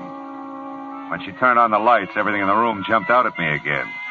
The pink dogs, the blue cats, the souvenir pillows. But the most notable things in the room were the jade and gold vases that were gone from the mantel, and the jade and gold ring that was missing from Phoebe Cardwell's old hand. This is delightful, Mr. Marlowe. Genuinely delightful. Yeah, well, I was afraid it might be a little too late to call. Oh, ordinarily, yes. Oh, but not tonight. Why, you just missed him, Stevens. He came back and took me for a drive. I just this minute got home. Oh, that's fine. Oh, thanks to you, Mr. Marlowe. I'm so grateful. He hadn't forgotten about me, you know. No, he'd been busy. Oh, sure, yeah. I bet he has. I'm embarrassed not to have mentioned it sooner, but I have your money for you, your fees. Oh, there's no hurry, honey. In fact, I've done so little that I... No, I won't hear that. I'll pay you in full, of course. All right. Say, this morning I was admiring your ring and the vases on the mantel. Were you indeed? Yeah. Well, I'm glad. They're quite nice, you know. Yes, they were. Did you give them to Stevens, Mrs. Cardwell? I beg your pardon. Did you give them to Stevens? Why, really, Mr. Marlowe, you surprise me. That is none of your affair, you know. I'm a curious fellow. I secured your services to perform a specific task. You've done that. I certainly do not intend to discuss Stevens or anything pertaining to him with you, Mr. Marlowe. All right. We'll leave it that way, huh? Not a word of any of this to Matilda now. All right. Stevie, dear. Oh, and Mr. Marlowe again. Yeah, I was just leaving. I told the girls at the club all about you, and I am right, aren't I? You are Julia Marlowe's son. Julia Marlowe, The actress. She played Barbara Fritchie for years. She did. Well, I'm sorry, but there are no Fritchies in our families for years either side. Really, Matilda, Mr. Marlowe's busy. He was just leaving. Yes, wasn't I? Philip Fritchie Marlowe. Oh, could have been a beautiful name.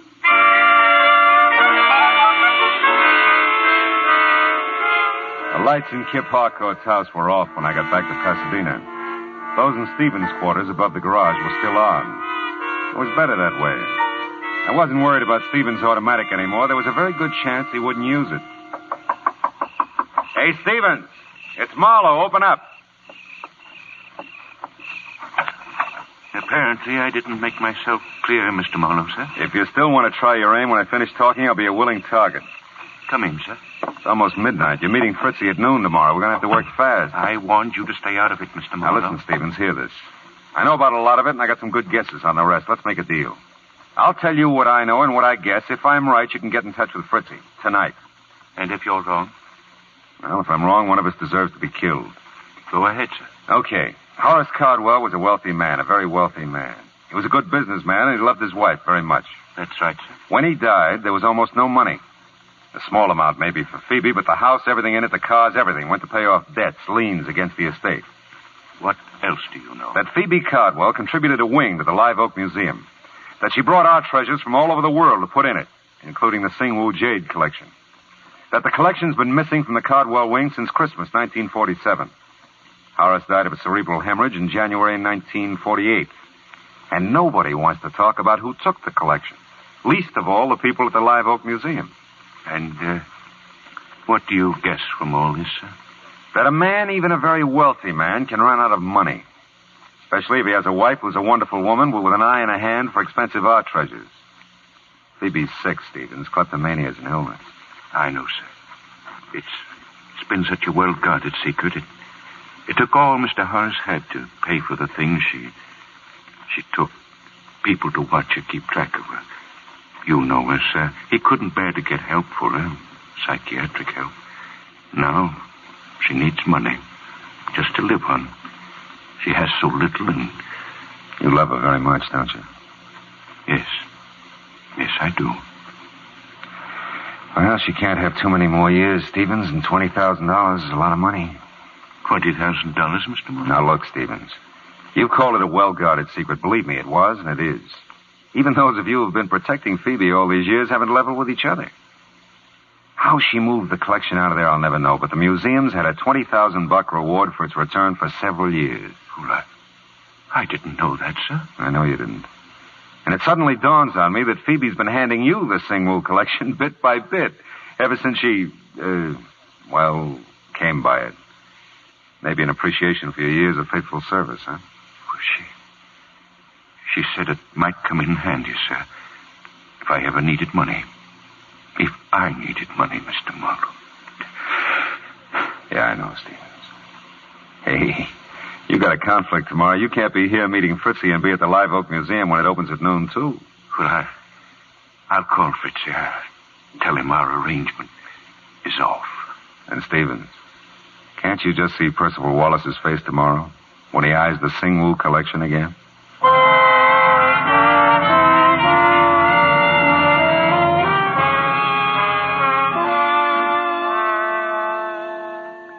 Footnote to a happy ending.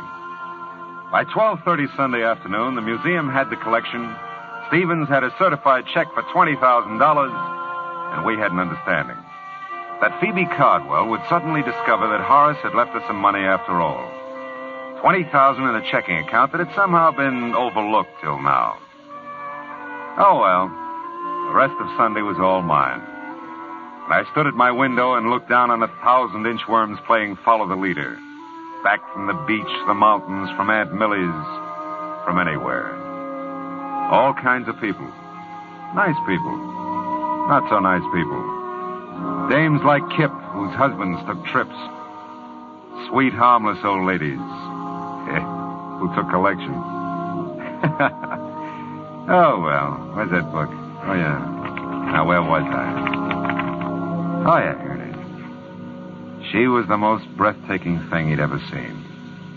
She lay back on the divan, stretched, and smiled languorously up at him.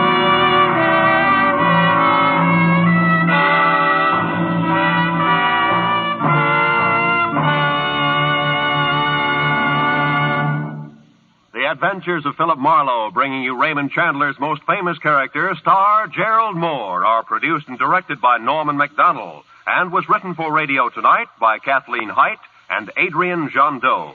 Featured in the cast were Verna Felton, Bill Johnstone, and Lynn Allen, with Ann Morrison, Ralph Moody, Jerry Hausner, and Sidney Miller.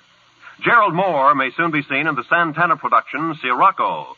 The special music is composed by Pierre Garrigank and conducted by Wilbur Hatch. Be sure to listen again next week at the same time when Philip Marlowe says... This time a pair of green eyes held a promise. A house on Bedford Drive held a murder. A Malibu motel held a secret. And I almost held the sack.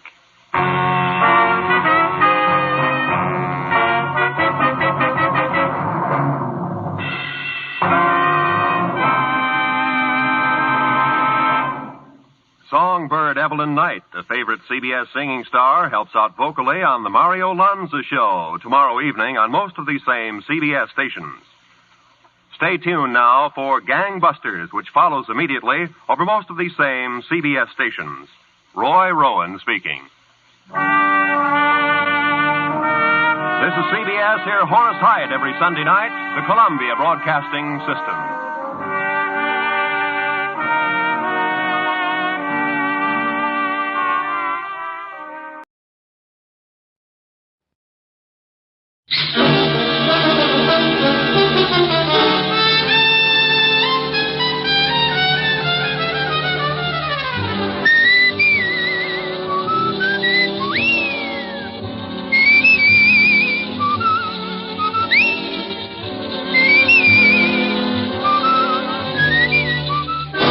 National Broadcasting Company presents Dick Powell as Richard Diamond, private detective.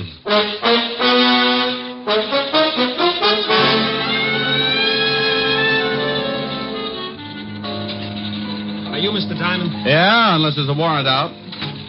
Mr. Diamond, I'd like to talk to you about a man. Oh, don't look so unhappy. Can't talk about girls all the time. Mr. Diamond, this is pretty serious. I'm scared stiff of him. Why? Because he's dead. Here's another exciting case from the files of Richard Diamond, private detective, starring Dick Powell.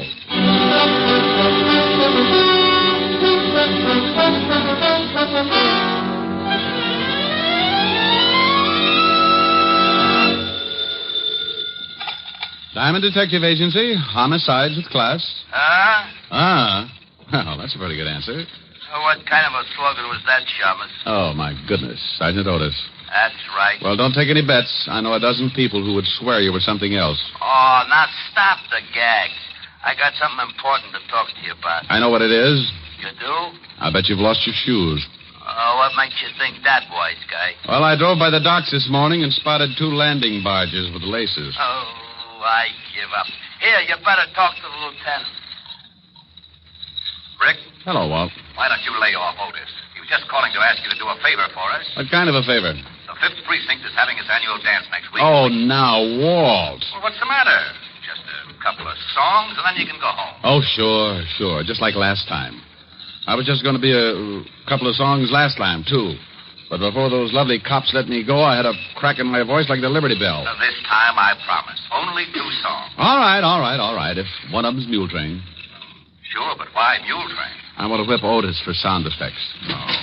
Mr. Diamond? Wait a minute, Wolfe. I think I spotted a client. Okay, Rick, I'll tell the committee you'll be there. Bye. Are you Mr. Diamond? Yeah, unless there's a warrant out. Mr. Diamond, I'd like to talk to you about a man. Oh, don't look so unhappy. Can't talk about girls all the time. Mr. Diamond, this is pretty serious. I'm scared stiff of him. Why? Because he's dead. Hmm. That's right. He's supposed to be dead. Well, bring him over. We can make a fortune from Barnum and Bailey. I guess I better go. No, wait a minute. Maybe you better tell me about it. Okay. I'm Martin White. I go to Barrett College. I'm an ex-GI. I'm a senior now because I couldn't start until I was released from the hospital 3 years ago. Hospital, huh? What was the trouble? I got hit at casino. How long were you in the hospital? 2.5 years. 2.5 years? Yeah, Okay, I fell apart up there. Oh, psychosis? Yeah. Go on. The other day I was on my way to class when I saw this man I was telling you about. The one who's supposed to be dead? Yeah, that's right.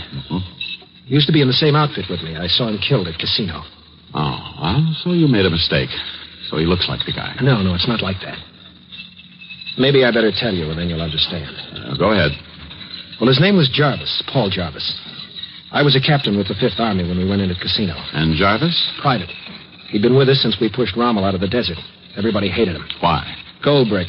Never missed a chance to dog it. But he was smart, plenty smart. There wasn't anything we could pin on him. Yeah, I know the type. He was great in a street fight because he was big. And I mean really big. Big and nasty. But up on the line, he went to pieces. Okay, go ahead. And one night, we got a report that a man answering Jarvis's description had killed a corporal in a fight. By the time the details got to me, the Germans had opened up with everything they had. I was ordered out on patrol, so I took Jarvis with me. You took a big chance. You know it. There was one witness to the killing, an old man in the town. If Jarvis knew he might be identified, he'd have gone over the hill, sure. So I figured I'd watch him. Keep him with me until the Germans slowed up and we could show him to the old man. Oh, we moved up. The Krauts had the main body zeroed in with their 88s. Our job was to move up, try to spot a path through the enemy artillery pattern. We had to belly down, and Jarvis and I ended up in a hole together. They'll spot us, sure. They'll correct and drop those things all over us in a minute. Keep your head down, Jarvis. I tell you, they'll spot us. Now, you listen to me. You raise your skull 1 inch out of this hole before I tell you, and so help me, I'll drill you myself. Okay. You hate my guts, don't you? Knock it off. This is real funny, this is. 2 guys this close hating each other. Next time I'll pick a bigger hole. Captain White. What? About that murder. Can it? You think I killed the guy, don't you? I don't think anything right now, just those Kraut tanks down there. You're thinking about it all right. You and everybody else. You all hate me because I'm not a tin soldier like you with ideals sticking out all over your fat face. I told you to knock it off, but you wanted it laid on the line, so I'll tell you. Yeah, I hate your guts. Okay? That's good enough. I killed that corporal, Captain White. You're out of your mind. I am, huh? Well, this is as good a place as any to go over the hill. You're crazy. Get down. Relax. I got a bayonet pointed right at your belly. Jarvis, don't. Go on. Cry. Whine. I'm going to put you in for a Purple Heart. Only you'll have to pin it on your blanket. Jarvis, for the love of... Now you're only a number on the record. Jarvis, you dirty... You're going to take a little while to die, Captain, so you can think about me getting out. I'm taking off, and I'm leaving the rest of the saps with all the honor and glory they want. So long, Captain. It's all yours. Jarvis! Come back here! Jarvis!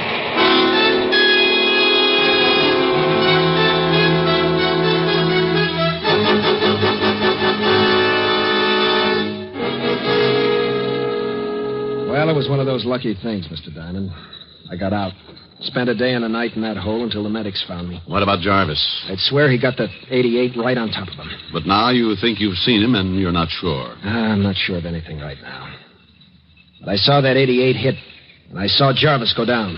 Okay. Let's say you did see Jarvis. He got out some way. Looks pretty simple to me. Call up the authorities and tell them you spotted a man wanted for murder. There certainly should be a lot of guys from your outfit who could identify him. No. He's done something to his face. Maybe the shell did it for him, but I know it's him. You can't miss a guy that size. A lot of big boys. Sure, but he's got the same rotten eyes. That didn't change, and that nasty smile he gets. I'd know him anywhere. In a dark room, I'd know him. Oh, well, you said you were scared. Why not go to another school? I can't. I've got a job up there, and I've got a wife and a kid. That's why I came to you. I can't go to the police. They might put me back in that hospital. They'll think I'm slipping again. Up here. Uh-huh. Well, let's say it is Jarvis. What in the world would a guy like that be doing in a college? Don't you think I've asked myself those questions? Just forget the whole thing. No, wait, Martin. Look, if I prove to you one way or another about this Jarvis, will you forget about Casino? Yeah. What name is he using? Blackwell. John Blackwell. Okay, let's go. Don't you get a fee or something? Your wife a good cook? The best. Well, I'm staying for dinner, and after you see what I put away, you'll probably wish you'd paid the $100 a day in expenses.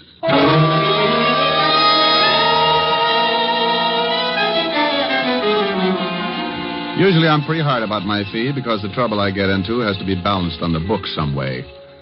But a young guy comes in with a real problem, and old hard-headed Diamond gets a fast softening of the skull. Well, 2 hours later, Martin White, me, and my real soft skull were on the campus of Barrett College, and in the converted Quonset hut the Whites called home. He's hungry, Mr. Diamond. Hiya, fella. Well, nice-looking boy. Yeah, takes after his mother. Martin, if we're going to do something about this thing, we'd better get a move on. All right, where do we start? I think I'd like to look at this, what's the name this guy's using, you say? Blackwell. Oh, well, I'd like to look at Blackwell's school record. How about it? I think I can fix it. Let's go. Oh, dinner's at 6, Mr. Diamond. Yeah, we eat early because I'm night watchman on campus. I go on duty at 7. I'll be on time, Mrs. White. It's Nan. Oh, well, love corned beef and cabbage, Nan. Well, I'll walk out with you. I have to go to the store. Come on, Mr. Diamond. We'll walk Nan out across the street. Martin, look out! Oh, that idiot. Must have been drunk. Nanny, all right? Oh, sure, but you, Martin, he came right at you. I know. Mr. Diamond, that guy wasn't drunk. Yeah. Well, Nan, you think you can go to the store alone? Oh, certainly. I'm fine now. But that car... Now, come on, Martin. We've got to check those records. Well, see you at dinner. And, Martin, you listen to what Mr. Diamond has to say. That man was probably drunk. Good girl. Yeah. What about that car? Could have been an accident. Let's think it was for a while, anyway.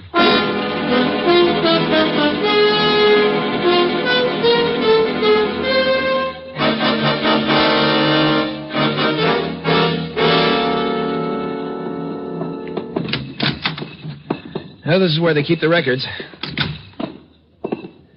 Hello, Susie. Hi, Martin. Well, hello. Hello, Susie. This is Mr. Diamond, Susie. Mr. Diamond, Susie Wirt. It's really a pleasure, believe me. We'd like to look at the file, Susie. You a new professor, Mr. Diamond? No, just a friend of Martin's. Married? Not a bit. Why? Pretty square, huh? Sometimes, but I can learn. Yeah? Well, I might just start some night classes of my own. Sounds like fun. In about 5 years, you let me know how your education is progressing. Oh.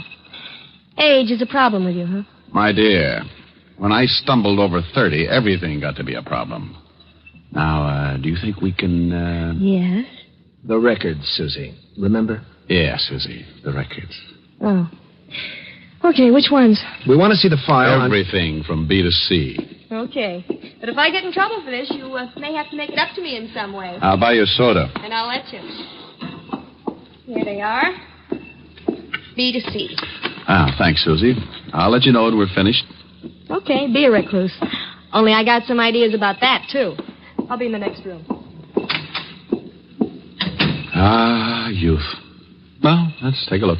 How come you asked for everything from B to C? No sense in letting everybody know what we're doing. If we just asked for Blackwell's file, Susie might have said something to him. Oh, here it is. Yeah, it says here, John Blackwell, 28, resident of McAllister, Oklahoma. Hey, get a load of this. Height, 6'6", weight 240. Like I said, he's a big one. If he fell down, he'd be halfway home. Look, Martin, where can I find this Blackwell? Now, let's see. What does it say about his classes here? It's 2:30 now. Yeah, he should be in English Lit. Take me over there. You want to see him? I want to meet him. You want to meet him? Oh, now relax. Sooner or later, you've got to talk to him. Oh, Susie. Susie. Yes? Oh, Susie, we're finished. I'm not. How about that soda? I'll take a rain check. Lots of rain up here. Susie? Yes? Bye.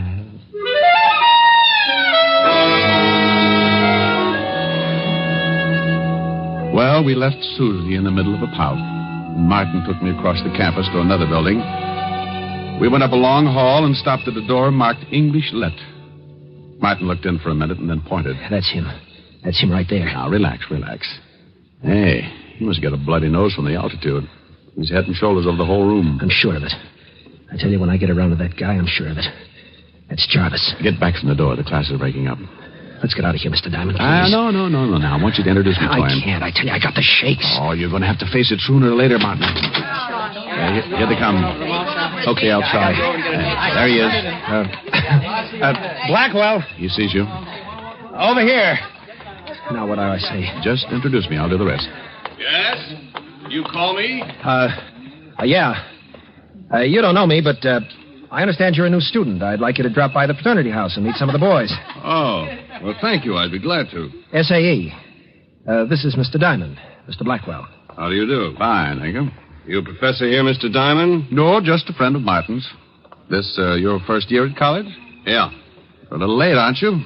What held you up? Service? That's right. Oh, well, I was in the Army myself. What outfit were you in? I didn't say I was in the Army, Mr. Diamond. Matter of fact, I was in the Navy. Oh. Well, Mr. White, I have to be going now. When would you like me to stop by the house? Oh, anytime. Around 6. Most of the boys are in then. See you then. Nice meeting you, Mr. Diamond. Yeah. Well? You've never met him before. I mean, here on the campus? No, why? When he left, he called you Mr. White. Yeah, and I didn't introduce myself. Well, I do know one way to clear this whole thing up. How? Fingerprints. Washington's got a record of Jarvis. If I can get Blackwell's, we can compare them. It's a swell idea, but about as easy as going after a mountain lion's molar. Oh, I'll think of something. And you go on home and stay with the wife and baby. All right.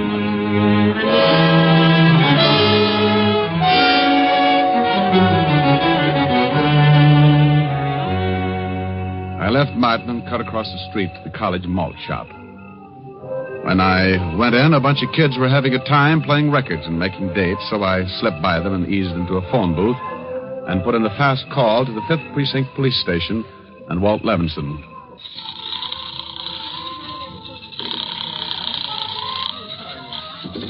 Fifth Precinct, Sergeant Otis. Oh, good grief. I got the zoo. Oh, you just call up to make wisecrack, Shamus? Now, put the lieutenant on. But don't growl at him. He's close enough to snap a collar on you. Oh. Yeah, what do you want, Diamond? That's a pleasant way to answer the phone. What have you noticed been doing? Setting fire to the commissioner? Oh, I give up. Where are you? I'm up at Barrett College. College? Sure. I'm trying to talk to science department into bidding on your sergeant's brain. They've got gargantuas and they need a match set. Now, will you please be serious? Okay, Walt. Now, look. I've run into something that has a good chance to end up looking like homicide. I can use some help. You know that's out of my district. Look, I just want you to do some checking for me. Find out about a John Blackwell who's supposed to come from McAllister, Oklahoma. He's a student here. What do you want to know about him? Oh, how long he lived in McAllister? Family, friends, the usual things. And then do some checking on a boy named Jarvis, Paul Jarvis. Check his fingerprints with the military authorities. See if he was ever in McAllister and if he knew Blackwell. Okay. Where can I call you and how fast do you need it? Wait a minute. What's the matter? I just spotted someone in this malt shop.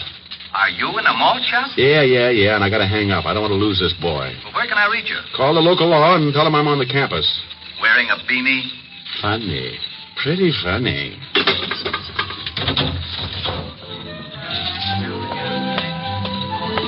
Ah, Mr. Blackwell, isn't it? Huh? Oh, yeah. Mr. Diamond. That's right. Mind if I sit down? Not at all. Just finishing my malt. Looks good. Think I'll have one. It is good. Good for you. Makes you healthy. Live a long time. Well, I guess that's what we're all after. I guess so. How long have you known Martin? Martin White? Yeah. Not long. How long have you known him? Just met him today with you. Why? Oh, nothing. Wondered how you knew his name. Oh, he was pointed out. Mm-hmm. Well, I gotta be going, Mr. Diamond. This little chat has been very enlightening. Goodbye. Goodbye. And now. Hey, waiter. Huh? Oh, you want something, mister? Yeah, the small glass. Just the glass? Don't touch it. Well, what's wrong with it? Is it contagious or something? Yeah. Here's $5. Give me a napkin to wrap it up in. Oh, collector, huh? Yeah, something like that. Okay, take it. I had a girlfriend used to collect beer cans, but this is a new wrinkle. Thanks. Oh, it ain't nothing. Come back again and get a load of our ice cream dishes. You'll lose your mind.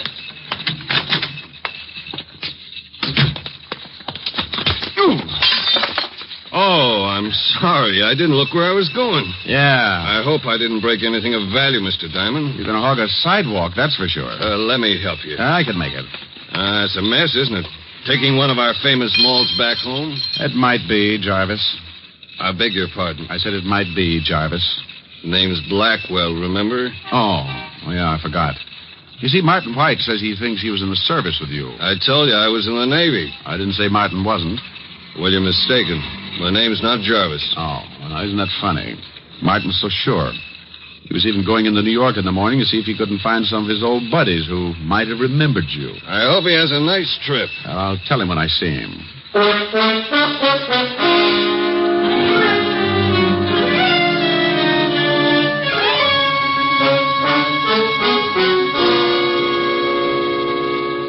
But I don't get it, Mr. Diamond. Why did you tip him? Oh, you knew it before I tipped him, Martin. I don't want him to skip before I can get the information on him. But now he's sure to take off. Not until he gets you. Oh, Mr. Diamond, do you think that... I know you'll try, Nan. Martin is the only one here at Barrett who can actually identify him. He knows I'm suspicious of him, so he'll go after Martin first and then me. He's got to make his play. But you said that he... Martin, give me your hat and coat. Why? What are you going to do? Take your place as night watchman. Whatever he's going to do, he'll try it tonight.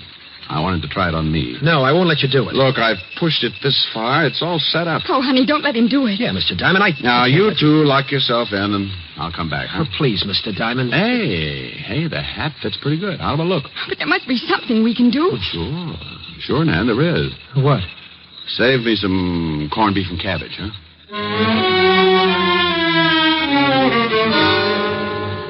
It was dark when I walked out with Martin's hat and coat and started to cross the campus.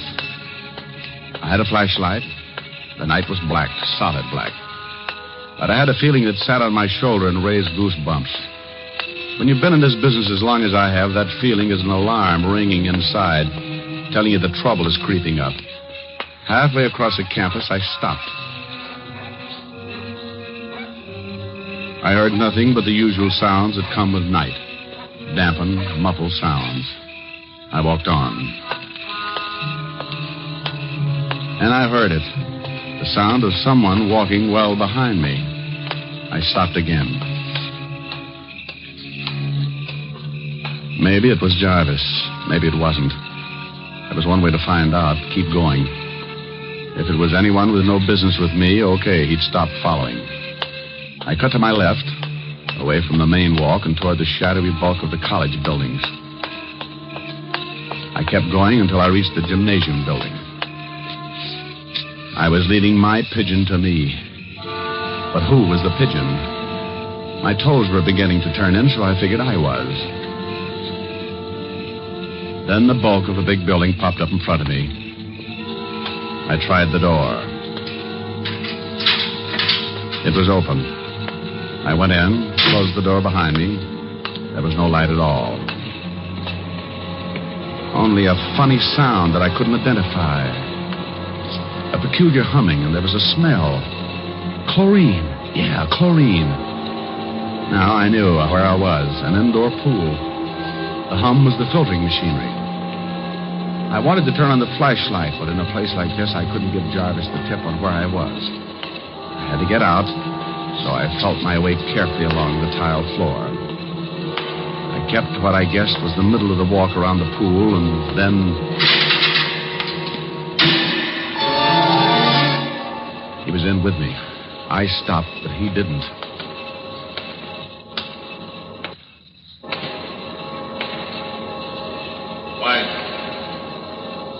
White.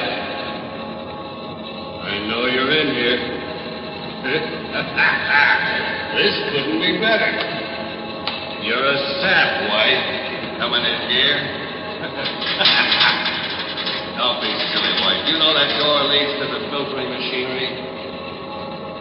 Come on, this way. It's the only way out, and I'll be waiting for you. Okay. It's all the same whether you come to me or I go to you. Stay where you are, Jarvis. What's that? We met before. You're not White. No, I'm not. Diamond? Yeah. Not White, and you're not Blackwell. You're Jarvis. Surprise, Buster? What's the difference? None, I guess. Where's the real Blackwell? Where you're gonna be, Diamond. Stay right there, Jarvis. Sure, and let you shoot off your mouth. All right, Diamond. It's all the same to me whether I get you first or White. I gotta do both. Now we'll see just how tough you are, Diamond. Well, the boy's got a gun. You missed, Diamond. And too bad the flash gave you away. Now I gotta do this fast. This is it, Diamond.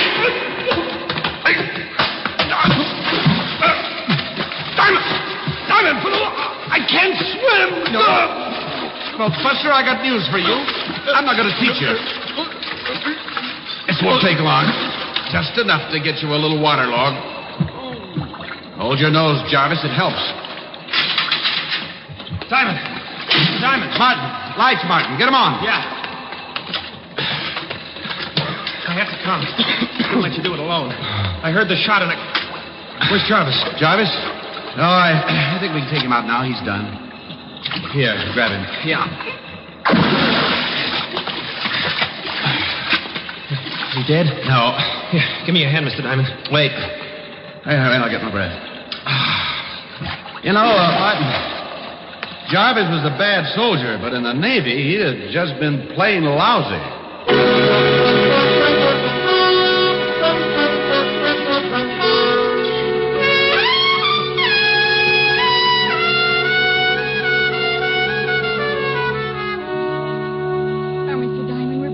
Grateful. We've got to pay you something. Okay. Mail the recipe for your wife's corned beef to a gal named Helen, huh? But, Mr. Don't Diamond... forget it. Jarvis won't... I mean, he won't... Come back? Oh, no. The Army picked him up. They've got first crack at him. Then come the McAllister authorities who'd like to talk with him about the murder of John Blackwell. So that's how he got Blackwell's papers. Sure. Blackwell was alone in the world. He was going to come here to school, but Jarvis hitched a ride and... Well, once the guy killed... He'll do it again to beat the rap. And Blackwell and Jarvis were both from McAllister. Yeah. Jarvis figured this college would be a great hideout under a different name, papers all in order, but you saw him and he saw you, and that put a crimp in his plans. From there on, you know the rest. Now, I guess... Oh, I'll get it. Be back in a minute. I'll send your clothes to you when I get back to the city, Martin. No hurry, Mr. Diamond. Oh, Mr. Diamond, the phone's for you. Me? But no one knows I'm here but the McAllister police force, Levinson, Otis, Jarvis, Susie, the campus, and you. Well, he asked for you. Oh, thank you. Hello? Diamond? Levinson? Yeah. Well, what's on your mind? Are you all right? Never better. Why? Because we got the report on Jarvis. He's a bad boy. You watch yourself. Don't get caught alone with him. Oh, sure, Walt. I'll be real careful. The only place I'll be seen with him is in a swimming pool. Huh? Now cut the wisecracking. What's that? Did you say something? Hold it a minute, Walt. Oh, Bill, shh, please. Sorry, Mr. Diamond. I guess the phone awakened him. Diamond, what are you doing? You got asthma? Quiet, Walt. Hold it. Martin, bring the baby here. But he's never done this at this time. Oh, never mind. Bring him here. Okay, you asked for it. Now, baby. Shh. Stop calling me baby.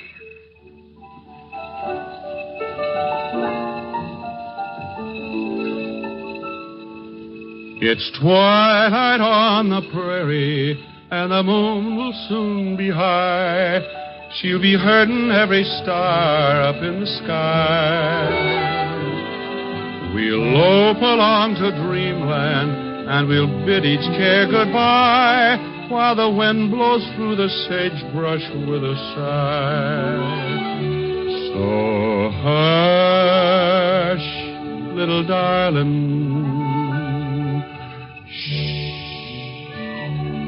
Little dear, go to sleep, little darling.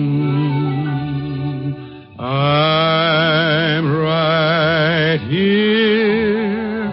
Let my shoulder be your pillow. You'll be safe as you can be. Little darling, you mean all the world to me. We'll always be together, And I promise faithfully that your dreams will all come true. Just wait and see. So hush,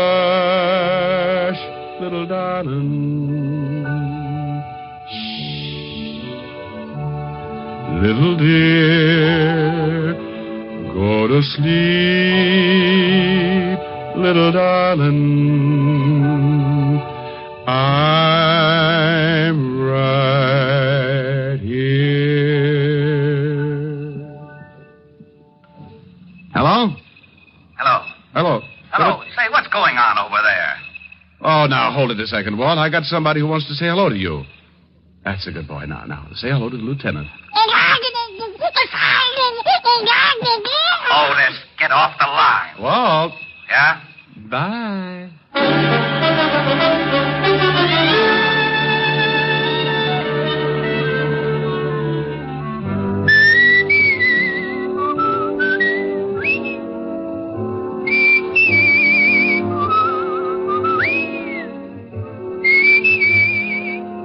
You have just heard Richard Diamond, Private Detective, starring Dick Powell. Ed Begley played Lieutenant Walt Levinson. Also in the cast were Wilms Herbert, Paul DeBob, Sammy Hill, Jerry Hausner, Jane Webb, and Dave Ellis.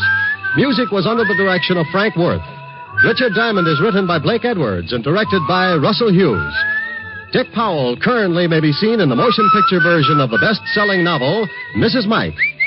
This is Eddie King inviting you to be with us next Sunday at this same time when we will again bring you Dick Powell as Richard Diamond, Private Detective.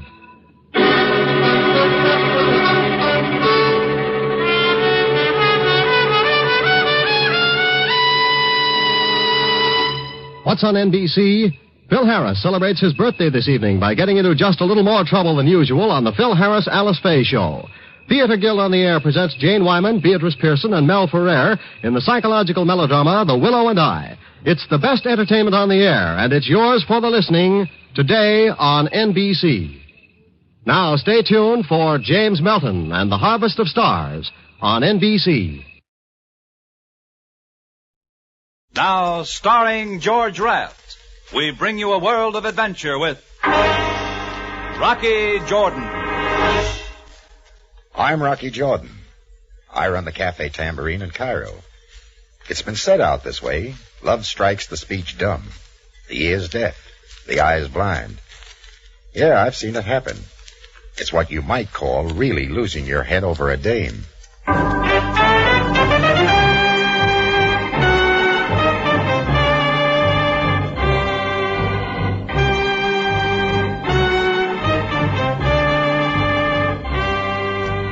The Cafe Tambourine, crowded with tourists, camel drivers, women, cheats, forgotten men down on their luck, the lonely and the lost. For this is Cairo, gateway to the ancient East, where modern adventure and intrigue unfold against a backdrop of antiquity. Tonight's transcribed Rocky Jordan story, Valley of the Dead.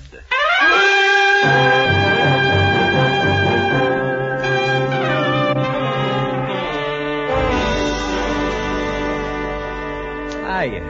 Remember me? Chris, the barkeep at the Tambourine. Also the general dispenser of information. Yeah, Rocky Jordan and me have been buddies for years. And usually things go kind of smooth between us. Not always, though. I'm thinking of that Valley of the Dead deal when the blow-up between us sounded like the echo of an A-bomb. And, well, listen. It was one of those quiet evenings around the cafe when it began. The crowd had thinned out, and a sad-faced legionnaire sat at the bar, staring into his half-empty glass of wine. A few locals were scattered around, lapping up some arak, and in the back booth, one of the more handsome young guides around Cairo was whispering into the ear of a sweet-faced tourist, and she was giggling. Then Rocky came in. Pour me one, Chris. Anything wrong? Pour me one. Yeah, sure thing, right? You, been for a walk? Yeah, I've been for a walk. Well, was wondering. Yeah. Rock, you drink? Oh, yeah. Thanks. Yeah. Things been kind of slow tonight. I was thinking maybe we could close up early. Julie's coming by. You two getting sort of serious? Yeah, A couple of cops just come in heading this way. Good evening, Jordan Bay. Oh, hello, boys. We are looking for someone. A man wearing a dark suit. We thought perhaps he might have come in here a few moments ago. Haven't seen him. Sorry. No, nobody come in the last few minutes except... What's happened, boys? There was a shooting at a small hotel several blocks from here. Oh, shooting, huh? Anybody get hurt? We are certain the man in the dark suit was wounded. We picked up his trail. Lost him near here in the native quarter. Oh, that's too bad. Yes. Thank you, Jordan Bay. Come along, Ahmed. I'm going back to the office. Close up whenever you want. Yeah, sure. I watched Rocky as he walked to his office. He opened the door, took just one step inside, and then fell flat on his face. I got over there on the double, locked the office door, and hauled Rocky to the couch. And that's when I saw it. The blood trickling down his hand. I put in a fast call to a doc who would keep his mouth shut, and while he was patching up the rock shoulder, I went out and closed up the cafe. A half hour later, when I got back to the office, the doc was gone, and Rocky was all business. Chris, you know a gent named Brezak? Brezak? No. How about a guy named Fabian? Risto Fabian. Well, do you? No. Are you sure? Yeah. For a minute there, I thought maybe I'd heard the name someplace before. I guess not. Here. Take a look at this. Check, huh? Yeah, 20,000 pounds, boy, that's... Hey, Rocky, this check is made out to you. I thought you didn't know Fabian. Well, I don't. Then why would he write you a check for 20,000? Look, I don't know. Honest, Rock.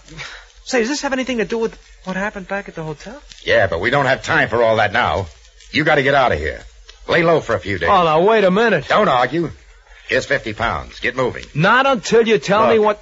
You said you didn't know Brezak. You don't know Fabian. All right, I'll take your word for it. Now you take mine. Beat it. Now listen, Rock. And don't take your fiat. You'll be spotted too easily. It's probably Julie. She must have come around the alley. I'll get it. Hello, Rocky. Come on in, Julie. Sorry I'm late, Chris. Oh, hello, baby. Well, what's the matter, darling? Oh, ask him. You two boys been having a quarrel? Out of the blue, just like that. Get out of town, he tells me. What? Well, Rocky, what is this? Well, if you want your boyfriend to stay alive, you better tell him to do as I say. Where's the Fiat, Julie? Well, parked out front. Leave it there. Here. Take the keys to my car. Get Chris up to Dave Amunya's place. I'm going to walk down to police headquarters and have a talk with Sam Sabaya.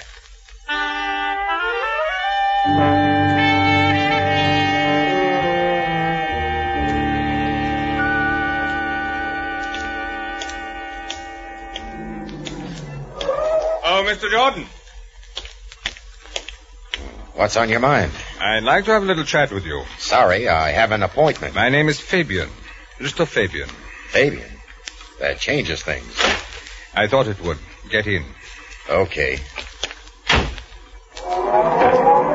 I've been sightseeing before, so don't knock yourself out. Mr. Jordan, why did you go to that hotel tonight? Brezak's invitation was extended only to your bartender. I know, but Chris wasn't around when Brezak's messenger showed up. So I was asked to pass along the invitation. Which you did not do. That's right. Knowing Brezak as I do, I couldn't resist going myself. The fact that the messenger mentioned 20,000 pounds, that had something to do with it, too? You think I'm trying to cut in? That is exactly what I think. Suit yourself. Fabian, what is this all about? All I got from Brezak was double talk. And a bullet in the shoulder. He resented the fact that I took the check from him. I shall only have to write another one. Really, Mr. Jordan. It is a simple business deal. I wish to beg Chris for information which he has acquired. I'm not convinced. If you ask me, that check was just a come-on to get Chris and Brezak together so that killer of yours could do his work quietly. Mr. Jordan, if you are as concerned over Chris' welfare as you seem to be, you will do as I say. For the police would like to know more of a certain death which occurred here in Cairo a month ago. A man named Griswold was murdered. A geologist. I read about it. The killer got away in a small car, a yellow Fiat. That wasn't in the papers. Neither was this. Razak arrived a few moments after the killing. He heard someone running out the back door, saw the yellow Fiat race away into the night. Razak fired after the car, succeeded in breaking one of the tail lights. That's quite a story, Fabian. It happened. You can ask your friend Chris, but I doubt if he would admit that he was the one who murdered Griswold. Oh, we seem to have driven right back to your cafe. You can let me off here. But I thought you had an appointment. I've changed my mind. Yes, I can appreciate your dilemma. Oh, there is the yellow Fiat. I suggest you examine the tail light closely. Good night, Mr. Jordan.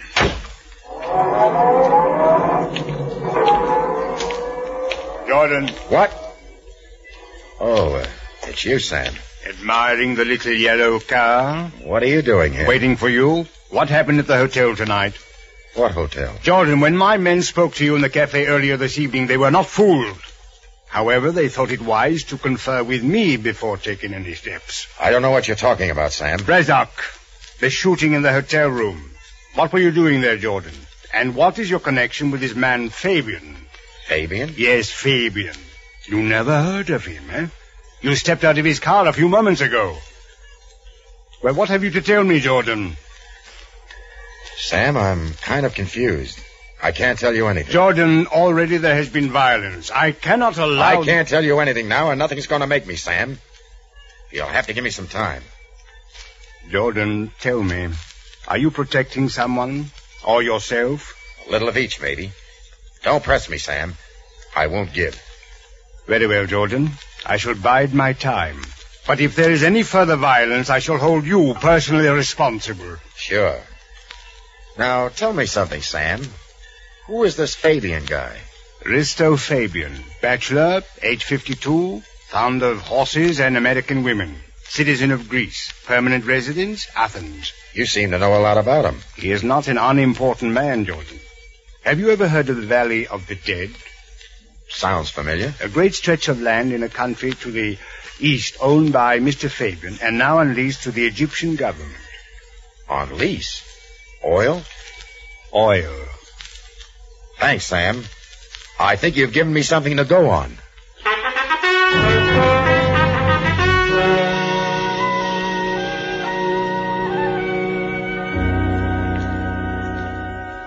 Jordan, after all, I am only a government clerk, and this is all I know about the matter.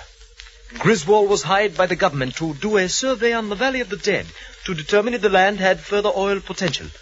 According to his report, it did not. So the government has decided not to renew the lease, which expires in a few months. And Griswold expired, too, after he made the survey. Why? Do not ask me. I have lived long enough to know the value of minding my own business. The wills are played out and the lease is dropped. Fabian is left with a lot of worthless land and no income. Yes. What's missing, Allie? You don't go gunning for a guy who's supposed to have some information if what he's got isn't worth anything. What? Gunning? Allie, how can I get my hands on a copy of Griswold's report? Griswold's house, perhaps, if there is anything left of his belongings. Or perhaps the girl who worked for him, Miss Ware, Julie Ware. Julie? You know her? Yeah. Thanks, Allie. Night. Good night. Rocky, look out! Look out! Rocky!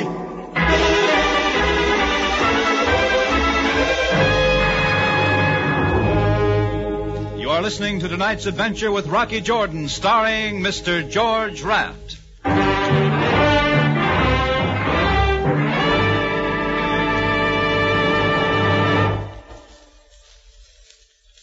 Dr. Christian's unique success with his patients is due as much to his keen understanding of people as to medicine. Every Wednesday evening on CBS, Gene Herschel stars as kindly Dr. Christian of River's End, bringing you stories full of warm understanding. Listen for Dr. Christian for another drama of real life. Your next program over most of these same CBS stations.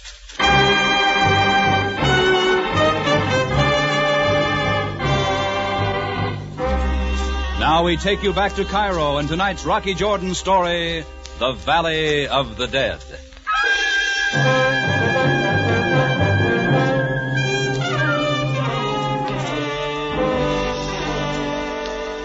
The shots from the moving car tore some big holes in the front of Ali's house, but none of them caught the rock. He'd spotted the car, dove for cover. Well, he picked himself up knowing full well it had been Fabian and Brizac. And 10 minutes later, he walked into a low-slung apartment building not far from the tambourine. First thing he caught was the low wail of a sax. He listened for a minute, and it took him back. But then it stopped, and he walked down to room 212 and knocked. He tried again, and a door came open. But it was the one at the next apartment. And standing framed in the archway was a redhead with a neckline that looked like it was diving for pearls. Hello. Hello. Looking for Julie? Yeah, Friend of hers? in a way. Want to come in and wait? She might be back soon. Well, thanks. Maybe I will. Mona Clark, USA. You're an American too, aren't you? Uh-huh. Rocky Jordan. Shake. It's not that I don't like far-off places. You just want to see something familiar once in a while. Yeah, I know the feeling. I've got a pot of coffee fixed. Want some? If you got enough. Plenty. I'll get right away. Where are you from, Rocky? I mean in the beginning. St. Louis. Good town. New Orleans myself. Been there? Well, lots of times. Oh, do they still serve coffee and donuts in the French market? They did when I left. Gee, I miss it. Well, home next month. Never no more to roam. Until next time. Here. You and Julie pretty good friends? Pretty good. I'm trying to find out about a fellow named Griswold. Griswold? Definitely a meatball. One of those guys who live on a steady diet of vitamins, always with the play. Yeah, I get the picture. Julie worked for him, you know. He's been up here a couple of times. Julie's boyfriend caught up with him here once and knocked him down the stairs. Tall, sandy-haired fellow named Chris? Now, that's the one. I thought he'd killed Griswold. He was so sore. Of course, Griswold never bothered me. He knew I'd rap him with my sax. Sax? Was that you playing just now? Uh-huh. First sax, Billy Baxter's all-girl orchestra world tour. Give a listen. Like? Very good. How about this?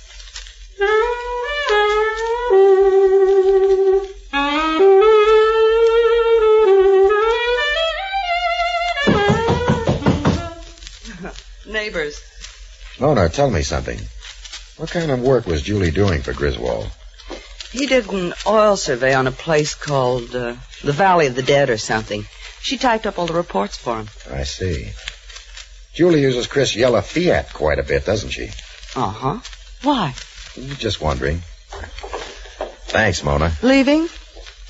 I'd like to finish that song for you sometime.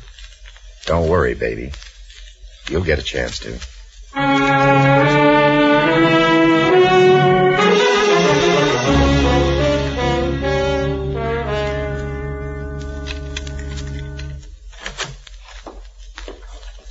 Chris. Hi. What are you doing back at the cafe? You're supposed to be up at Dave Amunion's place. I'm not going any place until you tell me what you found out. All right. As near as I can make out, it goes like this. Risto Fabian thinks you killed Griswold. For information about the Valley of the Dead. Oh, Rocky, you don't believe that, do you? No, but Fabian does, and that's why Brizac's gunning for you. Chris, where's Julie? Well, staying with a friend at the Island House in Bullock. Is she in trouble, too? More than she knows. What do you mean? Chris, how did the taillight get broken on your Fiat? What's that got to do with it? Answer me. Well, I did... Oh, yeah, I remember. Julie had the car that day. She said some kids broke it throwing stones. Sure. Chris, I'm going to tell you something you're not going to like. But I wouldn't say it unless I thought it was true. Well, go ahead. I'm listening. I think Julie's the one who killed Griswold. Rocky. It's lousy, I know, but it all fits. She typed Griswold's report on the Valley of the Dead. She's in the know. She drove your car that night. Not you. Don't you see you're playing a fall guy for a double-crossing, two-timing... Rocky, I'm I'm sorry. I didn't mean to hit you. Forget it. But that doesn't change what I think. I'm going over to Black, see Julie. No, you're not. You go wandering around, you'll pick up a bullet. I'm going, Rock. You're not going to stop me. I guess I'll have to.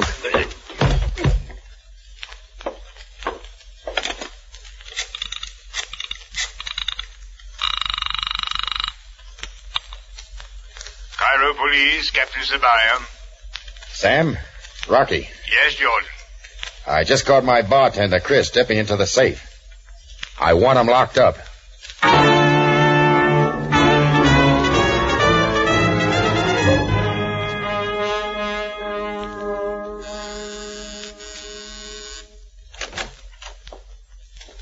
Hello, Julie. Oh, Rocky. Can I come in? Well, Packing? Yes, vacation. I thought I'd go up to Karnak for a few days. Kind of sudden, isn't it? What's that big envelope in your suitcase? Well, nothing. Just something I'm going to mail. Oh, let me see. Rocky! Oh, addressed to Julie Ware. American Express. Athens, Greece. Oh, I thought you said you were going to Karnak. Well, Fabian lives in Athens, doesn't he? What's inside of this, Julie? Leave it alone. You have no right to open it. Yeah, I know I haven't. Well, Griswold's report on the Valley of the Dead. This report any different from the one the government got? No. Give that to me. Take it easy. The other report said there was no oil in the Valley of the Dead. This one says there is. Give it to me. This is the correct one, isn't it? This is why you killed Griswold. Rocky. Yeah. Don't be angry with me. You don't understand how big this is. I don't. All right, let's work it out. Griswold did the survey on the land, found oil, and prepared this report. He was about to send it in, and I got smart, Rocky. I stopped him. What good would it do him to have the government pick up the options on Fabian's land? But if Griswold made a deal with Fabian to turn in a false report... The government would drop the option. Fabian would get his land back. Yes. Oil's worth a lot these days, to a lot of different people and countries. Price is high. Fabian could make a fortune. So Griswold went for your idea. Yes. Fabian went for the idea, too, because he'd already been approached by a representative of a foreign power. But that's when Griswold began to act like an idiot. He said he'd settle for 20,000 pounds. 20,000 pounds. That's less than $50,000. Fabian stood to make millions. So you and Griswold talked it over, and he ended up with a letter opener in his back. You waltzed off with the right report. Then you contact Fabian yourself and make a new deal. Yes, Rocky. And it can still be done. You and me, we can hit Fabian hard. A partnership in a billion-dollar business.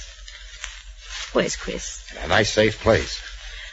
Why don't you get him out where it's not so safe? Fabian thinks he's the one who killed Griswold and knows about the oil. They'll be over in a minute. Fabian will go back to Athens satisfied. And then what? The day before the option comes due, you and I take a trip to Athens to see Fabian. We'll have partnership papers all drawn up. Fabian will have to sign them. It'll be too late for anything else. What do you say, Rocky? Lady, you're a louse. Rocky, what are you doing? Phoning the police. Oh, no, you're not. Put down that poker. Ow! Shoulder hurts, doesn't it? Oh. So long, stupid. What? Do not let my gun startle you, my dear. Fabian. Hey, may I come in? I have been following you, Mr. Jordan, for at length I have devised a method for bringing Chris, shall I say, into the range of Brizak's gun. Chris is out of reach, Fabian. He is in jail. I know. You will telephone Captain Sabaya and tell him you made a mistake. Tell him to release Chris. So Brizak can be picked off coming out of the station? Yes. He's standing across the street from police headquarters now, waiting. Let him wait. Mr. Jordan, you will take the phone and do as I say. Sure, I'll take it. There. But you pulled it out of the wall. That's right, and you can't find much use for it now. Mr. Jordan. Go on, pull the trigger. That'll get you nothing. Mr. Fabian. Yes, my dear? I know how to get Chris out of jail. If it would be any help to you. And why should you want to help me? because I'm afraid you'll be angry with me. Through no fault of my own. All this and no music? Why should I be angry with you, my dear? Because I have this. Look, I believe this is something you want. Well, Griswold's original report on the value of the dead. Where did you get this? Chris gave it to me to hold for him. She's lying, Fabian. Silent. My dear, have you read this document? Oh, good heavens, no. It's full of such technical language I wouldn't understand it for a minute. Fabian, you're not going to go for this, are you? Chris doesn't know anything about this report. He didn't kill Griswold. She did. Oh, how can you say that, Mr. Jordan? Oh, he's lying, Mr. Fabian, to protect his friend. Yes, my dear, I understand. Tell me, how would you get Chris out of jail? Well, Chris and I have been quite friendly. It would be a simple matter for me to bail him out. Excellent. My car is downstairs. Mr. Jordan, you will drive. I shall sit by you with my gun in your side. Come, let's get started.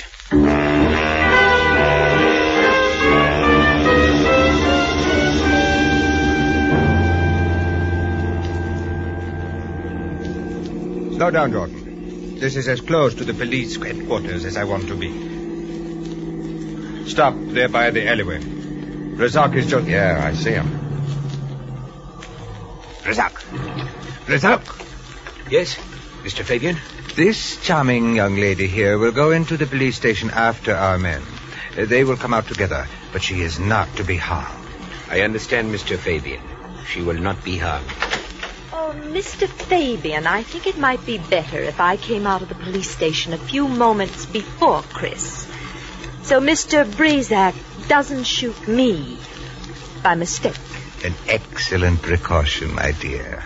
Everything is clear then. Yes, quite clear. Razak. I know. She is to die also. Correct. Now take up your position across the street. We will time it to pick you up as soon as you have fired. Well, as you can see, a lot was going on while I cooled off in the Cairo jail. The first thing I knew about anything was when Julie suddenly showed up and bailed me out. Then, while I was picking up my wallet and things at the desk, she waltzed out the front door ahead of me. Well, that struck me kind of odd. I moved after, out the front door, and started down the steps. And that's when all Hades broke loose. A black convertible up the street took off with a sudden jerk. Stop! Hit the ground! It was Rocky's voice, and I didn't ask any questions. Slugs from across the street sailed over my head, and then I saw Rocky behind the wheel of the car, and the Joker beside him almost went through the windshield as Rocky grabbed the back of his neck and shoved. With his other hand, he yanked the wheel, and the car headed right for the spot where the gunman stood frozen in his tracks. Chris, grab Julie! Don't let her get away!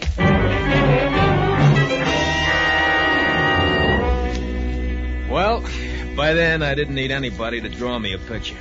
I caught up with Julie halfway up the block and hauled her back. Captain Sabaya and a flock of cops had piled out of headquarters and taken over. And when Rocky got through talking, they had it all. A little later, Rocky, Sabaya, and me were heading along the street on the way to the Tambourine. I guess I did it up good this time, huh, Rock? Forget it, Chris. No, I don't want to forget it. I played the prize, dope. I'm sorry. I apologize. Well, it's nothing to apologize over, Chris. It's one of those things that happen. Jordan is right, Chris. It happens. Why? Nobody knows. But nonetheless, it does. So many men, one time or another, are attracted by women of evil. You trying to tell us something, Sam?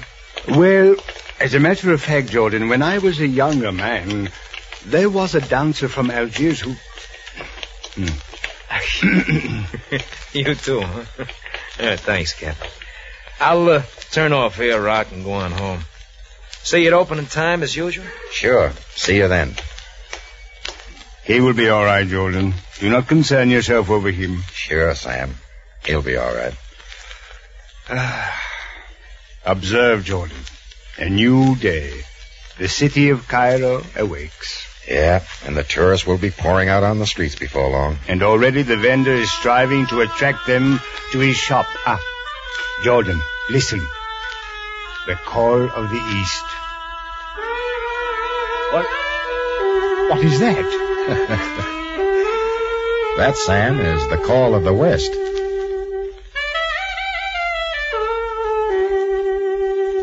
Excuse me, Sam. I'll see you around.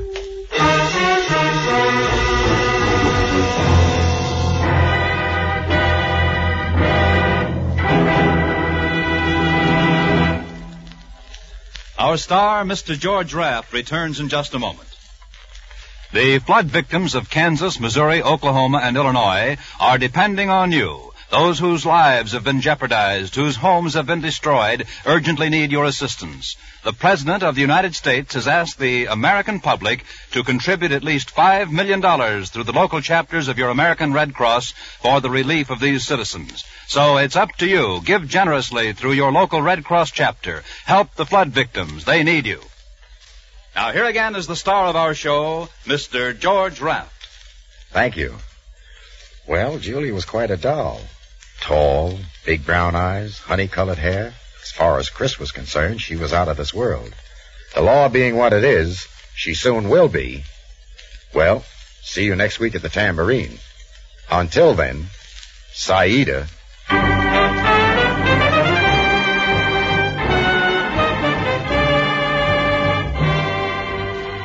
Rocky Jordan stars Mr. George Raft with Anthony Barrett as Chris and Jay Novello as Sam Sabaya. Also heard in tonight's cast were Donald Morrison, Gene Bates, Ted Osborne, and Gloria Blondell. Our original music is composed and conducted by Richard Arant. Production and direction by Cliff Howell. Rocky Jordan is written by Larry Roman and Adrian Jondeau. Bob Lamont speaking.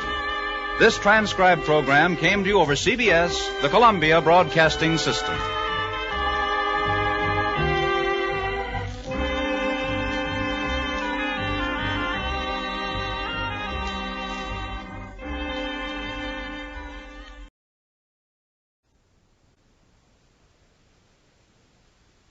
And now, stay tuned for the mystery program that is unique among all mystery programs. Because even when you know who's guilty, you always receive a startling surprise at the final curtain. In the Signal Oil program, The Whistler.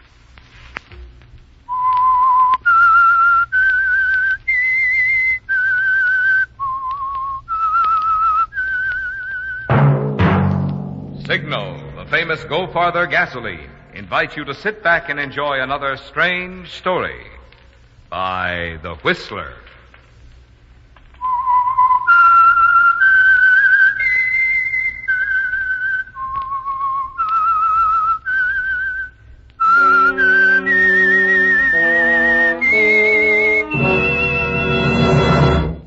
I am the Whistler, and I know many things, for I walk by night.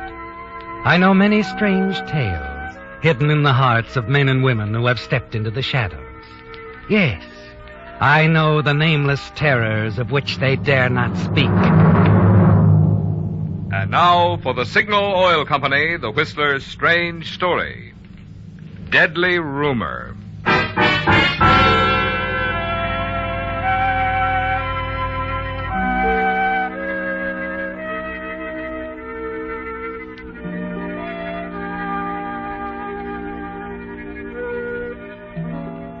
It was quiet in the Holbrook home. Upstairs, a doctor and nurse stood near the foot of the bed. The nurse who had attended Frances Holbrook for many months. She appeared stunned and confused at the doctor's verdict. I just can't believe it, Doctor. That she could take her own life after we've worked so. Struggled to bring her back to health. Mrs. Holbrook was more than an invalid, Lillian. She was tired. I can believe it. Mr. Holbrook, he'll be terribly shocked. I think it will be easier if you tell him, Lillian. It will be gentler that way. I'll go downstairs. Call his office. I'll wait. Tell him to come at once.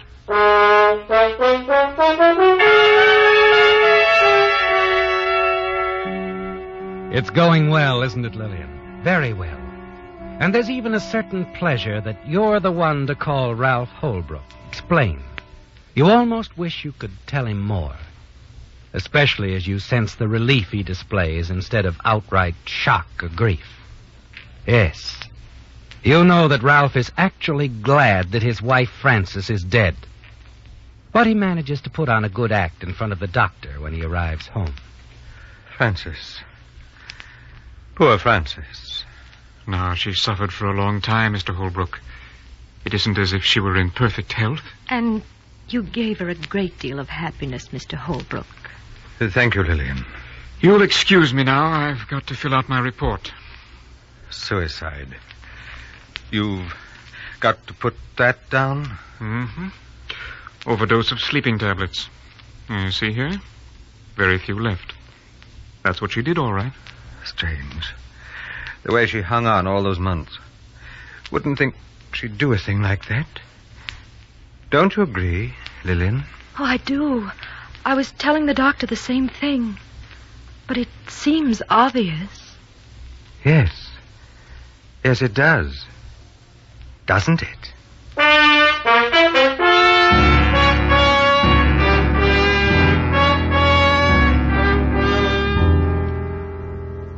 He said it strangely, didn't he, Lillian? And in the days that follow, you wonder about Ralph. How much he suspects. You're certain that he'd be aware of the reason you killed her. You're sure of how he feels about you. Certain that he's aware of your own feelings toward him. But you felt all along that he would do nothing about it as long as Frances lived.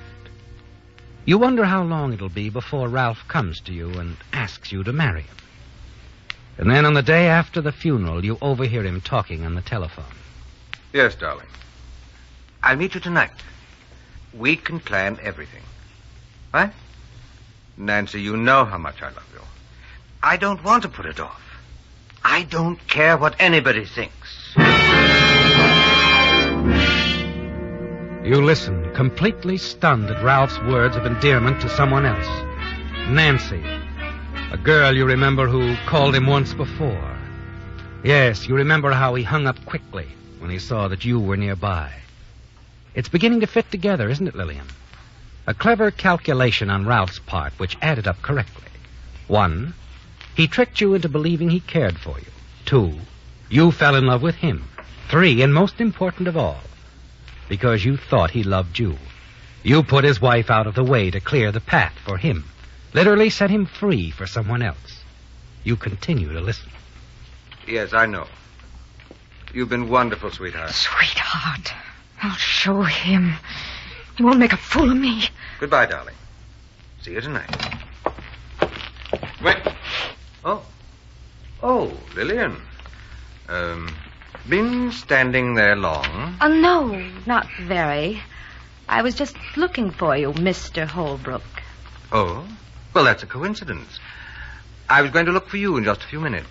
But now that you're here... Then you do have something to say to me, at last. Yes, I do. I really haven't had the chance to say it before. I wanted to thank you, Lillian. You've been especially kind, considerate to Frances, and very helpful to me. Have I, Ralph? Yes, Lillian, you have. I think you know how much I appreciate all you've done. I wonder if I do. I hope this check I've made out to you will help convince you. Let's see now. Oh. Here it is. $500. I insist you accept it. After all, you were so much more than just Frances' nurse. I thought I was. I tried to be. So much more. You were splendid, really. Now, I imagine you'll be leaving some new job. Is that what you want me to do now? Leave? Why, what else, Lillian? I don't need... You don't need me anymore. I've served your purpose. My dear Lillian, I can't imagine what you're talking about. Can't you? I think you can. I didn't imagine it, you know. You did lead me on. You wanted me to think you were in love with me. Wanted me to think that if anything happened to Frances, we'd be together someday. You wanted me to... You wanted her to die. Perhaps I did, my dear. And she committed suicide. Didn't she?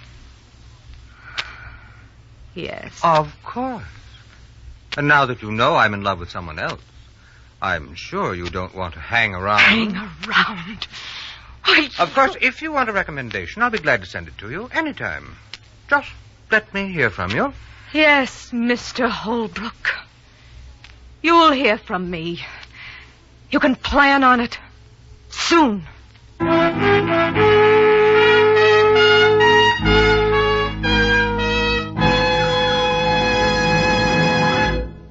Tonight I'd like to have a little chat, especially with you drivers who buy just any brand of gasoline that happens to be convenient, because you think gasoline is gasoline.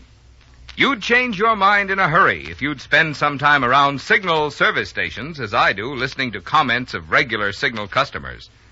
You'd hear them telling about records they've kept, which prove the good mileage that has made Signal famous as the Go Farther gasoline. You'd hear them bragging about their car's performance, its lively getaway, and the smooth, quiet way it walks up those steep hills in high since they switched to Signal. What's more, there are now so many drivers like this who won't be satisfied with anything less than Signal. This summer has been by far the biggest summer in the entire history of Signal Oil Company. Well, friends, when a gasoline is increasing so in popularity, it seems to me you just naturally want to find out what it is about that gasoline which makes drivers prefer it. There's no better time to find out than with your very next tankful of gasoline. And no better place to get it than at the next Signal station you see.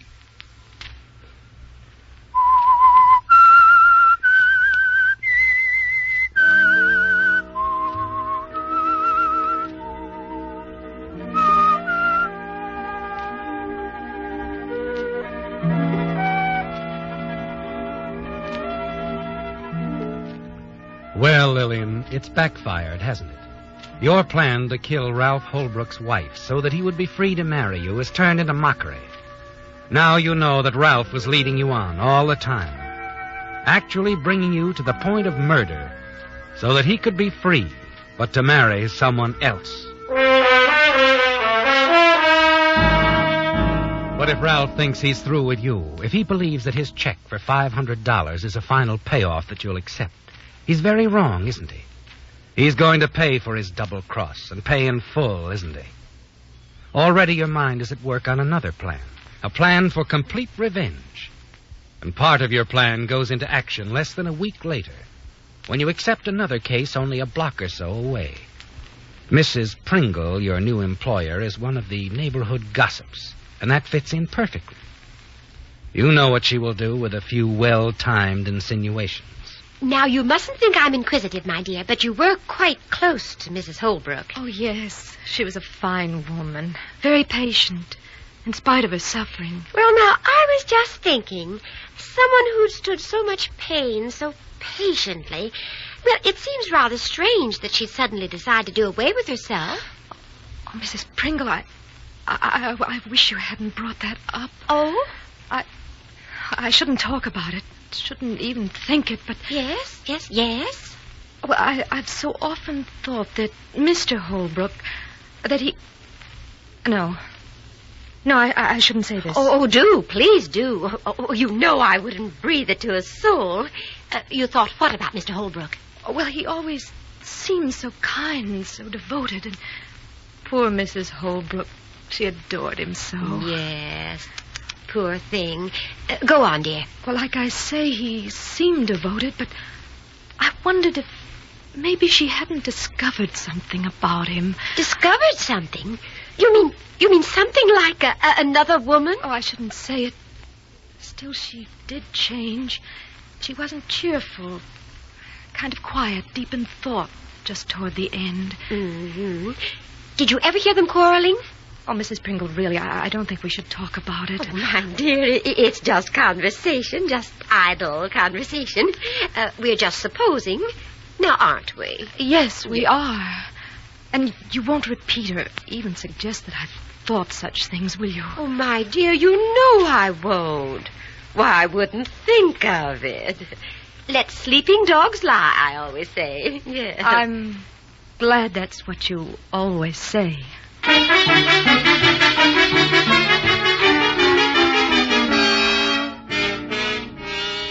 But the very next day, Lillian, you hear something that assures you that your plan is a good one.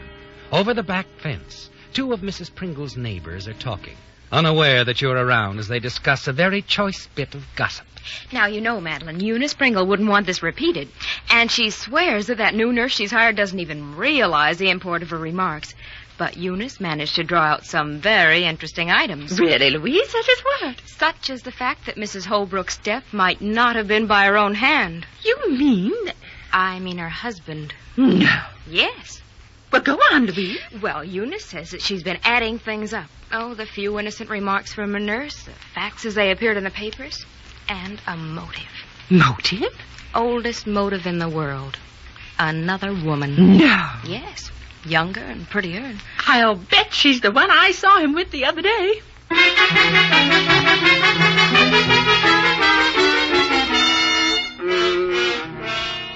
It's all well underway now, isn't it, Lillian? And you're only waiting for Mrs. Pringle to take the final bold step, bring it out into the open. And then one afternoon, as you sit in the garden with Mrs. Pringle reading to her... Though the day of my destiny's over, and the star of my fate hath declined, thy soft heart refused to discover the faults which so many could find. Though thy soul with my grief was acquainted, it shrank not to share it with me. And Lillian, dear. Oh, yes, Mrs. Pringle. Why don't you tell the truth? What? I mean, now tell me. Tell me what you really think about the Holbrooks. Poor Francis' suicide. Why, I don't know what you mean. You know as well as I do that it's entirely possible that Ralph Holbrook had something to do with her death. Mrs. Pringle. After all, there was another woman. Well, yes, but... Wouldn't be the first time a man murdered his wife. Oh, really, Mrs. Pringle? You think that Mr. Holbrook... Why not? Why, Do you mean to tell me the thought hadn't occurred to you? Well, Mrs. Pringle, as a matter of fact... Of course, my dear. Of course it occurred to you. I never did care for that Ralph Holbrook. From the very first day that Francis introduced me to him, there was something sneaky about him. Shifty-eyed, you know. Oh, go on reading, Lillian. I do so love Byron, don't you?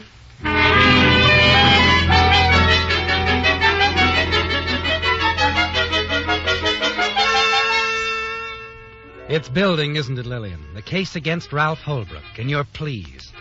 It's going exactly as you planned, thanks to Mrs. Pringle. Later that afternoon, several of the neighborhood ladies drop in for tea. You note the excited whispers, the glances they exchange. And now you're certain that in a matter of hours, the latest rumor about Ralph Holbrook will spread through town like wildfire.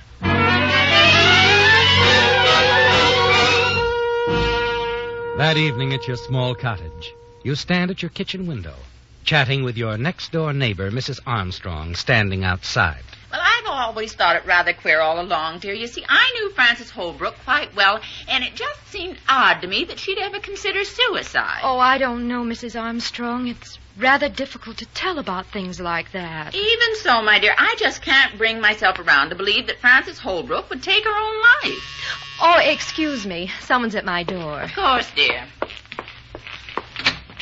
Good evening, Lillian. Why, Mr. Holbrook. I want to talk to you. Well, Yes, we're going to have a little chat right here and now. Now, see here. This won't take long. Is something wrong, Ralph? Yes, something's wrong, very wrong. There is. Someone's been spreading some rather ugly rumors about me. Oh. Wouldn't know anything about that, would you? Really, Mr. Oh, stop it. I'm no fool. You've been feeding your patient, that Gabby Mrs. Pringle, a lot of lies about me, and she's been spreading them all over town, and I don't like it. I don't like it at all. I don't know what you're talking Oh, about. yes, you do, and I won't stand for it. I'm warning you. Those rumors had better stop. Just a minute, Mr. Holbrook. What right have you to come in here and... Get out! Get out this instant. Not until I put you straight. Now sit down. I said get out! And I said sit down.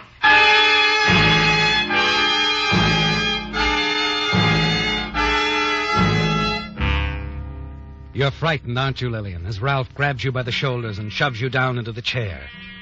You've never seen him like this before. His face flushed with anger, his eyes blazing with hatred, his voice trembling, rising higher and higher. And then suddenly you remember the open kitchen window, Mrs. Armstrong in her yard next door listening. And then finally... Do you mind if I answer the door, Mr. Holbrook? Go ahead. I've had my say. I'm leaving. Hello, Lillian. Oh, good evening, Mr. Holbrook. Mrs. Armstrong, excuse me. Couldn't help overhearing him, my dear. I was worried, afraid he might harm you. That's why I came over. Oh, I'm so glad you did. I was frightened, so terribly frightened. I didn't know what he was going to do. Oh, poor dear. He accused me of spreading rumors. Said I told people he'd murdered Mrs. Holbrook.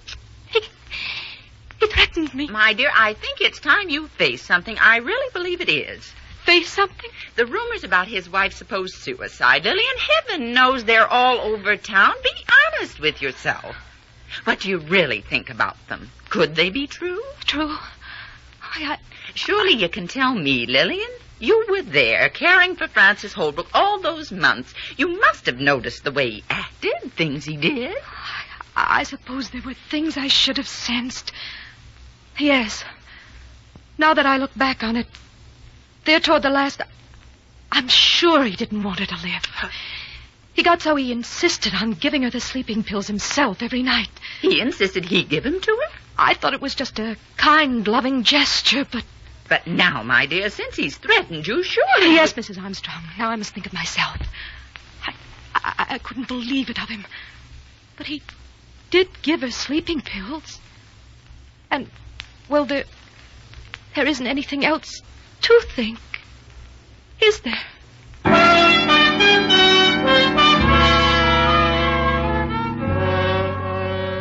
It's all happened naturally enough, hasn't it, Lillian? A bit more suddenly than you'd planned, but Ralph's surprise visit, his angry threats Mrs. Armstrong overheard. That's a break you hadn't expected. Now there's no reason for delay, no reason why you can't go ahead and make your final move.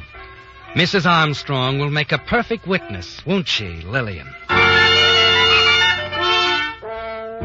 An hour later, you arrive at the Holbrook home, park your car a safe distance away, and find the house in total darkness. Hurry around to the rear entrance. And then, using the key Francis had once given you, the key you neglected to return when you left the Holbrook house, you slip inside. You make your way along the downstairs corridor. Then, inside the study, you find what you came for. Ralph Holbrook's gun in the desk drawer. You slip it into your coat pocket. And then a wave of panic sweeps over you as you hear Ralph's approaching footsteps. You glance around the room frantically, and then slip behind the window drapes an instant before the study door opens. And then Ralph dials a number on the phone. Hello, Nancy? Oh, well, may I speak with Miss Nancy Arnold, please? What's that? But I've been trying to reach her all day. I see. Any idea when she'll be back? All right. Well, what? No message. I'll call her later. You wait in the darkness and hear Ralph's footsteps on the stairs. And then when you hear the bedroom door close, you slip into the corridor, out the rear entrance, and race back to your car.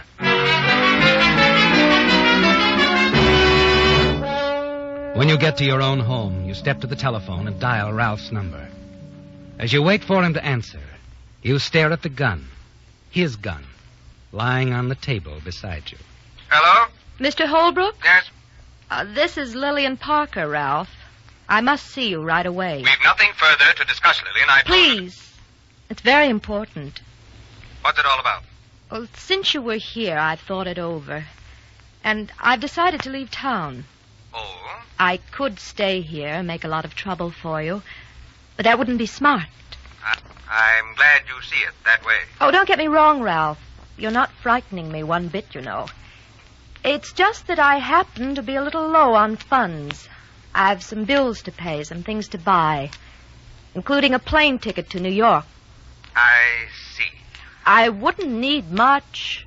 A few thousand. I'd never come back. Surely it would be worth it to you. Yes, it would be worth it to me. I'll stop by the office and get the cash, and I'll be right over.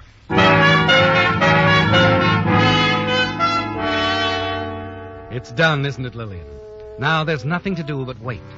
You pace the floor of your living room, And as the minutes tick by, you grow more and more confident, certain that your plan won't fail. Finally, you hear a car stop out front. You glance out and see Ralph Holbrook coming up the walk. Quickly, you look next door. Mrs. Armstrong's lights are still on. Ralph's loaded gun is in your jacket pocket as you answer his knock on the door.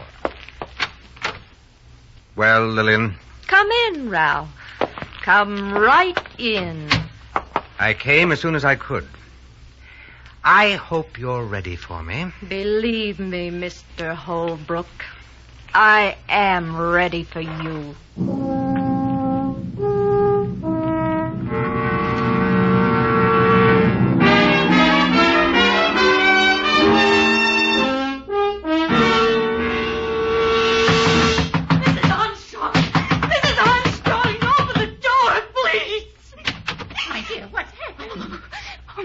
I heard the shot. I was just getting into my robe. It's Ralph Holbrook. He tried to kill me. We struggled for the gun. I think he's dead.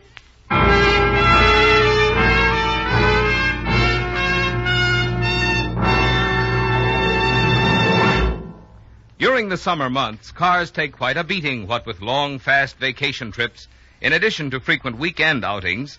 And that's why now is a good time to get your car back in shape by making sure that all wearing parts are freshly and properly lubricated.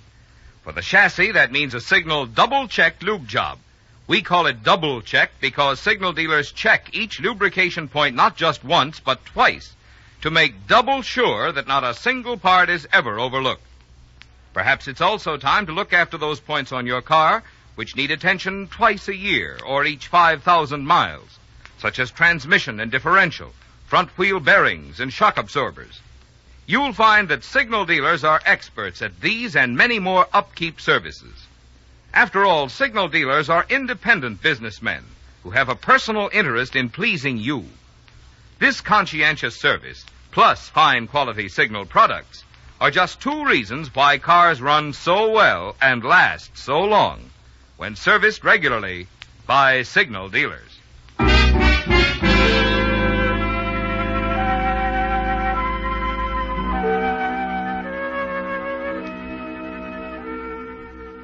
It's over, isn't it, Lillian?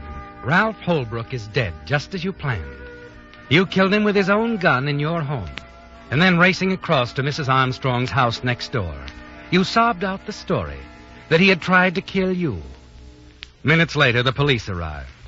You saw them across the way, moving around in your home. Now they're back in Mrs. Armstrong's living room. And you've told them your version of the tragedy.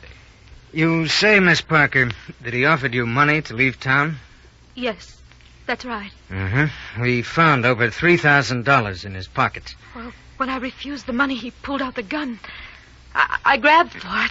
There was a struggle. And the gun went off. Yes. Miss Parker. Yes? There have been a lot of rumors circulating through the town about Holbrook and the death of his wife. Yes, I've heard some of the talk. So have we, at headquarters. We've had some calls about it, none very conclusive. But early tonight we received one that moved us toward immediate action. I don't understand. A call saying Holbrook had threatened you, Miss Parker, because you said he'd killed his wife. That call came from your neighbor, Mrs. Armstrong. Mrs. Armstrong called you? Told you this? Yes. On the strength of her call, we assigned a man to keep an eye on Holbrook. Sergeant Dunn here got to Holbrook's house tonight just in time to follow him here. Here? That's right, Miss Parker. I was right behind Holbrook. I got to your living room window just after he entered. But then... I had my gun ready to protect you. But there was no struggle, Miss Parker. I saw you pull the gun, shoot Holbrook down in cold blood. I don't know why you killed him, Miss Parker. But I'll bet whoever started these rumors about Holbrook had no idea they'd turn out to be so deadly.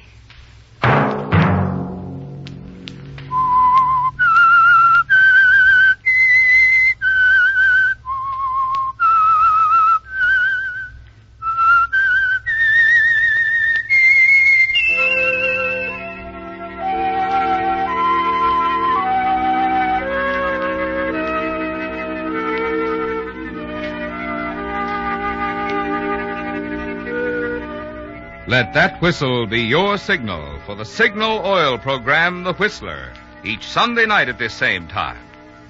Signal Oil Company has asked me to remind you, now that school days are here again, it's even more important to drive at sensible speeds, be courteous, and obey traffic regulations.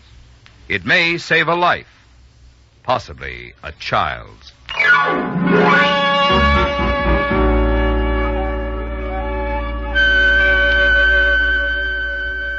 Featured in tonight's story were Bill Foreman, Gene Bates, and Ted Osborne.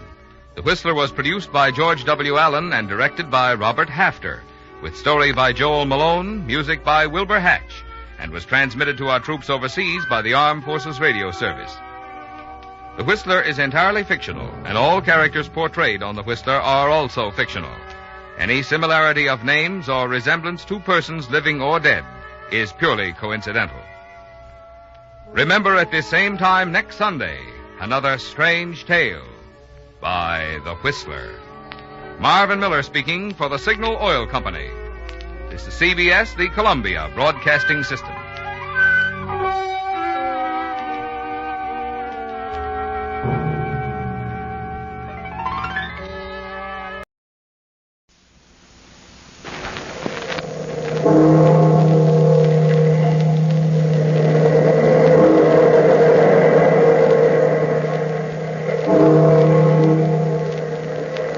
Out of the past, phantoms of a world gone by speak again the immortal tale, the possessive dead.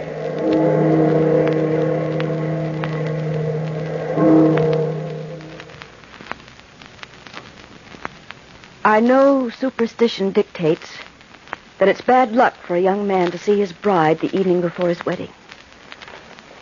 However, Michael and I were two lonely people in a big, wintry city, and we were not at all addicted to belief in superstition. We had known each other since we were children, and I had loved Michael as long as that. He, on his part, claimed to have loved me even longer. It was the warm kind of love, the kind that grows on you and stays, believing and never wavering. Yes, Michael and I did see each other the day before we were to be married. In fact, we went shopping together. We entered one of the dusty little shops Michael loved so much. It was warm in there, musty, and sort of attic-like. Ooh, boy. Well, it's warm in here anyhow. But what a funny little place. So much stuff. I never saw so many old things together in one place. And look. Hmm? Look, Michael, the shopkeeper. He looks exactly like a gnome. Baldest head I ever laid eyes on. Good afternoon, sir. Good afternoon. Can I help you? Oh, thank you. We're just looking around. Anything in particular you'd like to find? Well, to tell you the truth, I was looking for an odd piece, something unusual for a paperweight. A little curiosity of some sort. Well, just look around, sir. Perhaps you'll find what you want. Oh, thanks. Say, there. That looks like just the thing. Oh, no, sir, no. I'm sure that wouldn't do. Oh, why not? It's beautiful. That's the most beautifully modeled foot I've ever seen. It's not heavy enough for a paperweight, sir. And besides, you wouldn't want to pay that much just for an ornament. Well, it can't be too expensive, especially if it's not heavy. Bronze, isn't it? No, not bronze. Huh? Oh, here, I'll take it off the table. It shouldn't be there anyway. Oh, that's lovely. Must have been near some perfume, too. Smell that scent. Well, Michael, it seems almost real. Perhaps you'd like one of these little plaster gods, sir. Something Chinese or Mexican. They're very nice. Let me see the foot. It's $50, sir. $50? Oh, don't be ridiculous. Oh, Michael, perhaps the man doesn't want to sell it. But I like it. I'll never pay $50 for it, though. But that's the price, sir. Now, you see, you don't really want it.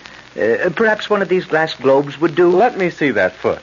Very well, if you insist. But don't drop it, sir. For heaven's sake, don't drop it. Oh, why should I?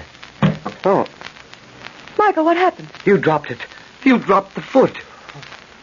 It... What, Michael? What's wrong? Here, I'll pick it up. No, don't, Eleanor. Don't touch it. Michael! It moved in my hand. It what? Oh, it must have been our imaginations. It does feel almost alive, though, doesn't it? No, Michael, I felt it, too.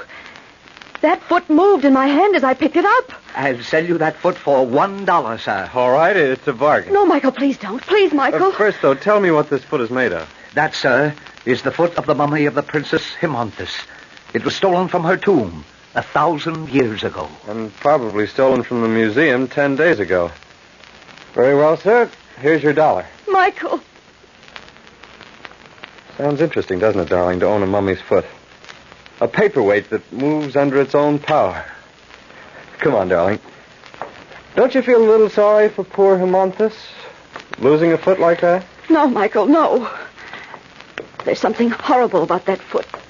Something we shouldn't have anything to do with. And he was so anxious to sell it to you after... Come on, darling. Don't let your imagination run away with you. It couldn't really have moved. We just thought it did. You know, this will be a good story for Harry tonight over dinner. Where is it he's taking us? The Greystone?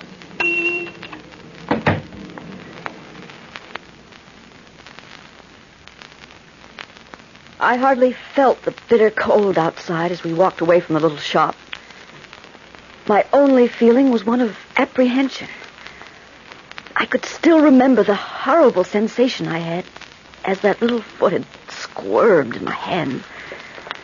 No matter how Michael might try to joke about it, I knew he was mystified too. And I knew that some compulsion other than his own had made him take the mummy's foot. It wasn't until after we had deposited the thing safely on Michael's desk and were having dinner in a brightly lighted restaurant that I began to feel better. Our host, Harry, was to be Michael's best man the next day, and he was an old friend of both of us. As Michael told Harry the story, the horror of it seemed a little foolish, as such things will when you're in gay public places. And the funny part of it was, Harry, that if it hadn't been for such a tiny foot, you might have sworn that it belonged to the shopkeeper himself. He looked enough like an Egyptian mummy to be one. Well, I'm surprised that Eleanor let you buy it at all. It doesn't sound like a very pleasant thing to have around. I couldn't talk him out of it, Harry. I believe he was enchanted. Enchanted by an Egyptian and a mummy at that. Michael always was quite a Don Juan, or should I say quite an Antony. Hey, there's a little bit of something I'd wrap up and take home, mummy or not. Oh, where, Harry? Oh, see? He's interested already. You're right, Harry. I believe he is a Don Juan.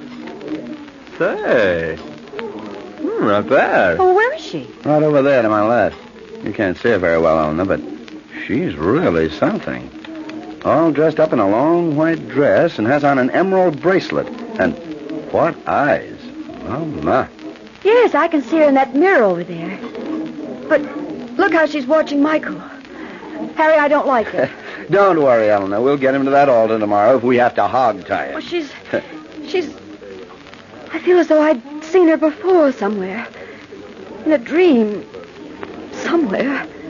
Something terrible. Something that makes me feel afraid of her. Nightmare, no doubt. You know, she must have passed right close to our table when she came in. I can smell her perfume. Oh, you know it's hers. Well, it smells sort of Egyptian, you know, and she looks Egyptian. Egyptian? Michael, that perfume, it's the same. Same as what, darling? The same perfume I smelled on that mummy's foot this afternoon. What an imagination. Eleanor, darling, you look so serious. Don't be so afraid of silly things like this. There's nothing wrong, nothing at all. But there is, Michael. I can feel something wrong in the very air. What sort of thing? I don't know, Michael. Something horrible. An awful premonition. What can happen as long as we have each other, darling? I don't know, Michael. Nothing really, I suppose. Nothing natural. But what if there were ghosts? The spirits of the dead around. Suppose for some reason they wanted one of us. Eleanor, darling, don't get so worked up. Those aren't things to think about. Especially on the night before our wedding. Look, here we are in a brightly lighted restaurant, and you're talking about things that belong to dark houses and cobwebby attics. Things that can't touch us here. You're talking as though you do believe those things exist, though. Now, look here, you two. I'm sorry if I brought up a delicate subject when I mentioned that woman over there. It isn't that at all, Harry. It's just that... Well, Eleanor and I, after this afternoon, I guess we're both rather worked up. Michael, I'm really frightened. That woman, she keeps watching us so strangely. What if... Oh, my darling, let's forget about her. Let's forget about everything but ourselves for tonight. Just think, tomorrow we'll be married. It'll be the beginning of a new life. A life together. And the carrying on of an old one, too. And never forget, dearest, if anything should happen, I'll always be there when you want me. I love you, Eleanor. Always, Michael. You'll never have to call for me. I'll be there. I will too, darling. Always. Nothing can ever come between us and tear us apart. Nothing. I swear. Can you be so sure? Michael! Didn't mean to startle you so much. It was just that I couldn't help noticing that you had noticed me. Well, I'll be... Michael, you're a better Don Juan than I thought you were at that. It's the lady with the emerald bracelet. Yes, it is Michael, as you call him, who attracts me here. I beg your pardon. You don't mind if I sit down, do you? Well... Yeah, that's better.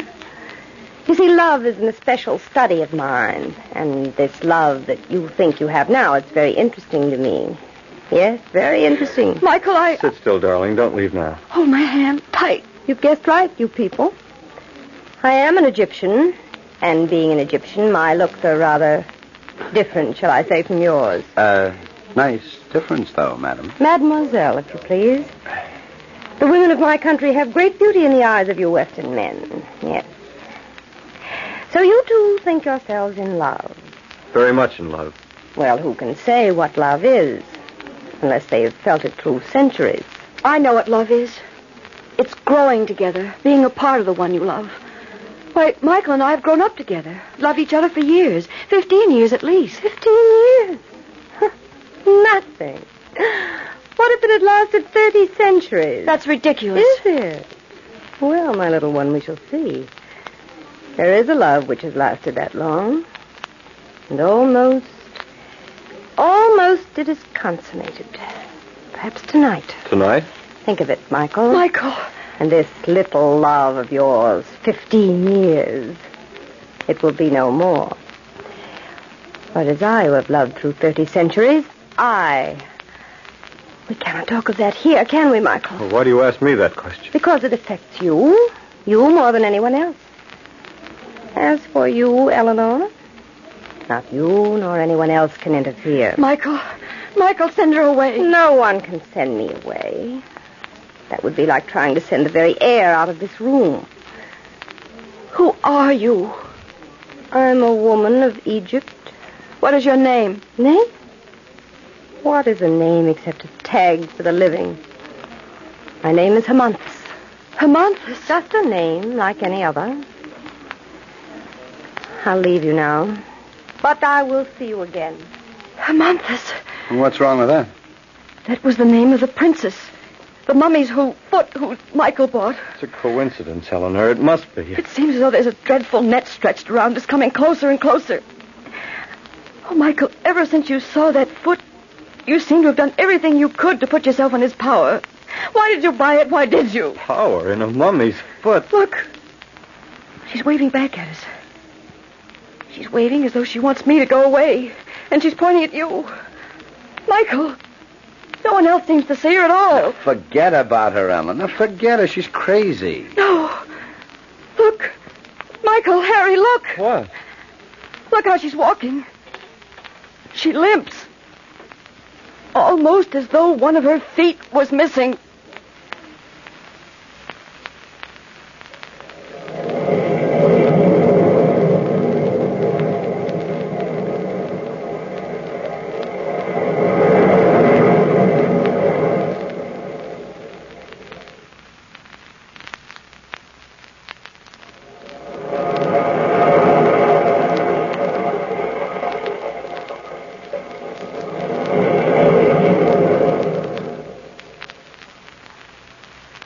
Michael even tried to laugh at my noticing that horrible limp. But I could see that he was wondering, too. Perhaps something distant, something dimly remembered, had begun to come into his mind, and he was rejecting it forcibly. It was later, much later, when I was in bed, but I knew Michael was in danger. I wanted to get up, but I couldn't. I struggled and tried to force myself out of bed, but I couldn't move a muscle. Finally, after what seemed hours, it seemed as though I was in the deepest sleep. But everything about me was very clear. Perhaps I had got up after all, for it seemed all at once that I was in Michael's room, and she was there talking to him. His eyes were open, but he didn't seem afraid. He seemed almost hypnotized. I stayed invisible, back in the shadows. Centuries ago, Michael, I took the life of the woman you loved so that you might be free to love me. I, the daughter of the Pharaoh, went on my knees to you then. But now the secrets of the universe are open to me, and it's you who must obey. How did this happen to me?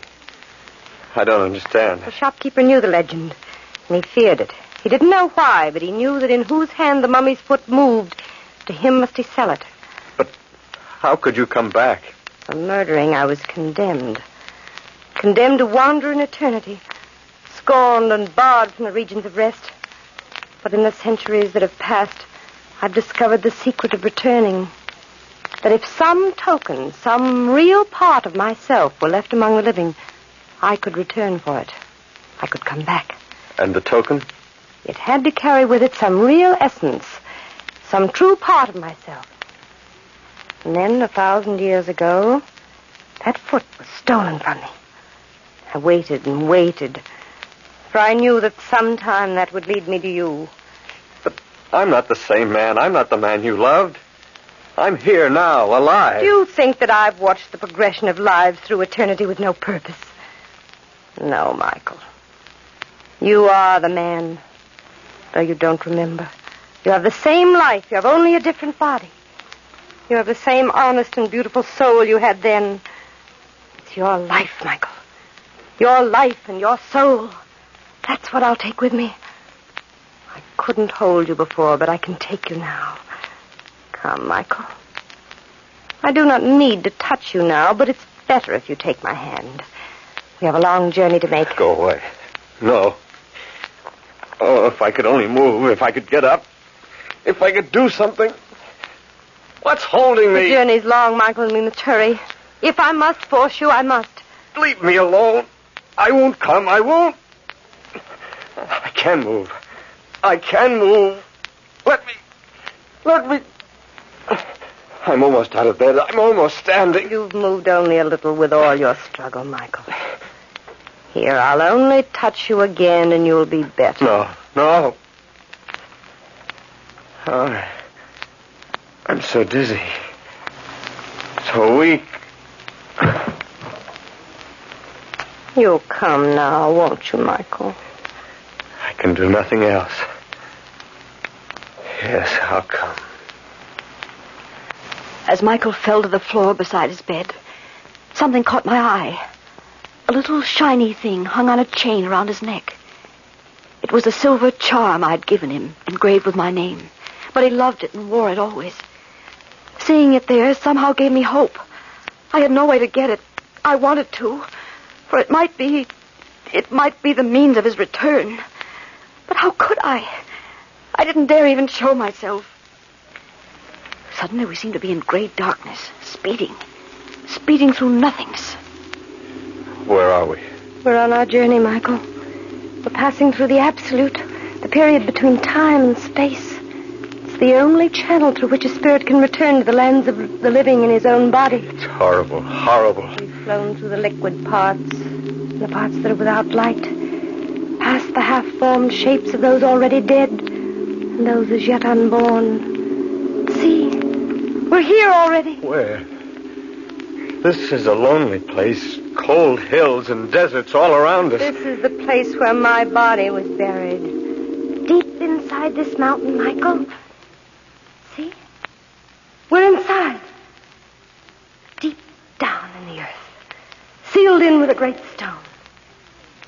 This is our home, Michael. Where we'll be through eternity. Sealed in a tomb? No. Never. Let me out. Let me out. Shouting will do you no good, Michael. Here is where no man ever comes, into these tombs. In the thousands of years we will be here, Michael. Your span of life will pass again, but we'll always be together. I will get out. Never, Michael. You've left nothing behind in the world of the living that is strong enough a part of you to take you back. Eleanor is strong enough. She's a part of me. Your love for Eleanor is strong, Michael, yes. But it's not enough. For love or hate can only take your spirit back to the land of the living. Your spirit alone without your body. And would a disembodied spirit be any comfort to Eleanor? But Eleanor is a part of me. No, Michael. For your body to return, you would have to have left a material possession behind. A material thing is needed to take back your material body. Some material thing that represents your love would be strong enough. But I must have left something. Something. The one thing that possesses all those requirements, Michael, is that charm you're wearing around your neck. The charm. Yes, that's part of me and part of Eleanor, too. That will be strong enough. But you see, Michael, that's here with us. I'll throw it. I'll throw it into the darkness there at the far end of this place. Maybe it'll go back. Maybe it'll find its way back to her. No, Michael, no. Nothing can find its way back. It must be taken. But your foot, that's still there. We can go back through that. You left that behind. I will go back, Michael. Alone. Yes, I'll make one more journey back, Michael. And then we'll be here together forever. Here. Here, to take the place of that which you have thrown away. Take this ornament. It will remind you of me while I'm away. No, Moses. Come back. I'm going with you. Let me out. Let me out. Let me out. But Amanthus had gone. Already she had disappeared into the shadows. And Michael, still clutching a little green plaster ornament she'd given him, beat helplessly at the stone walls of his ancient prison tomb and shouted vainly for help. I kept watching the little silver charm he had thrown into the darkness, and still I struggled against nightmare forces to get it. And suddenly I knew I'd won. I could reach for it. I could feel it. I had it at last in my possession. After that, everything was blackness. A flash of light that was the morning sun brought me back to consciousness.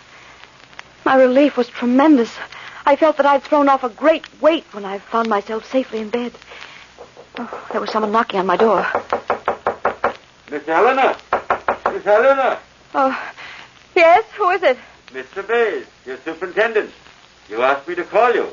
It's late already. What? Who? Where am I? Come now, it's past 10 and you must be up. It's your wedding day, you know. My wedding day? All right, Mr. Bays, thank you. Why, what is it? Is anything wrong? It was there. There in my hand. I felt it first and was afraid to look at it. When I looked, it was. Yes, the silver charm. What's happened, Miss Eleanor? Can I help? Then it hadn't been a dream after all. Somehow, by some unaccountable mesmeric force, I must have left my bed and gone through all those horrible experiences. But they weren't real. They were things of another world. And Michael. What about Michael? I kept the charm in my hand as I dressed and ran out into the streets. As I ran through the crowds, I kept murmuring to myself, almost as though it was a prayer.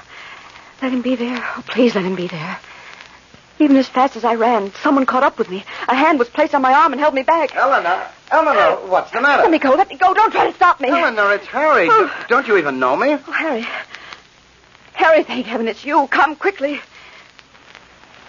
We flew across town in a taxi. I'd been too excited to think of that before. Everything was still too weird. At last, we were at Michael's. But when we reached his door, he didn't answer. Hey, Michael. He isn't there.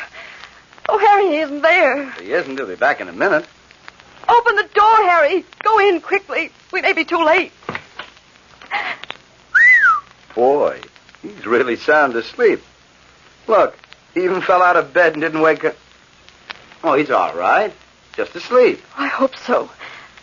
Michael. Michael. Oh, help me, Harry, help me.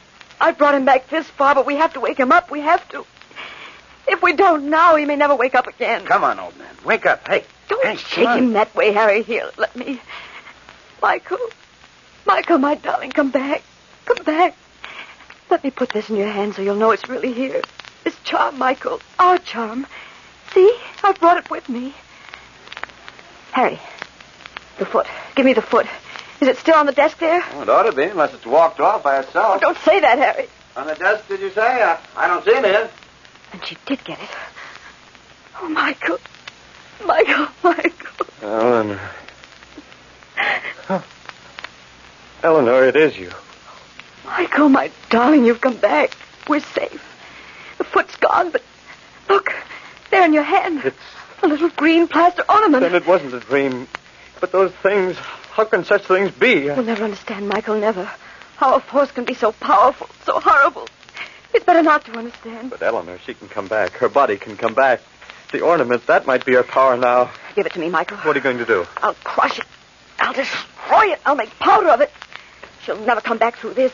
It's the end of her passport to the land of the living. Eleanor, what's that? Look, there on the floor, the powder from that ornament. It's formed itself into the print of a tiny foot.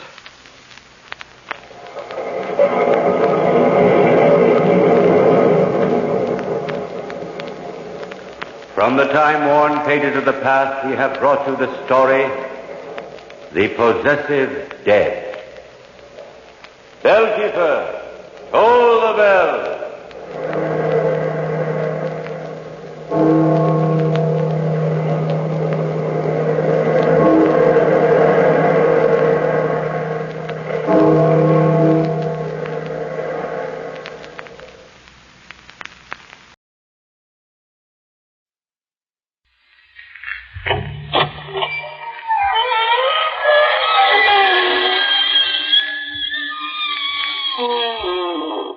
Good evening, friends. This is your host to welcome you through the creaking door into the inner sanctum for another quiet, restful evening on the homey side. What's that, madam? Oh, the humidity. You feel limp. Oh. Well, right this way into the morgue. This cold slab will straighten you out. Oh, too cold. Well, how about a nice hot poker game? Cutthroat. Well, how about a nice sociable game of bridge? No? Oh, I see. Yes, afraid of the stiff competition. Oh, you play? Well, remember, you gotta pay up if you lose. We got enough deadheads here.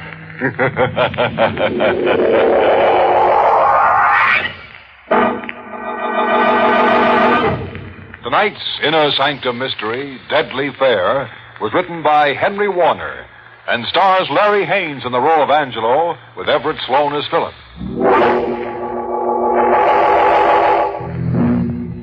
Just a moment. Don't settle back in your chair. You're going for a ride. Ready? It's the dark hour before dawn. Along the tree-lined suburban highway, the headlights of the speeding sedan poke two long yellow fingers through the swirling dew.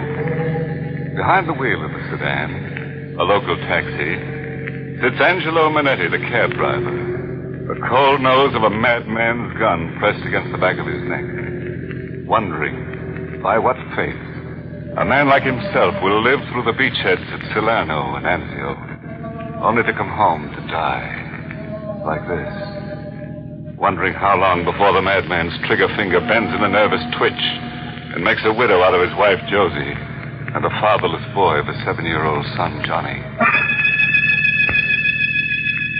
I'm sorry I yelled at you tonight, Johnny. Sorry I made you cry, but if I ever get out of this, you can have all the crayons you want.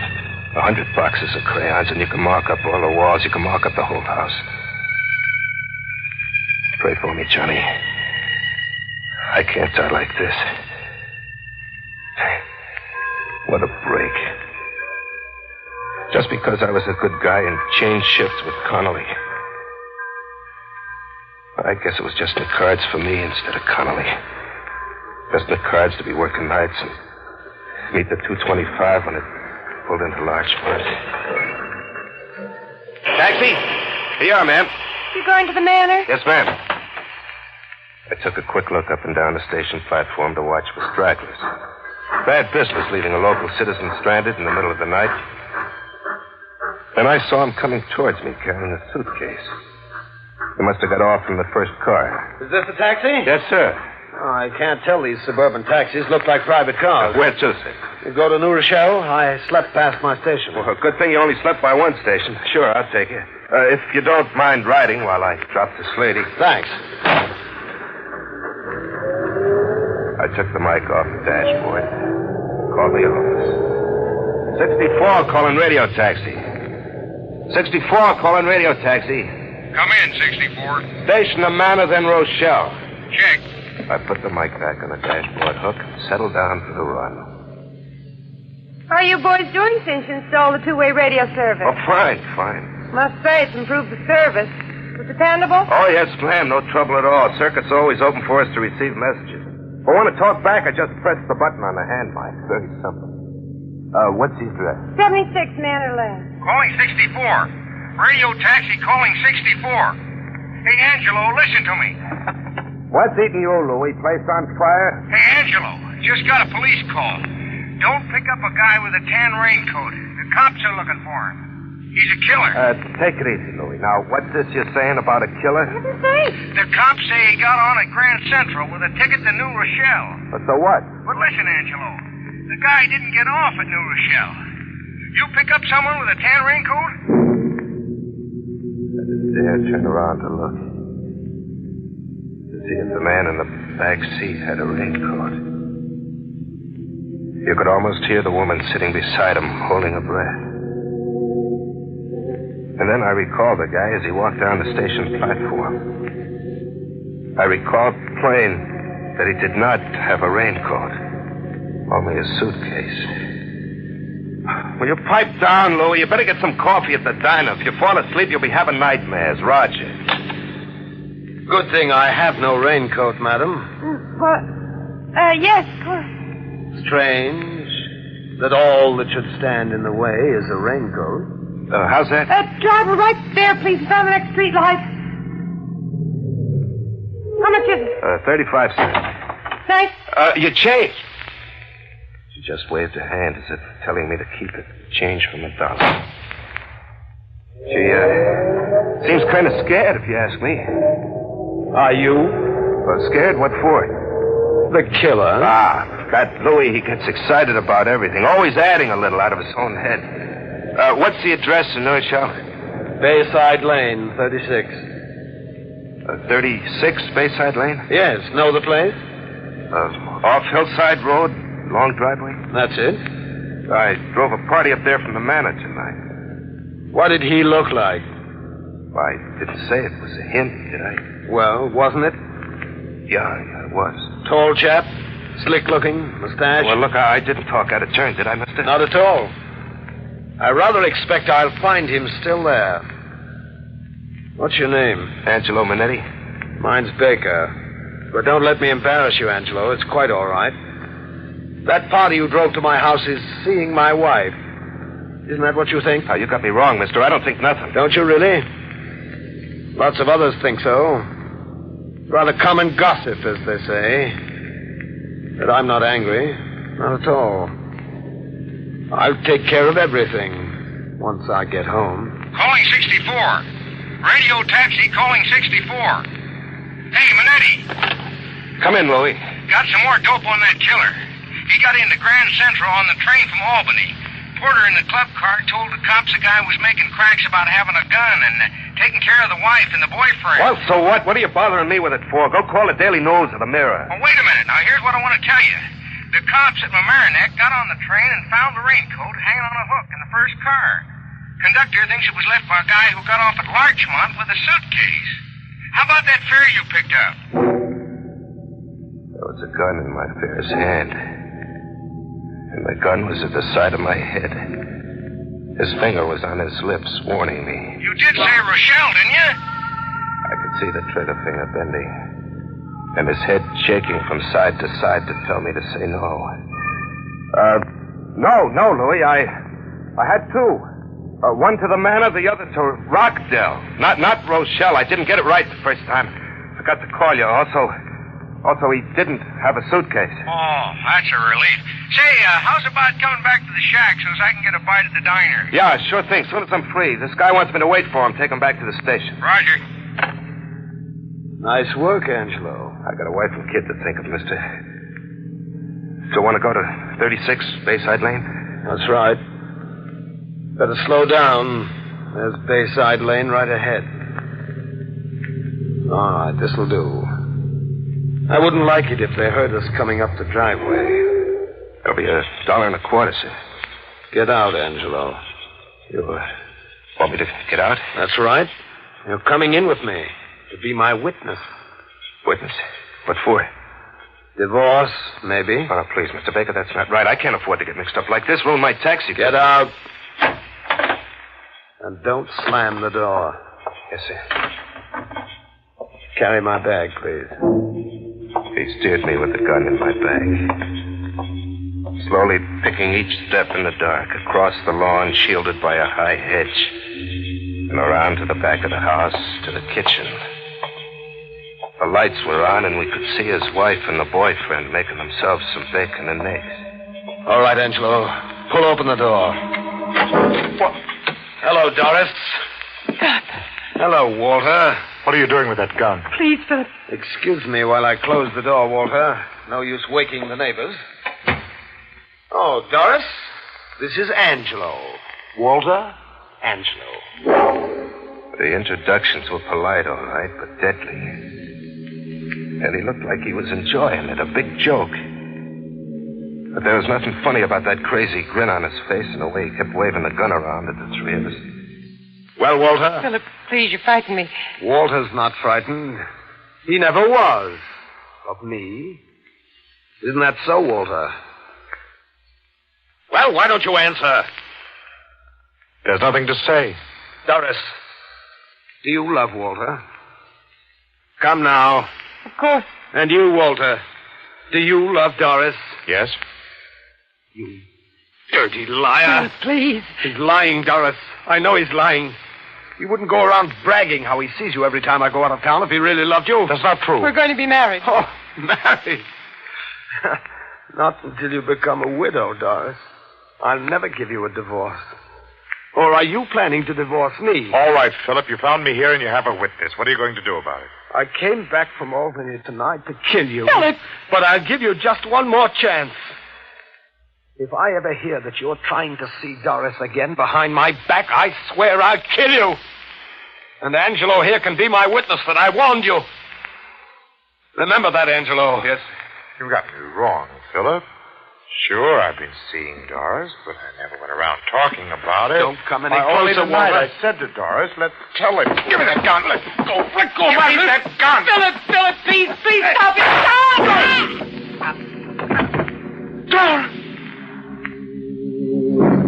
The three of us stood there, paralyzed, looking down on the still body of Mrs. Baker, her eyes glassy and blue, her blonde hair soaking up the blood from the hole in her head. One look was enough for the three of us to know that she was dead. You killed her, Philip. I killed her? No, Walter. You killed her. Didn't he, Angelo?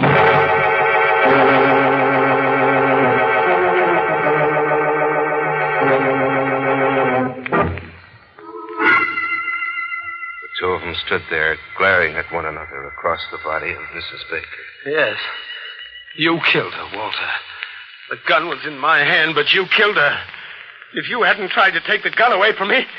Where are you going? Phone the police? The police? Yes. Put down that phone. Put it down! Don't you think you ought to put that gun away now? He's right, Mr. Baker. I don't think he even heard me.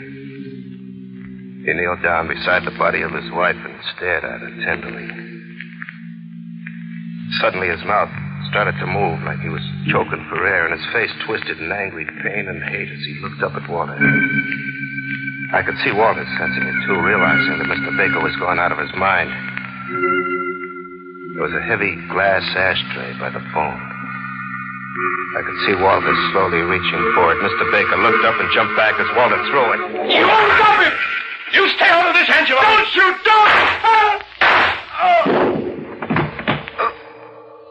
Doctor! Angelo! Doctor! You're going to die, Walter. Die like Doris. Angelo! Help me. Doctor! Don't bother, Angelo. He won't need a doctor. Stop it! No, don't do it. Mr. Baker, give him a chance. Please, give him a chance. He doesn't need a doctor now, Angelo, does he? Go on. Bend over him. See if he needs a doctor. He's dead. Yes. Now they're both dead. Both dead. What do we do, Mr. Baker? Do? What is there to do? The police. We ought to call the police. They'll take me away from Doris. I don't want to leave her. No, I mustn't leave Doris. Now, please. Please, Mr. Baker, won't you give me the gun? The gun? No. No, I got the gun to protect myself from Walter. But I'm not afraid of Walter anymore. He's dead. Walter's dead. That's right. Doris is dead and Walter's dead.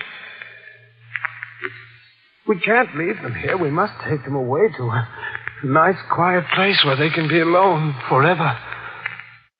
We take them away in your car, Angelo. My car? Yes, Angelo. You must do as I tell you. It will be their funeral car.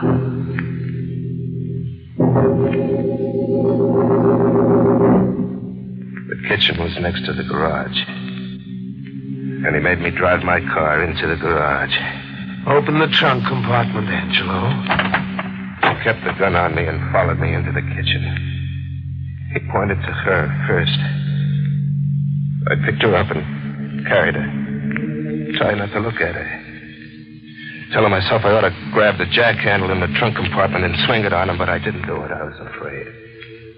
I was afraid I'd never live to see Josie and Johnny again.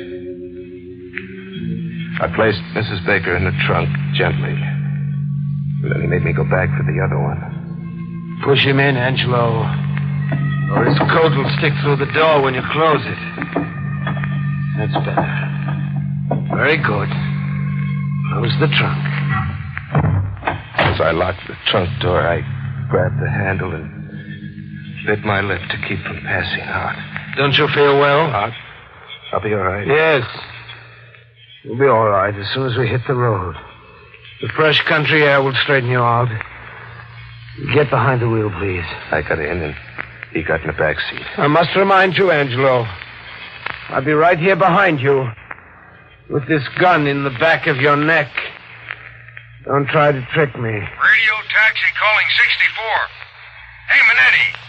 Why don't you answer? What's the idea? Don't answer, Angelo. Call me on the phone if your mic is out of order. Ignore him, Angelo. Start driving. Where to, Mr. Baker? Just keep going. But stay off the Hutchinson Parkway. Patrol cars, you know. Take the back roads. You'll find a nice, quiet place for them.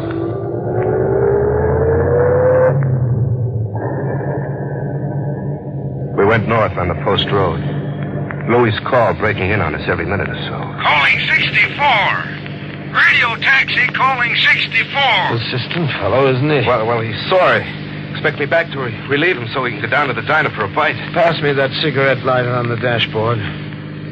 Don't you hear me? I want the cigarette lighter. Oh, it's not working. You got any matches? In my pocket. Well, let me have them. I reached into the side pocket of my jacket, fumbling through my handkerchief and keys for the pack of matches. And then my fingers touched the crayon. A small piece of black crayon, no bigger than an inch long, with a paper wrapping.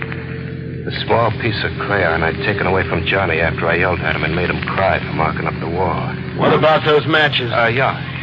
Here you are. I handed over the matches. But the piece of crayon was in my palm, concealed and held tight by my little finger and the one next to it. He lit his cigarette. Want a cigarette, Angelo? No, thanks. There ever was a time in my life I needed a smoke, it was then. But I was trembling with an idea. An idea to make my microphone stay open so Louis could hear me without Mr. Baker getting wise. But I had to hold on to the crayon. I couldn't take a chance reaching for a cigarette. I might drop that crayon. I waited for Louis to call me again. Calling 64. Hey, Minetti. You all right? Call me from a phone if you can hear me. Say, Mr. Baker, maybe I better answer him. Why? Well, he might think I'm in a wreck and he'll have the cops start looking for me. Yes. Yes, you're quite right. Very well, talk to him. But be careful what you tell him. I picked the microphone off the dashboard with the hand that held the piece of crayon. 64 calling radio taxi. Where the heck you been, Angelo? Let me explain, Louis. Me sitting here without a relief. Fine pal, depending on you. Get back here. I'm going down to the diner. I kept gabbing to Louis and forcing the crayon into the button on the mic, right into the hole that housed the spring button, hoping the paper wrapping on the crayon would wedge the button and keep my sending circuit open. Louis, I'm fixing a flat.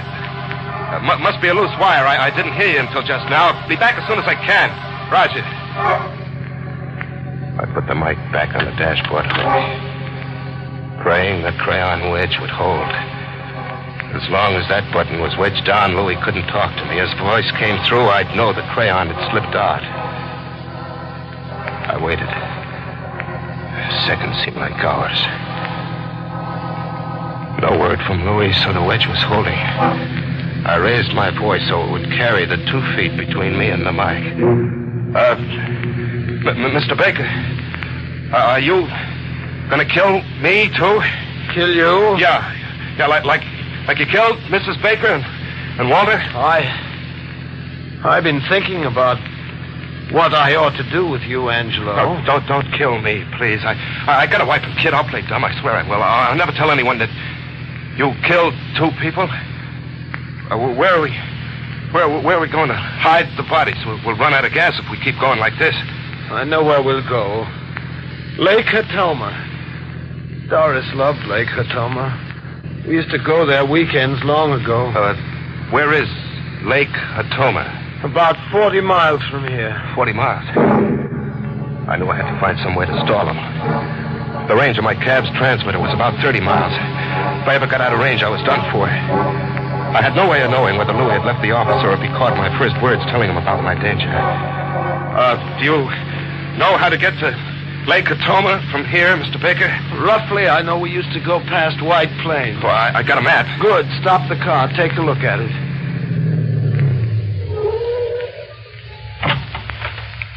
Now, let's see. White Plains.